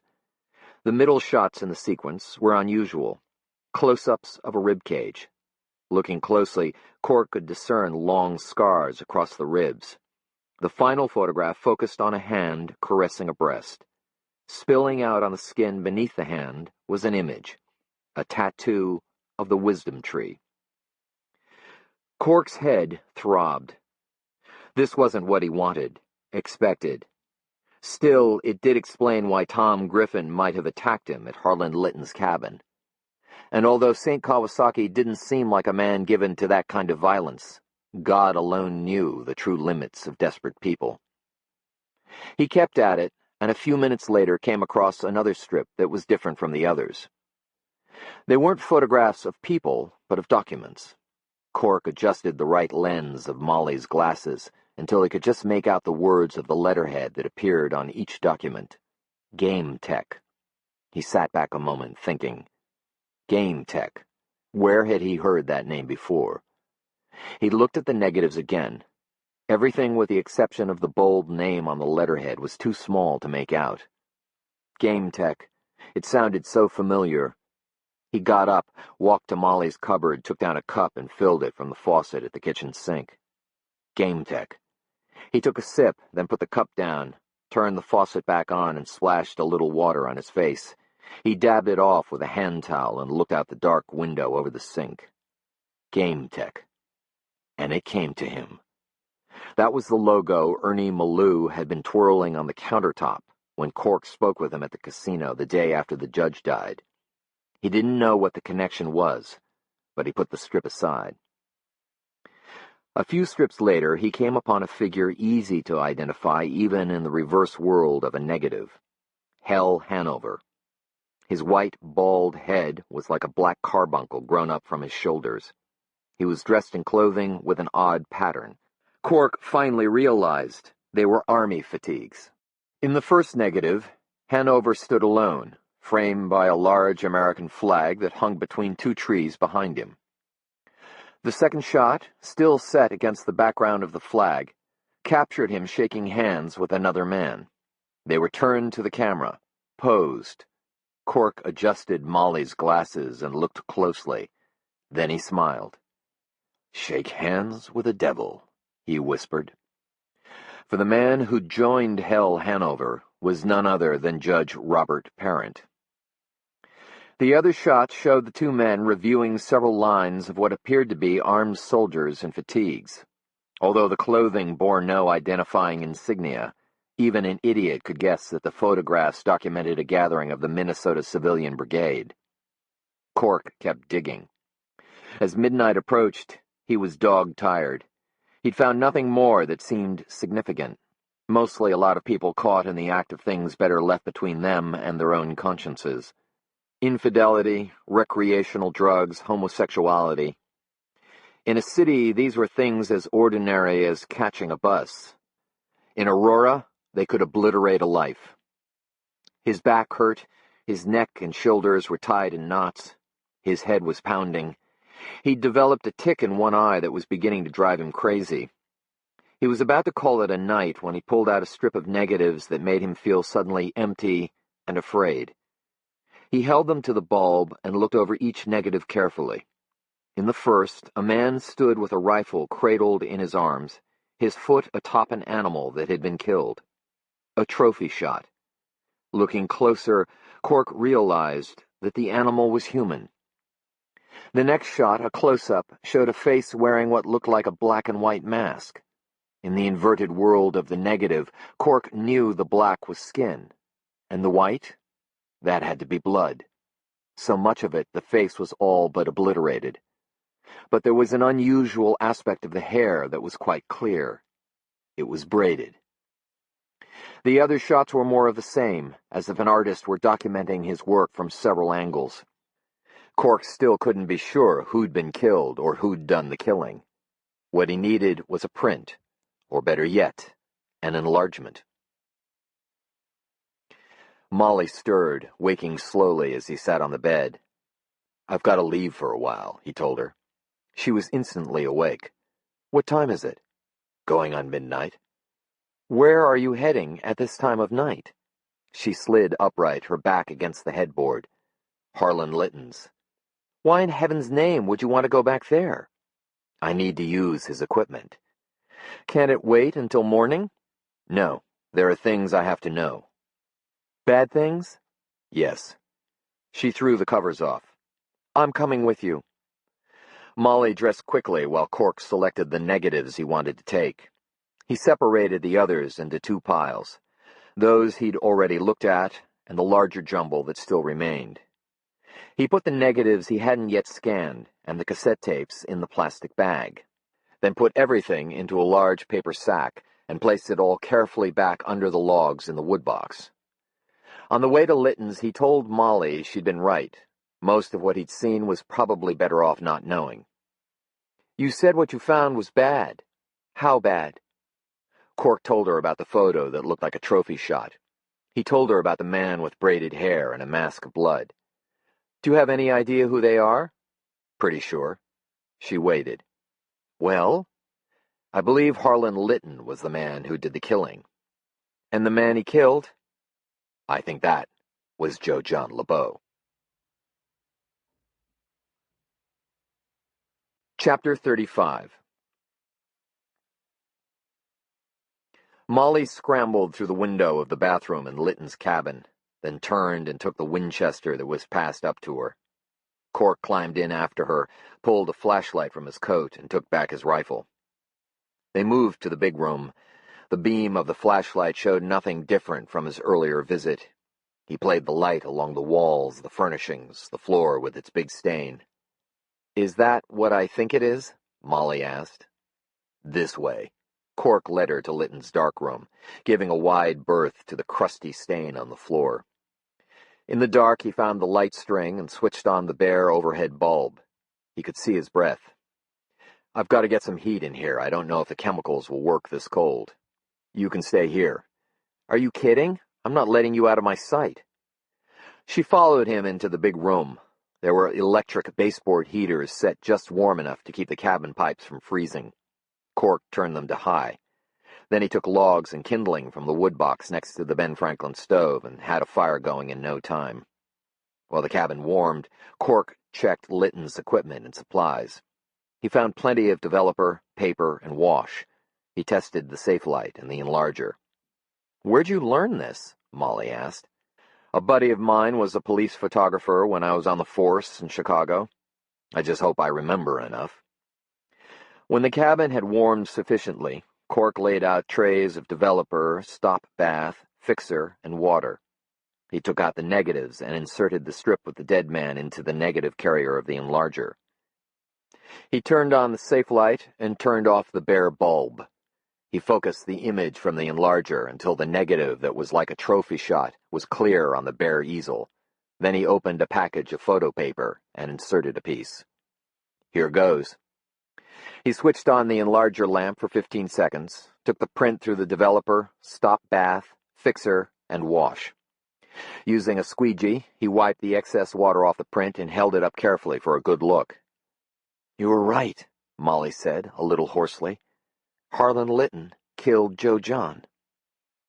In the enlargement, the satisfied look was quite clear on Harlan Litton's face as he stood with his foot on the body of Joe John LeBeau. Cork repeated the process with the close-ups of Joe John. They were grisly images.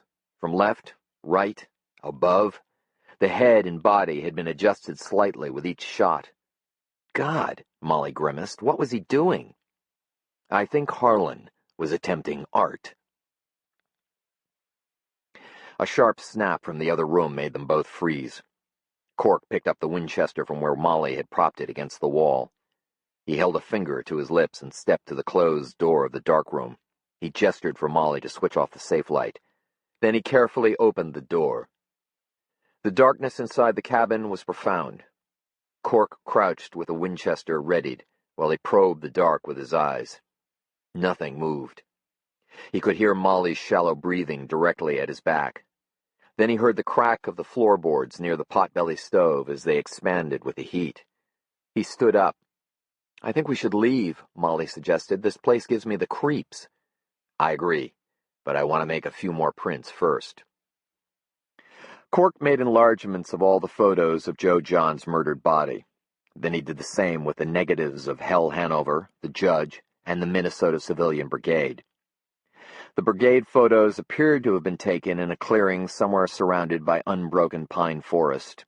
Cork recognized a number of faces among the 3 or 4 dozen men in the ranks. Any of them were capable of breaking into Sam's place and working him over. Most were probably capable of murder as well. He'd been lucky to have come away with only bruised ribs. Luckier than Joe John had been. Finally, he slipped the negatives of the game tech documents into the enlarger and took a look. Consultant contract? Molly asked, peeking over his shoulder at the first image. It appears so. For Stu Grantham's services as a property consultant. But he's head of the County Board of Commissioners. That he is. And look who signed for game tech, Cork said, pointing to the flamboyant signature of Robert Parent. Cork scanned the other documents, all contracts for consulting services from various individuals in Tamarack County, including, for consulting on the issues of security, Wally Shawno. He made a print of Shawno's contract. Then he said, Let's get out of here. The smell of this stuff is making me sick. They were quiet a long time on the way back to Molly's cabin. It was late, and the roads were empty. Why? Molly finally asked. I don't know. I thought Joe John was back, but he couldn't have been, could he? I'm pretty sure those pictures were taken months ago when Joe John disappeared. My guess is Harlan dumped the body somewhere, probably in one of the bogs on his land. Nobody would go snooping there with Jack the Ripper roaming around loose. And then he crashed the truck somewhere else so there'd be no evidence of the murder. Which brings us back to why. I'm so tired right now I can't think straight. He pulled into Molly's lane and parked in front of the cabin. I need a cigarette and a beer, and I need a good night's sleep. Tomorrow I'll see what I can figure in the why department. Where do you plan on sleeping? Right now I'd take a bed of nails if it were offered. How about the left side of my mattress? It's not a bed of nails, but it is a little lumpy. Cork smiled wearily. Best offer I've had in ages. Chapter 36. He woke with her arm over him, her cheek against his back, and the warm morning smell of her all around him. He'd never slept with Molly before. Before, the bed had been a place of brief coming together and of leaving. It felt good to lie beside her with the early sun beyond the window and the cabin full of quiet. It was peaceful and healing to be with her, and not to be cut apart by guilt. He lay very still, reluctant to move even the least bit, to do anything that would wake her. There was something protective in the way her arm lay over him, the way her breath warmed his back. Then he felt the light, deliberate touch of her lips on his shoulder. You awake? She asked softly. Still dreaming, he answered. The sun's up. I thought you had to be at the Pinewood Broiler early. She brushed a kiss across his back. I called Johnny and told him I'd be late. When? An hour ago. I didn't feel you leave. You were sleeping soundly. He kissed her hand. She made a pleased sound in her throat and snuggled more firmly against him. Let's stay in bed, Cork. Let's stay here the whole day. What'll Johnny say? Screw him. I've never once missed a day. I've never even been late. Tempting, Cork admitted. But? He didn't reply. She drew away just a little. You're going to stick your nose into things, aren't you? She said. Know what I'd like, he said, trying to hold onto the brightness. I'd like to take a shower with you, then fix you breakfast. It's been a long time since I made breakfast for anyone but myself. Cork, promise me something. What? You won't do anything that'll get you hurt? I'm not what you'd call a brave man, he assured her. She sighed, her breath making the hair at the back of his neck shiver. Maybe not, but you're stubborn, and that's just as bad. After they'd showered, Cork bounced downstairs ahead of Molly and made 2 telephone calls. He was just hanging up when she came down the stairs. Who are you calling? She asked. First, I called the number on the Game Tech letterhead. And a recording. Leave your name and number, and we'll get back to you. So I called Ed Larson at the sheriff's office, asked him to track down an address for that number. He owes me a favor or two. Cork stepped into the kitchen and opened the refrigerator door. Perfect, he said, taking out 3 leftover boiled potatoes. Hash browns a la O'Connor. How's that sound? Delicious. I'll get the coffee going. Molly headed to the coffee maker. So what are you going to do? Fry up a few potatoes, cut up some onion and green pepper, throw on a little... I mean about Joe John. Cork pulled out the cutting board and a knife and began dicing the potatoes, skin and all. I've been thinking about it. The only thing that makes sense is he was killed because he knew something about the brigade or about the casino or both. He cleaned the offices of Great North every night, so maybe he saw or heard or stumbled onto something he shouldn't have. I'd guess, given what I know about the judge and Lytton, that the judge arranged to have Lytton take care of things. Cork shrugged. It's all speculation, but one thing seems sure. Joe John was killed in cold blood. Cork took a small green pepper and an onion from the crisper and set them on the cutting board. When the coffee maker stopped dripping, Molly got a mug from the cupboard and filled it for Cork. Thanks, he said. Aren't you going to have some? I'll fix a little herbal tea later. She leaned her hip against the counter, crossed her arms, and looked sad. It's hard to believe. All of this is hard to believe in Aurora. Happens everywhere, Cork said. Nature of the beast. Ouch. What? Cut myself. He jammed his finger into his mouth and sucked. Bad? No. Wash it off in the sink. I'll finish cutting. Molly took the knife. Cork ran water over his finger and saw a small, clean slice near his nail. He pressed it with his thumb, and in a moment the bleeding had stopped. I'll live. But I could sure use a cigarette. Mind? Go ahead. He plucked the pack from his shirt pocket. You know, he said apologetically, you put up with a lot from me. Why? I thought I made that clear last night. She tossed him a smile over her shoulder. Cork looked at the cigarettes. Impulsively, he crumpled the pack and dropped it in the wastebasket under the sink. Molly paused with the knife in her hand. Is that for real? There are a lot of things that will be different about me from now on. I promise. He moved behind her, and as he held her, his face against her hair that was still damp from the shower, he gazed out the window above the sink.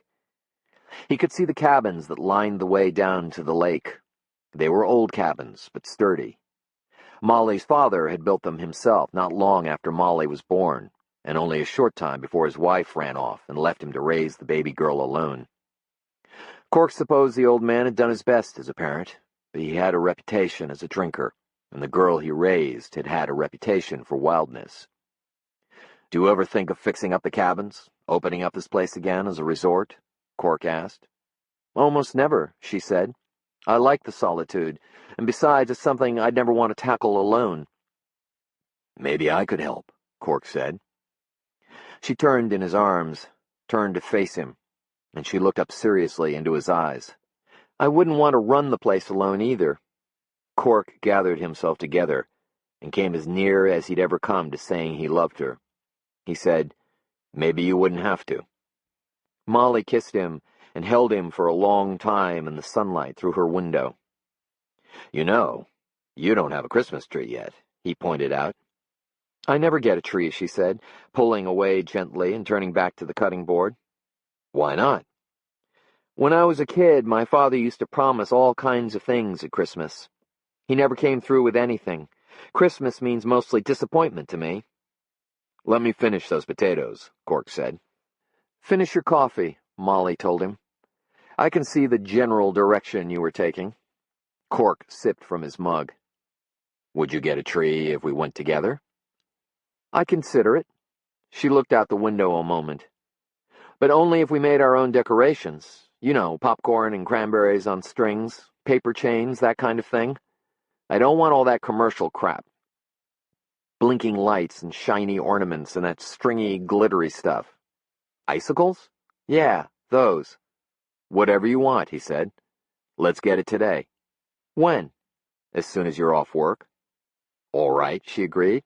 "And tonight we'll make decorations." The telephone rang. Cork answered. He listened a minute, said thanks, and hung up. "So?" Molly asked. She placed the cast iron skillet on the stove over a medium flame and dropped in a bit of butter. Cork sat back and sipped his coffee.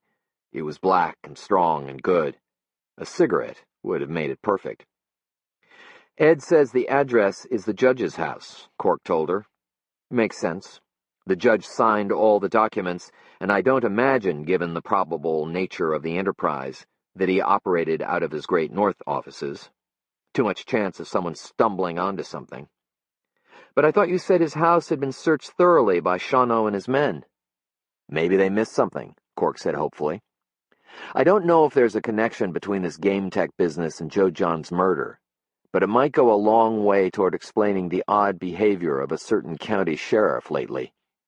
Sometimes an investigation's like pulling on the loose threads of a sweater.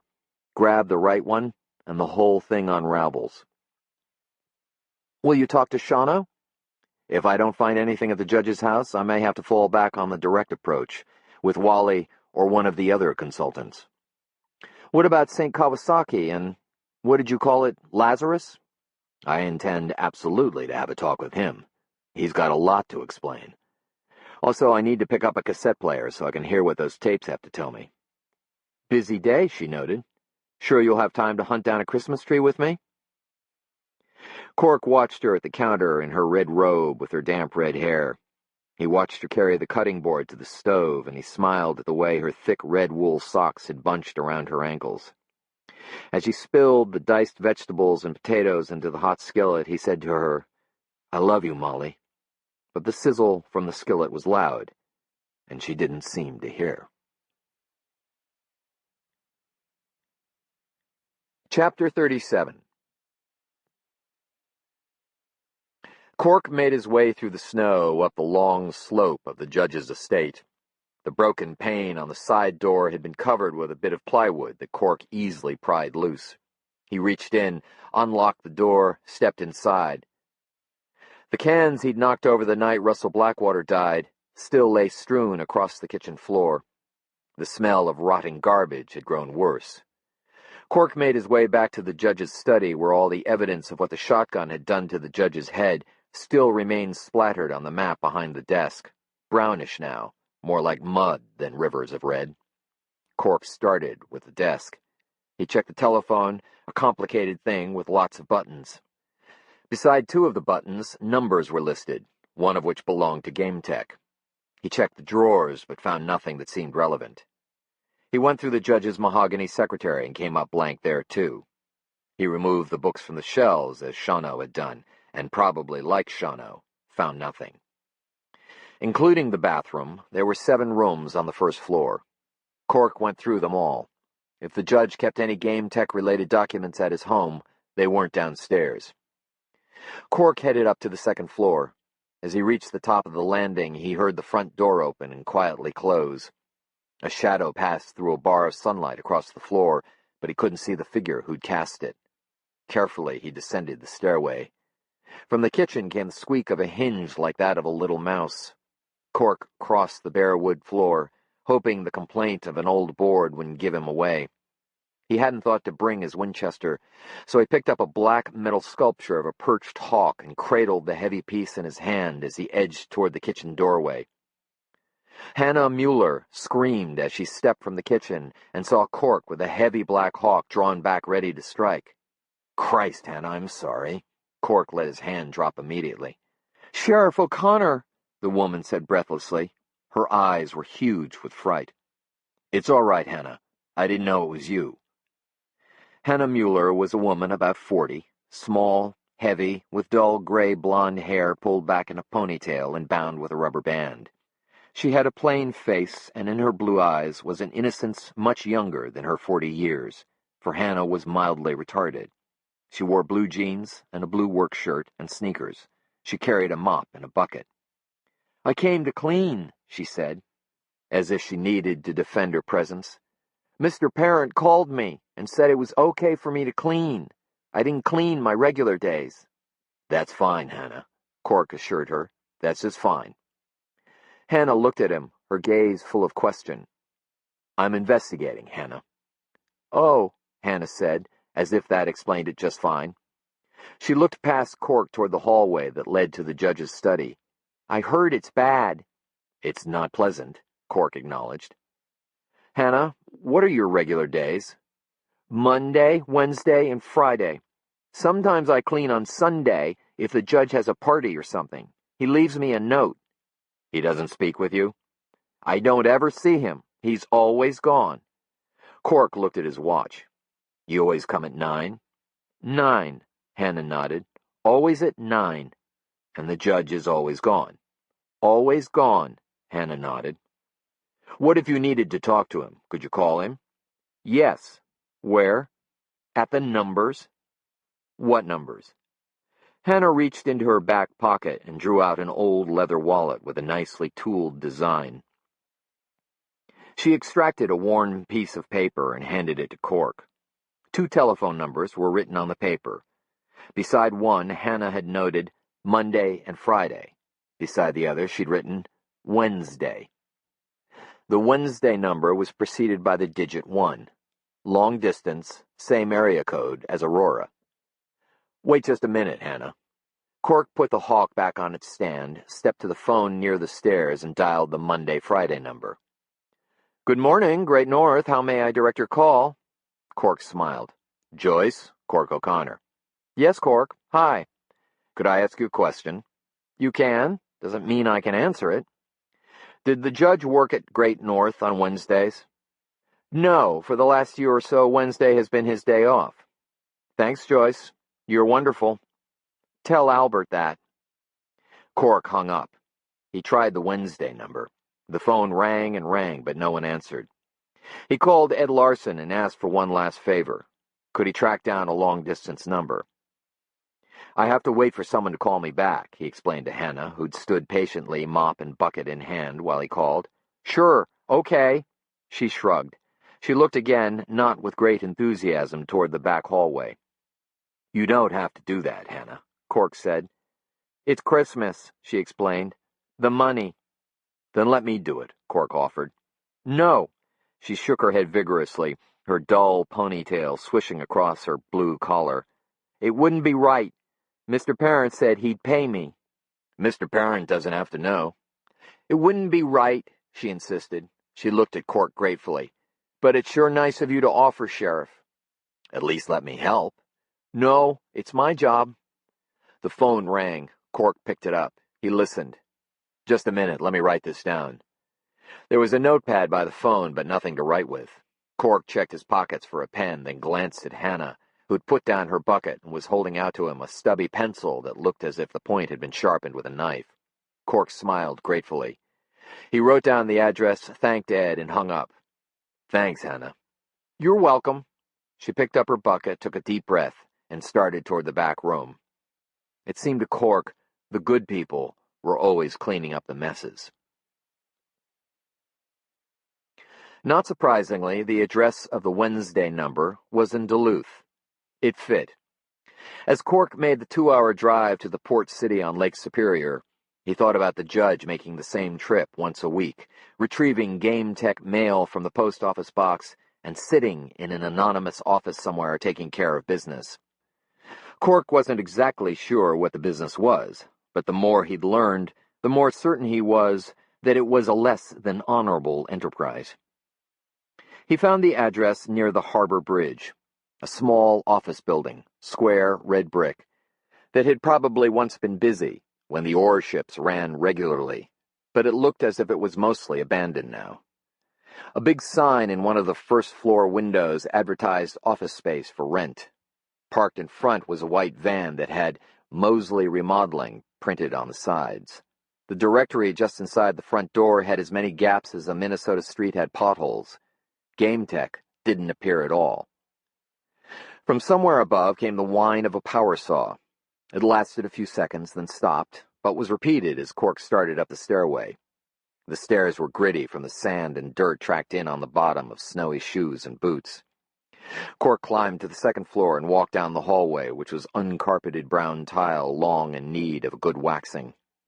Only a few of the office doors carried logos on their translucent glass, and fewer still seemed currently occupied.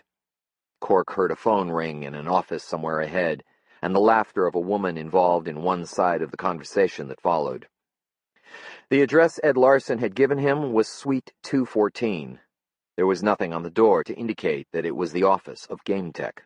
The light was off inside, the door locked. From above him, the sudden cry of the saw came again. It drowned the sound of the woman on the phone for a couple of seconds, then stopped. Something, a severed board, clunked onto the floor almost directly over Cork's head. A few moments later, the pounding of a hammer began. Cork considered the locked door. The phone rang again down the hallway. The woman's voice and laughter followed. She sounded as if she enjoyed her job. The hammering stopped. The saw took up its drowning whine. Cork went back outside to his Bronco parked behind the van on the street, hauled out the ice spud, returned to Suite 214, and the next time the saw blade howled, punched out a chunk of glass from a corner of the window in the door. He reached inside and undid the lock. The room was dark, and he opened the blinds. The office had a nice view of the northeast. Beyond the bridge and the harbor opening, the ice of Lake Superior stretched away under the morning sun like the great salt flats of Utah. Cork took a good look at the office. It was small, one room, not a suite at all. The walls were bare. The carpet was beige and either new or so little used as to still look new. There was a desk near the windows, an L-shaped affair with a computer and printer on the long part of the L. A white 3-drawer filing cabinet sat in one corner, exactly the same kind of cabinet that had been in Shawano's office. Cork checked the filing cabinet. The top drawer was marked Game Tech and held a number of hanging files: budget, finance, lease agreements, personnel, taxes. He lifted personnel. Inside he found folders labeled with many familiar names and containing the originals of the documents that had appeared among the negatives he'd found at Litton's. Next he pulled lease agreements. The file contained contracts signed by Russell Blackwater for the lease on a monthly basis of gaming equipment. He set the file on the desk beside the other. The middle drawer was labeled vendors, and each hanging file was designated with the name of a company. Cork pulled the file for a company called Polaris Gaming, and found invoices for the purchase of a variety of gaming equipment. He began checking the invoices against the prices on the lease agreements signed by Blackwater. After Polaris Gaming, he checked the files of 2 other vendors. The last drawer, unmarked, held a single file: partnership agreement. The document had been prepared by the judge, and although it was long and involved, as Cork scanned it, he understood exactly what it was about. As he stood hunched over the partnership document, the saw cut out above him, and in the abrupt stillness that followed, Cork heard a slight rustle at his back. He turned and found himself confronting the cold determination in Hell Hanover's pale blue eyes. Flanking Hanover on either side were Al Lamarck and Bo Peterson, two men Cork recognized from the pictures of the ranks of the Minnesota Civilian Brigade. "I don't suppose you're here to invite me to go Christmas caroling," Cork said. Hanover carefully drew off his black stocking cap. In the light from the window, his bald head shone like an ivory doorknob. The left corner of his mouth twitched as if a smile had been stillborn. "When you first started sticking your nose into all this, O'Connor," Hanover said, "I told the men to discourage you. It didn't work." Cork glanced at Lamarck and Peterson. They'd unzipped their leather coats. Both wore .45s, military issue, holstered on their hips. Cork wondered if either of them had been present at Sam's place the night he'd been jumped.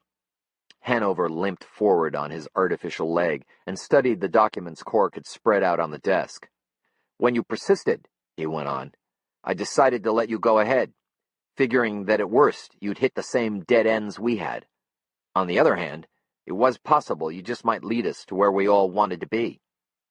"And let me guess where that is," Cork offered. "At the source for funding the weapons stockpile for the brigade." Hanover moved around the desk to the computer and turned it on. He studied the screen and said, "What is it you think we're all about, O'Connor?" "I could guess all day, Helm. Why don't you save us both a lot of time and just lay it out for me?" Hanover hit the keys as he talked. "Do you remember your American history? Remember why the farmers took up rifles at Lexington and Concord? They were fed up being governed by a distant tyranny, living under laws made by men who had no idea or interest in what those farmers' lives were all about." He grew quiet a moment as he studied something he'd found on the computer. "Here in America, we're right back where we started. You think those fat bastards in Washington, those lawyers, have any idea what it's like to lose your job to an Indian because of affirmative action? Or to lose your business because some damn owl lives in the trees you got a lease to cut?" Bo Peterson added angrily. "The government governs," Hanover went on, "with the consent of the people. But what happens, O'Connor, when the people no longer give consent? And what happens when those in power refuse to acknowledge the people's dissent?" "The Minnesota Civilian Brigade," Cork guessed. "And the Viper Militia, and the Freemen, and the Posse Comitatus. All this is only a beginning, a prelude. We're in touch with others like us all across the country. It's coming, Lexington and Concord all over again. And we're going to be ready." Hanover stepped away from the computer and looked more carefully at the documents on the desk. "If you'd like, I'll explain everything to you, Helm," Cork offered. "It would be interesting," Hanover replied, "to find out just how much you know." Cork moved and Lamarck and Peterson tensed, ready to spring.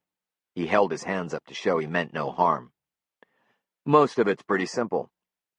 Game Tech supplies the Chippewa Grand Casino with all of its gaming equipment. Game Tech purchases the equipment from a number of companies, then leases to the casino. If you compare the cost of leasing with the outright purchase price, you'll see that within a very short time the casino has paid out far more to Game Tech than the machines would ever be worth. Over several years, it could amount to millions. Quite a carrot to dangle in front of you, wasn't it, Helm?" "What do you mean?" "The judge was a son of a bitch, power-hungry. When he cut his own political throat, he started looking for other avenues. My guess is that Harlan Litton was his connection with the brigade, and he offered you a partnership in Game Tech, a continuing source of substantial income to finance arms for the brigade. In return, he wanted to wear a uniform and be saluted by men like Bo and Al here." "Like we'd ever salute that old prick," Lamarck scoffed. "He wanted to share command, Helm," Cork guessed. "That was part of the bargain." "Share?" Hell Hanover nearly spit. "The bastard wanted it all. He was a pain in the ass." "So you eliminated him." Hanover appeared to be truly confounded. "What are you talking about?" "What I don't understand," Cork went on, "is why you killed him before you knew where he kept all the paperwork." "Are you crazy, O'Connor? What the hell are you talking about? Killed the judge. He killed himself. The old shit was riddled with cancer. Everybody knows that. Hanover stared at him, still looking puzzled. From the hallway beyond the door came the thud of boots. "Set her up there, Roy," a man said. "We can pull down those ceiling tiles and get to the ducts from here. Blueprints say there's a junction up above." Hanover exchanged a look of concern with his men. His blue eyes shot to the broken glass on the door. "Let me ask you a question, Helm," Cork ventured, speaking quietly as if for the benefit of the men of the brigade. "Were you thinking of killing me?" "I'm still thinking of it," Helm said. "I wouldn't, if I were you." "Why, if you were me?" "Those men out there, for one thing. Witnesses. Loose ends. Unless you intend to kill a lot of innocent people, too." "Sometimes innocent people have to die," Hanover said. "There's no reason to kill me. Or them. Especially if it's true you didn't kill the judge. I wouldn't have minded killing him, but I didn't. What I'm saying is that on paper you've committed no crime. The partnership agreement seems valid enough. So do the equipment leases. It looks like the judge took care of taxes and anything else that might have brought Game Tech under too much scrutiny. So far, everything's legal. Except for the military hardware hanging on the hips of your honor guard there." Lamarck and Peterson automatically glanced down at their weapons. "Why don't you call it a day, Helm?" Cork suggested. Hanover's mouth was thin and tight, as if a razor had been drawn across his face in a bloodless cut. "We'll lose Game Tech. You'll see to that." "You were going to lose it anyway. The judge's untimely death did that, not me. Too many people looking too closely at things. If it hadn't been me, it would have been somebody else. Cut your losses, Helm. This isn't Lexington and Concord yet." From the hallway came the snap of a stepladder locking into place, followed by the scrape of its aluminum legs on tile. "Get Luther on the walkie-talkie, tell him we'll be down here a while. We'll let him know when we hit the junction." "What are we going to do?" Lamarck asked. "Leave now, Helm. There'll be other battles for the brigade," Cork offered judiciously. Peterson said, "We got to do something, Helm." Hanover's eyes were frozen on Cork. His bare scalp glistened. Finally he nodded, once. "Another day, O'Connor." He settled the black stocking cap on his head and moved from the desk, limping toward the door. "Come on, let's go." When the men had gone, Cork gathered the documents from the desk. As he took a last look at the Game Tech office, he noticed an indentation in the carpeting next to the file cabinet. He knelt and looked at it carefully. It was just the right size and shape for the cabinet that had held the files Wally Shawno, burned. Wally and Arletta Shawno lived just outside Aurora, in a nice one-story rambler painted blue with gray shutters on the windows. The back of the lot ran along the east side of a small pond surrounded by red pines. In the front yard stood a couple of crabapple trees that were beautiful in the spring when the branches were full of blossoms. Arletta Shawno was famous in Tamarack County for her crab apple jelly. Arletta answered the door, greeting Cork with a warm smile. "Sheriff O'Connor, what a nice surprise. Won't you come in?" "Thanks, Arletta." Cork stepped in, tugging off his heavy gloves. "Is your husband home?" "In here, Cork." Shawno's voice came from the living room. "Let me take your coat," Arletta said. "And could I offer you coffee?" "Thanks, no," Cork replied. He handed her his coat, and she hung it carefully in the closet of the entryway. "Come on in, Cork," Shawno called to him. Cork walked to the living room. It was a pleasant room with a flowered sofa and matching love seat, and a big leather easy chair where Shawno sat in a robe with his bandaged leg up on an ottoman.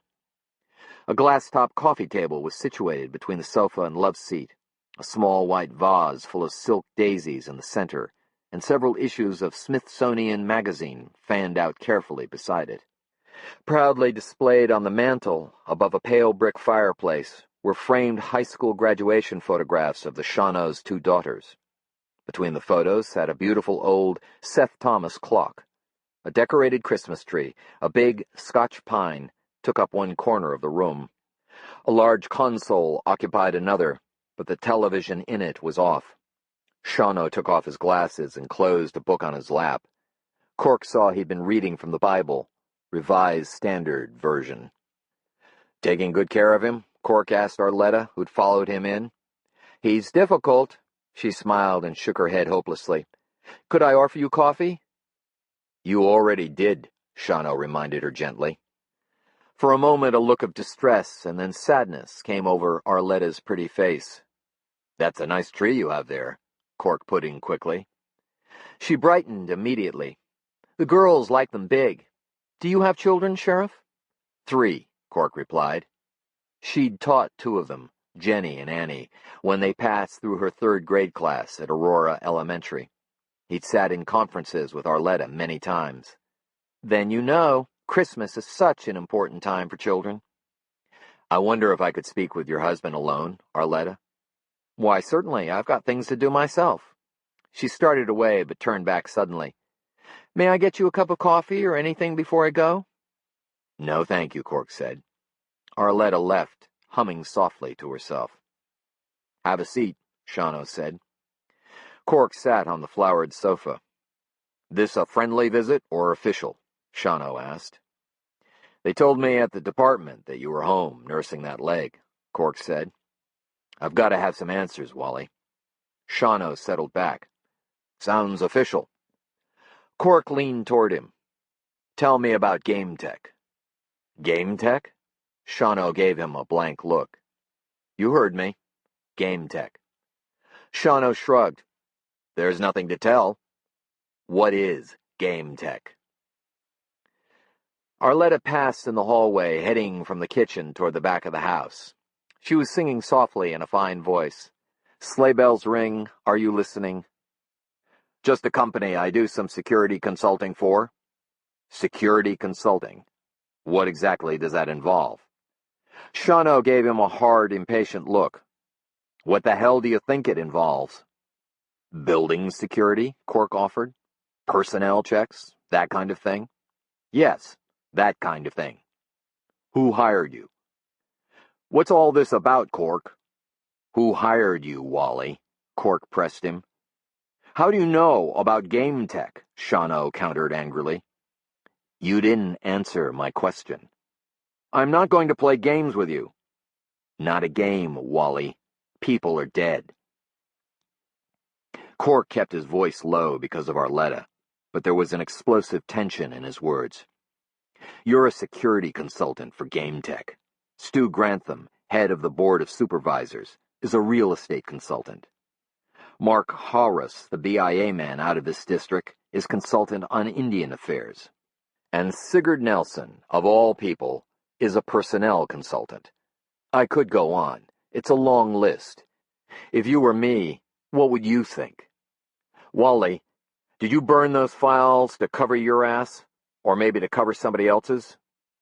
Shawno's long hands gripped the arms of his chair, making deep indentations in the leather.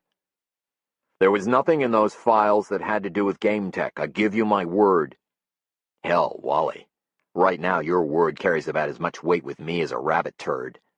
What's Game Tech all about? Game Tech is perfectly legal, Shawno insisted. Then why are you so jumpy? Why won't you tell me who hired you? What is it that's making you so nervous if everything's so legal? Come on, Wally. What's going on with Game Tech? Is Game Tech why all these men are dead? Wally's right fist came down on the arm of his chair. I told you, Game Tech's got nothing to do with anything that's happened. You keep talking, Wally, but I don't hear any answers. What are you hiding? What are you so afraid of? Shawno gave Cork a fierce glare with his hard gray eyes. His long jaw worked, but he didn't say a word. He breathed through his nose, deep and fast, and the air moved in and out in angry little whistles. All right, Cork told him coolly. I'll tell you what I know, then I'll tell you what I suspect. Then if I don't get something more out of you, I'll give a call to a reporter I know on the St. Paul Pioneer Press. We'll see how you like it with your name in headlines. Cork stood up and walked to the Christmas tree. It was nicely done. Lots of colored bulbs, garlands, icicles, ornaments that looked old and probably conjured memories for the Shawnos of Christmases past. More pleasant Christmases than this one, for sure. I checked out the Game Tech office in Duluth, Cork told him. Checked it out this morning. A one-room office in an old building, Wally. No warehouse, no machines, no parts, just one room. You were doing building security for a company that has one room. And personnel checks? As near as I could tell, the only personnel on the Game Tech payroll are all consultants like you, paid pretty well for doing nothing. Am I right? Shawno looked down at his bandaged leg and didn't appear to have anything to say yet. Ernie Malou adds the Game Tech logo to all the gaming equipment at the casino. He doesn't know why, just does what he's told. The judge bought gaming equipment and leased it to the casino through Game Tech. Didn't even bother to launder the process much. Had the company ship the equipment straight to the casino, where Ernie added the logo. The lease agreements I saw, and the invoices for the equipment, made it pretty clear that Game Tech's making a fortune off the arrangement. A nice pool of money for the judge to draw on. And what for? I guess that if he didn't have dirt on somebody, he simply bought them. You, and Sigurd Nelson, and Stu Grantham, and the others. And no one really gets hurt in the end, right? Sure, a little money siphoned from all that cash the Indians are raking in, but with so much, who's to miss it? And the beauty of it is that it's all perfectly legal. Am I right, Wally? Your hands are clean, aren't they? Shawno's anger had drained away. His already gaunt face seemed to have caved in. He closed his eyes. Cork walked to him and leaned close. But the judge had you by the balls, didn't he, Wally? You and the others. Maybe you wouldn't go to jail over it, but if people knew about you and Game Tech, an otherwise sterling reputation would be sorely tarnished. A hard way for a man to end his career, eh, Wally? Cork stood upright. The night Blackwater shot you, he wasn't after me. He was after that file you showed me. He was at the judge's because it was the judge who had been blackmailing him, Wally. And you were there for the same reason, weren't you? Looking for anything that might implicate you in all this. It didn't have anything to do with trying to get the truth. Why, in God's name, would you ever let yourself get into that kind of bind? Shawno turned his head, following the music of Arletta singing in the back room. She'll only get worse, he said quietly. Eventually, she'll require constant care. On a sheriff's salary, all I could afford is some damn nursing home or institution. I figured the money would let me keep her here somehow, where she's been happy, where we've been happy. He listened a minute more, then looked back at Cork. I couldn't stand the thought of her somewhere where no one really cared. Do you understand? Sure, he understood. But people were dead, and that made a difference. He walked back to the Christmas tree. Did the judge ever ask anything of you? Cork said. What do you mean? Anything you thought about twice. Anything that ran against your grain. You mean illegal?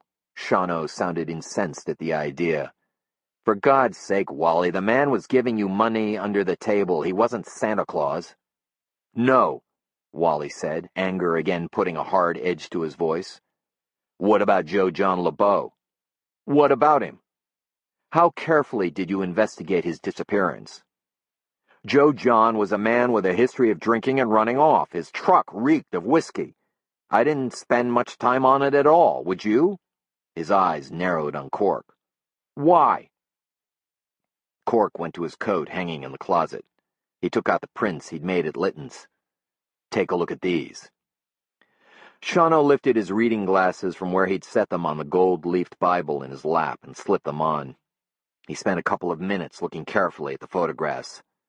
Finally, he turned his face up toward Cork. He looked broken. I didn't know. I swear to you, Cork, I didn't know. I'll ask again, Wally. Those files you burned. Did you do it to cover your own ass? Did you do it to cover for someone else? No, Shawno insisted earnestly. I did it because what was in those files would only bring shame to a lot of decent people. God as my witness, nothing I burned was anything like this. He nodded toward the photos. I guess you found the negatives. I'd have looked for them myself, except for this bum leg. Where in heaven's name did you find them? About as far from heaven as you can get, Wally. He reached for the prints. Shawno seemed reluctant to give them over. "I should keep them," he said. "What for?" "I'll need to reopen Joe John's case." "Maybe. Maybe not." Cork pulled the prints away. "What are you going to do, Cork?" "I'll know that when I've finally dug down to the bottom of this whole pile of shit." "Maybe it all went down just like it seems," Shawno said with faint hope. "Blackwater really did kill the judge and Lytton because of blackmail." That theory almost ties everything together nicely, but not quite. What's left? Two things. First, the judge had a partner, Hal Hanover. I'm pretty sure Game Tech is the source of the money the brigade's been getting. I've got documents and photographs I'll turn over to you later. I don't care about you and Game Tech, Wally, but I want the brigade taken care of. And the other thing? The boy, Cork said. Paul LeBeau. He saw something at the judge's house that scared him into hiding. I want to know what. You'll have to find him first. I couldn't. I think I know who can. Cork stood a moment looking down at Shawno, who seemed to have shriveled in just the few minutes the Cork had been there. Did I really do anything so wrong? Shawno asked, his face sunk deep into hopelessness. You stopped looking for the truth, Wally. But I guess that's a sin we've all been guilty of. He turned toward the entryway. I'll be in touch. He paused at the front door before leaving. He listened to Arletta still singing somewhere in a back room. There was a joyfulness in her voice that carried beautifully the feel of what the season was supposed to be all about. Cork opened the door and stepped outside, wondering if Arletta had any idea what awaited her beyond that season. Chapter 38. Molly stepped out the back door of the Pinewood broiler. Her skis and poles stood propped against the wall beside the dumpster. She lifted them, cradled the skis on her shoulder, and hiked 3 blocks to the lake. Sunlight exploded out of a sky as blue as she'd ever seen. The lake was empty, not even a snowmobile breaking the stillness.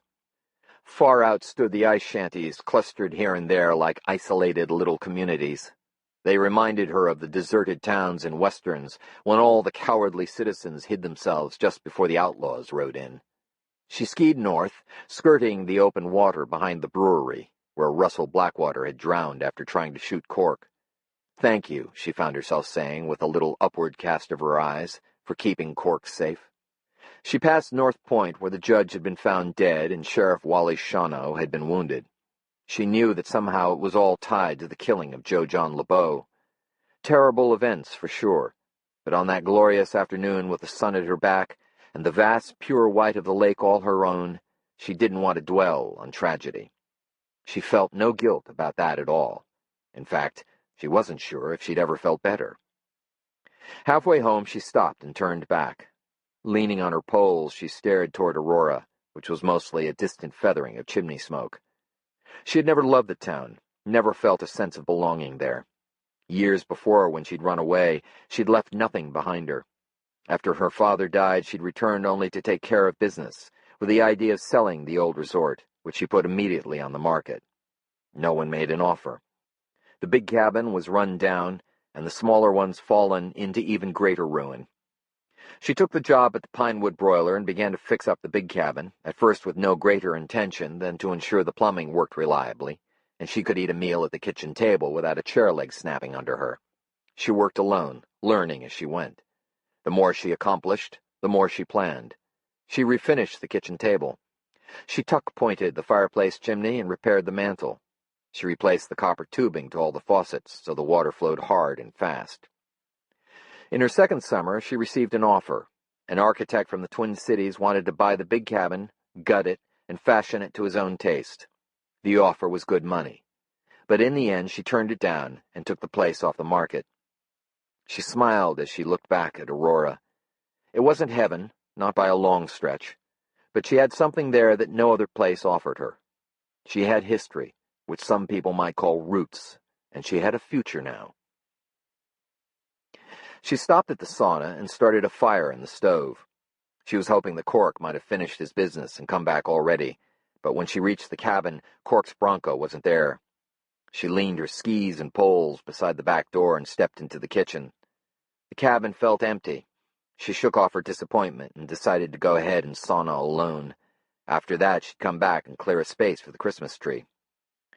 While the sauna heated, she cut herself a slice of dark bread and ate it with butter and honey. She poured a big glass of juice. As she drank it, she made a decision definitely to take the next day off. She'd spend it with Cork somehow, the whole day. Maybe get him on his skis over on the North Arm trails, or maybe just lounge in bed all day. It would be a first, whatever they did, because at the end of it, he wouldn't have to leave.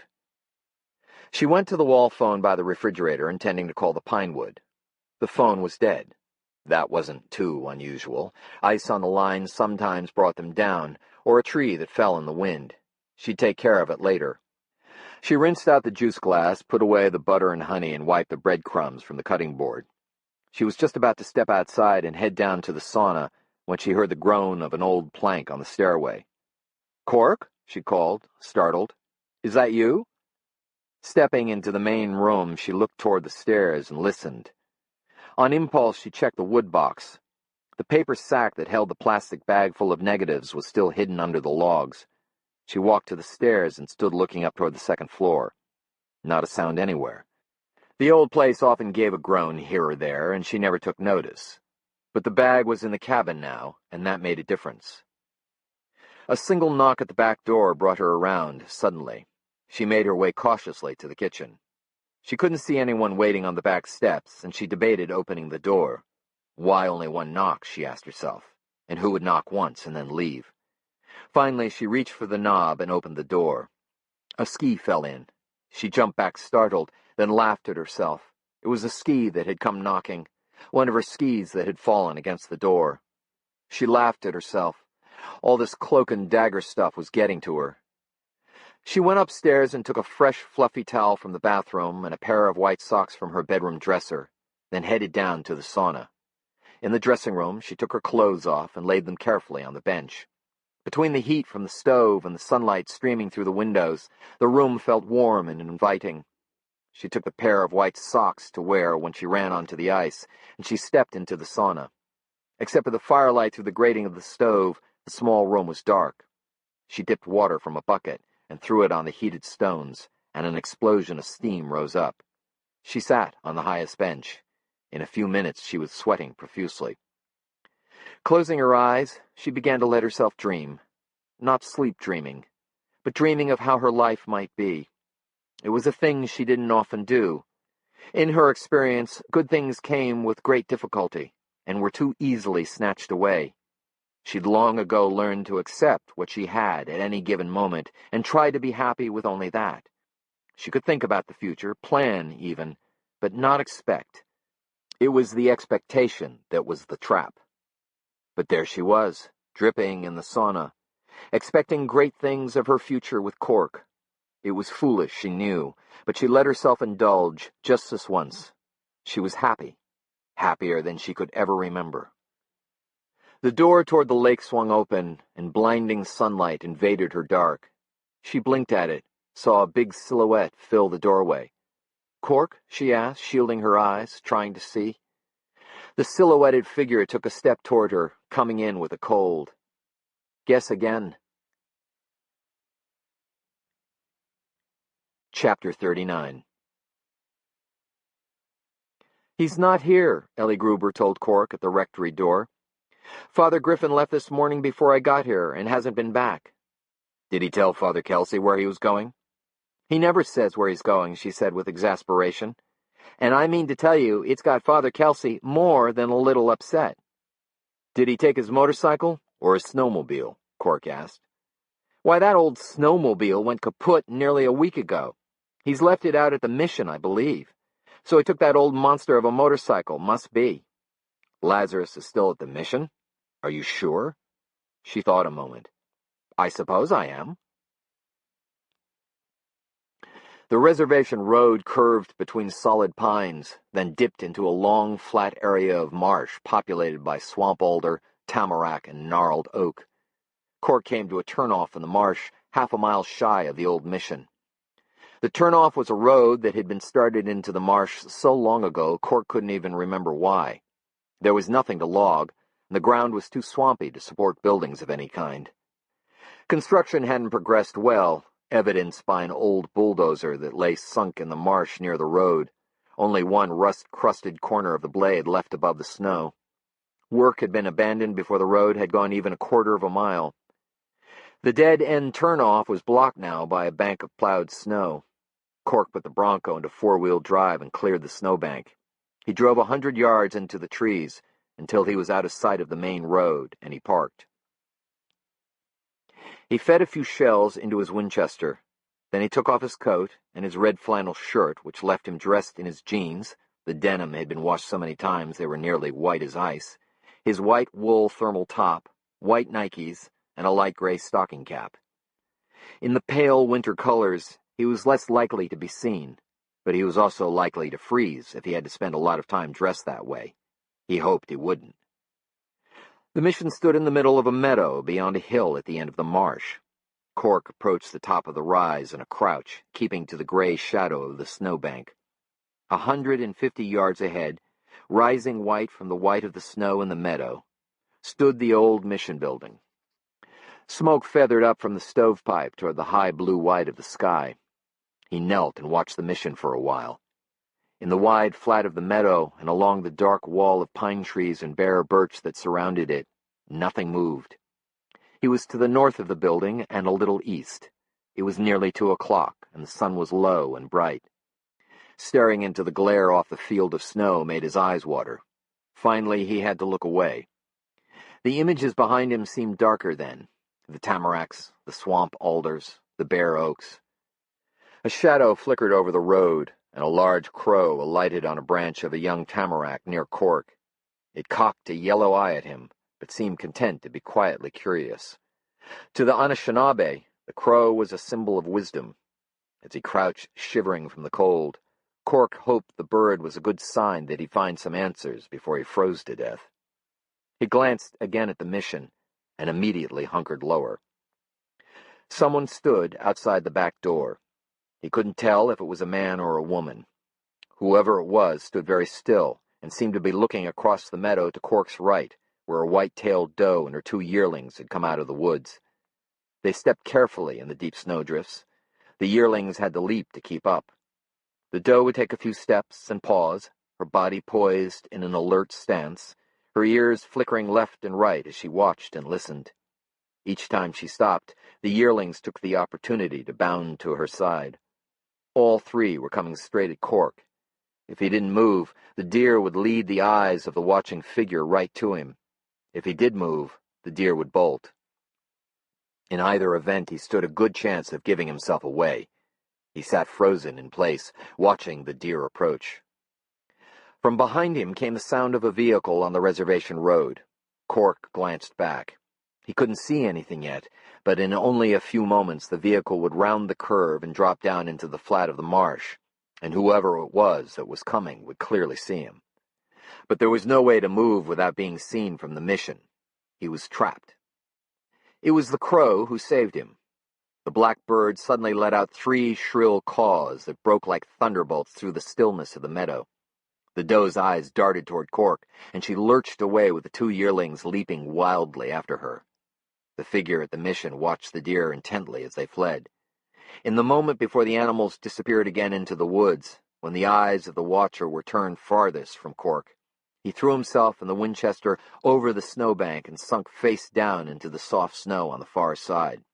He lay unmoving as the vehicle, an old truck, he guessed from the deep sound of the engine and the rattle of the undercarriage, followed the road into the low-lying marsh area, came up the rise, and passed on the other side of the snowbank.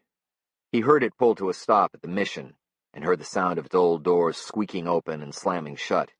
He heard voices briefly, but didn't want to look for fear of being seen.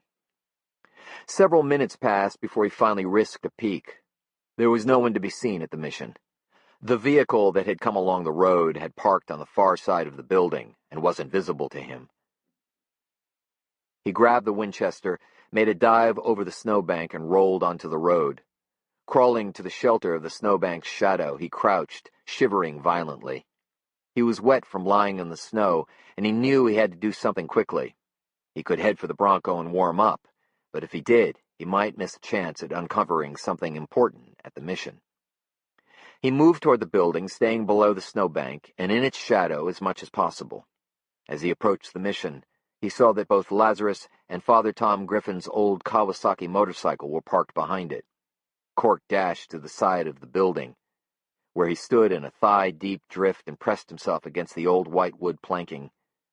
The shades over all the windows had been pulled. He leaned near the glass of a front window and listened. Inside, someone whimpered, as if being hurt. Chapter 40. Cork crept to the back of the mission building and peered around the corner.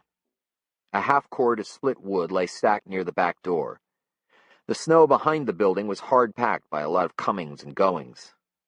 The deep snow off to the sides of the back entrance was stained yellow, where someone had done a good deal of urinating. He edged his way to the door. Leaning close, he listened again for the whimper.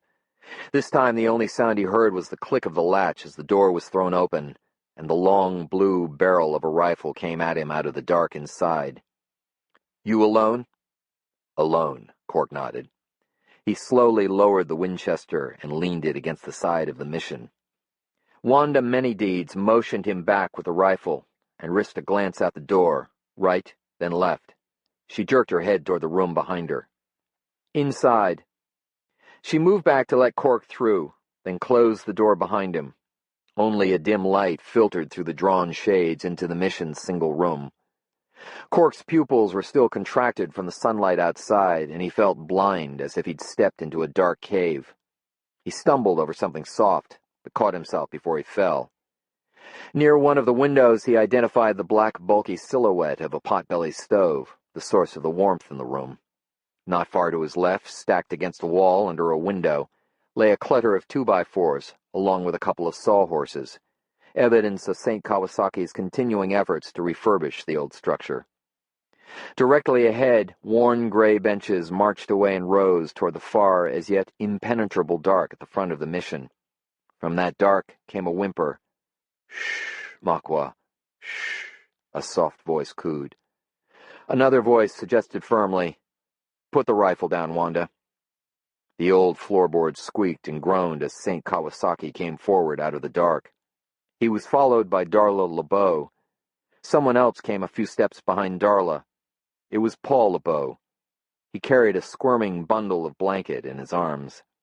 "Puwa," Paul said, speaking in Ojibwe slang. "It stinks."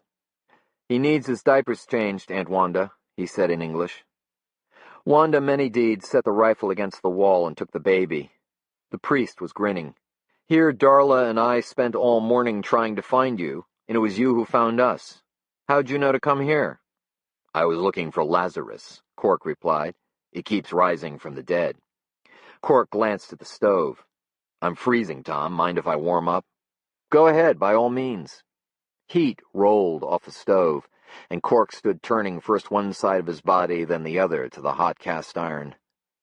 "You saw me coming?" he asked. "Paul saw someone," Tom Griffin replied. "We didn't know it was you." "You've been here the whole time?" he asked the boy. Paul looked to the priest, who gave him an almost imperceptible nod. "Mostly," Paul answered. "Father Tom thought it was the safest place." Cork, whose eyes had just about adjusted to the faint light inside the mission, noticed the sleeping bag rolled and tied on the floor. That was the soft obstacle he'd stumbled over on entering the mission. He also saw several sacks of groceries lined up on one of the benches. "Safe from what?" he asked. No one answered his question. He studied the boy. Hardly a boy anymore. Paul stood nearly as tall as he. If he kept growing, he'd easily reach his father's height. "Someone drove Lazarus out to Harlan Litton's place yesterday," Cork went on. "Was it you, Tom?" "No." The priest looked puzzled and glanced at the boy. "I was there," Paul admitted. "In the ski mask?" Cork answered. The boy shook his head. "I fired a couple shots at the ski mask and scared him away." "Fired a couple of shots?" the priest said with surprise. "Wait a minute." Paul, put some more wood in that stove. Crank up the heat for our friend. Cork, we'll tell you everything, but it's going to take a while. He glanced at Paul. Maybe even longer than I thought. How about putting some hot water on the stove, Darla? I could use some coffee, even if it's instant. Paul and Darla did as the priest directed. Wanda Manydeeds finished changing Makwa's diapers. Cork, help me haul this pew nearer the stove, the priest said. Give you a warm place to sit. When the backless old pew was settled, the water hot and the instant coffee stirred into foam plastic cups that had been pulled from the grocery bags, the priest said, Okay, let's talk. But before we do, I want to remind you of a couple of things, Cork. First of all, you're not the sheriff anymore. That's one reason we've all decided to trust you. Also, you told me not long ago that you don't believe there is such a thing as justice. These people feel the same way. Cork sat on the pew near Wanda Manydeeds, who rocked Makwa. Darla and Paul stood near the back door. Tom Griffin moved about freely with his coffee in his hand, gesturing toward those present. What we discuss here goes no further, the priest said. Then why tell me at all? Because I think you'll keep digging until you know the truth anyway. We'd just as soon try to deal with it now. Cork considered them all a moment. All right, but first there's something I have to tell you. He looked at Darla and Paul LeBeau. You might want to sit down. Darla moved to her son and put her arm protectively around him, although he was a full head taller than she. We're fine, she said. He plunged in, telling it bluntly, because there seemed no other way. Joe John's dead. I believe he was murdered. He'd delivered tragic news before. It had been part of the job. But he'd never become immune to the effect tragedy had on those who had to hear of it, and he'd never become used to his own feeling of helplessness in those situations. But the LeBeaus surprised him. Their faces didn't change in the least. They know, Cork, St. Kawasaki informed him quietly. I already told them. You knew? Cork asked the priest. I've known since Vernon Blackwater passed away. He gestured toward Wanda. We both have known. How? Wanda spoke while she rocked Makwa next to her breast. When Vernon was dying, he asked us both to come. Tom for the part of him that was Catholic, me because I am a Medewawin. We were alone in the room with him. When he made a last confession to Tom, I overheard. He confessed to helping kill Joe John? Cork asked the priest. Tom Griffin stood near a window, looking uncomfortable. Why don't you talk to Wanda about what she overheard? It probably doesn't matter now, but I still don't feel right about sharing with you what was told to me in confession. You shared it with Darla and Paul, Cork pointed out. That was different. I had no choice. Why? The priest pulled the shade away from the window just a crack and looked out at the road. A streak of afternoon sunlight cut across his face like yellow war paint. Because I had to explain to Paul why the judge was dead. Cork felt as if his brain were stuffed with cotton. He squinted at St. Kawasaki and asked dumbly, Was it you who killed the judge? The priest let the shade fall back into place and shook his head. No. Wanda said, I did. Makwa began to whimper again. Wanda stood up and walked slowly about the room, cooing softly to her baby. She didn't seem in any hurry to tell Cork any more. Was it an accident, Wanda? Cork asked hopefully. No, I meant to kill him. Here, Darla said to Wanda when the baby went on fussing. Let me take him a while. Wanda gave Makwa over to her sister-in-law and turned back to Cork. Her long black hair was braided and hung over her shoulder like a length of rope. Her face was the color of sandstone and no less hard. Vernon confessed to watching Harlan Litton kill my brother. He said the judge set it up. He wouldn't say why, only that Joe John was murdered and the judge and Litton were responsible. Vernon didn't want to die with that secret weighing on him as he walked the path of souls. Cork glanced at the priest. Did you ask him why? St. Kawasaki shook his head. He was barely able to speak as it was. I just listened. You should have asked, Wanda said with an accusing tone. I was his confessor, Wanda, not his inquisitor, the priest reminded her gently. We've speculated it probably had something to do with Russell embezzling. You know about that? Cork was surprised. Everybody knows about that now, Wanda said. Small town, the priest added. So what happened between you and the judge? He asked Wanda. I went there that afternoon to talk to him. Tom wanted me to wait until we could figure a way to do something about it. I didn't want to wait. I couldn't. It was like having a wild animal inside me eating me up. So you confronted the judge, Cork said. Yes, and I'll bet he just laughed at you. Wanda gave Cork a look that said he was right on the money. He said I had no proof of anything. Hearsay is what he called it. I told him I didn't need any proof. I'd just tell what I'd heard. People would listen. You threatened the judge? I would like to have been there. What did he do? Wanda, who'd looked directly at Cork until that moment, looked away. He threatened her back, Cork, St. Kawasaki said. He had some information. The priest hesitated, and it seemed as if he and Wanda spoke silently to one another with their eyes. Cork said, It's all right. I know about the judge and his pieces of information.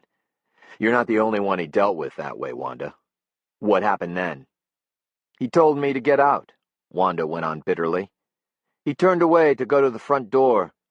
I grabbed the poker from the fireplace and I hit him. I didn't even think about it. I just hit him right in the back of the head. She put her hand on her own head to show Cork. Then you put the shotgun into his mouth to make it look like suicide. Cork finished for her. No. The priest folded his arms and leaned against the mission wall. That was my doing, he said. You? Wanda called me from the judge's place. I went over on Lazarus, cut across the lake as fast as I could. He was dead when I got there. And you figured in a white courtroom under white law, Wanda stood a snowball's chance in hell of getting justice. So you faked the suicide. That's about the size of it, Cork. It wasn't pleasant, but it was workable. I've seen worse things in my life, believe me. Cork did. He rubbed his forehead a moment, wishing like hell he had a cigarette. He glanced at Paul. So you must have stumbled on to all this, is that it? Yeah, Paul said. About where did you come in? When I delivered the paper, I heard the shotgun go off. And you went inside to check on the judge, but you found Father Tom and your Aunt Wanda instead. The boy nodded. The priest broke in. I brought him out here so I could explain to him carefully what he saw. Then I went to Darla's to get her so she wouldn't be worried. When you came and told us the sheriff wanted to speak to Paul about the judge, I thought it would be best to keep him out here a while. We let out that Joe John was around, hoping to create a little smoke. What about Harlan Litton, Tom? Whose doing was that? The silence of the room reminded Cork of how it was to be underwater, making your way to the surface in a thick, unbreathable stillness. Everyone looked at everyone else, and all of them looked unhappy he'd asked. It was Paul, drawing himself up to his full height, who said, I killed him, and I'd do it again. If he'd sounded like a boy before, the youthful sound was gone from his voice now. Cork looked at him and saw the hard face of a man. No, he wouldn't, Darla said, putting her arms around her son. Paul shrugged away from her. He killed my father, and I killed him, and I'd do it again without thinking twice. Cork, the priest interjected, it wasn't entirely his fault. I left him Lazarus in case he needed transportation.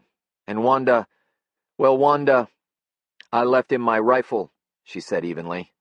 I didn't think he'd use it that way, but I don't blame him at all. Cork studied the young man who didn't flinch under his gaze. And it was you on Lazarus at Litton's place yesterday. Yes? What were you doing there? I was there to kill another man, the boy said almost proudly. Paul, his mother looked horrified. You don't mean that, St. Kawasaki told him. It's the truth, the boy said. I thought we were supposed to be telling the truth. No, Paul, Darla pleaded. Let him tell it, Darla, St. Kawasaki said. He's right. The truth is what we're here for. We've come this far. What man were you going to kill? Cork asked young LeBeau.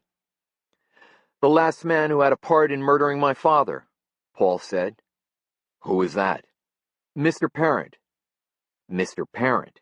You mean Sandy? Yeah, him. Darla put her hands to her mouth. No, she whispered. Why do you think he had something to do with your father's death, Paul? Cork asked. Well, Paul stopped a moment and seemed for the first time a little uncertain. He glanced at the priest and Wanda Manydeeds and his mother. They said it. What did you say? Cork asked them generally. It was Darla who finally spoke. Sandy Parent said Joe John showed up drunk for work at Great North the night he disappeared. He said they had words and he fired him. I believed it then, because of the way Joe John had been. God help me, I believed it. But Joe John was murdered. He didn't desert us. Sandy Parent must have been lying. And why would he lie, except to cover up? The priest finished. Cork looked back at the boy. How did you know he was at Harlan Litton's? I went to his house yesterday, Paul said. I was on Lazarus. I had Aunt Wanda's rifle. I was going to kill him. No, he wasn't, Darla insisted. My son's not a killer. We all are, under the right circumstances, Darla, Cork said. Go on, Paul. I came across the lake through his woods, but he was just leaving. I saw his car heading down the drive. What kind of car was it? White, Paul shrugged. Just white? I saw it through the trees. The man has a white vehicle of some kind, St. Kawasaki said. A lot of people have white vehicles, Cork pointed out. Go on, Paul. I tried to follow him, running Lazarus down in the ditch beside the road. When I saw him turn off onto County 16, I figured he must be headed for the Litton place. It's just about the only thing down that road. I caught the glacier trail. You know, it cuts back of the Litton property. So I got there ahead of him and hid in the trees. Only I didn't see him. It was you I saw. I watched and waited, and when you came out of that shed, I saw him hit you with a club or something. I thought he was going to kill you. I shot at him, but, he added with a note of shame, I missed. He got away, and it was you I almost took a shot at, Cork concluded. I'm sorry, Paul. The young man shrugged and managed a slight grin. It's okay. You're sure it was Parent? It had to be. Did you see his face? He was wearing a ski mask. The white vehicle, did you see it at Litton's? Paul shook his head, but said definitely, it had to be him. Had to be? Cork let his voice go very hard. Would you swear to that in court? Would you swear absolutely beyond a shadow of a doubt it was Sandy Parent who hit me? Well, Paul seemed confused by the sudden harshness in Cork's voice. He looked at the floor a moment. Swear to it beyond a shadow of a doubt, Cork pressed him. I guess I couldn't, Paul admitted. Cork, you're saying you don't think it was him? Wanda asked, as if she couldn't believe what she'd heard. We have no real proof of anything. Nothing that involves Parent directly, Cork replied. It's all pretty circumstantial at this point. What about Vernon Blackwater's confession? Wanda demanded. Did he mention Parent at all? No, but the man had to know. Isn't it possible, Cork offered, that Joe John was drunk? Who knows why? And that Sandy did fire him, and it had nothing to do with Joe John's murder. Cork, do you have any proof of anything that involves Sandy Parent? He waited. I take it your silence means no.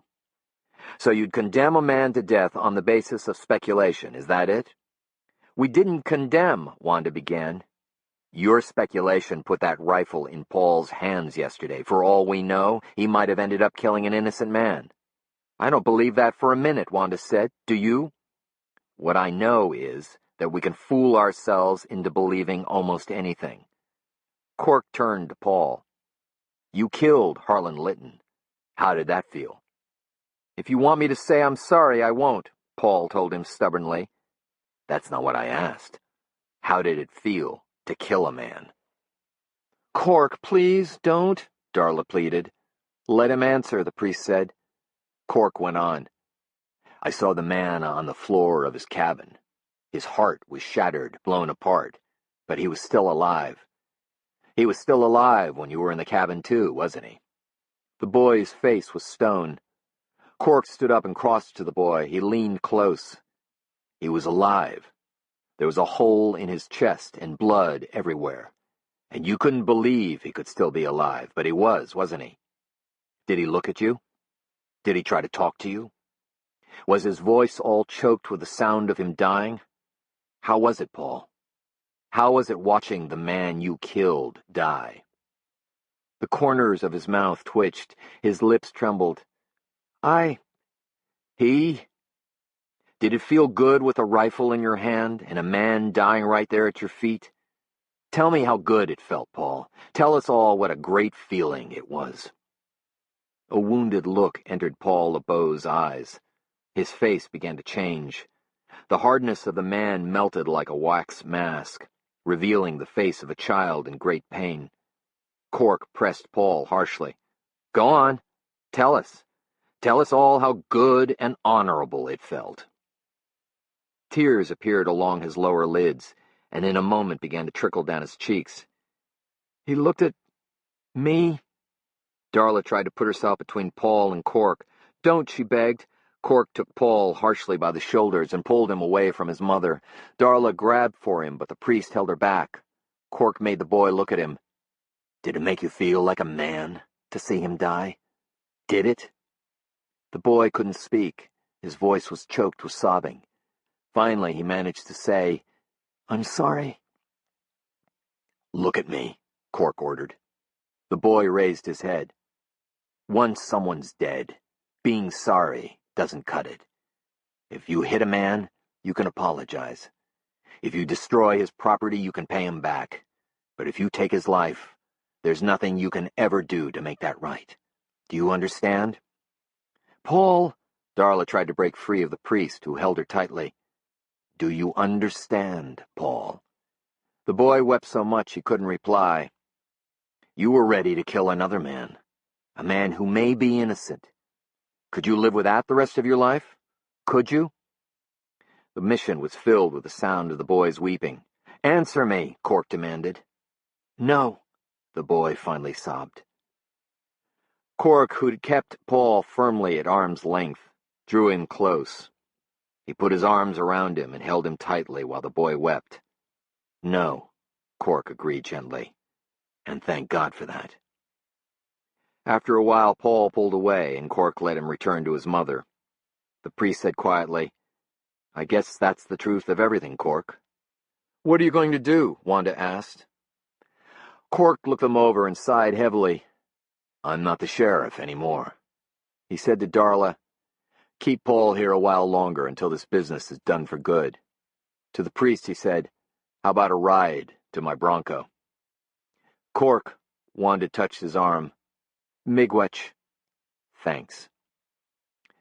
St. Kawasaki stepped outside with Cork. The sun had dropped below the tree line, and the snow across the meadow was a soft blue-white. The air was turning colder. I didn't know about Paul at Litton's place yesterday, the priest said. I feel responsible. Paul's responsible for his own actions. He knows it. Cork picked up his rifle from where it leaned against the mission wall. Thanks, he said to Tom Griffin. For what? Holding Darla? Letting me work with Paul? It was hard, but easier on him than the legal system. He's a fine young man. The priest took a deep breath. So what now? Now I get what I need to put a real son of a bitch in his place. You have something on Parent? I think I probably do. And you'll be able to keep all this out of it? Whatever happens, they're safe, he said, nodding toward the mission. He opened the door of Wanda Menedeed's old truck. I feel exhausted. Is this what you feel like after hearing a confession? Usually, St. Kawasaki said, I feel like a drink. Chapter 41. Molly looked down on the water from a great height. The surface was perfectly blue, and so still it looked like a cloudless sky. Lake Tahoe, she wondered. Tahoe was like that. Blue, still, cold, freezing cold. So cold when she swam in it sometimes she hurt all over, as if she were being squeezed by a great blue hand. Like now, she thought suddenly. And she realized she wasn't above the water, but in it. She shivered in the grip of that perfectly still water, in the terrible grip of the blue water cold as ice. The sun burned her eyes. She should look away, she knew. If she looked at the sun too long, she would turn into a sunflower. She'd heard that when she was small from a lady at her father's cabin. The lady was fat and laughed a lot, and gave her baby Ruth and O. Henry candy bars and smelled like flowers, gardenias. The fat lady pointed a plump finger at her and warned her, laughing, "You'll turn into a sunflower." Her father told her different, told her she'd go blind. Her father was probably right. Maybe that's why her head hurt so much. She was going blind from staring at the sun. He'd told her the truth. About that and many things. Told her she came from bad blood. Told her her mother was a tramp. Told her she would end up one too. Told her men would be after her like devils, and if she let them have her, she would burn. Was that it? Was that the burning in her head? Was she burning like he said she would? Then why was the rest of her so cold? She tried to lift her hand, to shield her eyes and block the fire that burned them. But she couldn't feel her hand, couldn't tell where it was, if it moved at all. Am I dying? She wondered. Then why am I not afraid? Cork's hands were full of flowers, brilliant yellow petals around a black center, sunflowers. He held them gently, held them out as if offering them. He stood on the still blue water with fire at his back, all alone with the sunflowers in his hands. She tried to call to him, but she had no voice. He let the flowers drop one by one onto the water. They landed without a ripple and floated toward her, formed a circle, and the circle was warm. That made her happy, to be warm again. She lay in the warm circle of sunflowers, thinking how tired she was and how good it would feel to sleep and sleep, while she waited for Cork to lie down too. She was afraid. Did I tell him? The fire burned in the blue water around her, in the blue that was all that was left of her vision. The blue and the fire. And then the cloud, black as smoke, moved above her. In the shadow of the black cloud, she could see no more. Did I tell him? Yes. The voice came from the cloud. Yes, you told me. No, not you. Did I tell Cork? Tell him what? But her eyes were too heavy, and she was too tired to talk. Molly fell back, fell into the dark, into the vast, warm dark, with one last question trailing her like a broken rope. Did I tell Cork? Did I tell him? Did I tell him I love him? Chapter 42. In the fading blue of the late afternoon light, Cork drove toward Aurora. He felt satisfied in a grim way. Things had fallen into place. Most things, anyway. The judge, Lytton, Joe John LeBeau's incomprehensible abandonment of his family, all these things made sense, and in some way had been reckoned with. There was, however, still one open loop to the maze of tragic events that had befallen Aurora, and down that last convoluted passage hid Sandy Parent. Did he know he was being pursued, Cork wondered? If not, he soon would. The canvas bag was his undoing. With the evidence Cork was sure the bloody bag had held, he would nail Parent's coffin shut. Bam! It was going on 4 o'clock when Cork pulled into the parking lot of Johnny's Pinewood broiler. He thought he'd surprise Molly with a lift home, but she wasn't there. Johnny was hunched at the register doing some figures with a pencil on the back of a menu. He looked slightly amused when Cork asked about Molly. She left 2-3 hours ago. Big hurry. Said she had to go home to clear space for a Christmas tree. Christmas tree, Johnny hooted. No woman hustles that hard for a Christmas tree. It was a guy, I'll lay you odds. Johnny paused a moment, set his pencil down, and looked Cork over keenly. A broad grin spread across his face. Well, knock me over with a feather. Cork thanked him and headed toward the door. Christmas tree, Johnny laughed at his back. O Tannenbaum, he called.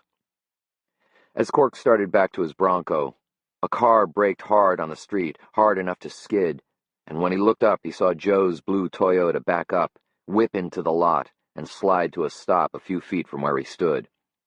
Joe leaped out, drilling him with an angry glare as she came. She glanced at the pine wood, tugged off her gloves, and seemed for a moment on the verge of giving Cork a hard slap across the face.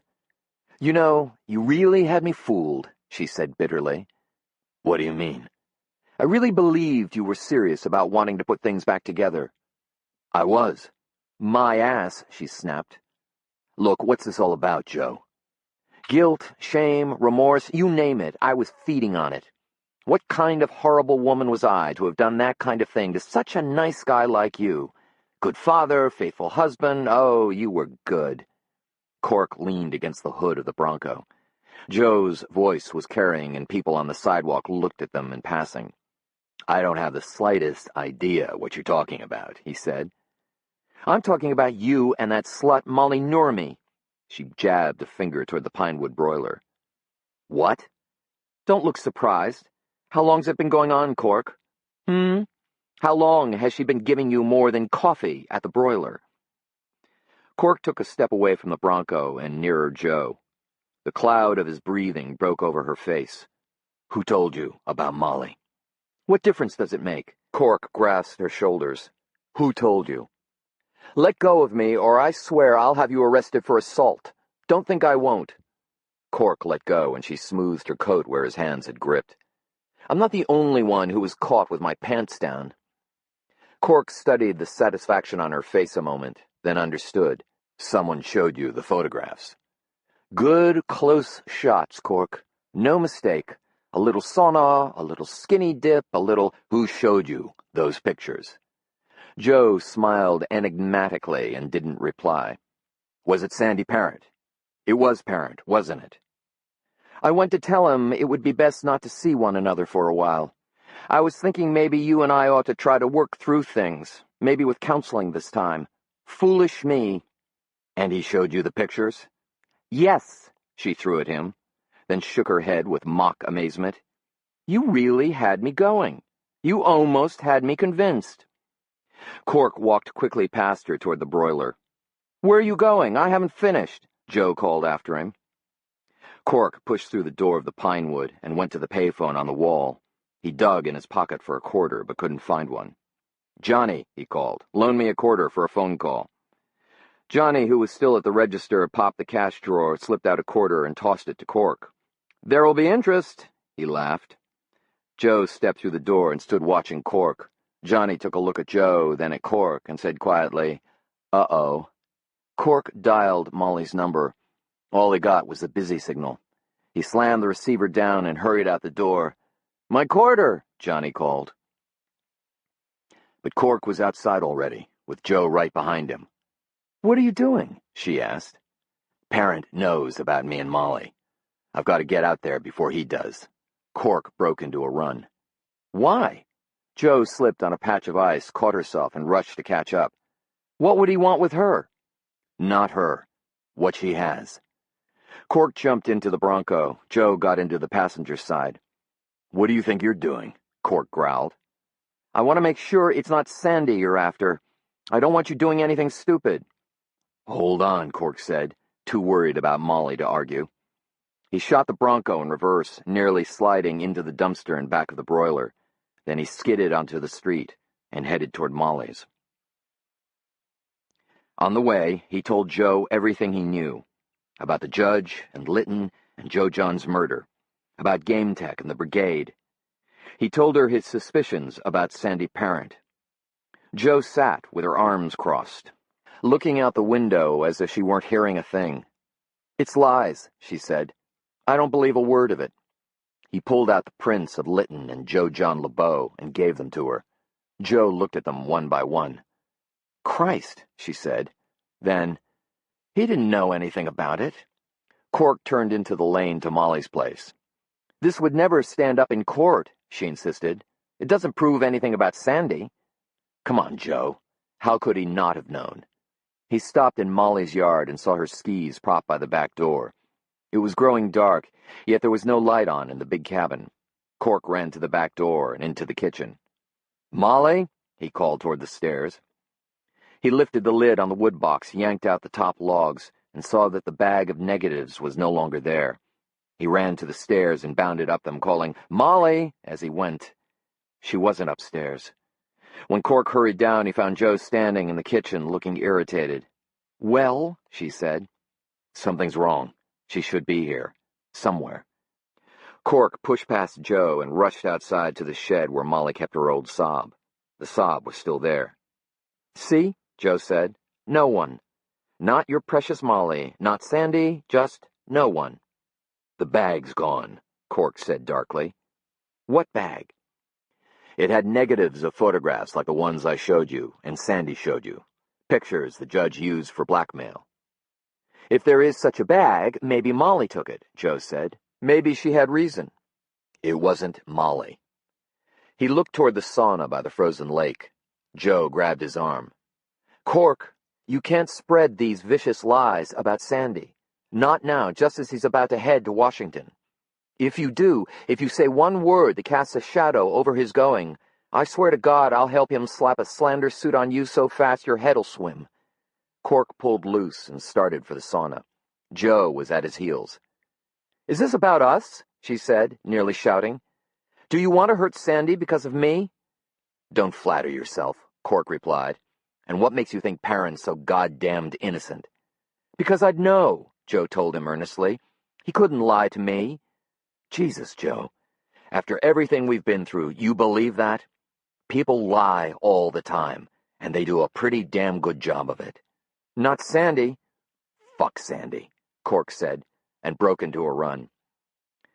He pushed open the door to the changing room of the sauna. It was nearly dark inside, but Cork could see clothing piled neatly on a bench. He lifted the sweater, checking its color, wondering with a note of desperation, was this what Molly had worn this morning? He shoved through the door into the sauna that was still warm. He waited a minute for his eyes to adjust to the deeper dark inside the windowless room, and he confirmed that Molly wasn't there. He stood a moment trying to figure, where could she be? Had she run? Been taken? "I'm tired of this, Cork," Jo said from the changing room. "I want to go home. You can come back and wait for your girlfriend without me." Cork looked at the other door, the closed door that opened onto the lake. "Face the facts, Cork. You're just trying to hurt Sandy because he hurt you. All these accusations are true," Cork said. He reached for the door. "Then prove them, goddammit. Show me the proof." Cork opened the door. Framed in the threshold lay the snow-covered lake, a pale, peaceful blue in the twilight. A sky pure as spring water ran above it to the far shoreline. 10 yards from the door was the hole in the ice that Molly and Cork had dipped in when they'd finished their sauna the night before. And between that hole and the door where Cork dumbly stood, Molly lay naked on the ice. His legs wouldn't move. They barely held him up. His throat went dry and he couldn't swallow, could hardly even breathe. Yet his senses took in everything about her. Her eyes were open, and the look on her face was calm. Her white skin had gone blue, nearly the same soft color the twilight gave the snow. Her long red hair stuck to her shoulders and to the ice, the matted strands stiff as broom straw. Her right arm was outstretched, her hand fisted, as if it held to something fiercely. He felt as if he'd stood there forever, though in truth it was but a moment. Jo whispered behind him, "Oh God, Cork." He moved then, moved although he knew with a cold, empty certainty that it was useless. He knelt at her side, felt at her throat for a pulse in her carotid artery. Her skin was encased in a thin sheathing of ice and seemed almost brittle to his fingertips. He finally took his hand away and looked at Jo. "Call the sheriff's office," he said quietly. Jo backed away and turned without a word toward the cabin. "And bring a blanket," he asked her.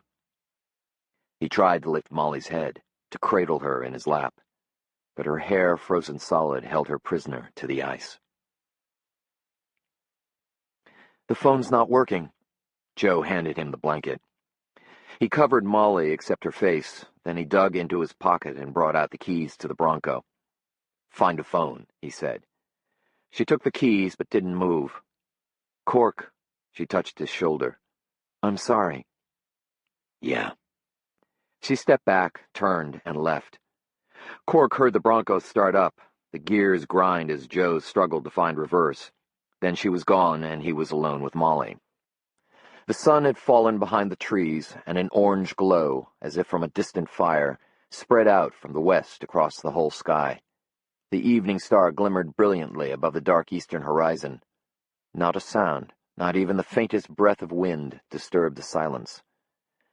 Molly's gray-green eyes looked to the sky, and Cork looked there too, into a distance no man could measure. "Please, God," he whispered, praying for the first time in years, "take care of her." He bent his head and he wept, and although he didn't see, where the tears fell under Molly's soft blue cheek, for just a moment, the ice there melted. Chapter 43. Wally Shawno looked about as bad as Joe had ever seen a man look. Hobbling on his crutches, a grimace of pain at every step, he made his way up from the lake to Molly Noormi's cabin.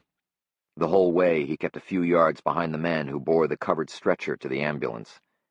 Although he was a tall man and not particularly old, he seemed small and ancient, bent under the weight of the work of that evening.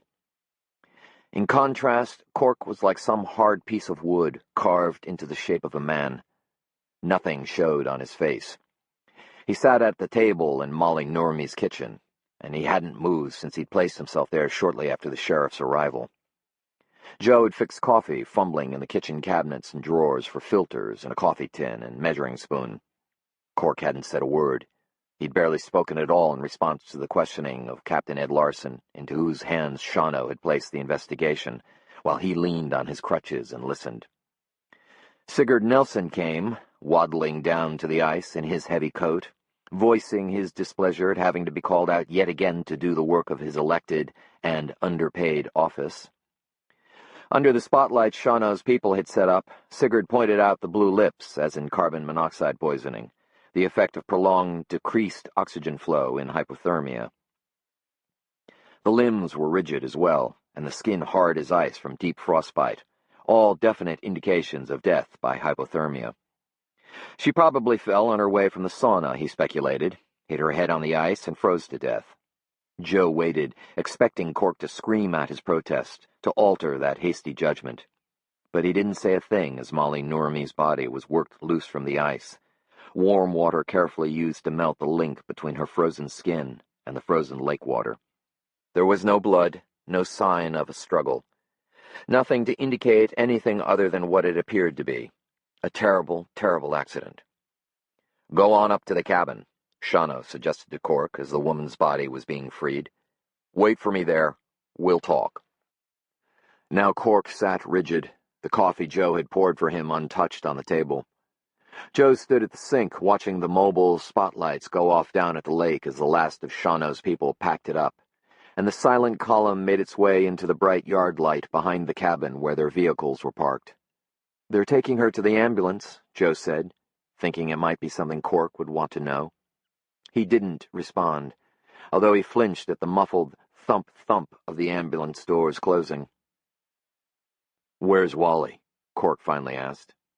"Talking with Ed Larson. They're looking at some papers. Ed's going now. Here comes Wally." Shawno came in on his crutches.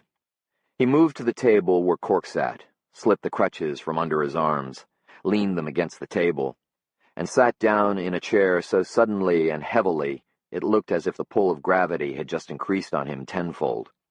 "Coffee, Sheriff?" Joe asked. Shawno waved it off. He pulled off his gloves, grunting from the effort. He looked at Cork, then at Joe, and thought for a moment before he spoke. Her clothes were folded neatly on the bench in the changing room. The sauna was still warm. No sign of a struggle. The ice down that ramp is treacherous. I nearly lost 2 men there myself. So is there any reason I ought to think this wasn't just a terrible accident?" Joe waited. She figured if Cork was going to say anything about the bag and Sandy, this was it. But Cork finally said, "No."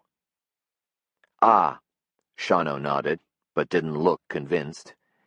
You told Ed you were both out here to help her get a Christmas tree. That right? You were down there, Wally. You heard me say it, Cork told him. Cork was staring down at his untouched coffee. She didn't have a tree. Take a look. He made a brief motion with his head toward the main room through the kitchen door. The sheriff considered this a while, eyeing Joe most of the time. She returned his gaze steadily. The two of you. Together, you were both going to help? Shawno asked. Yes, Joe replied. She turned away from Shawno's skeptical look, went to the coffee maker, and topped off the coffee in her cup. Word is you're working on a divorce, but here you are together way out here just to help this girl get a tree. Cork said, Christmas is like that. Joe, Wally finally said, mind if I speak with your husband alone for a few minutes? Forgive me for asking, Sheriff, but is it something he might want an attorney present for? Shawno swung his tired eyes to Cork. You want an attorney here while we talk? No, Cork said quietly. Joe put on her coat. I'll wait outside then. When she was gone, Shawno said sincerely, I'm sorry, Cork. Yes. Cork, Shawno faltered. Cork, I got to ask. Does Joe know about you and Molly Nurmi? Why? Cork stared at him, hollow-eyed. Oh, Christ, Wally. Joe didn't have anything to do with this. Then you tell me what is going on. What's it look like is going on? It looks like that poor girl had a bad accident. But you and I both know that looks don't count for much around here anymore. The sheriff sat back and ran his hand through his thin gray hair. Hell's bells. I remember a time when I thought I knew this town pretty well. I look at people now, people I've known most of my life, and I wonder what they're hiding. It's like that, isn't it, Cork? You stuff your own closet full of skeletons, and you wonder what kind of bones everyone else has stuffed away. He looked at Cork. His eyes were baggy with exhaustion and full of hesitation. Was it an accident? Cork said, I haven't got any evidence to the contrary. You didn't answer my question. Let me rephrase it. Does what happened here tonight have any connection to everything else that's gone on lately?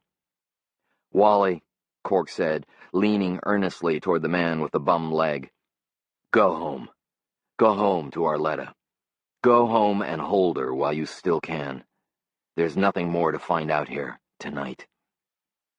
Shawno stared at Cork and finally seemed to accept that he would get nowhere. He closed his eyes. His lids were spider-webbed with red veins. I'm so tired my brain feels like it's swimming around in molasses. He rubbed his face and sighed through his hands. I'll want to talk with you some more tomorrow. I'm sure you will, Cork said. He stood up, gathered Shawno's crutches, and handed them to the man. Good night, Wally. The sheriff tugged his gloves on and slipped the crutches under his armpits, leaning on them heavily. Everything's getting away, Cork.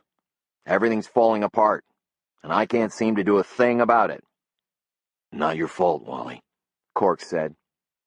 Shawno grunted, then headed for the door. Outside, he said something to Joe that Cork couldn't hear. Then he hobbled to his car, where a deputy was waiting to drive him back to town. The car pulled away. Except for Joe, the yard was empty. She turned and came back into the cabin. Cork was standing at the sink, looking out the window. What now? Joe asked. Now comes justice, Cork said. He walked to the coffee maker and hit the off switch. He turned out the lamp in the main room. Let's go, he said. To Sandy's? Is that why you kept quiet? So you could, what, kill him? I said, let's go. No. Cork thought it over a second. All right, stay. You can't go anywhere. Phone's dead, so you can't warn him. He started toward the back door. Joe moved to block his way. You don't have any proof, Cork, she argued. If you've made a mistake in your thinking, and you do something terrible, where will you be? Everything you've told me about Sandy, everything you know is circumstantial. For Christ's sake, think like a lawman. Don't be stupid. Stupid? Cork leveled his cold, determined eyes on her. I'll tell you what stupid is, Joe. It's thinking that the law could ever take care of anything. Thinking that the law matters at all. Out of my way, Joe." He shoved her roughly away and went outside to the Bronco.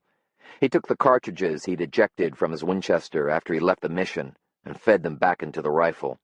He slid behind the steering wheel as Joe climbed into the passenger side. "Get out," he ordered. "Or what?" she challenged him with an angry look. "You'll shoot me?" Cork fixed her with his own angry eyes. "Get in my way, and I might." Chapter 44.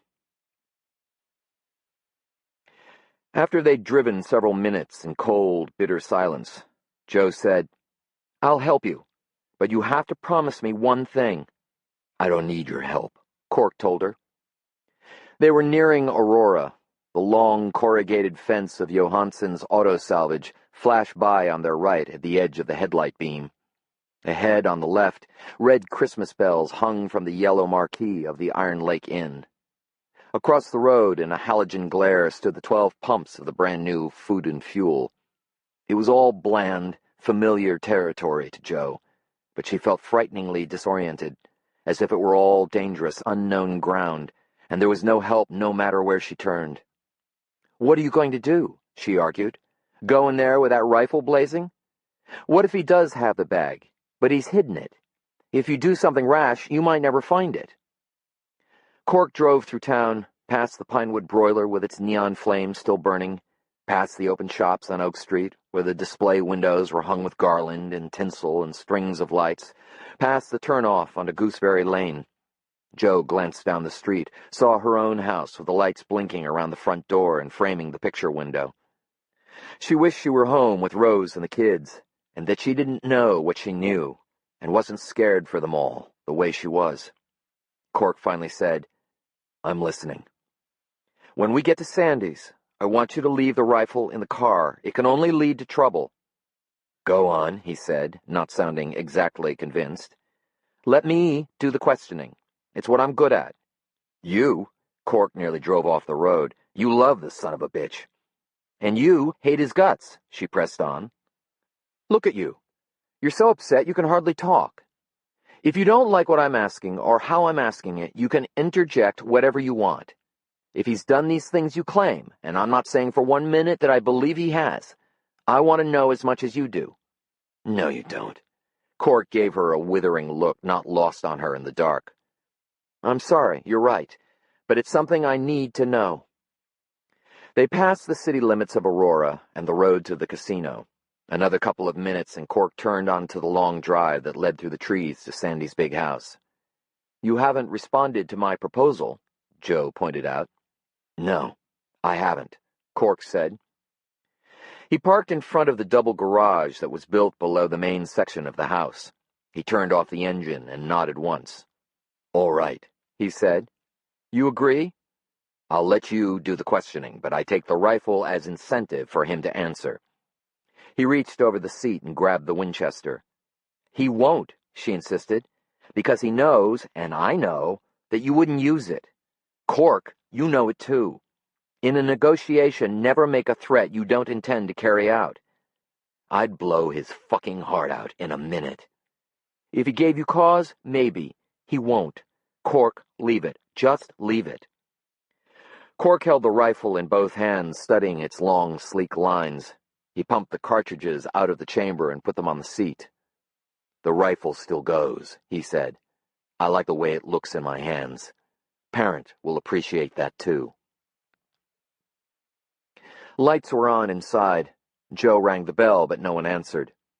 Cork knocked hard and got no better response. He stepped back, looked the house over, then returned to the garage. There was a digital opener affixed to the frame of the door. He looked at Joe. "Do you know the code?" She stepped up, lifted the cover, and punched in 4 numbers. The door slid upward. Cork saw Sandy Parent's 2 vehicles parked inside, the white BMW and a black Jeep Grand Cherokee. He opened the door of the BMW, reached under the dash, and popped the hood. He laid his hand on the engine. "What are you doing?" Joe asked. "Checking to see if the engine's warm. I want to know if your friend's been out lately." "Well?" "This one's cold," he said. He did the same with Cherokee. He looked puzzled. "Cold, too," Satisfied? Can we go now? Does he own a snowmobile? No, he thinks they're a travesty in the quiet of the woods. She could tell he was disappointed, but he didn't look at all ready to quit. I want to talk to the son of a bitch. I think I know where he'll be, Joe said.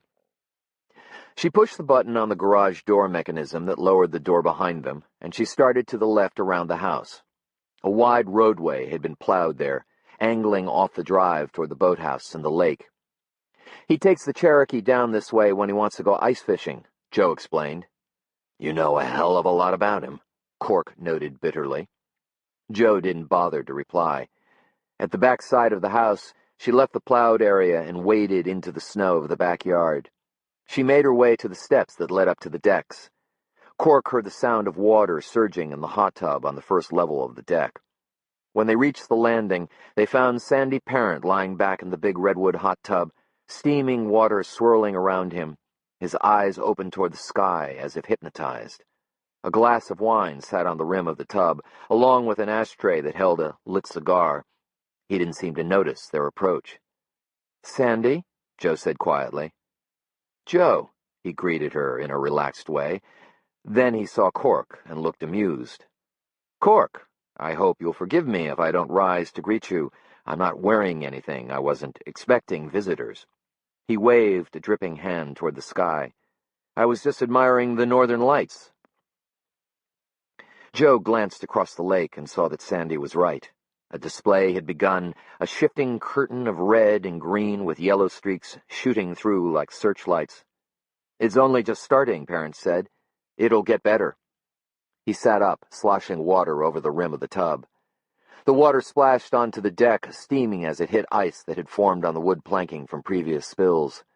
The overhang of the roof above him was thick with frost where the water vapor rose up and froze. You're welcome to join me if you'd like. You bastard, Cork said. You know why we're here. Cork, Joe snapped, stepping between them. Parent looked at the rifle gripped in Cork's hands. Maybe I should change my position on gun control. He reached for his wine glass and took a sip. I assume you're here so that we can finally sit down and discuss like adults the situation between me and Joe. I'm guessing she told you about the photographs I shared with her. Sandy, where'd you get those photographs? Joe asked. You told me Bob gave them to you. He did.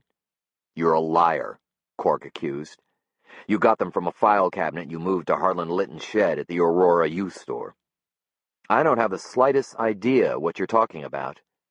Game Tech, your father, the Minnesota Civilian Brigade, murder, you son of a bitch. I'm talking about murder. That's enough, Cork. Joe turned to him and looked at him steadily until he backed away. She faced Parent again and explained what Cork had found at the office in Duluth. Sandy Parent looked stunned. I don't believe it. Cork has proof. Parent shook his head slowly. Dad could be a hard bastard sometimes, but I don't believe for a minute he'd be party to what you're accusing him of. Let me see your proof. Cork took out the photographs he'd stuffed in his coat pocket. Parent held them carefully in his wet hands. My father was extreme in many ways, he finally said, and not perfect by a long shot. Toward the end, his judgment wasn't always good. So this brigade thing I can see, but murder? I don't think so, Cork. Nothing here makes me accept that. He put the photos on the edge of the tub, and Cork snatched them back. There's more, Cork said. Negatives Molly had. Molly? Parent looked at Joe. Joe said, We've just come from Molly Normie's place. Confronting the other woman, Joe? I wouldn't have thought it mattered much at this point. She's dead, Sandy, Joe informed him. Dead? How did it happen? It looks like an accident. It appears that she hit her head on the ice. Looks? Appears? Parent studied both their faces. Sounds as if you think otherwise. And do you think that I'm somehow connected? He nodded toward the Winchester in Cork's right hand. I guess that explains the hardware there. Where were you between noon and 3 o'clock this afternoon? Joe asked. Here. I was here all day, in fact, working at the computer in my office, drafting my maiden address to the Senate. Can you prove that? I can show you the speech on my computer. I don't think that would prove anything, Sandy, she pointed out. You could have drafted that speech any time. Parent lifted his wine glass again and thought a moment. Talk to Ruth Becker, my housekeeper. She'd know if I was gone at all today. Is she here? Joe asked. Ruth goes home at 5. You know that, Joe. You've spent enough evenings here. She felt, rather than saw, the look Cork threw at her. Do you mind if we call her? Be my guest. The kitchen phone is probably the most convenient. If you need it, there's a phone book in the first drawer to the right of the refrigerator. Go ahead, Cork, Joe said. I'd rather stay here with him, Cork replied. I'd rather you called. Reluctantly, he gave in and headed up the stairs to the deck level that led onto the main floor of the house. He vanished through the sliding doors. Joe, you don't really think I had anything to do with that young woman's death, do you? Sandy asked. Why would I? Cork believes she had evidence that would have ruined you. He believes you killed her to get it. Do you believe that? The northern lights had grown more intense. Joe found it odd that she wasn't more overwhelmed by the spectacle. At the moment, she was using it simply as a means to divert her gaze from Sandy. Joe, do you believe I'd do that? Sandy pressed her. Without looking at him, she replied, You're ambitious, and I've seen a ruthlessness in you sometimes when you want something very badly. I'm ambitious, I admit. And as for that ruthlessness, all I can say is that no one ever accomplished great things without being ruthless at times. But I'm not a murderer. He reached out and took her gloved hand. Joe, I've held you in my arms, made love to you.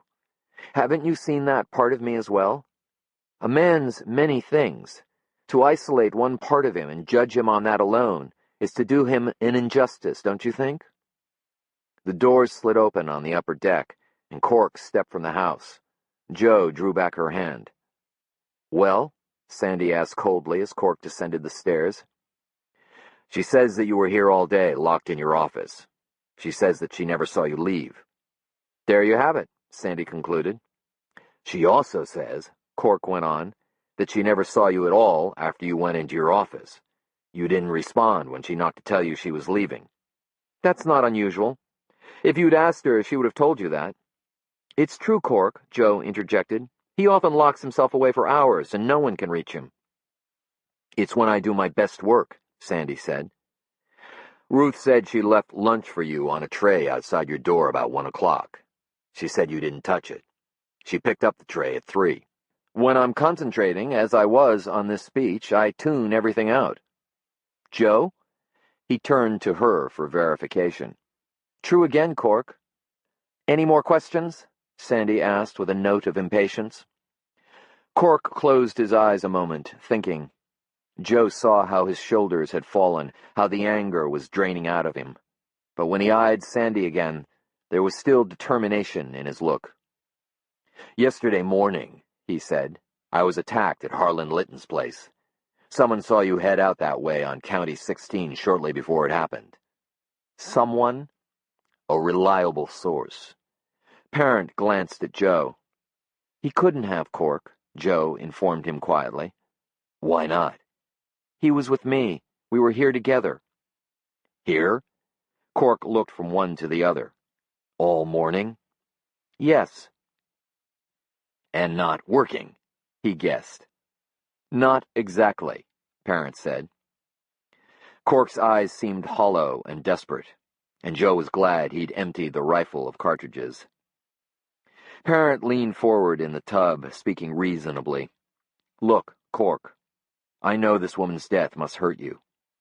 I can understand, given the relationship between Joe and me, that I would be an easy target for your anger. But I'm the wrong target, I swear. He's right, Cork, Joe said softly. Cork looked down at the useless rifle in his hand. When he lifted his face, Joe saw how tired he was. I'm beat, he whispered. I'm absolutely beat. He turned away and started down the stairs. Cork, I'll come, Joe began. No, he said without turning. I'd rather be alone. He waded through the snow and disappeared around the corner of the house. I feel so sorry for him, Joe said. He's lost so much in the last couple of years. He's a good man, Sandy, he really is. You're not still thinking of trying to work on your marriage. Irritation rang in his words like the sour note of a cracked bell. I don't love Cork, Joe assured him, but I'll always care. I feel so sad for him, that's all. Right at this moment, I just feel like crying. Join me in here, Sandy suggested, sweeping his hand over the surface of the water. I guarantee you can't cry in a hot tub. It's one of those unusual laws of physics. I don't think so, thanks. Then let me give you your Christmas present. It's not Christmas yet. I've never been good at waiting, especially when I want to cheer up a sad lady. Just let me get dressed. He rose, naked and steaming, from the tub. Chapter 45. By the time Sandy was dressed, the northern lights had intensified, grown so bright that the flat of the lake beyond the boathouse was awash in color, exploding with red and green and brief flashes of yellow. In all her years, Joe had never seen anything like it. It's your Christmas present from the cosmos, Sandy told her as they walked the plowed lane toward the lake. The whole universe, he said, indicating the brilliant heavens with a sweep of his arm, is trying to cheer you up. You don't seem worried about what Cork's uncovered about Bob, she noted. Sins of the father. I suppose some people might try to hold me responsible, but I think I can distance myself enough. And I have a long time ahead of me to prove myself. I'll worry about it all tomorrow. Right now, there's something I want to show you. He wouldn't tell her why they were headed to the boathouse, only that it had to do with her gift. Joe would have preferred waiting. All the terrible events of the day. The sight of Molly Noorami frozen to the ice. Cork's angry accusations. Her own unforgivable questioning of Sandy, rattled around inside her like disconnected nuts and bolts. She wished for a little time to herself to put all of it together and understand it. But Sandy was insistent, and although his efforts were a little misguided, his heart was in the right place. She let herself be led. At the boathouse, Sandy said, "Close your eyes." She heard him roll back the big sliding door and heard the click of the light switch. "Step carefully," he said, and guided her in. The boathouse smelled of canvas and rope and gasoline. Even with her eyes closed, she knew what was there. A large enclosure with shelving and lockers for gear, with life jackets, preservers, and water skis hung on the walls, and at the center of it all, resting on its trailer, Sandy's big motor launch. However, when Sandy said, "Open your eyes," Joe found herself surprised. Instead of the motor launch, she gazed upon a new white Mercedes-Benz sedan. "Merry Christmas, Joe." "For me?" "Who else?" "Sandy, I can't." "You can and you will. I'm tired of seeing you drive around town in that old Toyota." "And how do I explain this to people?" "You don't have to explain it." He took off his gloves, then removed hers so that she could feel the warmth of his hands. "Joe, I'm in. I've been elected. You're divorcing Cork. I expect that within the year we can marry." "Marry? This is Minnesota, Sandy, not California or New York. Divorce is an issue here." "If Cork decides to go public with those photos of you and me, the best defense is love and marriage. 6 years from now, when I'm up for re-election, people will have forgotten that you were ever married to someone else." He squeezed her hands gently but earnestly. "Joe, I need someone beside me when I make a bid for the White House." In anyone else, she might have thought a statement like that was presumptuous, an idle boast. But she knew that if Sandy Parent had his heart set on a run at the presidency, he would do it. "You'd look wonderful beside me in the rose garden," he went on. "We're compatible, you and me. We make a good team. We think alike." She made herself withdraw her hands. "I can't even think about this right now. I'm sorry, Sandy." "Don't think, then," he urged her. "Just feel." He took her right hand and placed it on the cold, sleek side of the white Mercedes. "Feel the elegance. This is a lifestyle to which I can accustom you. No more worry about how to pay the orthodontist, and a shot at being First Lady to boot. Tell me you don't want that." He guided her like a partner in a formal dance toward the car door, which he opened with a graceful motion. "Here, sit." He patted the seat. "Sandy," she made a weak attempt at protesting, but he took her by the shoulders and gently made her sit. He put her hands on the wheel. "Now doesn't that feel just like heaven?" "Maybe not just like," she laughed, "but pretty damn close." He opened the hood. "Come and have a look at the engine. That's really the heart of a machine." She didn't have the slightest idea what she was looking at, but it was nothing like the engine under the hood of her Toyota. The Toyota engine was caked with oil and dirt, the hoses brittle-looking, the belts cracked. The engine of the Mercedes was as clean as a medical instrument and looked powerful enough to launch rockets. "This is an E420, 8-cylinder, 32-valve, 256 cubic inches, Sandy said, touching the top of the engine with admiration. 275 horsepower. It'll go 0 to 60 in 6.6 seconds. "That's good?" she asked. "Very good," he replied. She put out her hand to touch the heart of the magnificent machine. In an instant, all her euphoria vanished. "Does it drive as good as it looks?" she asked, drawing back her hand. "Every bit. It handles like a dream." "You've driven it quite a bit, then?" "Only a road test." "You didn't drive it today?" "No. Why would I?" He closed the hood. "I meant to put a bow on it before you saw it." "You didn't drive it at all?" "Today?" He gave her a puzzled look. "No, I just told you." "Someone did," she said. "There's a faint trace of warmth in the engine. The radiator hose, too." "Oh, that. I ran it for a few minutes just to keep the fluids flowing. It's not good to let a car sit idle for a long time in the cold, especially one as delicate as this." Joe walked slowly around the car until she arrived at the trunk. "Could you open it?" "The trunk?" Sandy came and stood beside her. "It's just a trunk, not nearly as exciting as the engine, believe me." He smiled. "I'd like to see everything." "I don't have the key with me," he shrugged. "I believe I saw a lock release on the driver's side." The excitement melted from his face. "The trunk?" he said. "Whatever." He opened the car door, bent down, and the trunk sprung open a crack. Joe hesitated, suddenly reluctant to go any further, afraid to see if the trunk held a bag full of negatives. "Go on," Sandy told her. "I thought you wanted to see." Still, she held back. What could the truth do now but ruin everything? "Let me, then," Sandy said. He reached out. Joe braced herself. Sandy raised the lid. The trunk was empty. Joe felt weak with relief. She turned to Sandy and threw her arms around him. "It's the most beautiful trunk I've ever seen." "I'm glad you like it," he laughed. "The rest of the car is usually what sells people. Would you like to go for a spin?" "I should be getting home." "Just a quick one. I'll go up to the house and get the keys. What do you say?" She debated a millisecond. "Okay." Sandy gave her a brief kiss. She held him back for a longer one, then let him go. After he'd gone, she sat in the driver's seat with her hands on the wheel.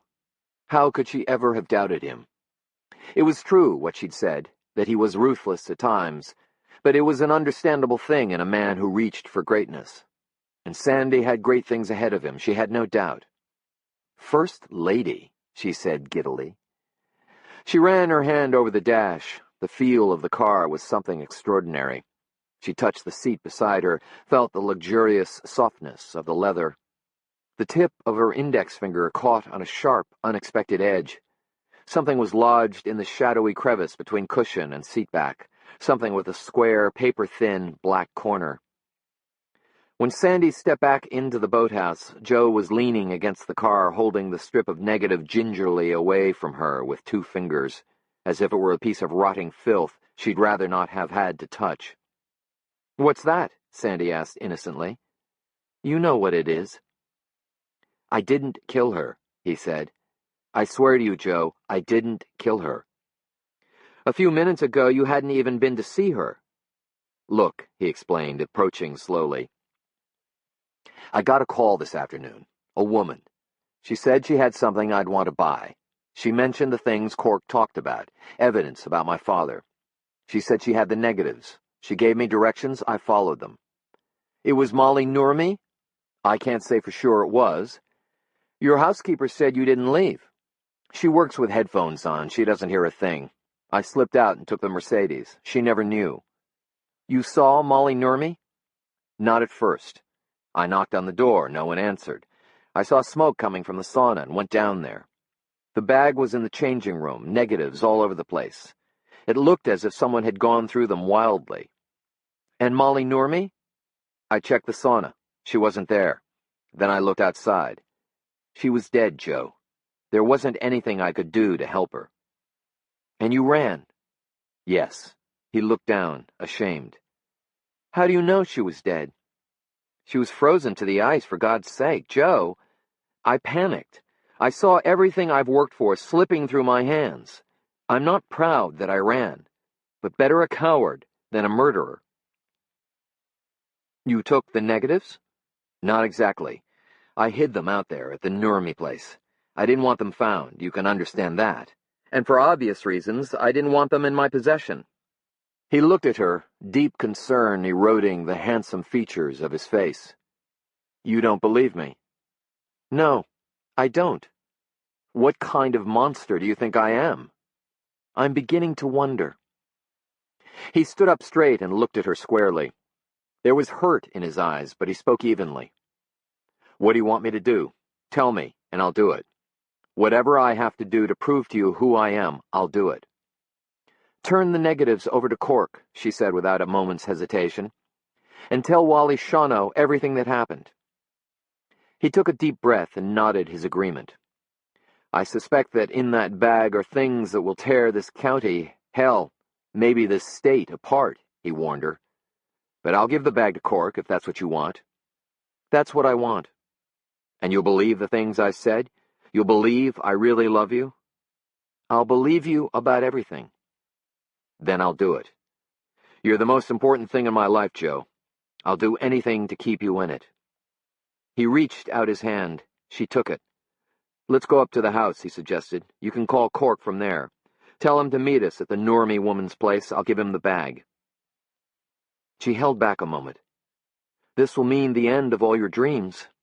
Somehow he managed a faint smile. No, it just means I'll never be president. He kissed her hand gently. But I'll always have you.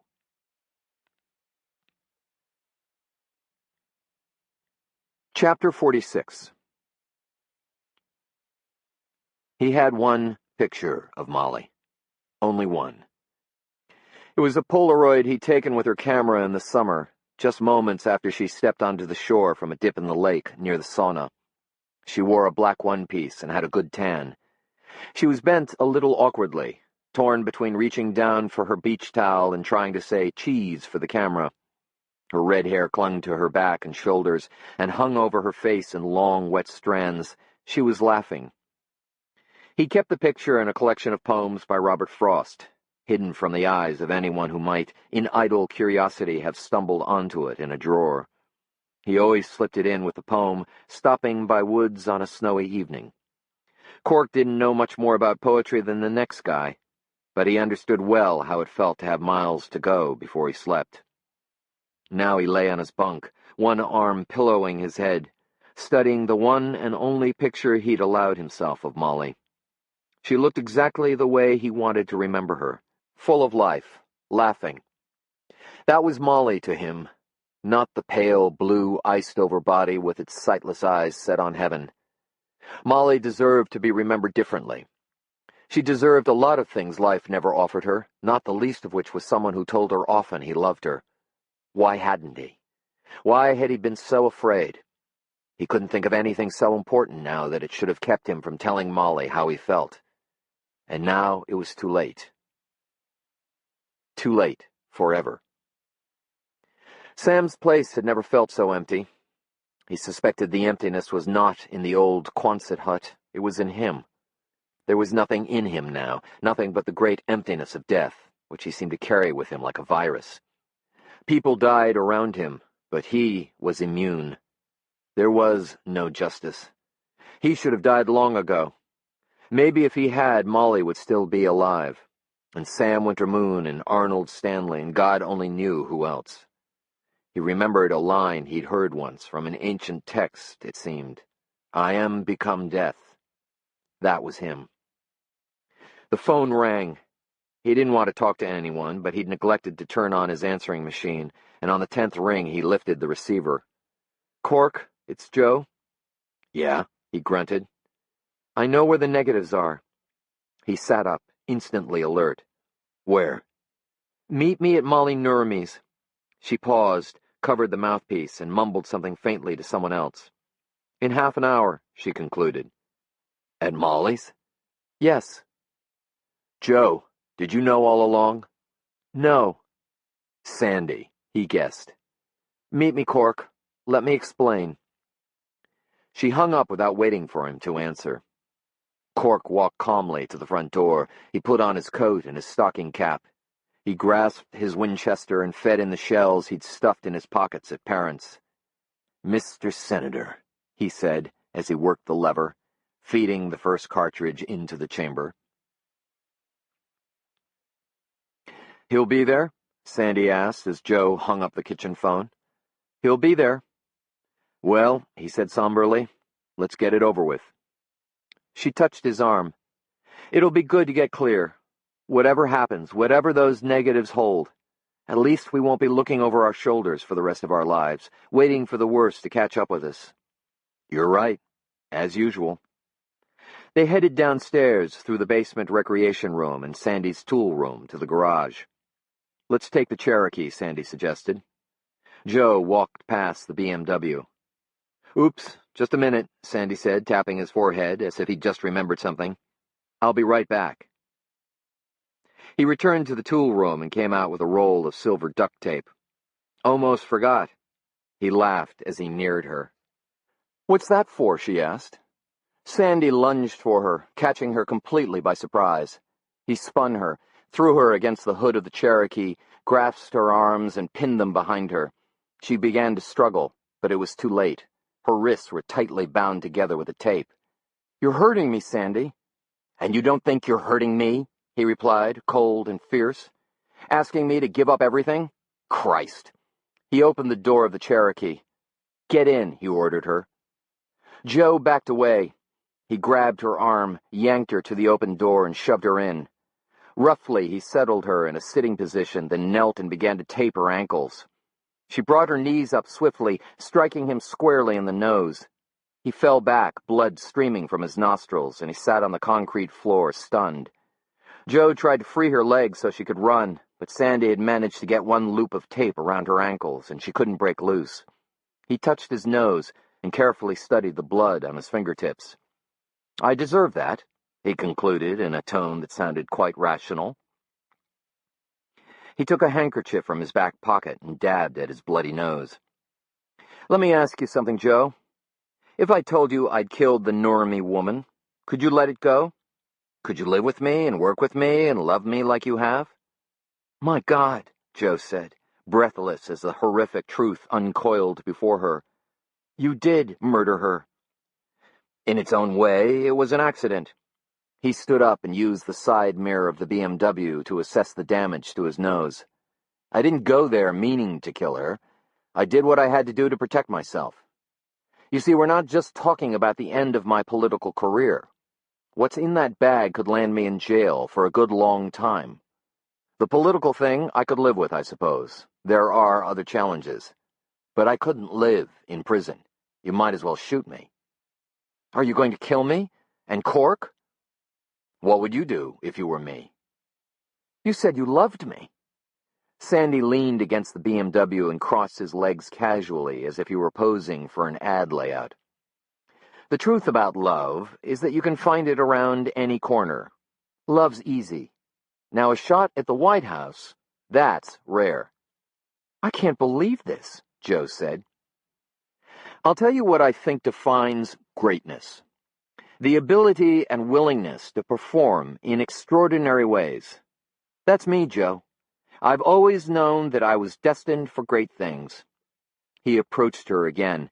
I'm going to tape your ankles now. If you insist on trying to kick me again, I'll hit you. Very hard. I'd rather not do that, but I will. Okay?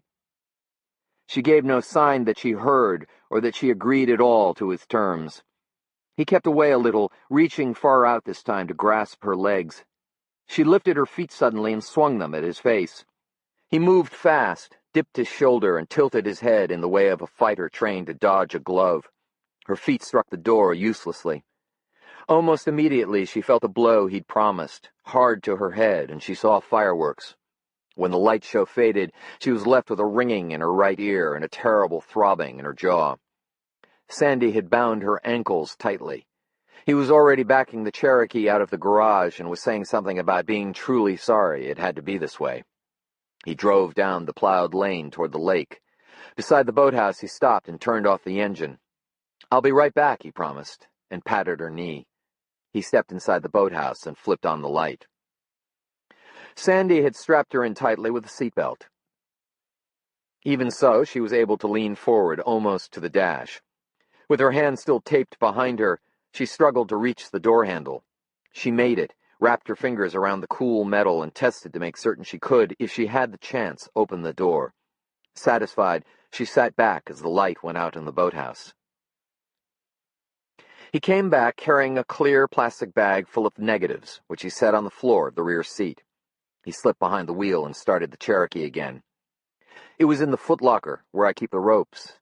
And this." He held up his right-gloved hand, in which he gripped a revolver. "A .38 police special registered to Cork O'Connor." He headed out onto the ice and started across the lake toward Molly Nourami's. "You see," he explained in the self-satisfied tone that until that moment Joe had always forgiven. "While everyone else was looking for Russell Blackwater's body in the lake, I was looking for Cork's gun. I had a sense that with all his prying, I might have to implicate him at some point. In life, as in politics, foresight is all." Sandy drove without headlights, but he had no trouble seeing the way. The northern lights made the snow ahead of them dance with color, and the moon was just rising as well. The lights of Aurora drifted past far to their left, thinning out gradually until there was nothing paralleling the Cherokee in its journey but the dark, forested shore. "I thought I might have to use it on the Nourami woman," he said after a while, "but I only had to threaten her with it to get her into the water. I figured a few minutes in the lake, and she would be ready to tell me anything. She turned out to be tougher than I imagined. But no one can last forever in cold like that. A tap on the head after she got out, and it looked exactly like a terrible accident." He glanced at her, his face a kaleidoscope of shifting colors that changed with the lights from the sky. "I honestly thought you'd be good beside me in Washington," he said, clearly disappointed. "I thought we had the same dream, Joe. Greatness. I guess I was wrong." "You'll never be anything, Sandy," Joe said. "Look how you've got what you have. Lies, bribery, extortion." "That's politics," he shrugged. "And murder?" "I'm not the first. I suspect I won't be the last." "How could I have loved you?" she asked bitterly. "How could you not? Once I decided I wanted you, it was all over. I always get what I want, Joe. That's part of my attraction, isn't it?" They drove in silence after that. The moon went on rising, bright enough in its part of the sky to wash out the colors of the northern lights. Moonlight defined more clearly the details of the lake and shoreline. Shadows below the rims of small drifts curled across the moonlit snow like black snakes. The evergreens on the shore looked dark and ragged. Joe tried to think what was out this way beside Molly Nourami's cabin. If she could slip away somehow, was there a place to run to? She eyed the big pines for a break, a light, a sign of hope, but she saw nothing. "Yesterday," Joe said, "it was you who tried to kill Cork at Harlan Litton's." "You were sleeping so soundly," he smiled. "I was gone and back, and you never left the safe territory of your dreams. But I wouldn't have killed Cork. I only wanted the negatives. Same for the Nourami woman, actually. You see, I'm only dangerous if you get in my way." He laughed to himself. "Not like my father. There was a real son of a bitch. After he died, I found keys and other things that led me to his office in Duluth and to that shed of Litton's. Cork was right about everything. The old bastard had documented every evil a town can generate. He even kept files on me. I think he had an idea he was going to keep me in line in Washington, make me dance to his tune. If he hadn't killed himself, I might have done it for him eventually. Here, he said, pulling a cassette from his coat pocket. Maybe this will help you understand. For the last year or two, the tricky son of a bitch taped every conversation that took place in his office.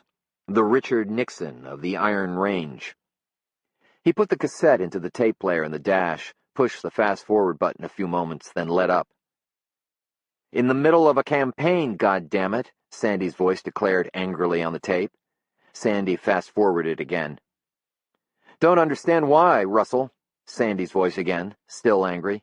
You had a good thing going, why fuck it up with something like this? Listen, rich boy, Russell Blackwater tried to cut in. No, you listen. I don't intend to lose this election because of your larceny. What do you suggest, Sandy?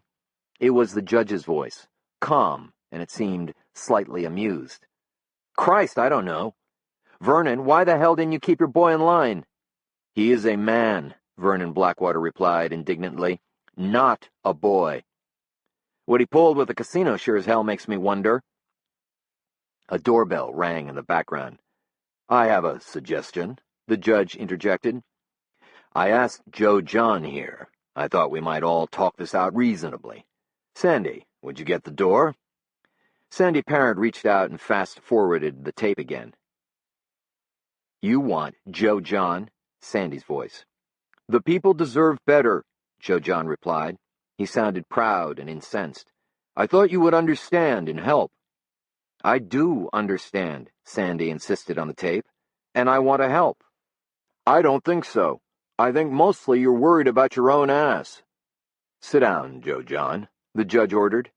After a pause, he requested, Please, sit down. I have one final negotiation to offer. Silence. In the Cherokee, Joe leaned forward, struggling to hear. Then a chair creaked on the tape as a body sat down heavily.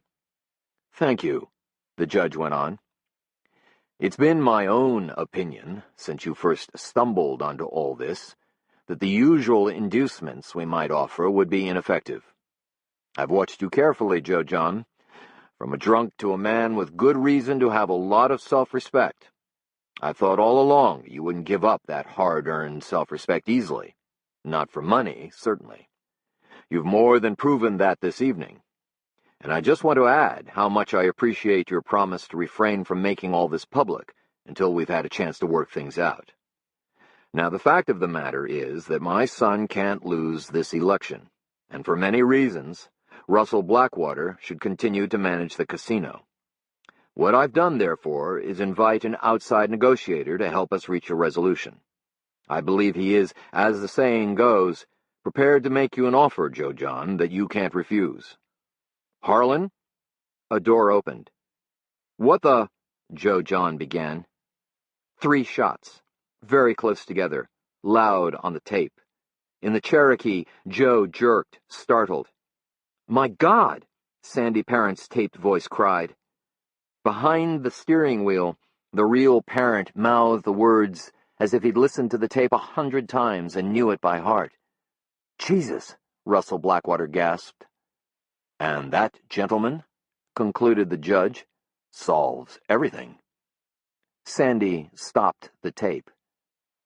It was over so quickly. I couldn't do anything, he explained. And then you had a choice, didn't you? Joe guessed bitterly. Expose everything and probably lose the election, or stay silent. His face in the dark was intense, fired. I was born to greatness. I've known that all my life. Even when things started going bad, it was like I was favored by the gods. Fate smiled, and everyone who could incriminate me was eliminated. My father, Lytton, the Blackwaters, I was clear of it all. No one was even looking in my direction except for that fucking husband of yours. Sandy peered intently through the windshield and slowed the Cherokee to a crawl. There it is. Joe could see the sauna, square and black, and farther up among the trees the light from inside the cabin. Cork had turned all the lights off when they left earlier. That meant he was there now, waiting innocently for them to arrive. Her fault. God, how could she have been so stupid, so blind? Sandy stopped the Cherokee behind the sauna, out of sight of the cabin. He slipped the key from the ignition and shoved it into the pocket of his jeans. This shouldn't take long. He lifted the revolver from his lap. "You're not," she began. "Going to shoot him? In cold blood?" "If I have to. But I don't think I will. Not yet." He took the roll of duct tape from his pocket, tore off a strip, and pressed it over her mouth. He reached into the glove compartment and drew out a flashlight. Stepping from the Cherokee, he came around to Joe's side and opened the door. He took out his jackknife and snapped out the blade. "I'm only going to cut your feet loose so you can walk. I'm not going to hurt you. But if you try something, I will." Slowly he knelt. He reached out carefully with a knife and cut the tape from her ankles. "In here," he said, leading her to the sauna door. He switched on the flashlight. There were 3 tiers of seats in the sauna, hard, bare cedar planks. Sandy guided her up to the top, forced her to sit, and bound her ankles again with tape. "I'm just going to have a peek and make sure Cork's not planning any surprises of his own. I'll be right back."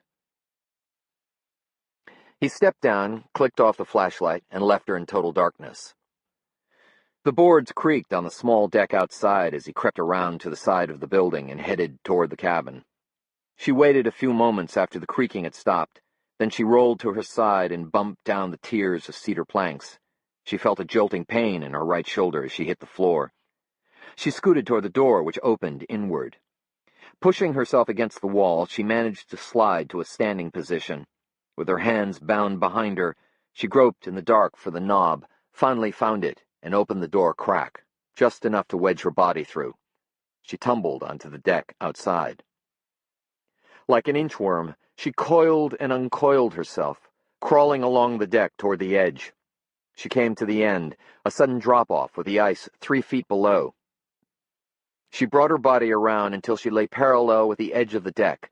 Then she rolled off. The wind had blown the snow on the ice into uneven depths. Where she hit, there was almost nothing to cushion the blow on her head. For a second time that night, she was stunned to the point of seeing lights.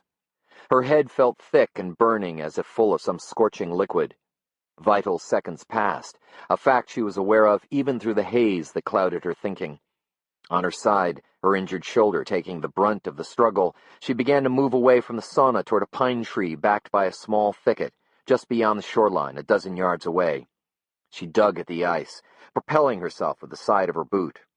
Her jacket was a down-filled nylon shell, and the slick material helped her slide easily over the ice, the only piece of luck she'd had all night. 5 feet, 10. She struggled against fainting. God damn it, no. She fit her pain to her anger. She wouldn't give in. She wouldn't give Sandy the satisfaction. The pine and the thicket seemed an enormous distance away. If she couldn't make it there, she'd find another way. Desperately, she scanned the area around her, looking for a drift against the shore that might be deep enough to burrow into, to cover herself with snow. Could he find her then? Could he follow a worm's trail in the night? She was wearing dark clothing, a mistake she regretted now as bitterly as she regretted loving Sandy. She was too easy to see, especially in the unnatural brightness from the northern lights and the rising moon. Her best hope still was to make the thicket before Sandy came back. She breathed heavily, pushing hard, turning inches into feet, feet into yards. The tree was almost within her reach. She glanced back at the snow-draped thicket just beyond. If she could reach it, nestle in, he might never find her. She hoped he wouldn't kill one of them unless he was sure he could kill them both. Ignoring the pounding in her head, the burning in her shoulder, she redoubled her efforts. A moment later, she bumped into something hard. The trunk of the pine, she thought with relief. She looked back to gauge the distance left to the thicket, and found that the pine tree had not stopped her. It was Sandy Parent's left leg. "I would have been disappointed in you if you hadn't tried," he said. "One of the things I've always found most attractive is your tenacity."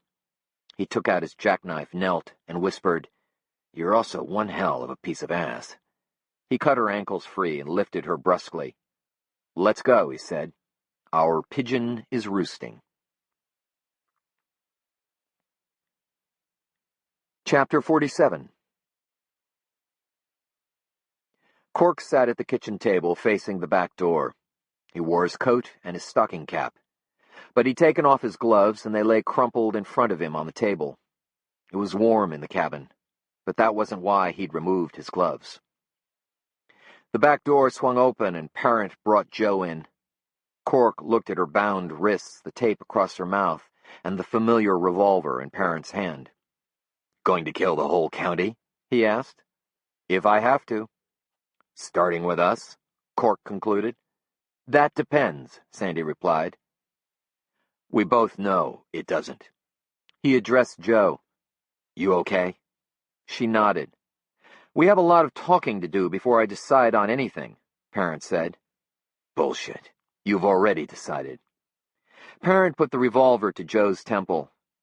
"I want to know one thing. Does anyone else know about the negatives?" "Yes." "Who?" "You expect me to answer that? It would be like signing a death warrant." "Not necessarily," Parent said. "Some people can be bought. Most people, in fact. Or they can be scared easily enough. Who else knows?" "I lied," Cork told him. "No one else knows." "I don't believe you." Parent rubbed at his nose, thinking. "Tell you what I'm going to do.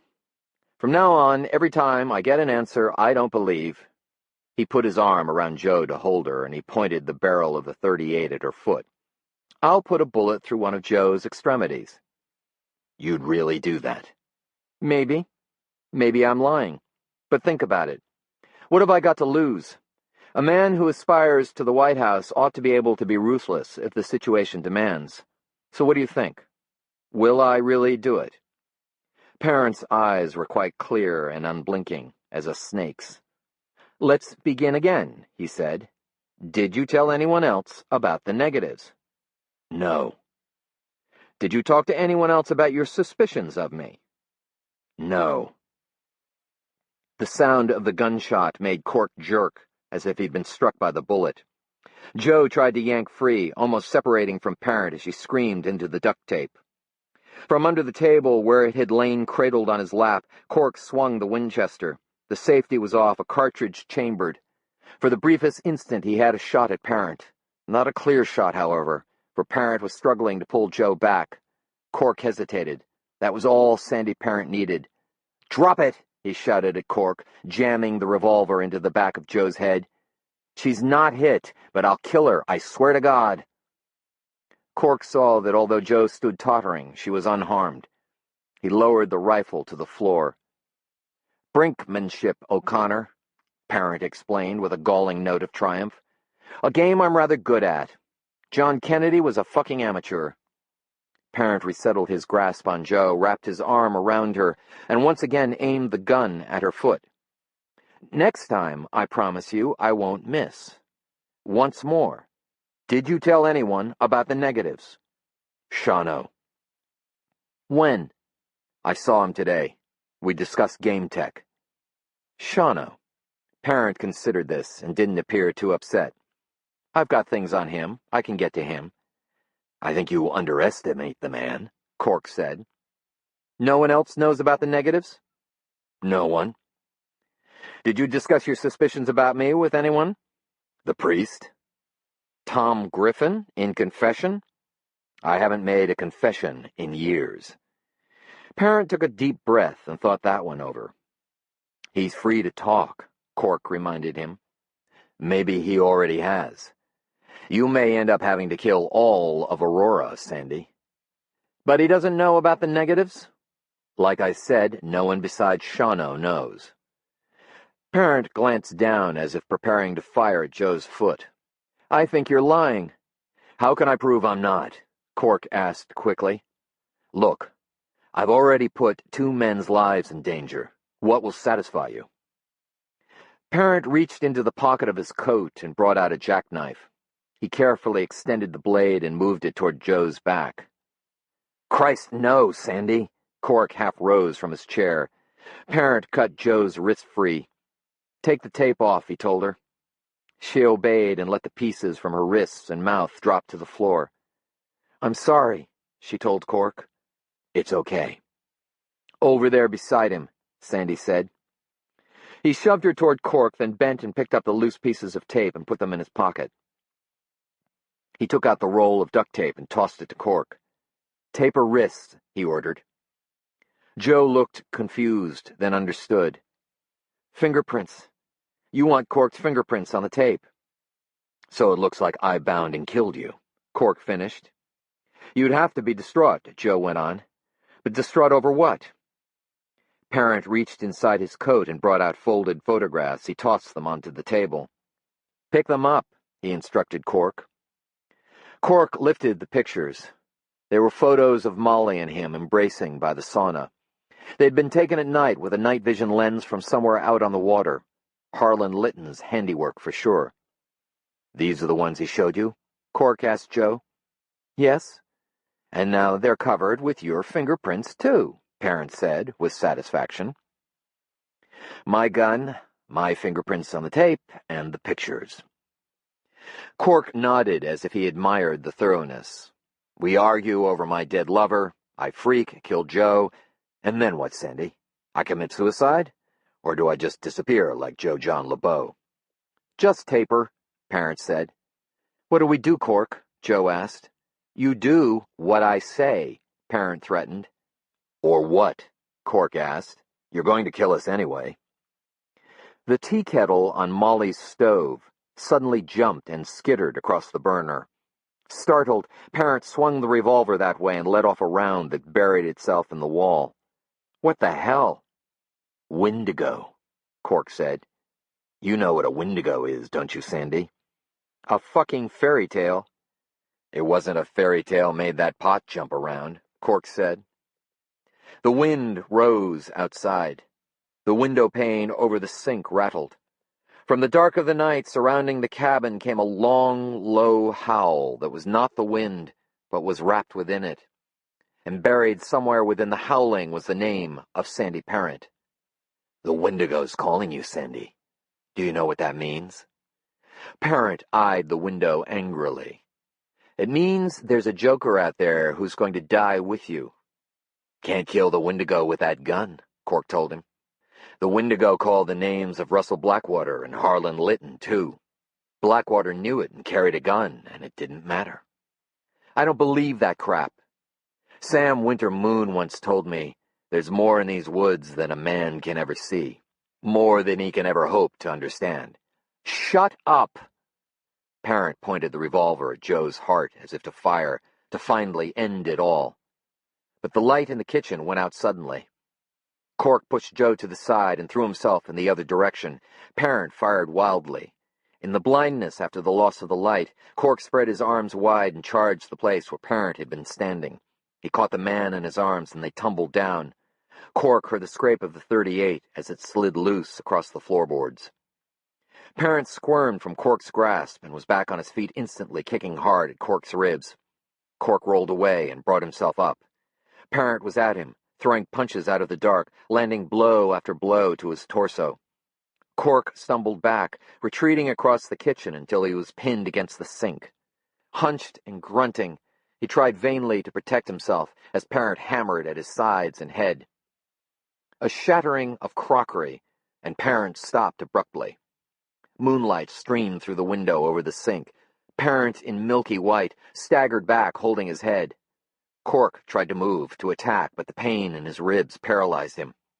Joe's hand was on his arm, and her voice urged him, "Cork, quick!" She pushed him through the kitchen door and into the cold night. Tugging, she pulled him toward the sanctuary of the woods. They'd barely reached the first of the trees when the crack of Cork's revolver came from the cabin. Joe ran hard, weaving among the trees and thickets, fighting her way desperately through the deep snow and drifts. She ran until she was nearly breathless, then she risked a glance back. Cork was nowhere to be seen. She stopped and turned, frantically searching among the trees for any sign of him. A black form separated itself from a nearby tree trunk and stepped toward her. Joe almost screamed. Then she recognized the old man, Henry Malou. "Here," Malou whispered, and pointed toward a cedar with its branches bent low under the weight of snow. "Cork," Joe tried to explain. The old man ignored her. "In there, quick." and he held aside a cedar bough, showing a hollow in the snow, a little sanctuary. He urged her in, surprising her with his strength. "The man is almost here," he whispered. In less than a minute, Sandy approached through the trees, the beam of a flashlight scanning the snow in front of him as he came. Joe realized he was following her tracks. In a few more seconds, he would be at the place where Malou had met her, and the tracks would lead him to their hiding place. Malou's face showed no fear, only an intense concentration. Cork's cry from the direction of the cabin brought Parent to a sharp stop. He turned and began a hard run back. "Cork," she whispered, afraid. "I will find him," Malou said. "Stay here." "Like hell I will." The old man's strong hand restraining her. "You have children. Think of them." Malou was gone in an instant, leaving Joe alone in the safe hollow under the cedar boughs. Chapter 48. A dozen yards into the woods, Cork knew he couldn't keep up with Joe. Adrenaline couldn't mask all his pain, couldn't undo the shortness of breath that was the legacy of tobacco. As Joe had moved farther ahead, Cork looked for a place to hide. He spotted a humping of snow-covered vines, and with all the strength he could muster, he'd leaped the thicket. The deep snow on the far side cushioned his landing, and he crawled to cover only seconds before Parent rushed by, pursuing Joe. He had no idea how far ahead Joe had been able to run, but he wanted to give her the best chance he could to make it safely away. He crawled from the safety of the thicket. When the beam of the flashlight was 40 or 50 yards beyond him, he let out a cry. He'd meant it to be a cry of challenge, but the stabbing in his ribs turned it to a howl of pain. Still, it did the trick. Parent turned for him, and Cork ran for his life. He skirted the cabin, not even trying to make it inside to find the rifle. It would be too great a gamble fumbling around, hoping to find the Winchester before Parent reached him. He made instead for the vast, unbroken wilderness of the Superior National Forest, a mile northeast. He ran numbly through drifts above his knees. Awkwardly, he vaulted a fallen log and came down in a snag of branches on the other side. His foot became entangled. While he worked himself free, he checked the woods behind him. Nothing. No movement. Only sound. Above him, the wind raced through the tops of the pines, its passage marked by the scrape and groan of branches. From farther east came a deeper sound, a throaty grumble that Cork recognized as the tumble of fresh water in a stream. Half-Mile Spring. The flow gushed out of high ground and rushed down a deep ravine to the lake. As its name implied, the spring didn't have a long run from its source to its ending, and even in the coldest winter the water never froze. He became aware of something else, the smell of wood smoke and the wind. Malou's cabin. The place wasn't far beyond the spring. Cork tried to think if Malou owned a firearm. The old man had been a hunter once, a great one, it was said. But did he own a working firearm? Cork knew he should be moving again. Two things held him there at the log. He wanted to be certain Parent was still following him. If Parent was after him, it meant that Joe had a good chance of getting away. The other thing was the simple fact that he couldn't move. The adrenaline had washed out of him, and what had seeped in to take its place was searing pain. The beating his ribs had sustained was too much. He couldn't straighten up, could barely take a breath. Even the slightest movement drove a spike of pain right through his chest.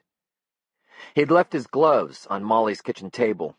His hands, vulnerable to the bitter single-digit temperature of the night, ached from the cold. He tried to blow on them for warmth, but the stabbing of his ribs gave him almost no breath for it. The flashlight beam shot like an arrow through the trees. Cork tried to rise, but grabbed at his ribs and doubled over with a moan. The flashlight swung his way. He crouched behind the log as the light played past him. He thought about the ravine at his back. Even if he could escape Parent somehow, the deep, rugged walls of the ravine and the rush of Half-Mile Spring would stop him. His best hope would be to turn to the lake, cut across the ice, and make for Malou's cabin. But first he would have to elude Parent, a possibility that became less likely with each step Parent took. The .38 fired unexpectedly. Cork jerked, although nothing hit near him. Parent shot another round. Cork risked a glance over the log. The light swung back and forth, scanning the woods to the left. What had he fired at? Joe? Christ, no. Cork braced himself to rise, to call out, to draw a parent's fire, but a hand on his shoulder restrained him.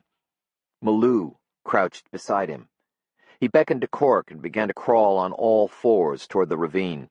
Cork followed his example, snow up to his chin. After a short distance, the old man rose and loped ahead, graceful despite his age. Cork did the same, although much less gracefully, and a good deal slower. He glanced back once. The beam of the flashlight had vanished. Joe cursed the old man. Cursed him because he'd made her afraid. In Molly Nurmi's kitchen, she had been angry. She'd been trapped in something she didn't see any way out of, and she'd been blind with rage. Rage at Sandy for what he was, what he'd been able to hide from her so well, and rage at herself for her stupidity and blindness. The sanctuary the old man offered her had changed things. She wasn't backed into a corner anymore. She had hope, but something unexpected had accompanied the hope. Fear. Fear so overpowering it made her tremble violently, as if she were bitterly cold. She'd never been so afraid. She knew what it was now to be paralyzed by cowardice, because she didn't think she could move. She'd done as Malou had suggested. She'd thought about the children. What would happen if both Cork and she were killed? She tried to remember exactly the language of their will. She wanted Rose to be the children's guardian. She'd made that clear. Of course, it didn't necessarily mean the court had to comply, but there was no one to contest that request. No close relatives left alive. Joe realized more clearly than she ever had how alone they all were in the world. God, they should have held together. They should have found a way. She looked at herself, cowering in the dark little hollow, and she felt full of disgust. Cork's cry had saved her from being discovered by Sandy, and the old man had put himself in danger too, even though this trouble had nothing to do with him. But here I am, she thought coldly, pulling herself together around a small fire of anger and self-loathing, hiding like a damn rabbit. The next shots, 2 of them, came from some distance away, beyond the cabin, it seemed. If she were ever going to move, if she were ever going to do anything, now was the time. She shoved aside the bough and crawled out. At her back, miles down the lake, was the safety of Aurora. She could make it. Keeping to the trees, moving carefully, she could make it. That would leave Cork and the old man to deal with Sandy alone. If Cork and the old man were still alive. If they weren't, she was all that remained of the complications for Sandy to clear up, and he would do his best to kill her. When he wanted something, he always did his best. She looked south toward Aurora, looked with an ache of longing toward where her children were safe with Rose. Then she turned back toward the cabin, and she began to run. She paused at the edge of the clearing, studying the dark cabin. The last shots had come from far enough away that she didn't believe Sandy could have returned already, but she waited, watching carefully. Moonlight and the northern lights made the clearing and the cabin easy to see. The wind that had risen lifted snow off the pine trees and cabin roof, and swirls of white danced ghost-like before her. Nothing human moved, and Joe finally made a rush at the door, quietly opened it, and slipped inside. In the moonlit kitchen, she knelt and searched the floor for the rifle Cork had dropped. She found it kicked against a baseboard, and she took it in her hands. From the window above the kitchen sink, she studied the clearing and the lane that ran between the small cabins all the way down to the lake. All around her, the big cabin groaned in the wind. Sprays of loose snow gusted across the clearing. Her legs quaked, and her whole body shivered with terrible anticipation. She thought about shooting Sandy Parent. Less than 15 minutes before, she would have done it without a second thought. Now she stood wondering. Could she pull the trigger if she had to? Could she really kill him? It might be a moot point anyway, since she wasn't sure she could hold the rifle steady enough to shoot ducks in a barrel. Even so, she understood the wisdom of old Henry Malou. If she'd charged out of her little sanctuary full of blind rage, the only thing she would have done was get herself killed. Now at least she had a chance. A figure emerged from the trees, loping into the clearing. She raised the rifle and sighted through the window pane. She had no idea if she could hit a moving target, and she wasn't sure who the target was. Her hands ached from their desperate grip on the rifle. She shook violently, as if she were freezing cold. The figure turned down the lane and headed for the lake. Only then did Joe see clearly that it was Sandy, and then it was too late. He was too far away. She watched him trot past the old cabins and vanish behind the sauna. Joe felt a rush of relief that he hadn't come her way, that she hadn't had to shoot. But what was Sandy up to? She cracked open the back door. Above the sound of the wind rushing through the treetops, she heard the engine of the Cherokee turn over. A moment later, the black shape of it headed away slowly across the ice. Where was he going? Then she remembered the two shots. With a plummeting of hope, she thought, he's going after their bodies. At the ravine, the sound of Half-Mile Spring grew to a small roar. Malou turned back and searched the woods behind them for any sign of Parent. "Joe," Cork croaked as soon as he reached Malou. He stood holding his ribs, bent so far over that he had to raise his eyes to look into the old man's creased face. "Safe," Malou replied. "Thank God," Cork wheezed. He coughed several times and groaned as the pain hit him, echoing every blow Parent had slammed into him. "Your hands," Malou said, ignoring Cork's attention to his ribs. He gestured for Cork to show him his hands. They were clumsy things, bare and without feeling. The old man took off his knitted mittens. He wrapped his own wrinkled hands around Cork's, but Cork couldn't even feel their touch, let alone any heat from them. The old man blew his warm breath over them and rubbed them gently, all the while scanning the woods for Parent. Cork smelled sage rising off the old man's clothing and skin and hair. In a while, Cork began to feel tingling in the tips of his fingers. He knew he'd probably suffered frostbite, but the tingling, which was rapidly becoming a painful stinging, was a relief. "Here." Malou slipped his mittens onto Cork's hands. Cork started to protest, but the old man hushed him. He motioned for Cork to follow again and started along the ravine toward the lake. Joe was safe, but where, and for how long? They reached a cliff overlooking Iron Lake where Half-Mile Spring fed in. Black open water lay along the base of the rock 20 feet below, and a slender black tongue of open water extended a couple of dozen yards out into the ice. Malou moved along the cliff until he came to a tall, solitary pine. Then he began a careful descent. Cork would never have seen the path, even with the bright moon and the northern lights. He realized Malou must know every inch of that part of the lake, and he followed the old man with blind trust. On the ice, a safe distance from the open water, Henry and Malou waited. The wind blew snow off the cliff so that it drifted down around him like sparkling magic powder. In the moonlight, he cast a huge shadow on the ice. Cork saw the old man suddenly in a kind of vision, as if beholding in the long black shadow the real Malou, a great hunter spirit, silent and powerful. Cork was very grateful to have the old man on his side. He figured they would probably skirt the thin ice around the open water, then head toward the safety of Malou's cabin on Crow Point. But the old man surprised him. He started back toward Molly's. "Henry?" Cork reached out and grabbed his arm. "We have been rabbits," Malou explained. "It's time to become a more dangerous animal. There is a vehicle parked on the ice near Molly Nurmi's sauna. He will go there soon enough." Malou lifted the bottom of his plaid mackinaw. A sheath hung from his belt. The old man slid out a hunting knife. Its 6-inch blade caught the moonlight with a cold glint, and Cork saw that the edge had been honed razor-sharp. Malou held the knife out to him. "To kill the Wendigo," the old hunter advised somberly, "a man must become a Wendigo too.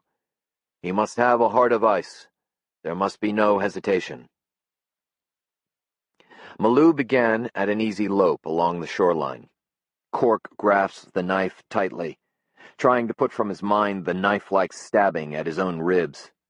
It's time to become a more dangerous animal. He thought about the bear hunt decades ago with Sam Wintermoon. recalling how the great creature had lost them and doubled back, how surprised he had been when the bear charged at him out of the sumac. It had been a cunning tactic, but there was one problem. They'd killed the bear. Joe hustled down to the lake and looked where Sandy and the Cherokee had gone. The wind blew hard across the ice and shoved such a bitter cold at her face that her eyes watered immediately. She could just make out the black shape of the Cherokee cautiously moving over the ice along the shoreline. The sound of the engine carried to her faintly on the wind. She didn't know the lake well, but she knew that somewhere in that direction was a little spring, and beyond the spring was Crow Point, where Cork visited Henry Malou. Did Sandy know about the old man's cabin? If he did, he probably knew Cork would head in that direction. If that was the case, it probably meant two things: that Cork and the old man were still alive, and that Sandy Parent intended to cut them off before they reached the cabin. She started across the ice just as the brake lights of the Cherokee flashed, red as the eyes of a night demon, then went dark. Joe paused and considered Sandy's move. Why stop? If they were headed toward the old man's cabin, wouldn't Sandy still be moving? Maybe they weren't headed to Malou's. Maybe they were coming back across the ice, doubling back, coming straight towards Sandy. She began to run. The shoreline between the ravine and Molly's place curved in a ragged inward arc that was punctuated by several tiny inlets and small rocky peninsulas covered with stunted pines. The two men made straight for the sauna, a line that took them away from the arc of the shoreline, far from cover. Cork knew it was a bold and dangerous move, but it would allow them to reach more quickly the vehicle Malou had spotted. They hadn't gone far when Malou stopped. "Listen," he said. Cork cocked his ear toward Molly's, but all he heard was the rush of the wind at his back. "There." Malou pointed toward a dark point of land ahead and to the right. Cork saw nothing. "Off the ice," Malou said, turning suddenly for the shoreline. "Quick!" The old man began to run, not a lope this time, but a full-blown retreat. Cork followed blindly. A moment later, he understood. Headlights came on at the tip of the point, as if a beast had opened its eyes. Parent's Cherokee started for them. They were only 50 yards from shore, but they might as well have been a mile. Cork knew they'd never make it. Whatever well of adrenaline had pumped his muscles and numbed his pain was empty, and he couldn't make himself run the way he knew he had to. And Malou, for all his amazing ability, was still an old man. Parent would run them down long before they reached safety. Cork split off suddenly, moving away from Malou and toward the cliffs at Half Mile Spring. When he looked back, Parent had slowed the Cherokee almost to a stop, as if confused. Cork stopped too and turned to show himself clearly in the headlights. "I'm here, you son of a bitch. I'm the one you want." Cork stood dead still on the lake. The urgency of fleeing had vanished. In its place was a deep calm, and around that calm, like an aureola around the dark center of an eclipse, blazed a fierce resolve to be done with it. "To kill the Wendigo," Malou had said, "you must become a Wendigo too." A man was never just a man. A man was endless possibility, waiting to become. In the hoary glare of the headlights, Cork changed. He grew, past the pain of his body, past the fear of dying, past the concerns of conscience that kept a man small. He stood huge and full of an icy determination to see Sandy Parent dead, to kill him with his own hands. He felt no pain in the fingers that gripped Malou's knife. He felt no pain in his ribs as he drew himself upright. He felt only a depthless, pitiless cold that froze his heart. He even smiled as the Cherokee came for him. The vehicle launched itself across the lake. Cork heard the sizzle of the tires spinning on the ice as Parent accelerated toward a killing speed.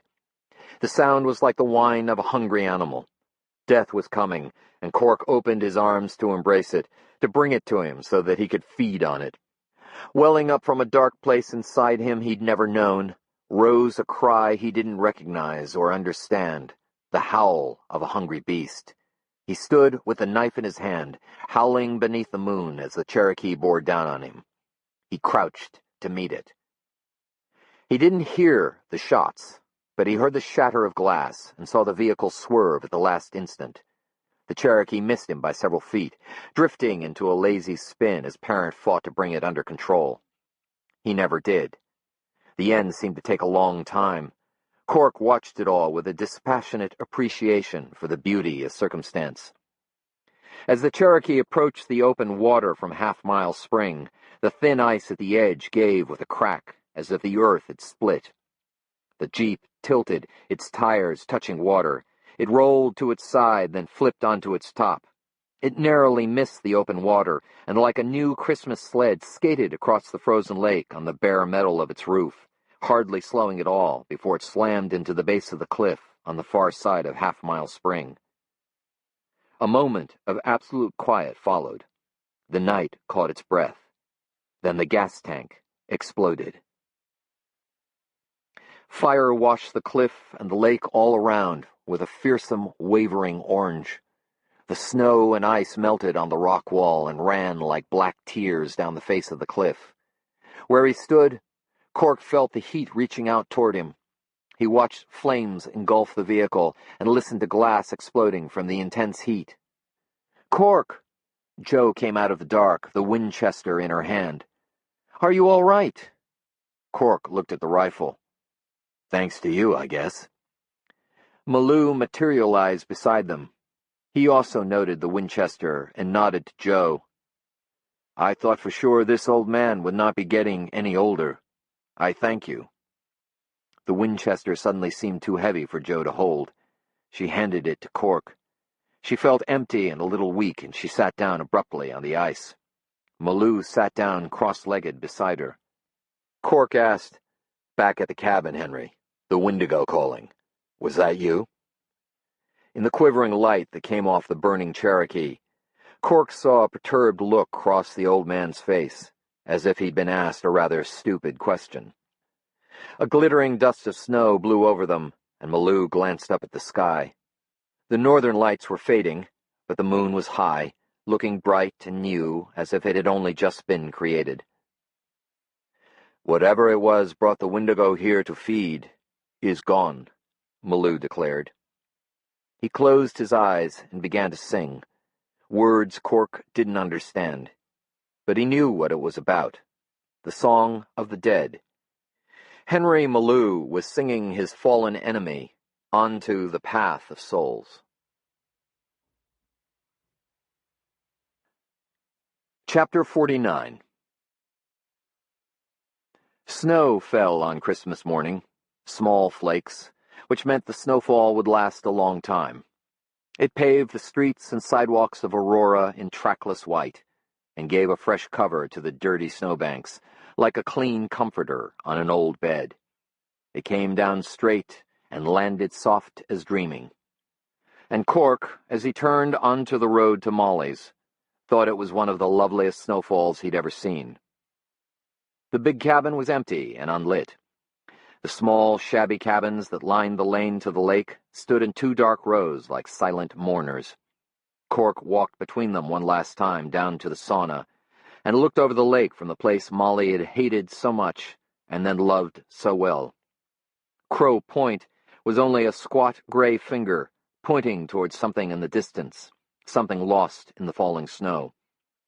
All the signs on the ice that would have marked the desperate struggles there were covered now. The lake wore a face of immense serenity. He returned to the Bronco and took from the back seat a small Christmas tree in a green metal stand. He'd strung popcorn and cranberries and made paper chains. At the very top, he'd placed an angel he'd constructed from pipe cleaners and a bit of white lace. He didn't want to go into the cabin. Without Molly, it would be the emptiest of places. So he set the tree in the snow outside. "I didn't do such a good job with the decorations," he explained as if she could hear, and he held up his bandaged, frostbitten hands to show the reason for his clumsiness. "Even so, I think it looks all right." The snow muffled every sound, reminding Cork of the way it used to be in church when he believed in God and felt reverence in the very silence of St. Agnes. Jenny was supposed to read a poem at her Christmas program yesterday, I think I told you. She was going to read Sylvia Plath, but she changed her mind. She read Frost instead, stopping by woods on a snowy evening. You know, miles to go before I sleep. Joe says she changed it for me. A good sign, I guess. He looked down, a little embarrassed by his rambling, although talking made him feel less alone. He saw tracks in the snow near the back door, small handprints, almost human. Raccoons. The geese are back. You remember, Romeo and Juliet. It's nice having them around, like a couple of old friends. Small flakes settled on his face and melted into drops that ran down his cheeks like tears. But he wasn't crying. He'd cried himself dry already. And if Molly could see him, who knew? He wanted her on this morning to see him smile. So he did. He smiled upward into all that fell from heaven. Merry Christmas, Molly. As snow gathered on the branches of the Christmas tree, and in the loops of the paper chain, and settled lightly on the shoulders of the angel he'd made, Cork turned and walked away. The end.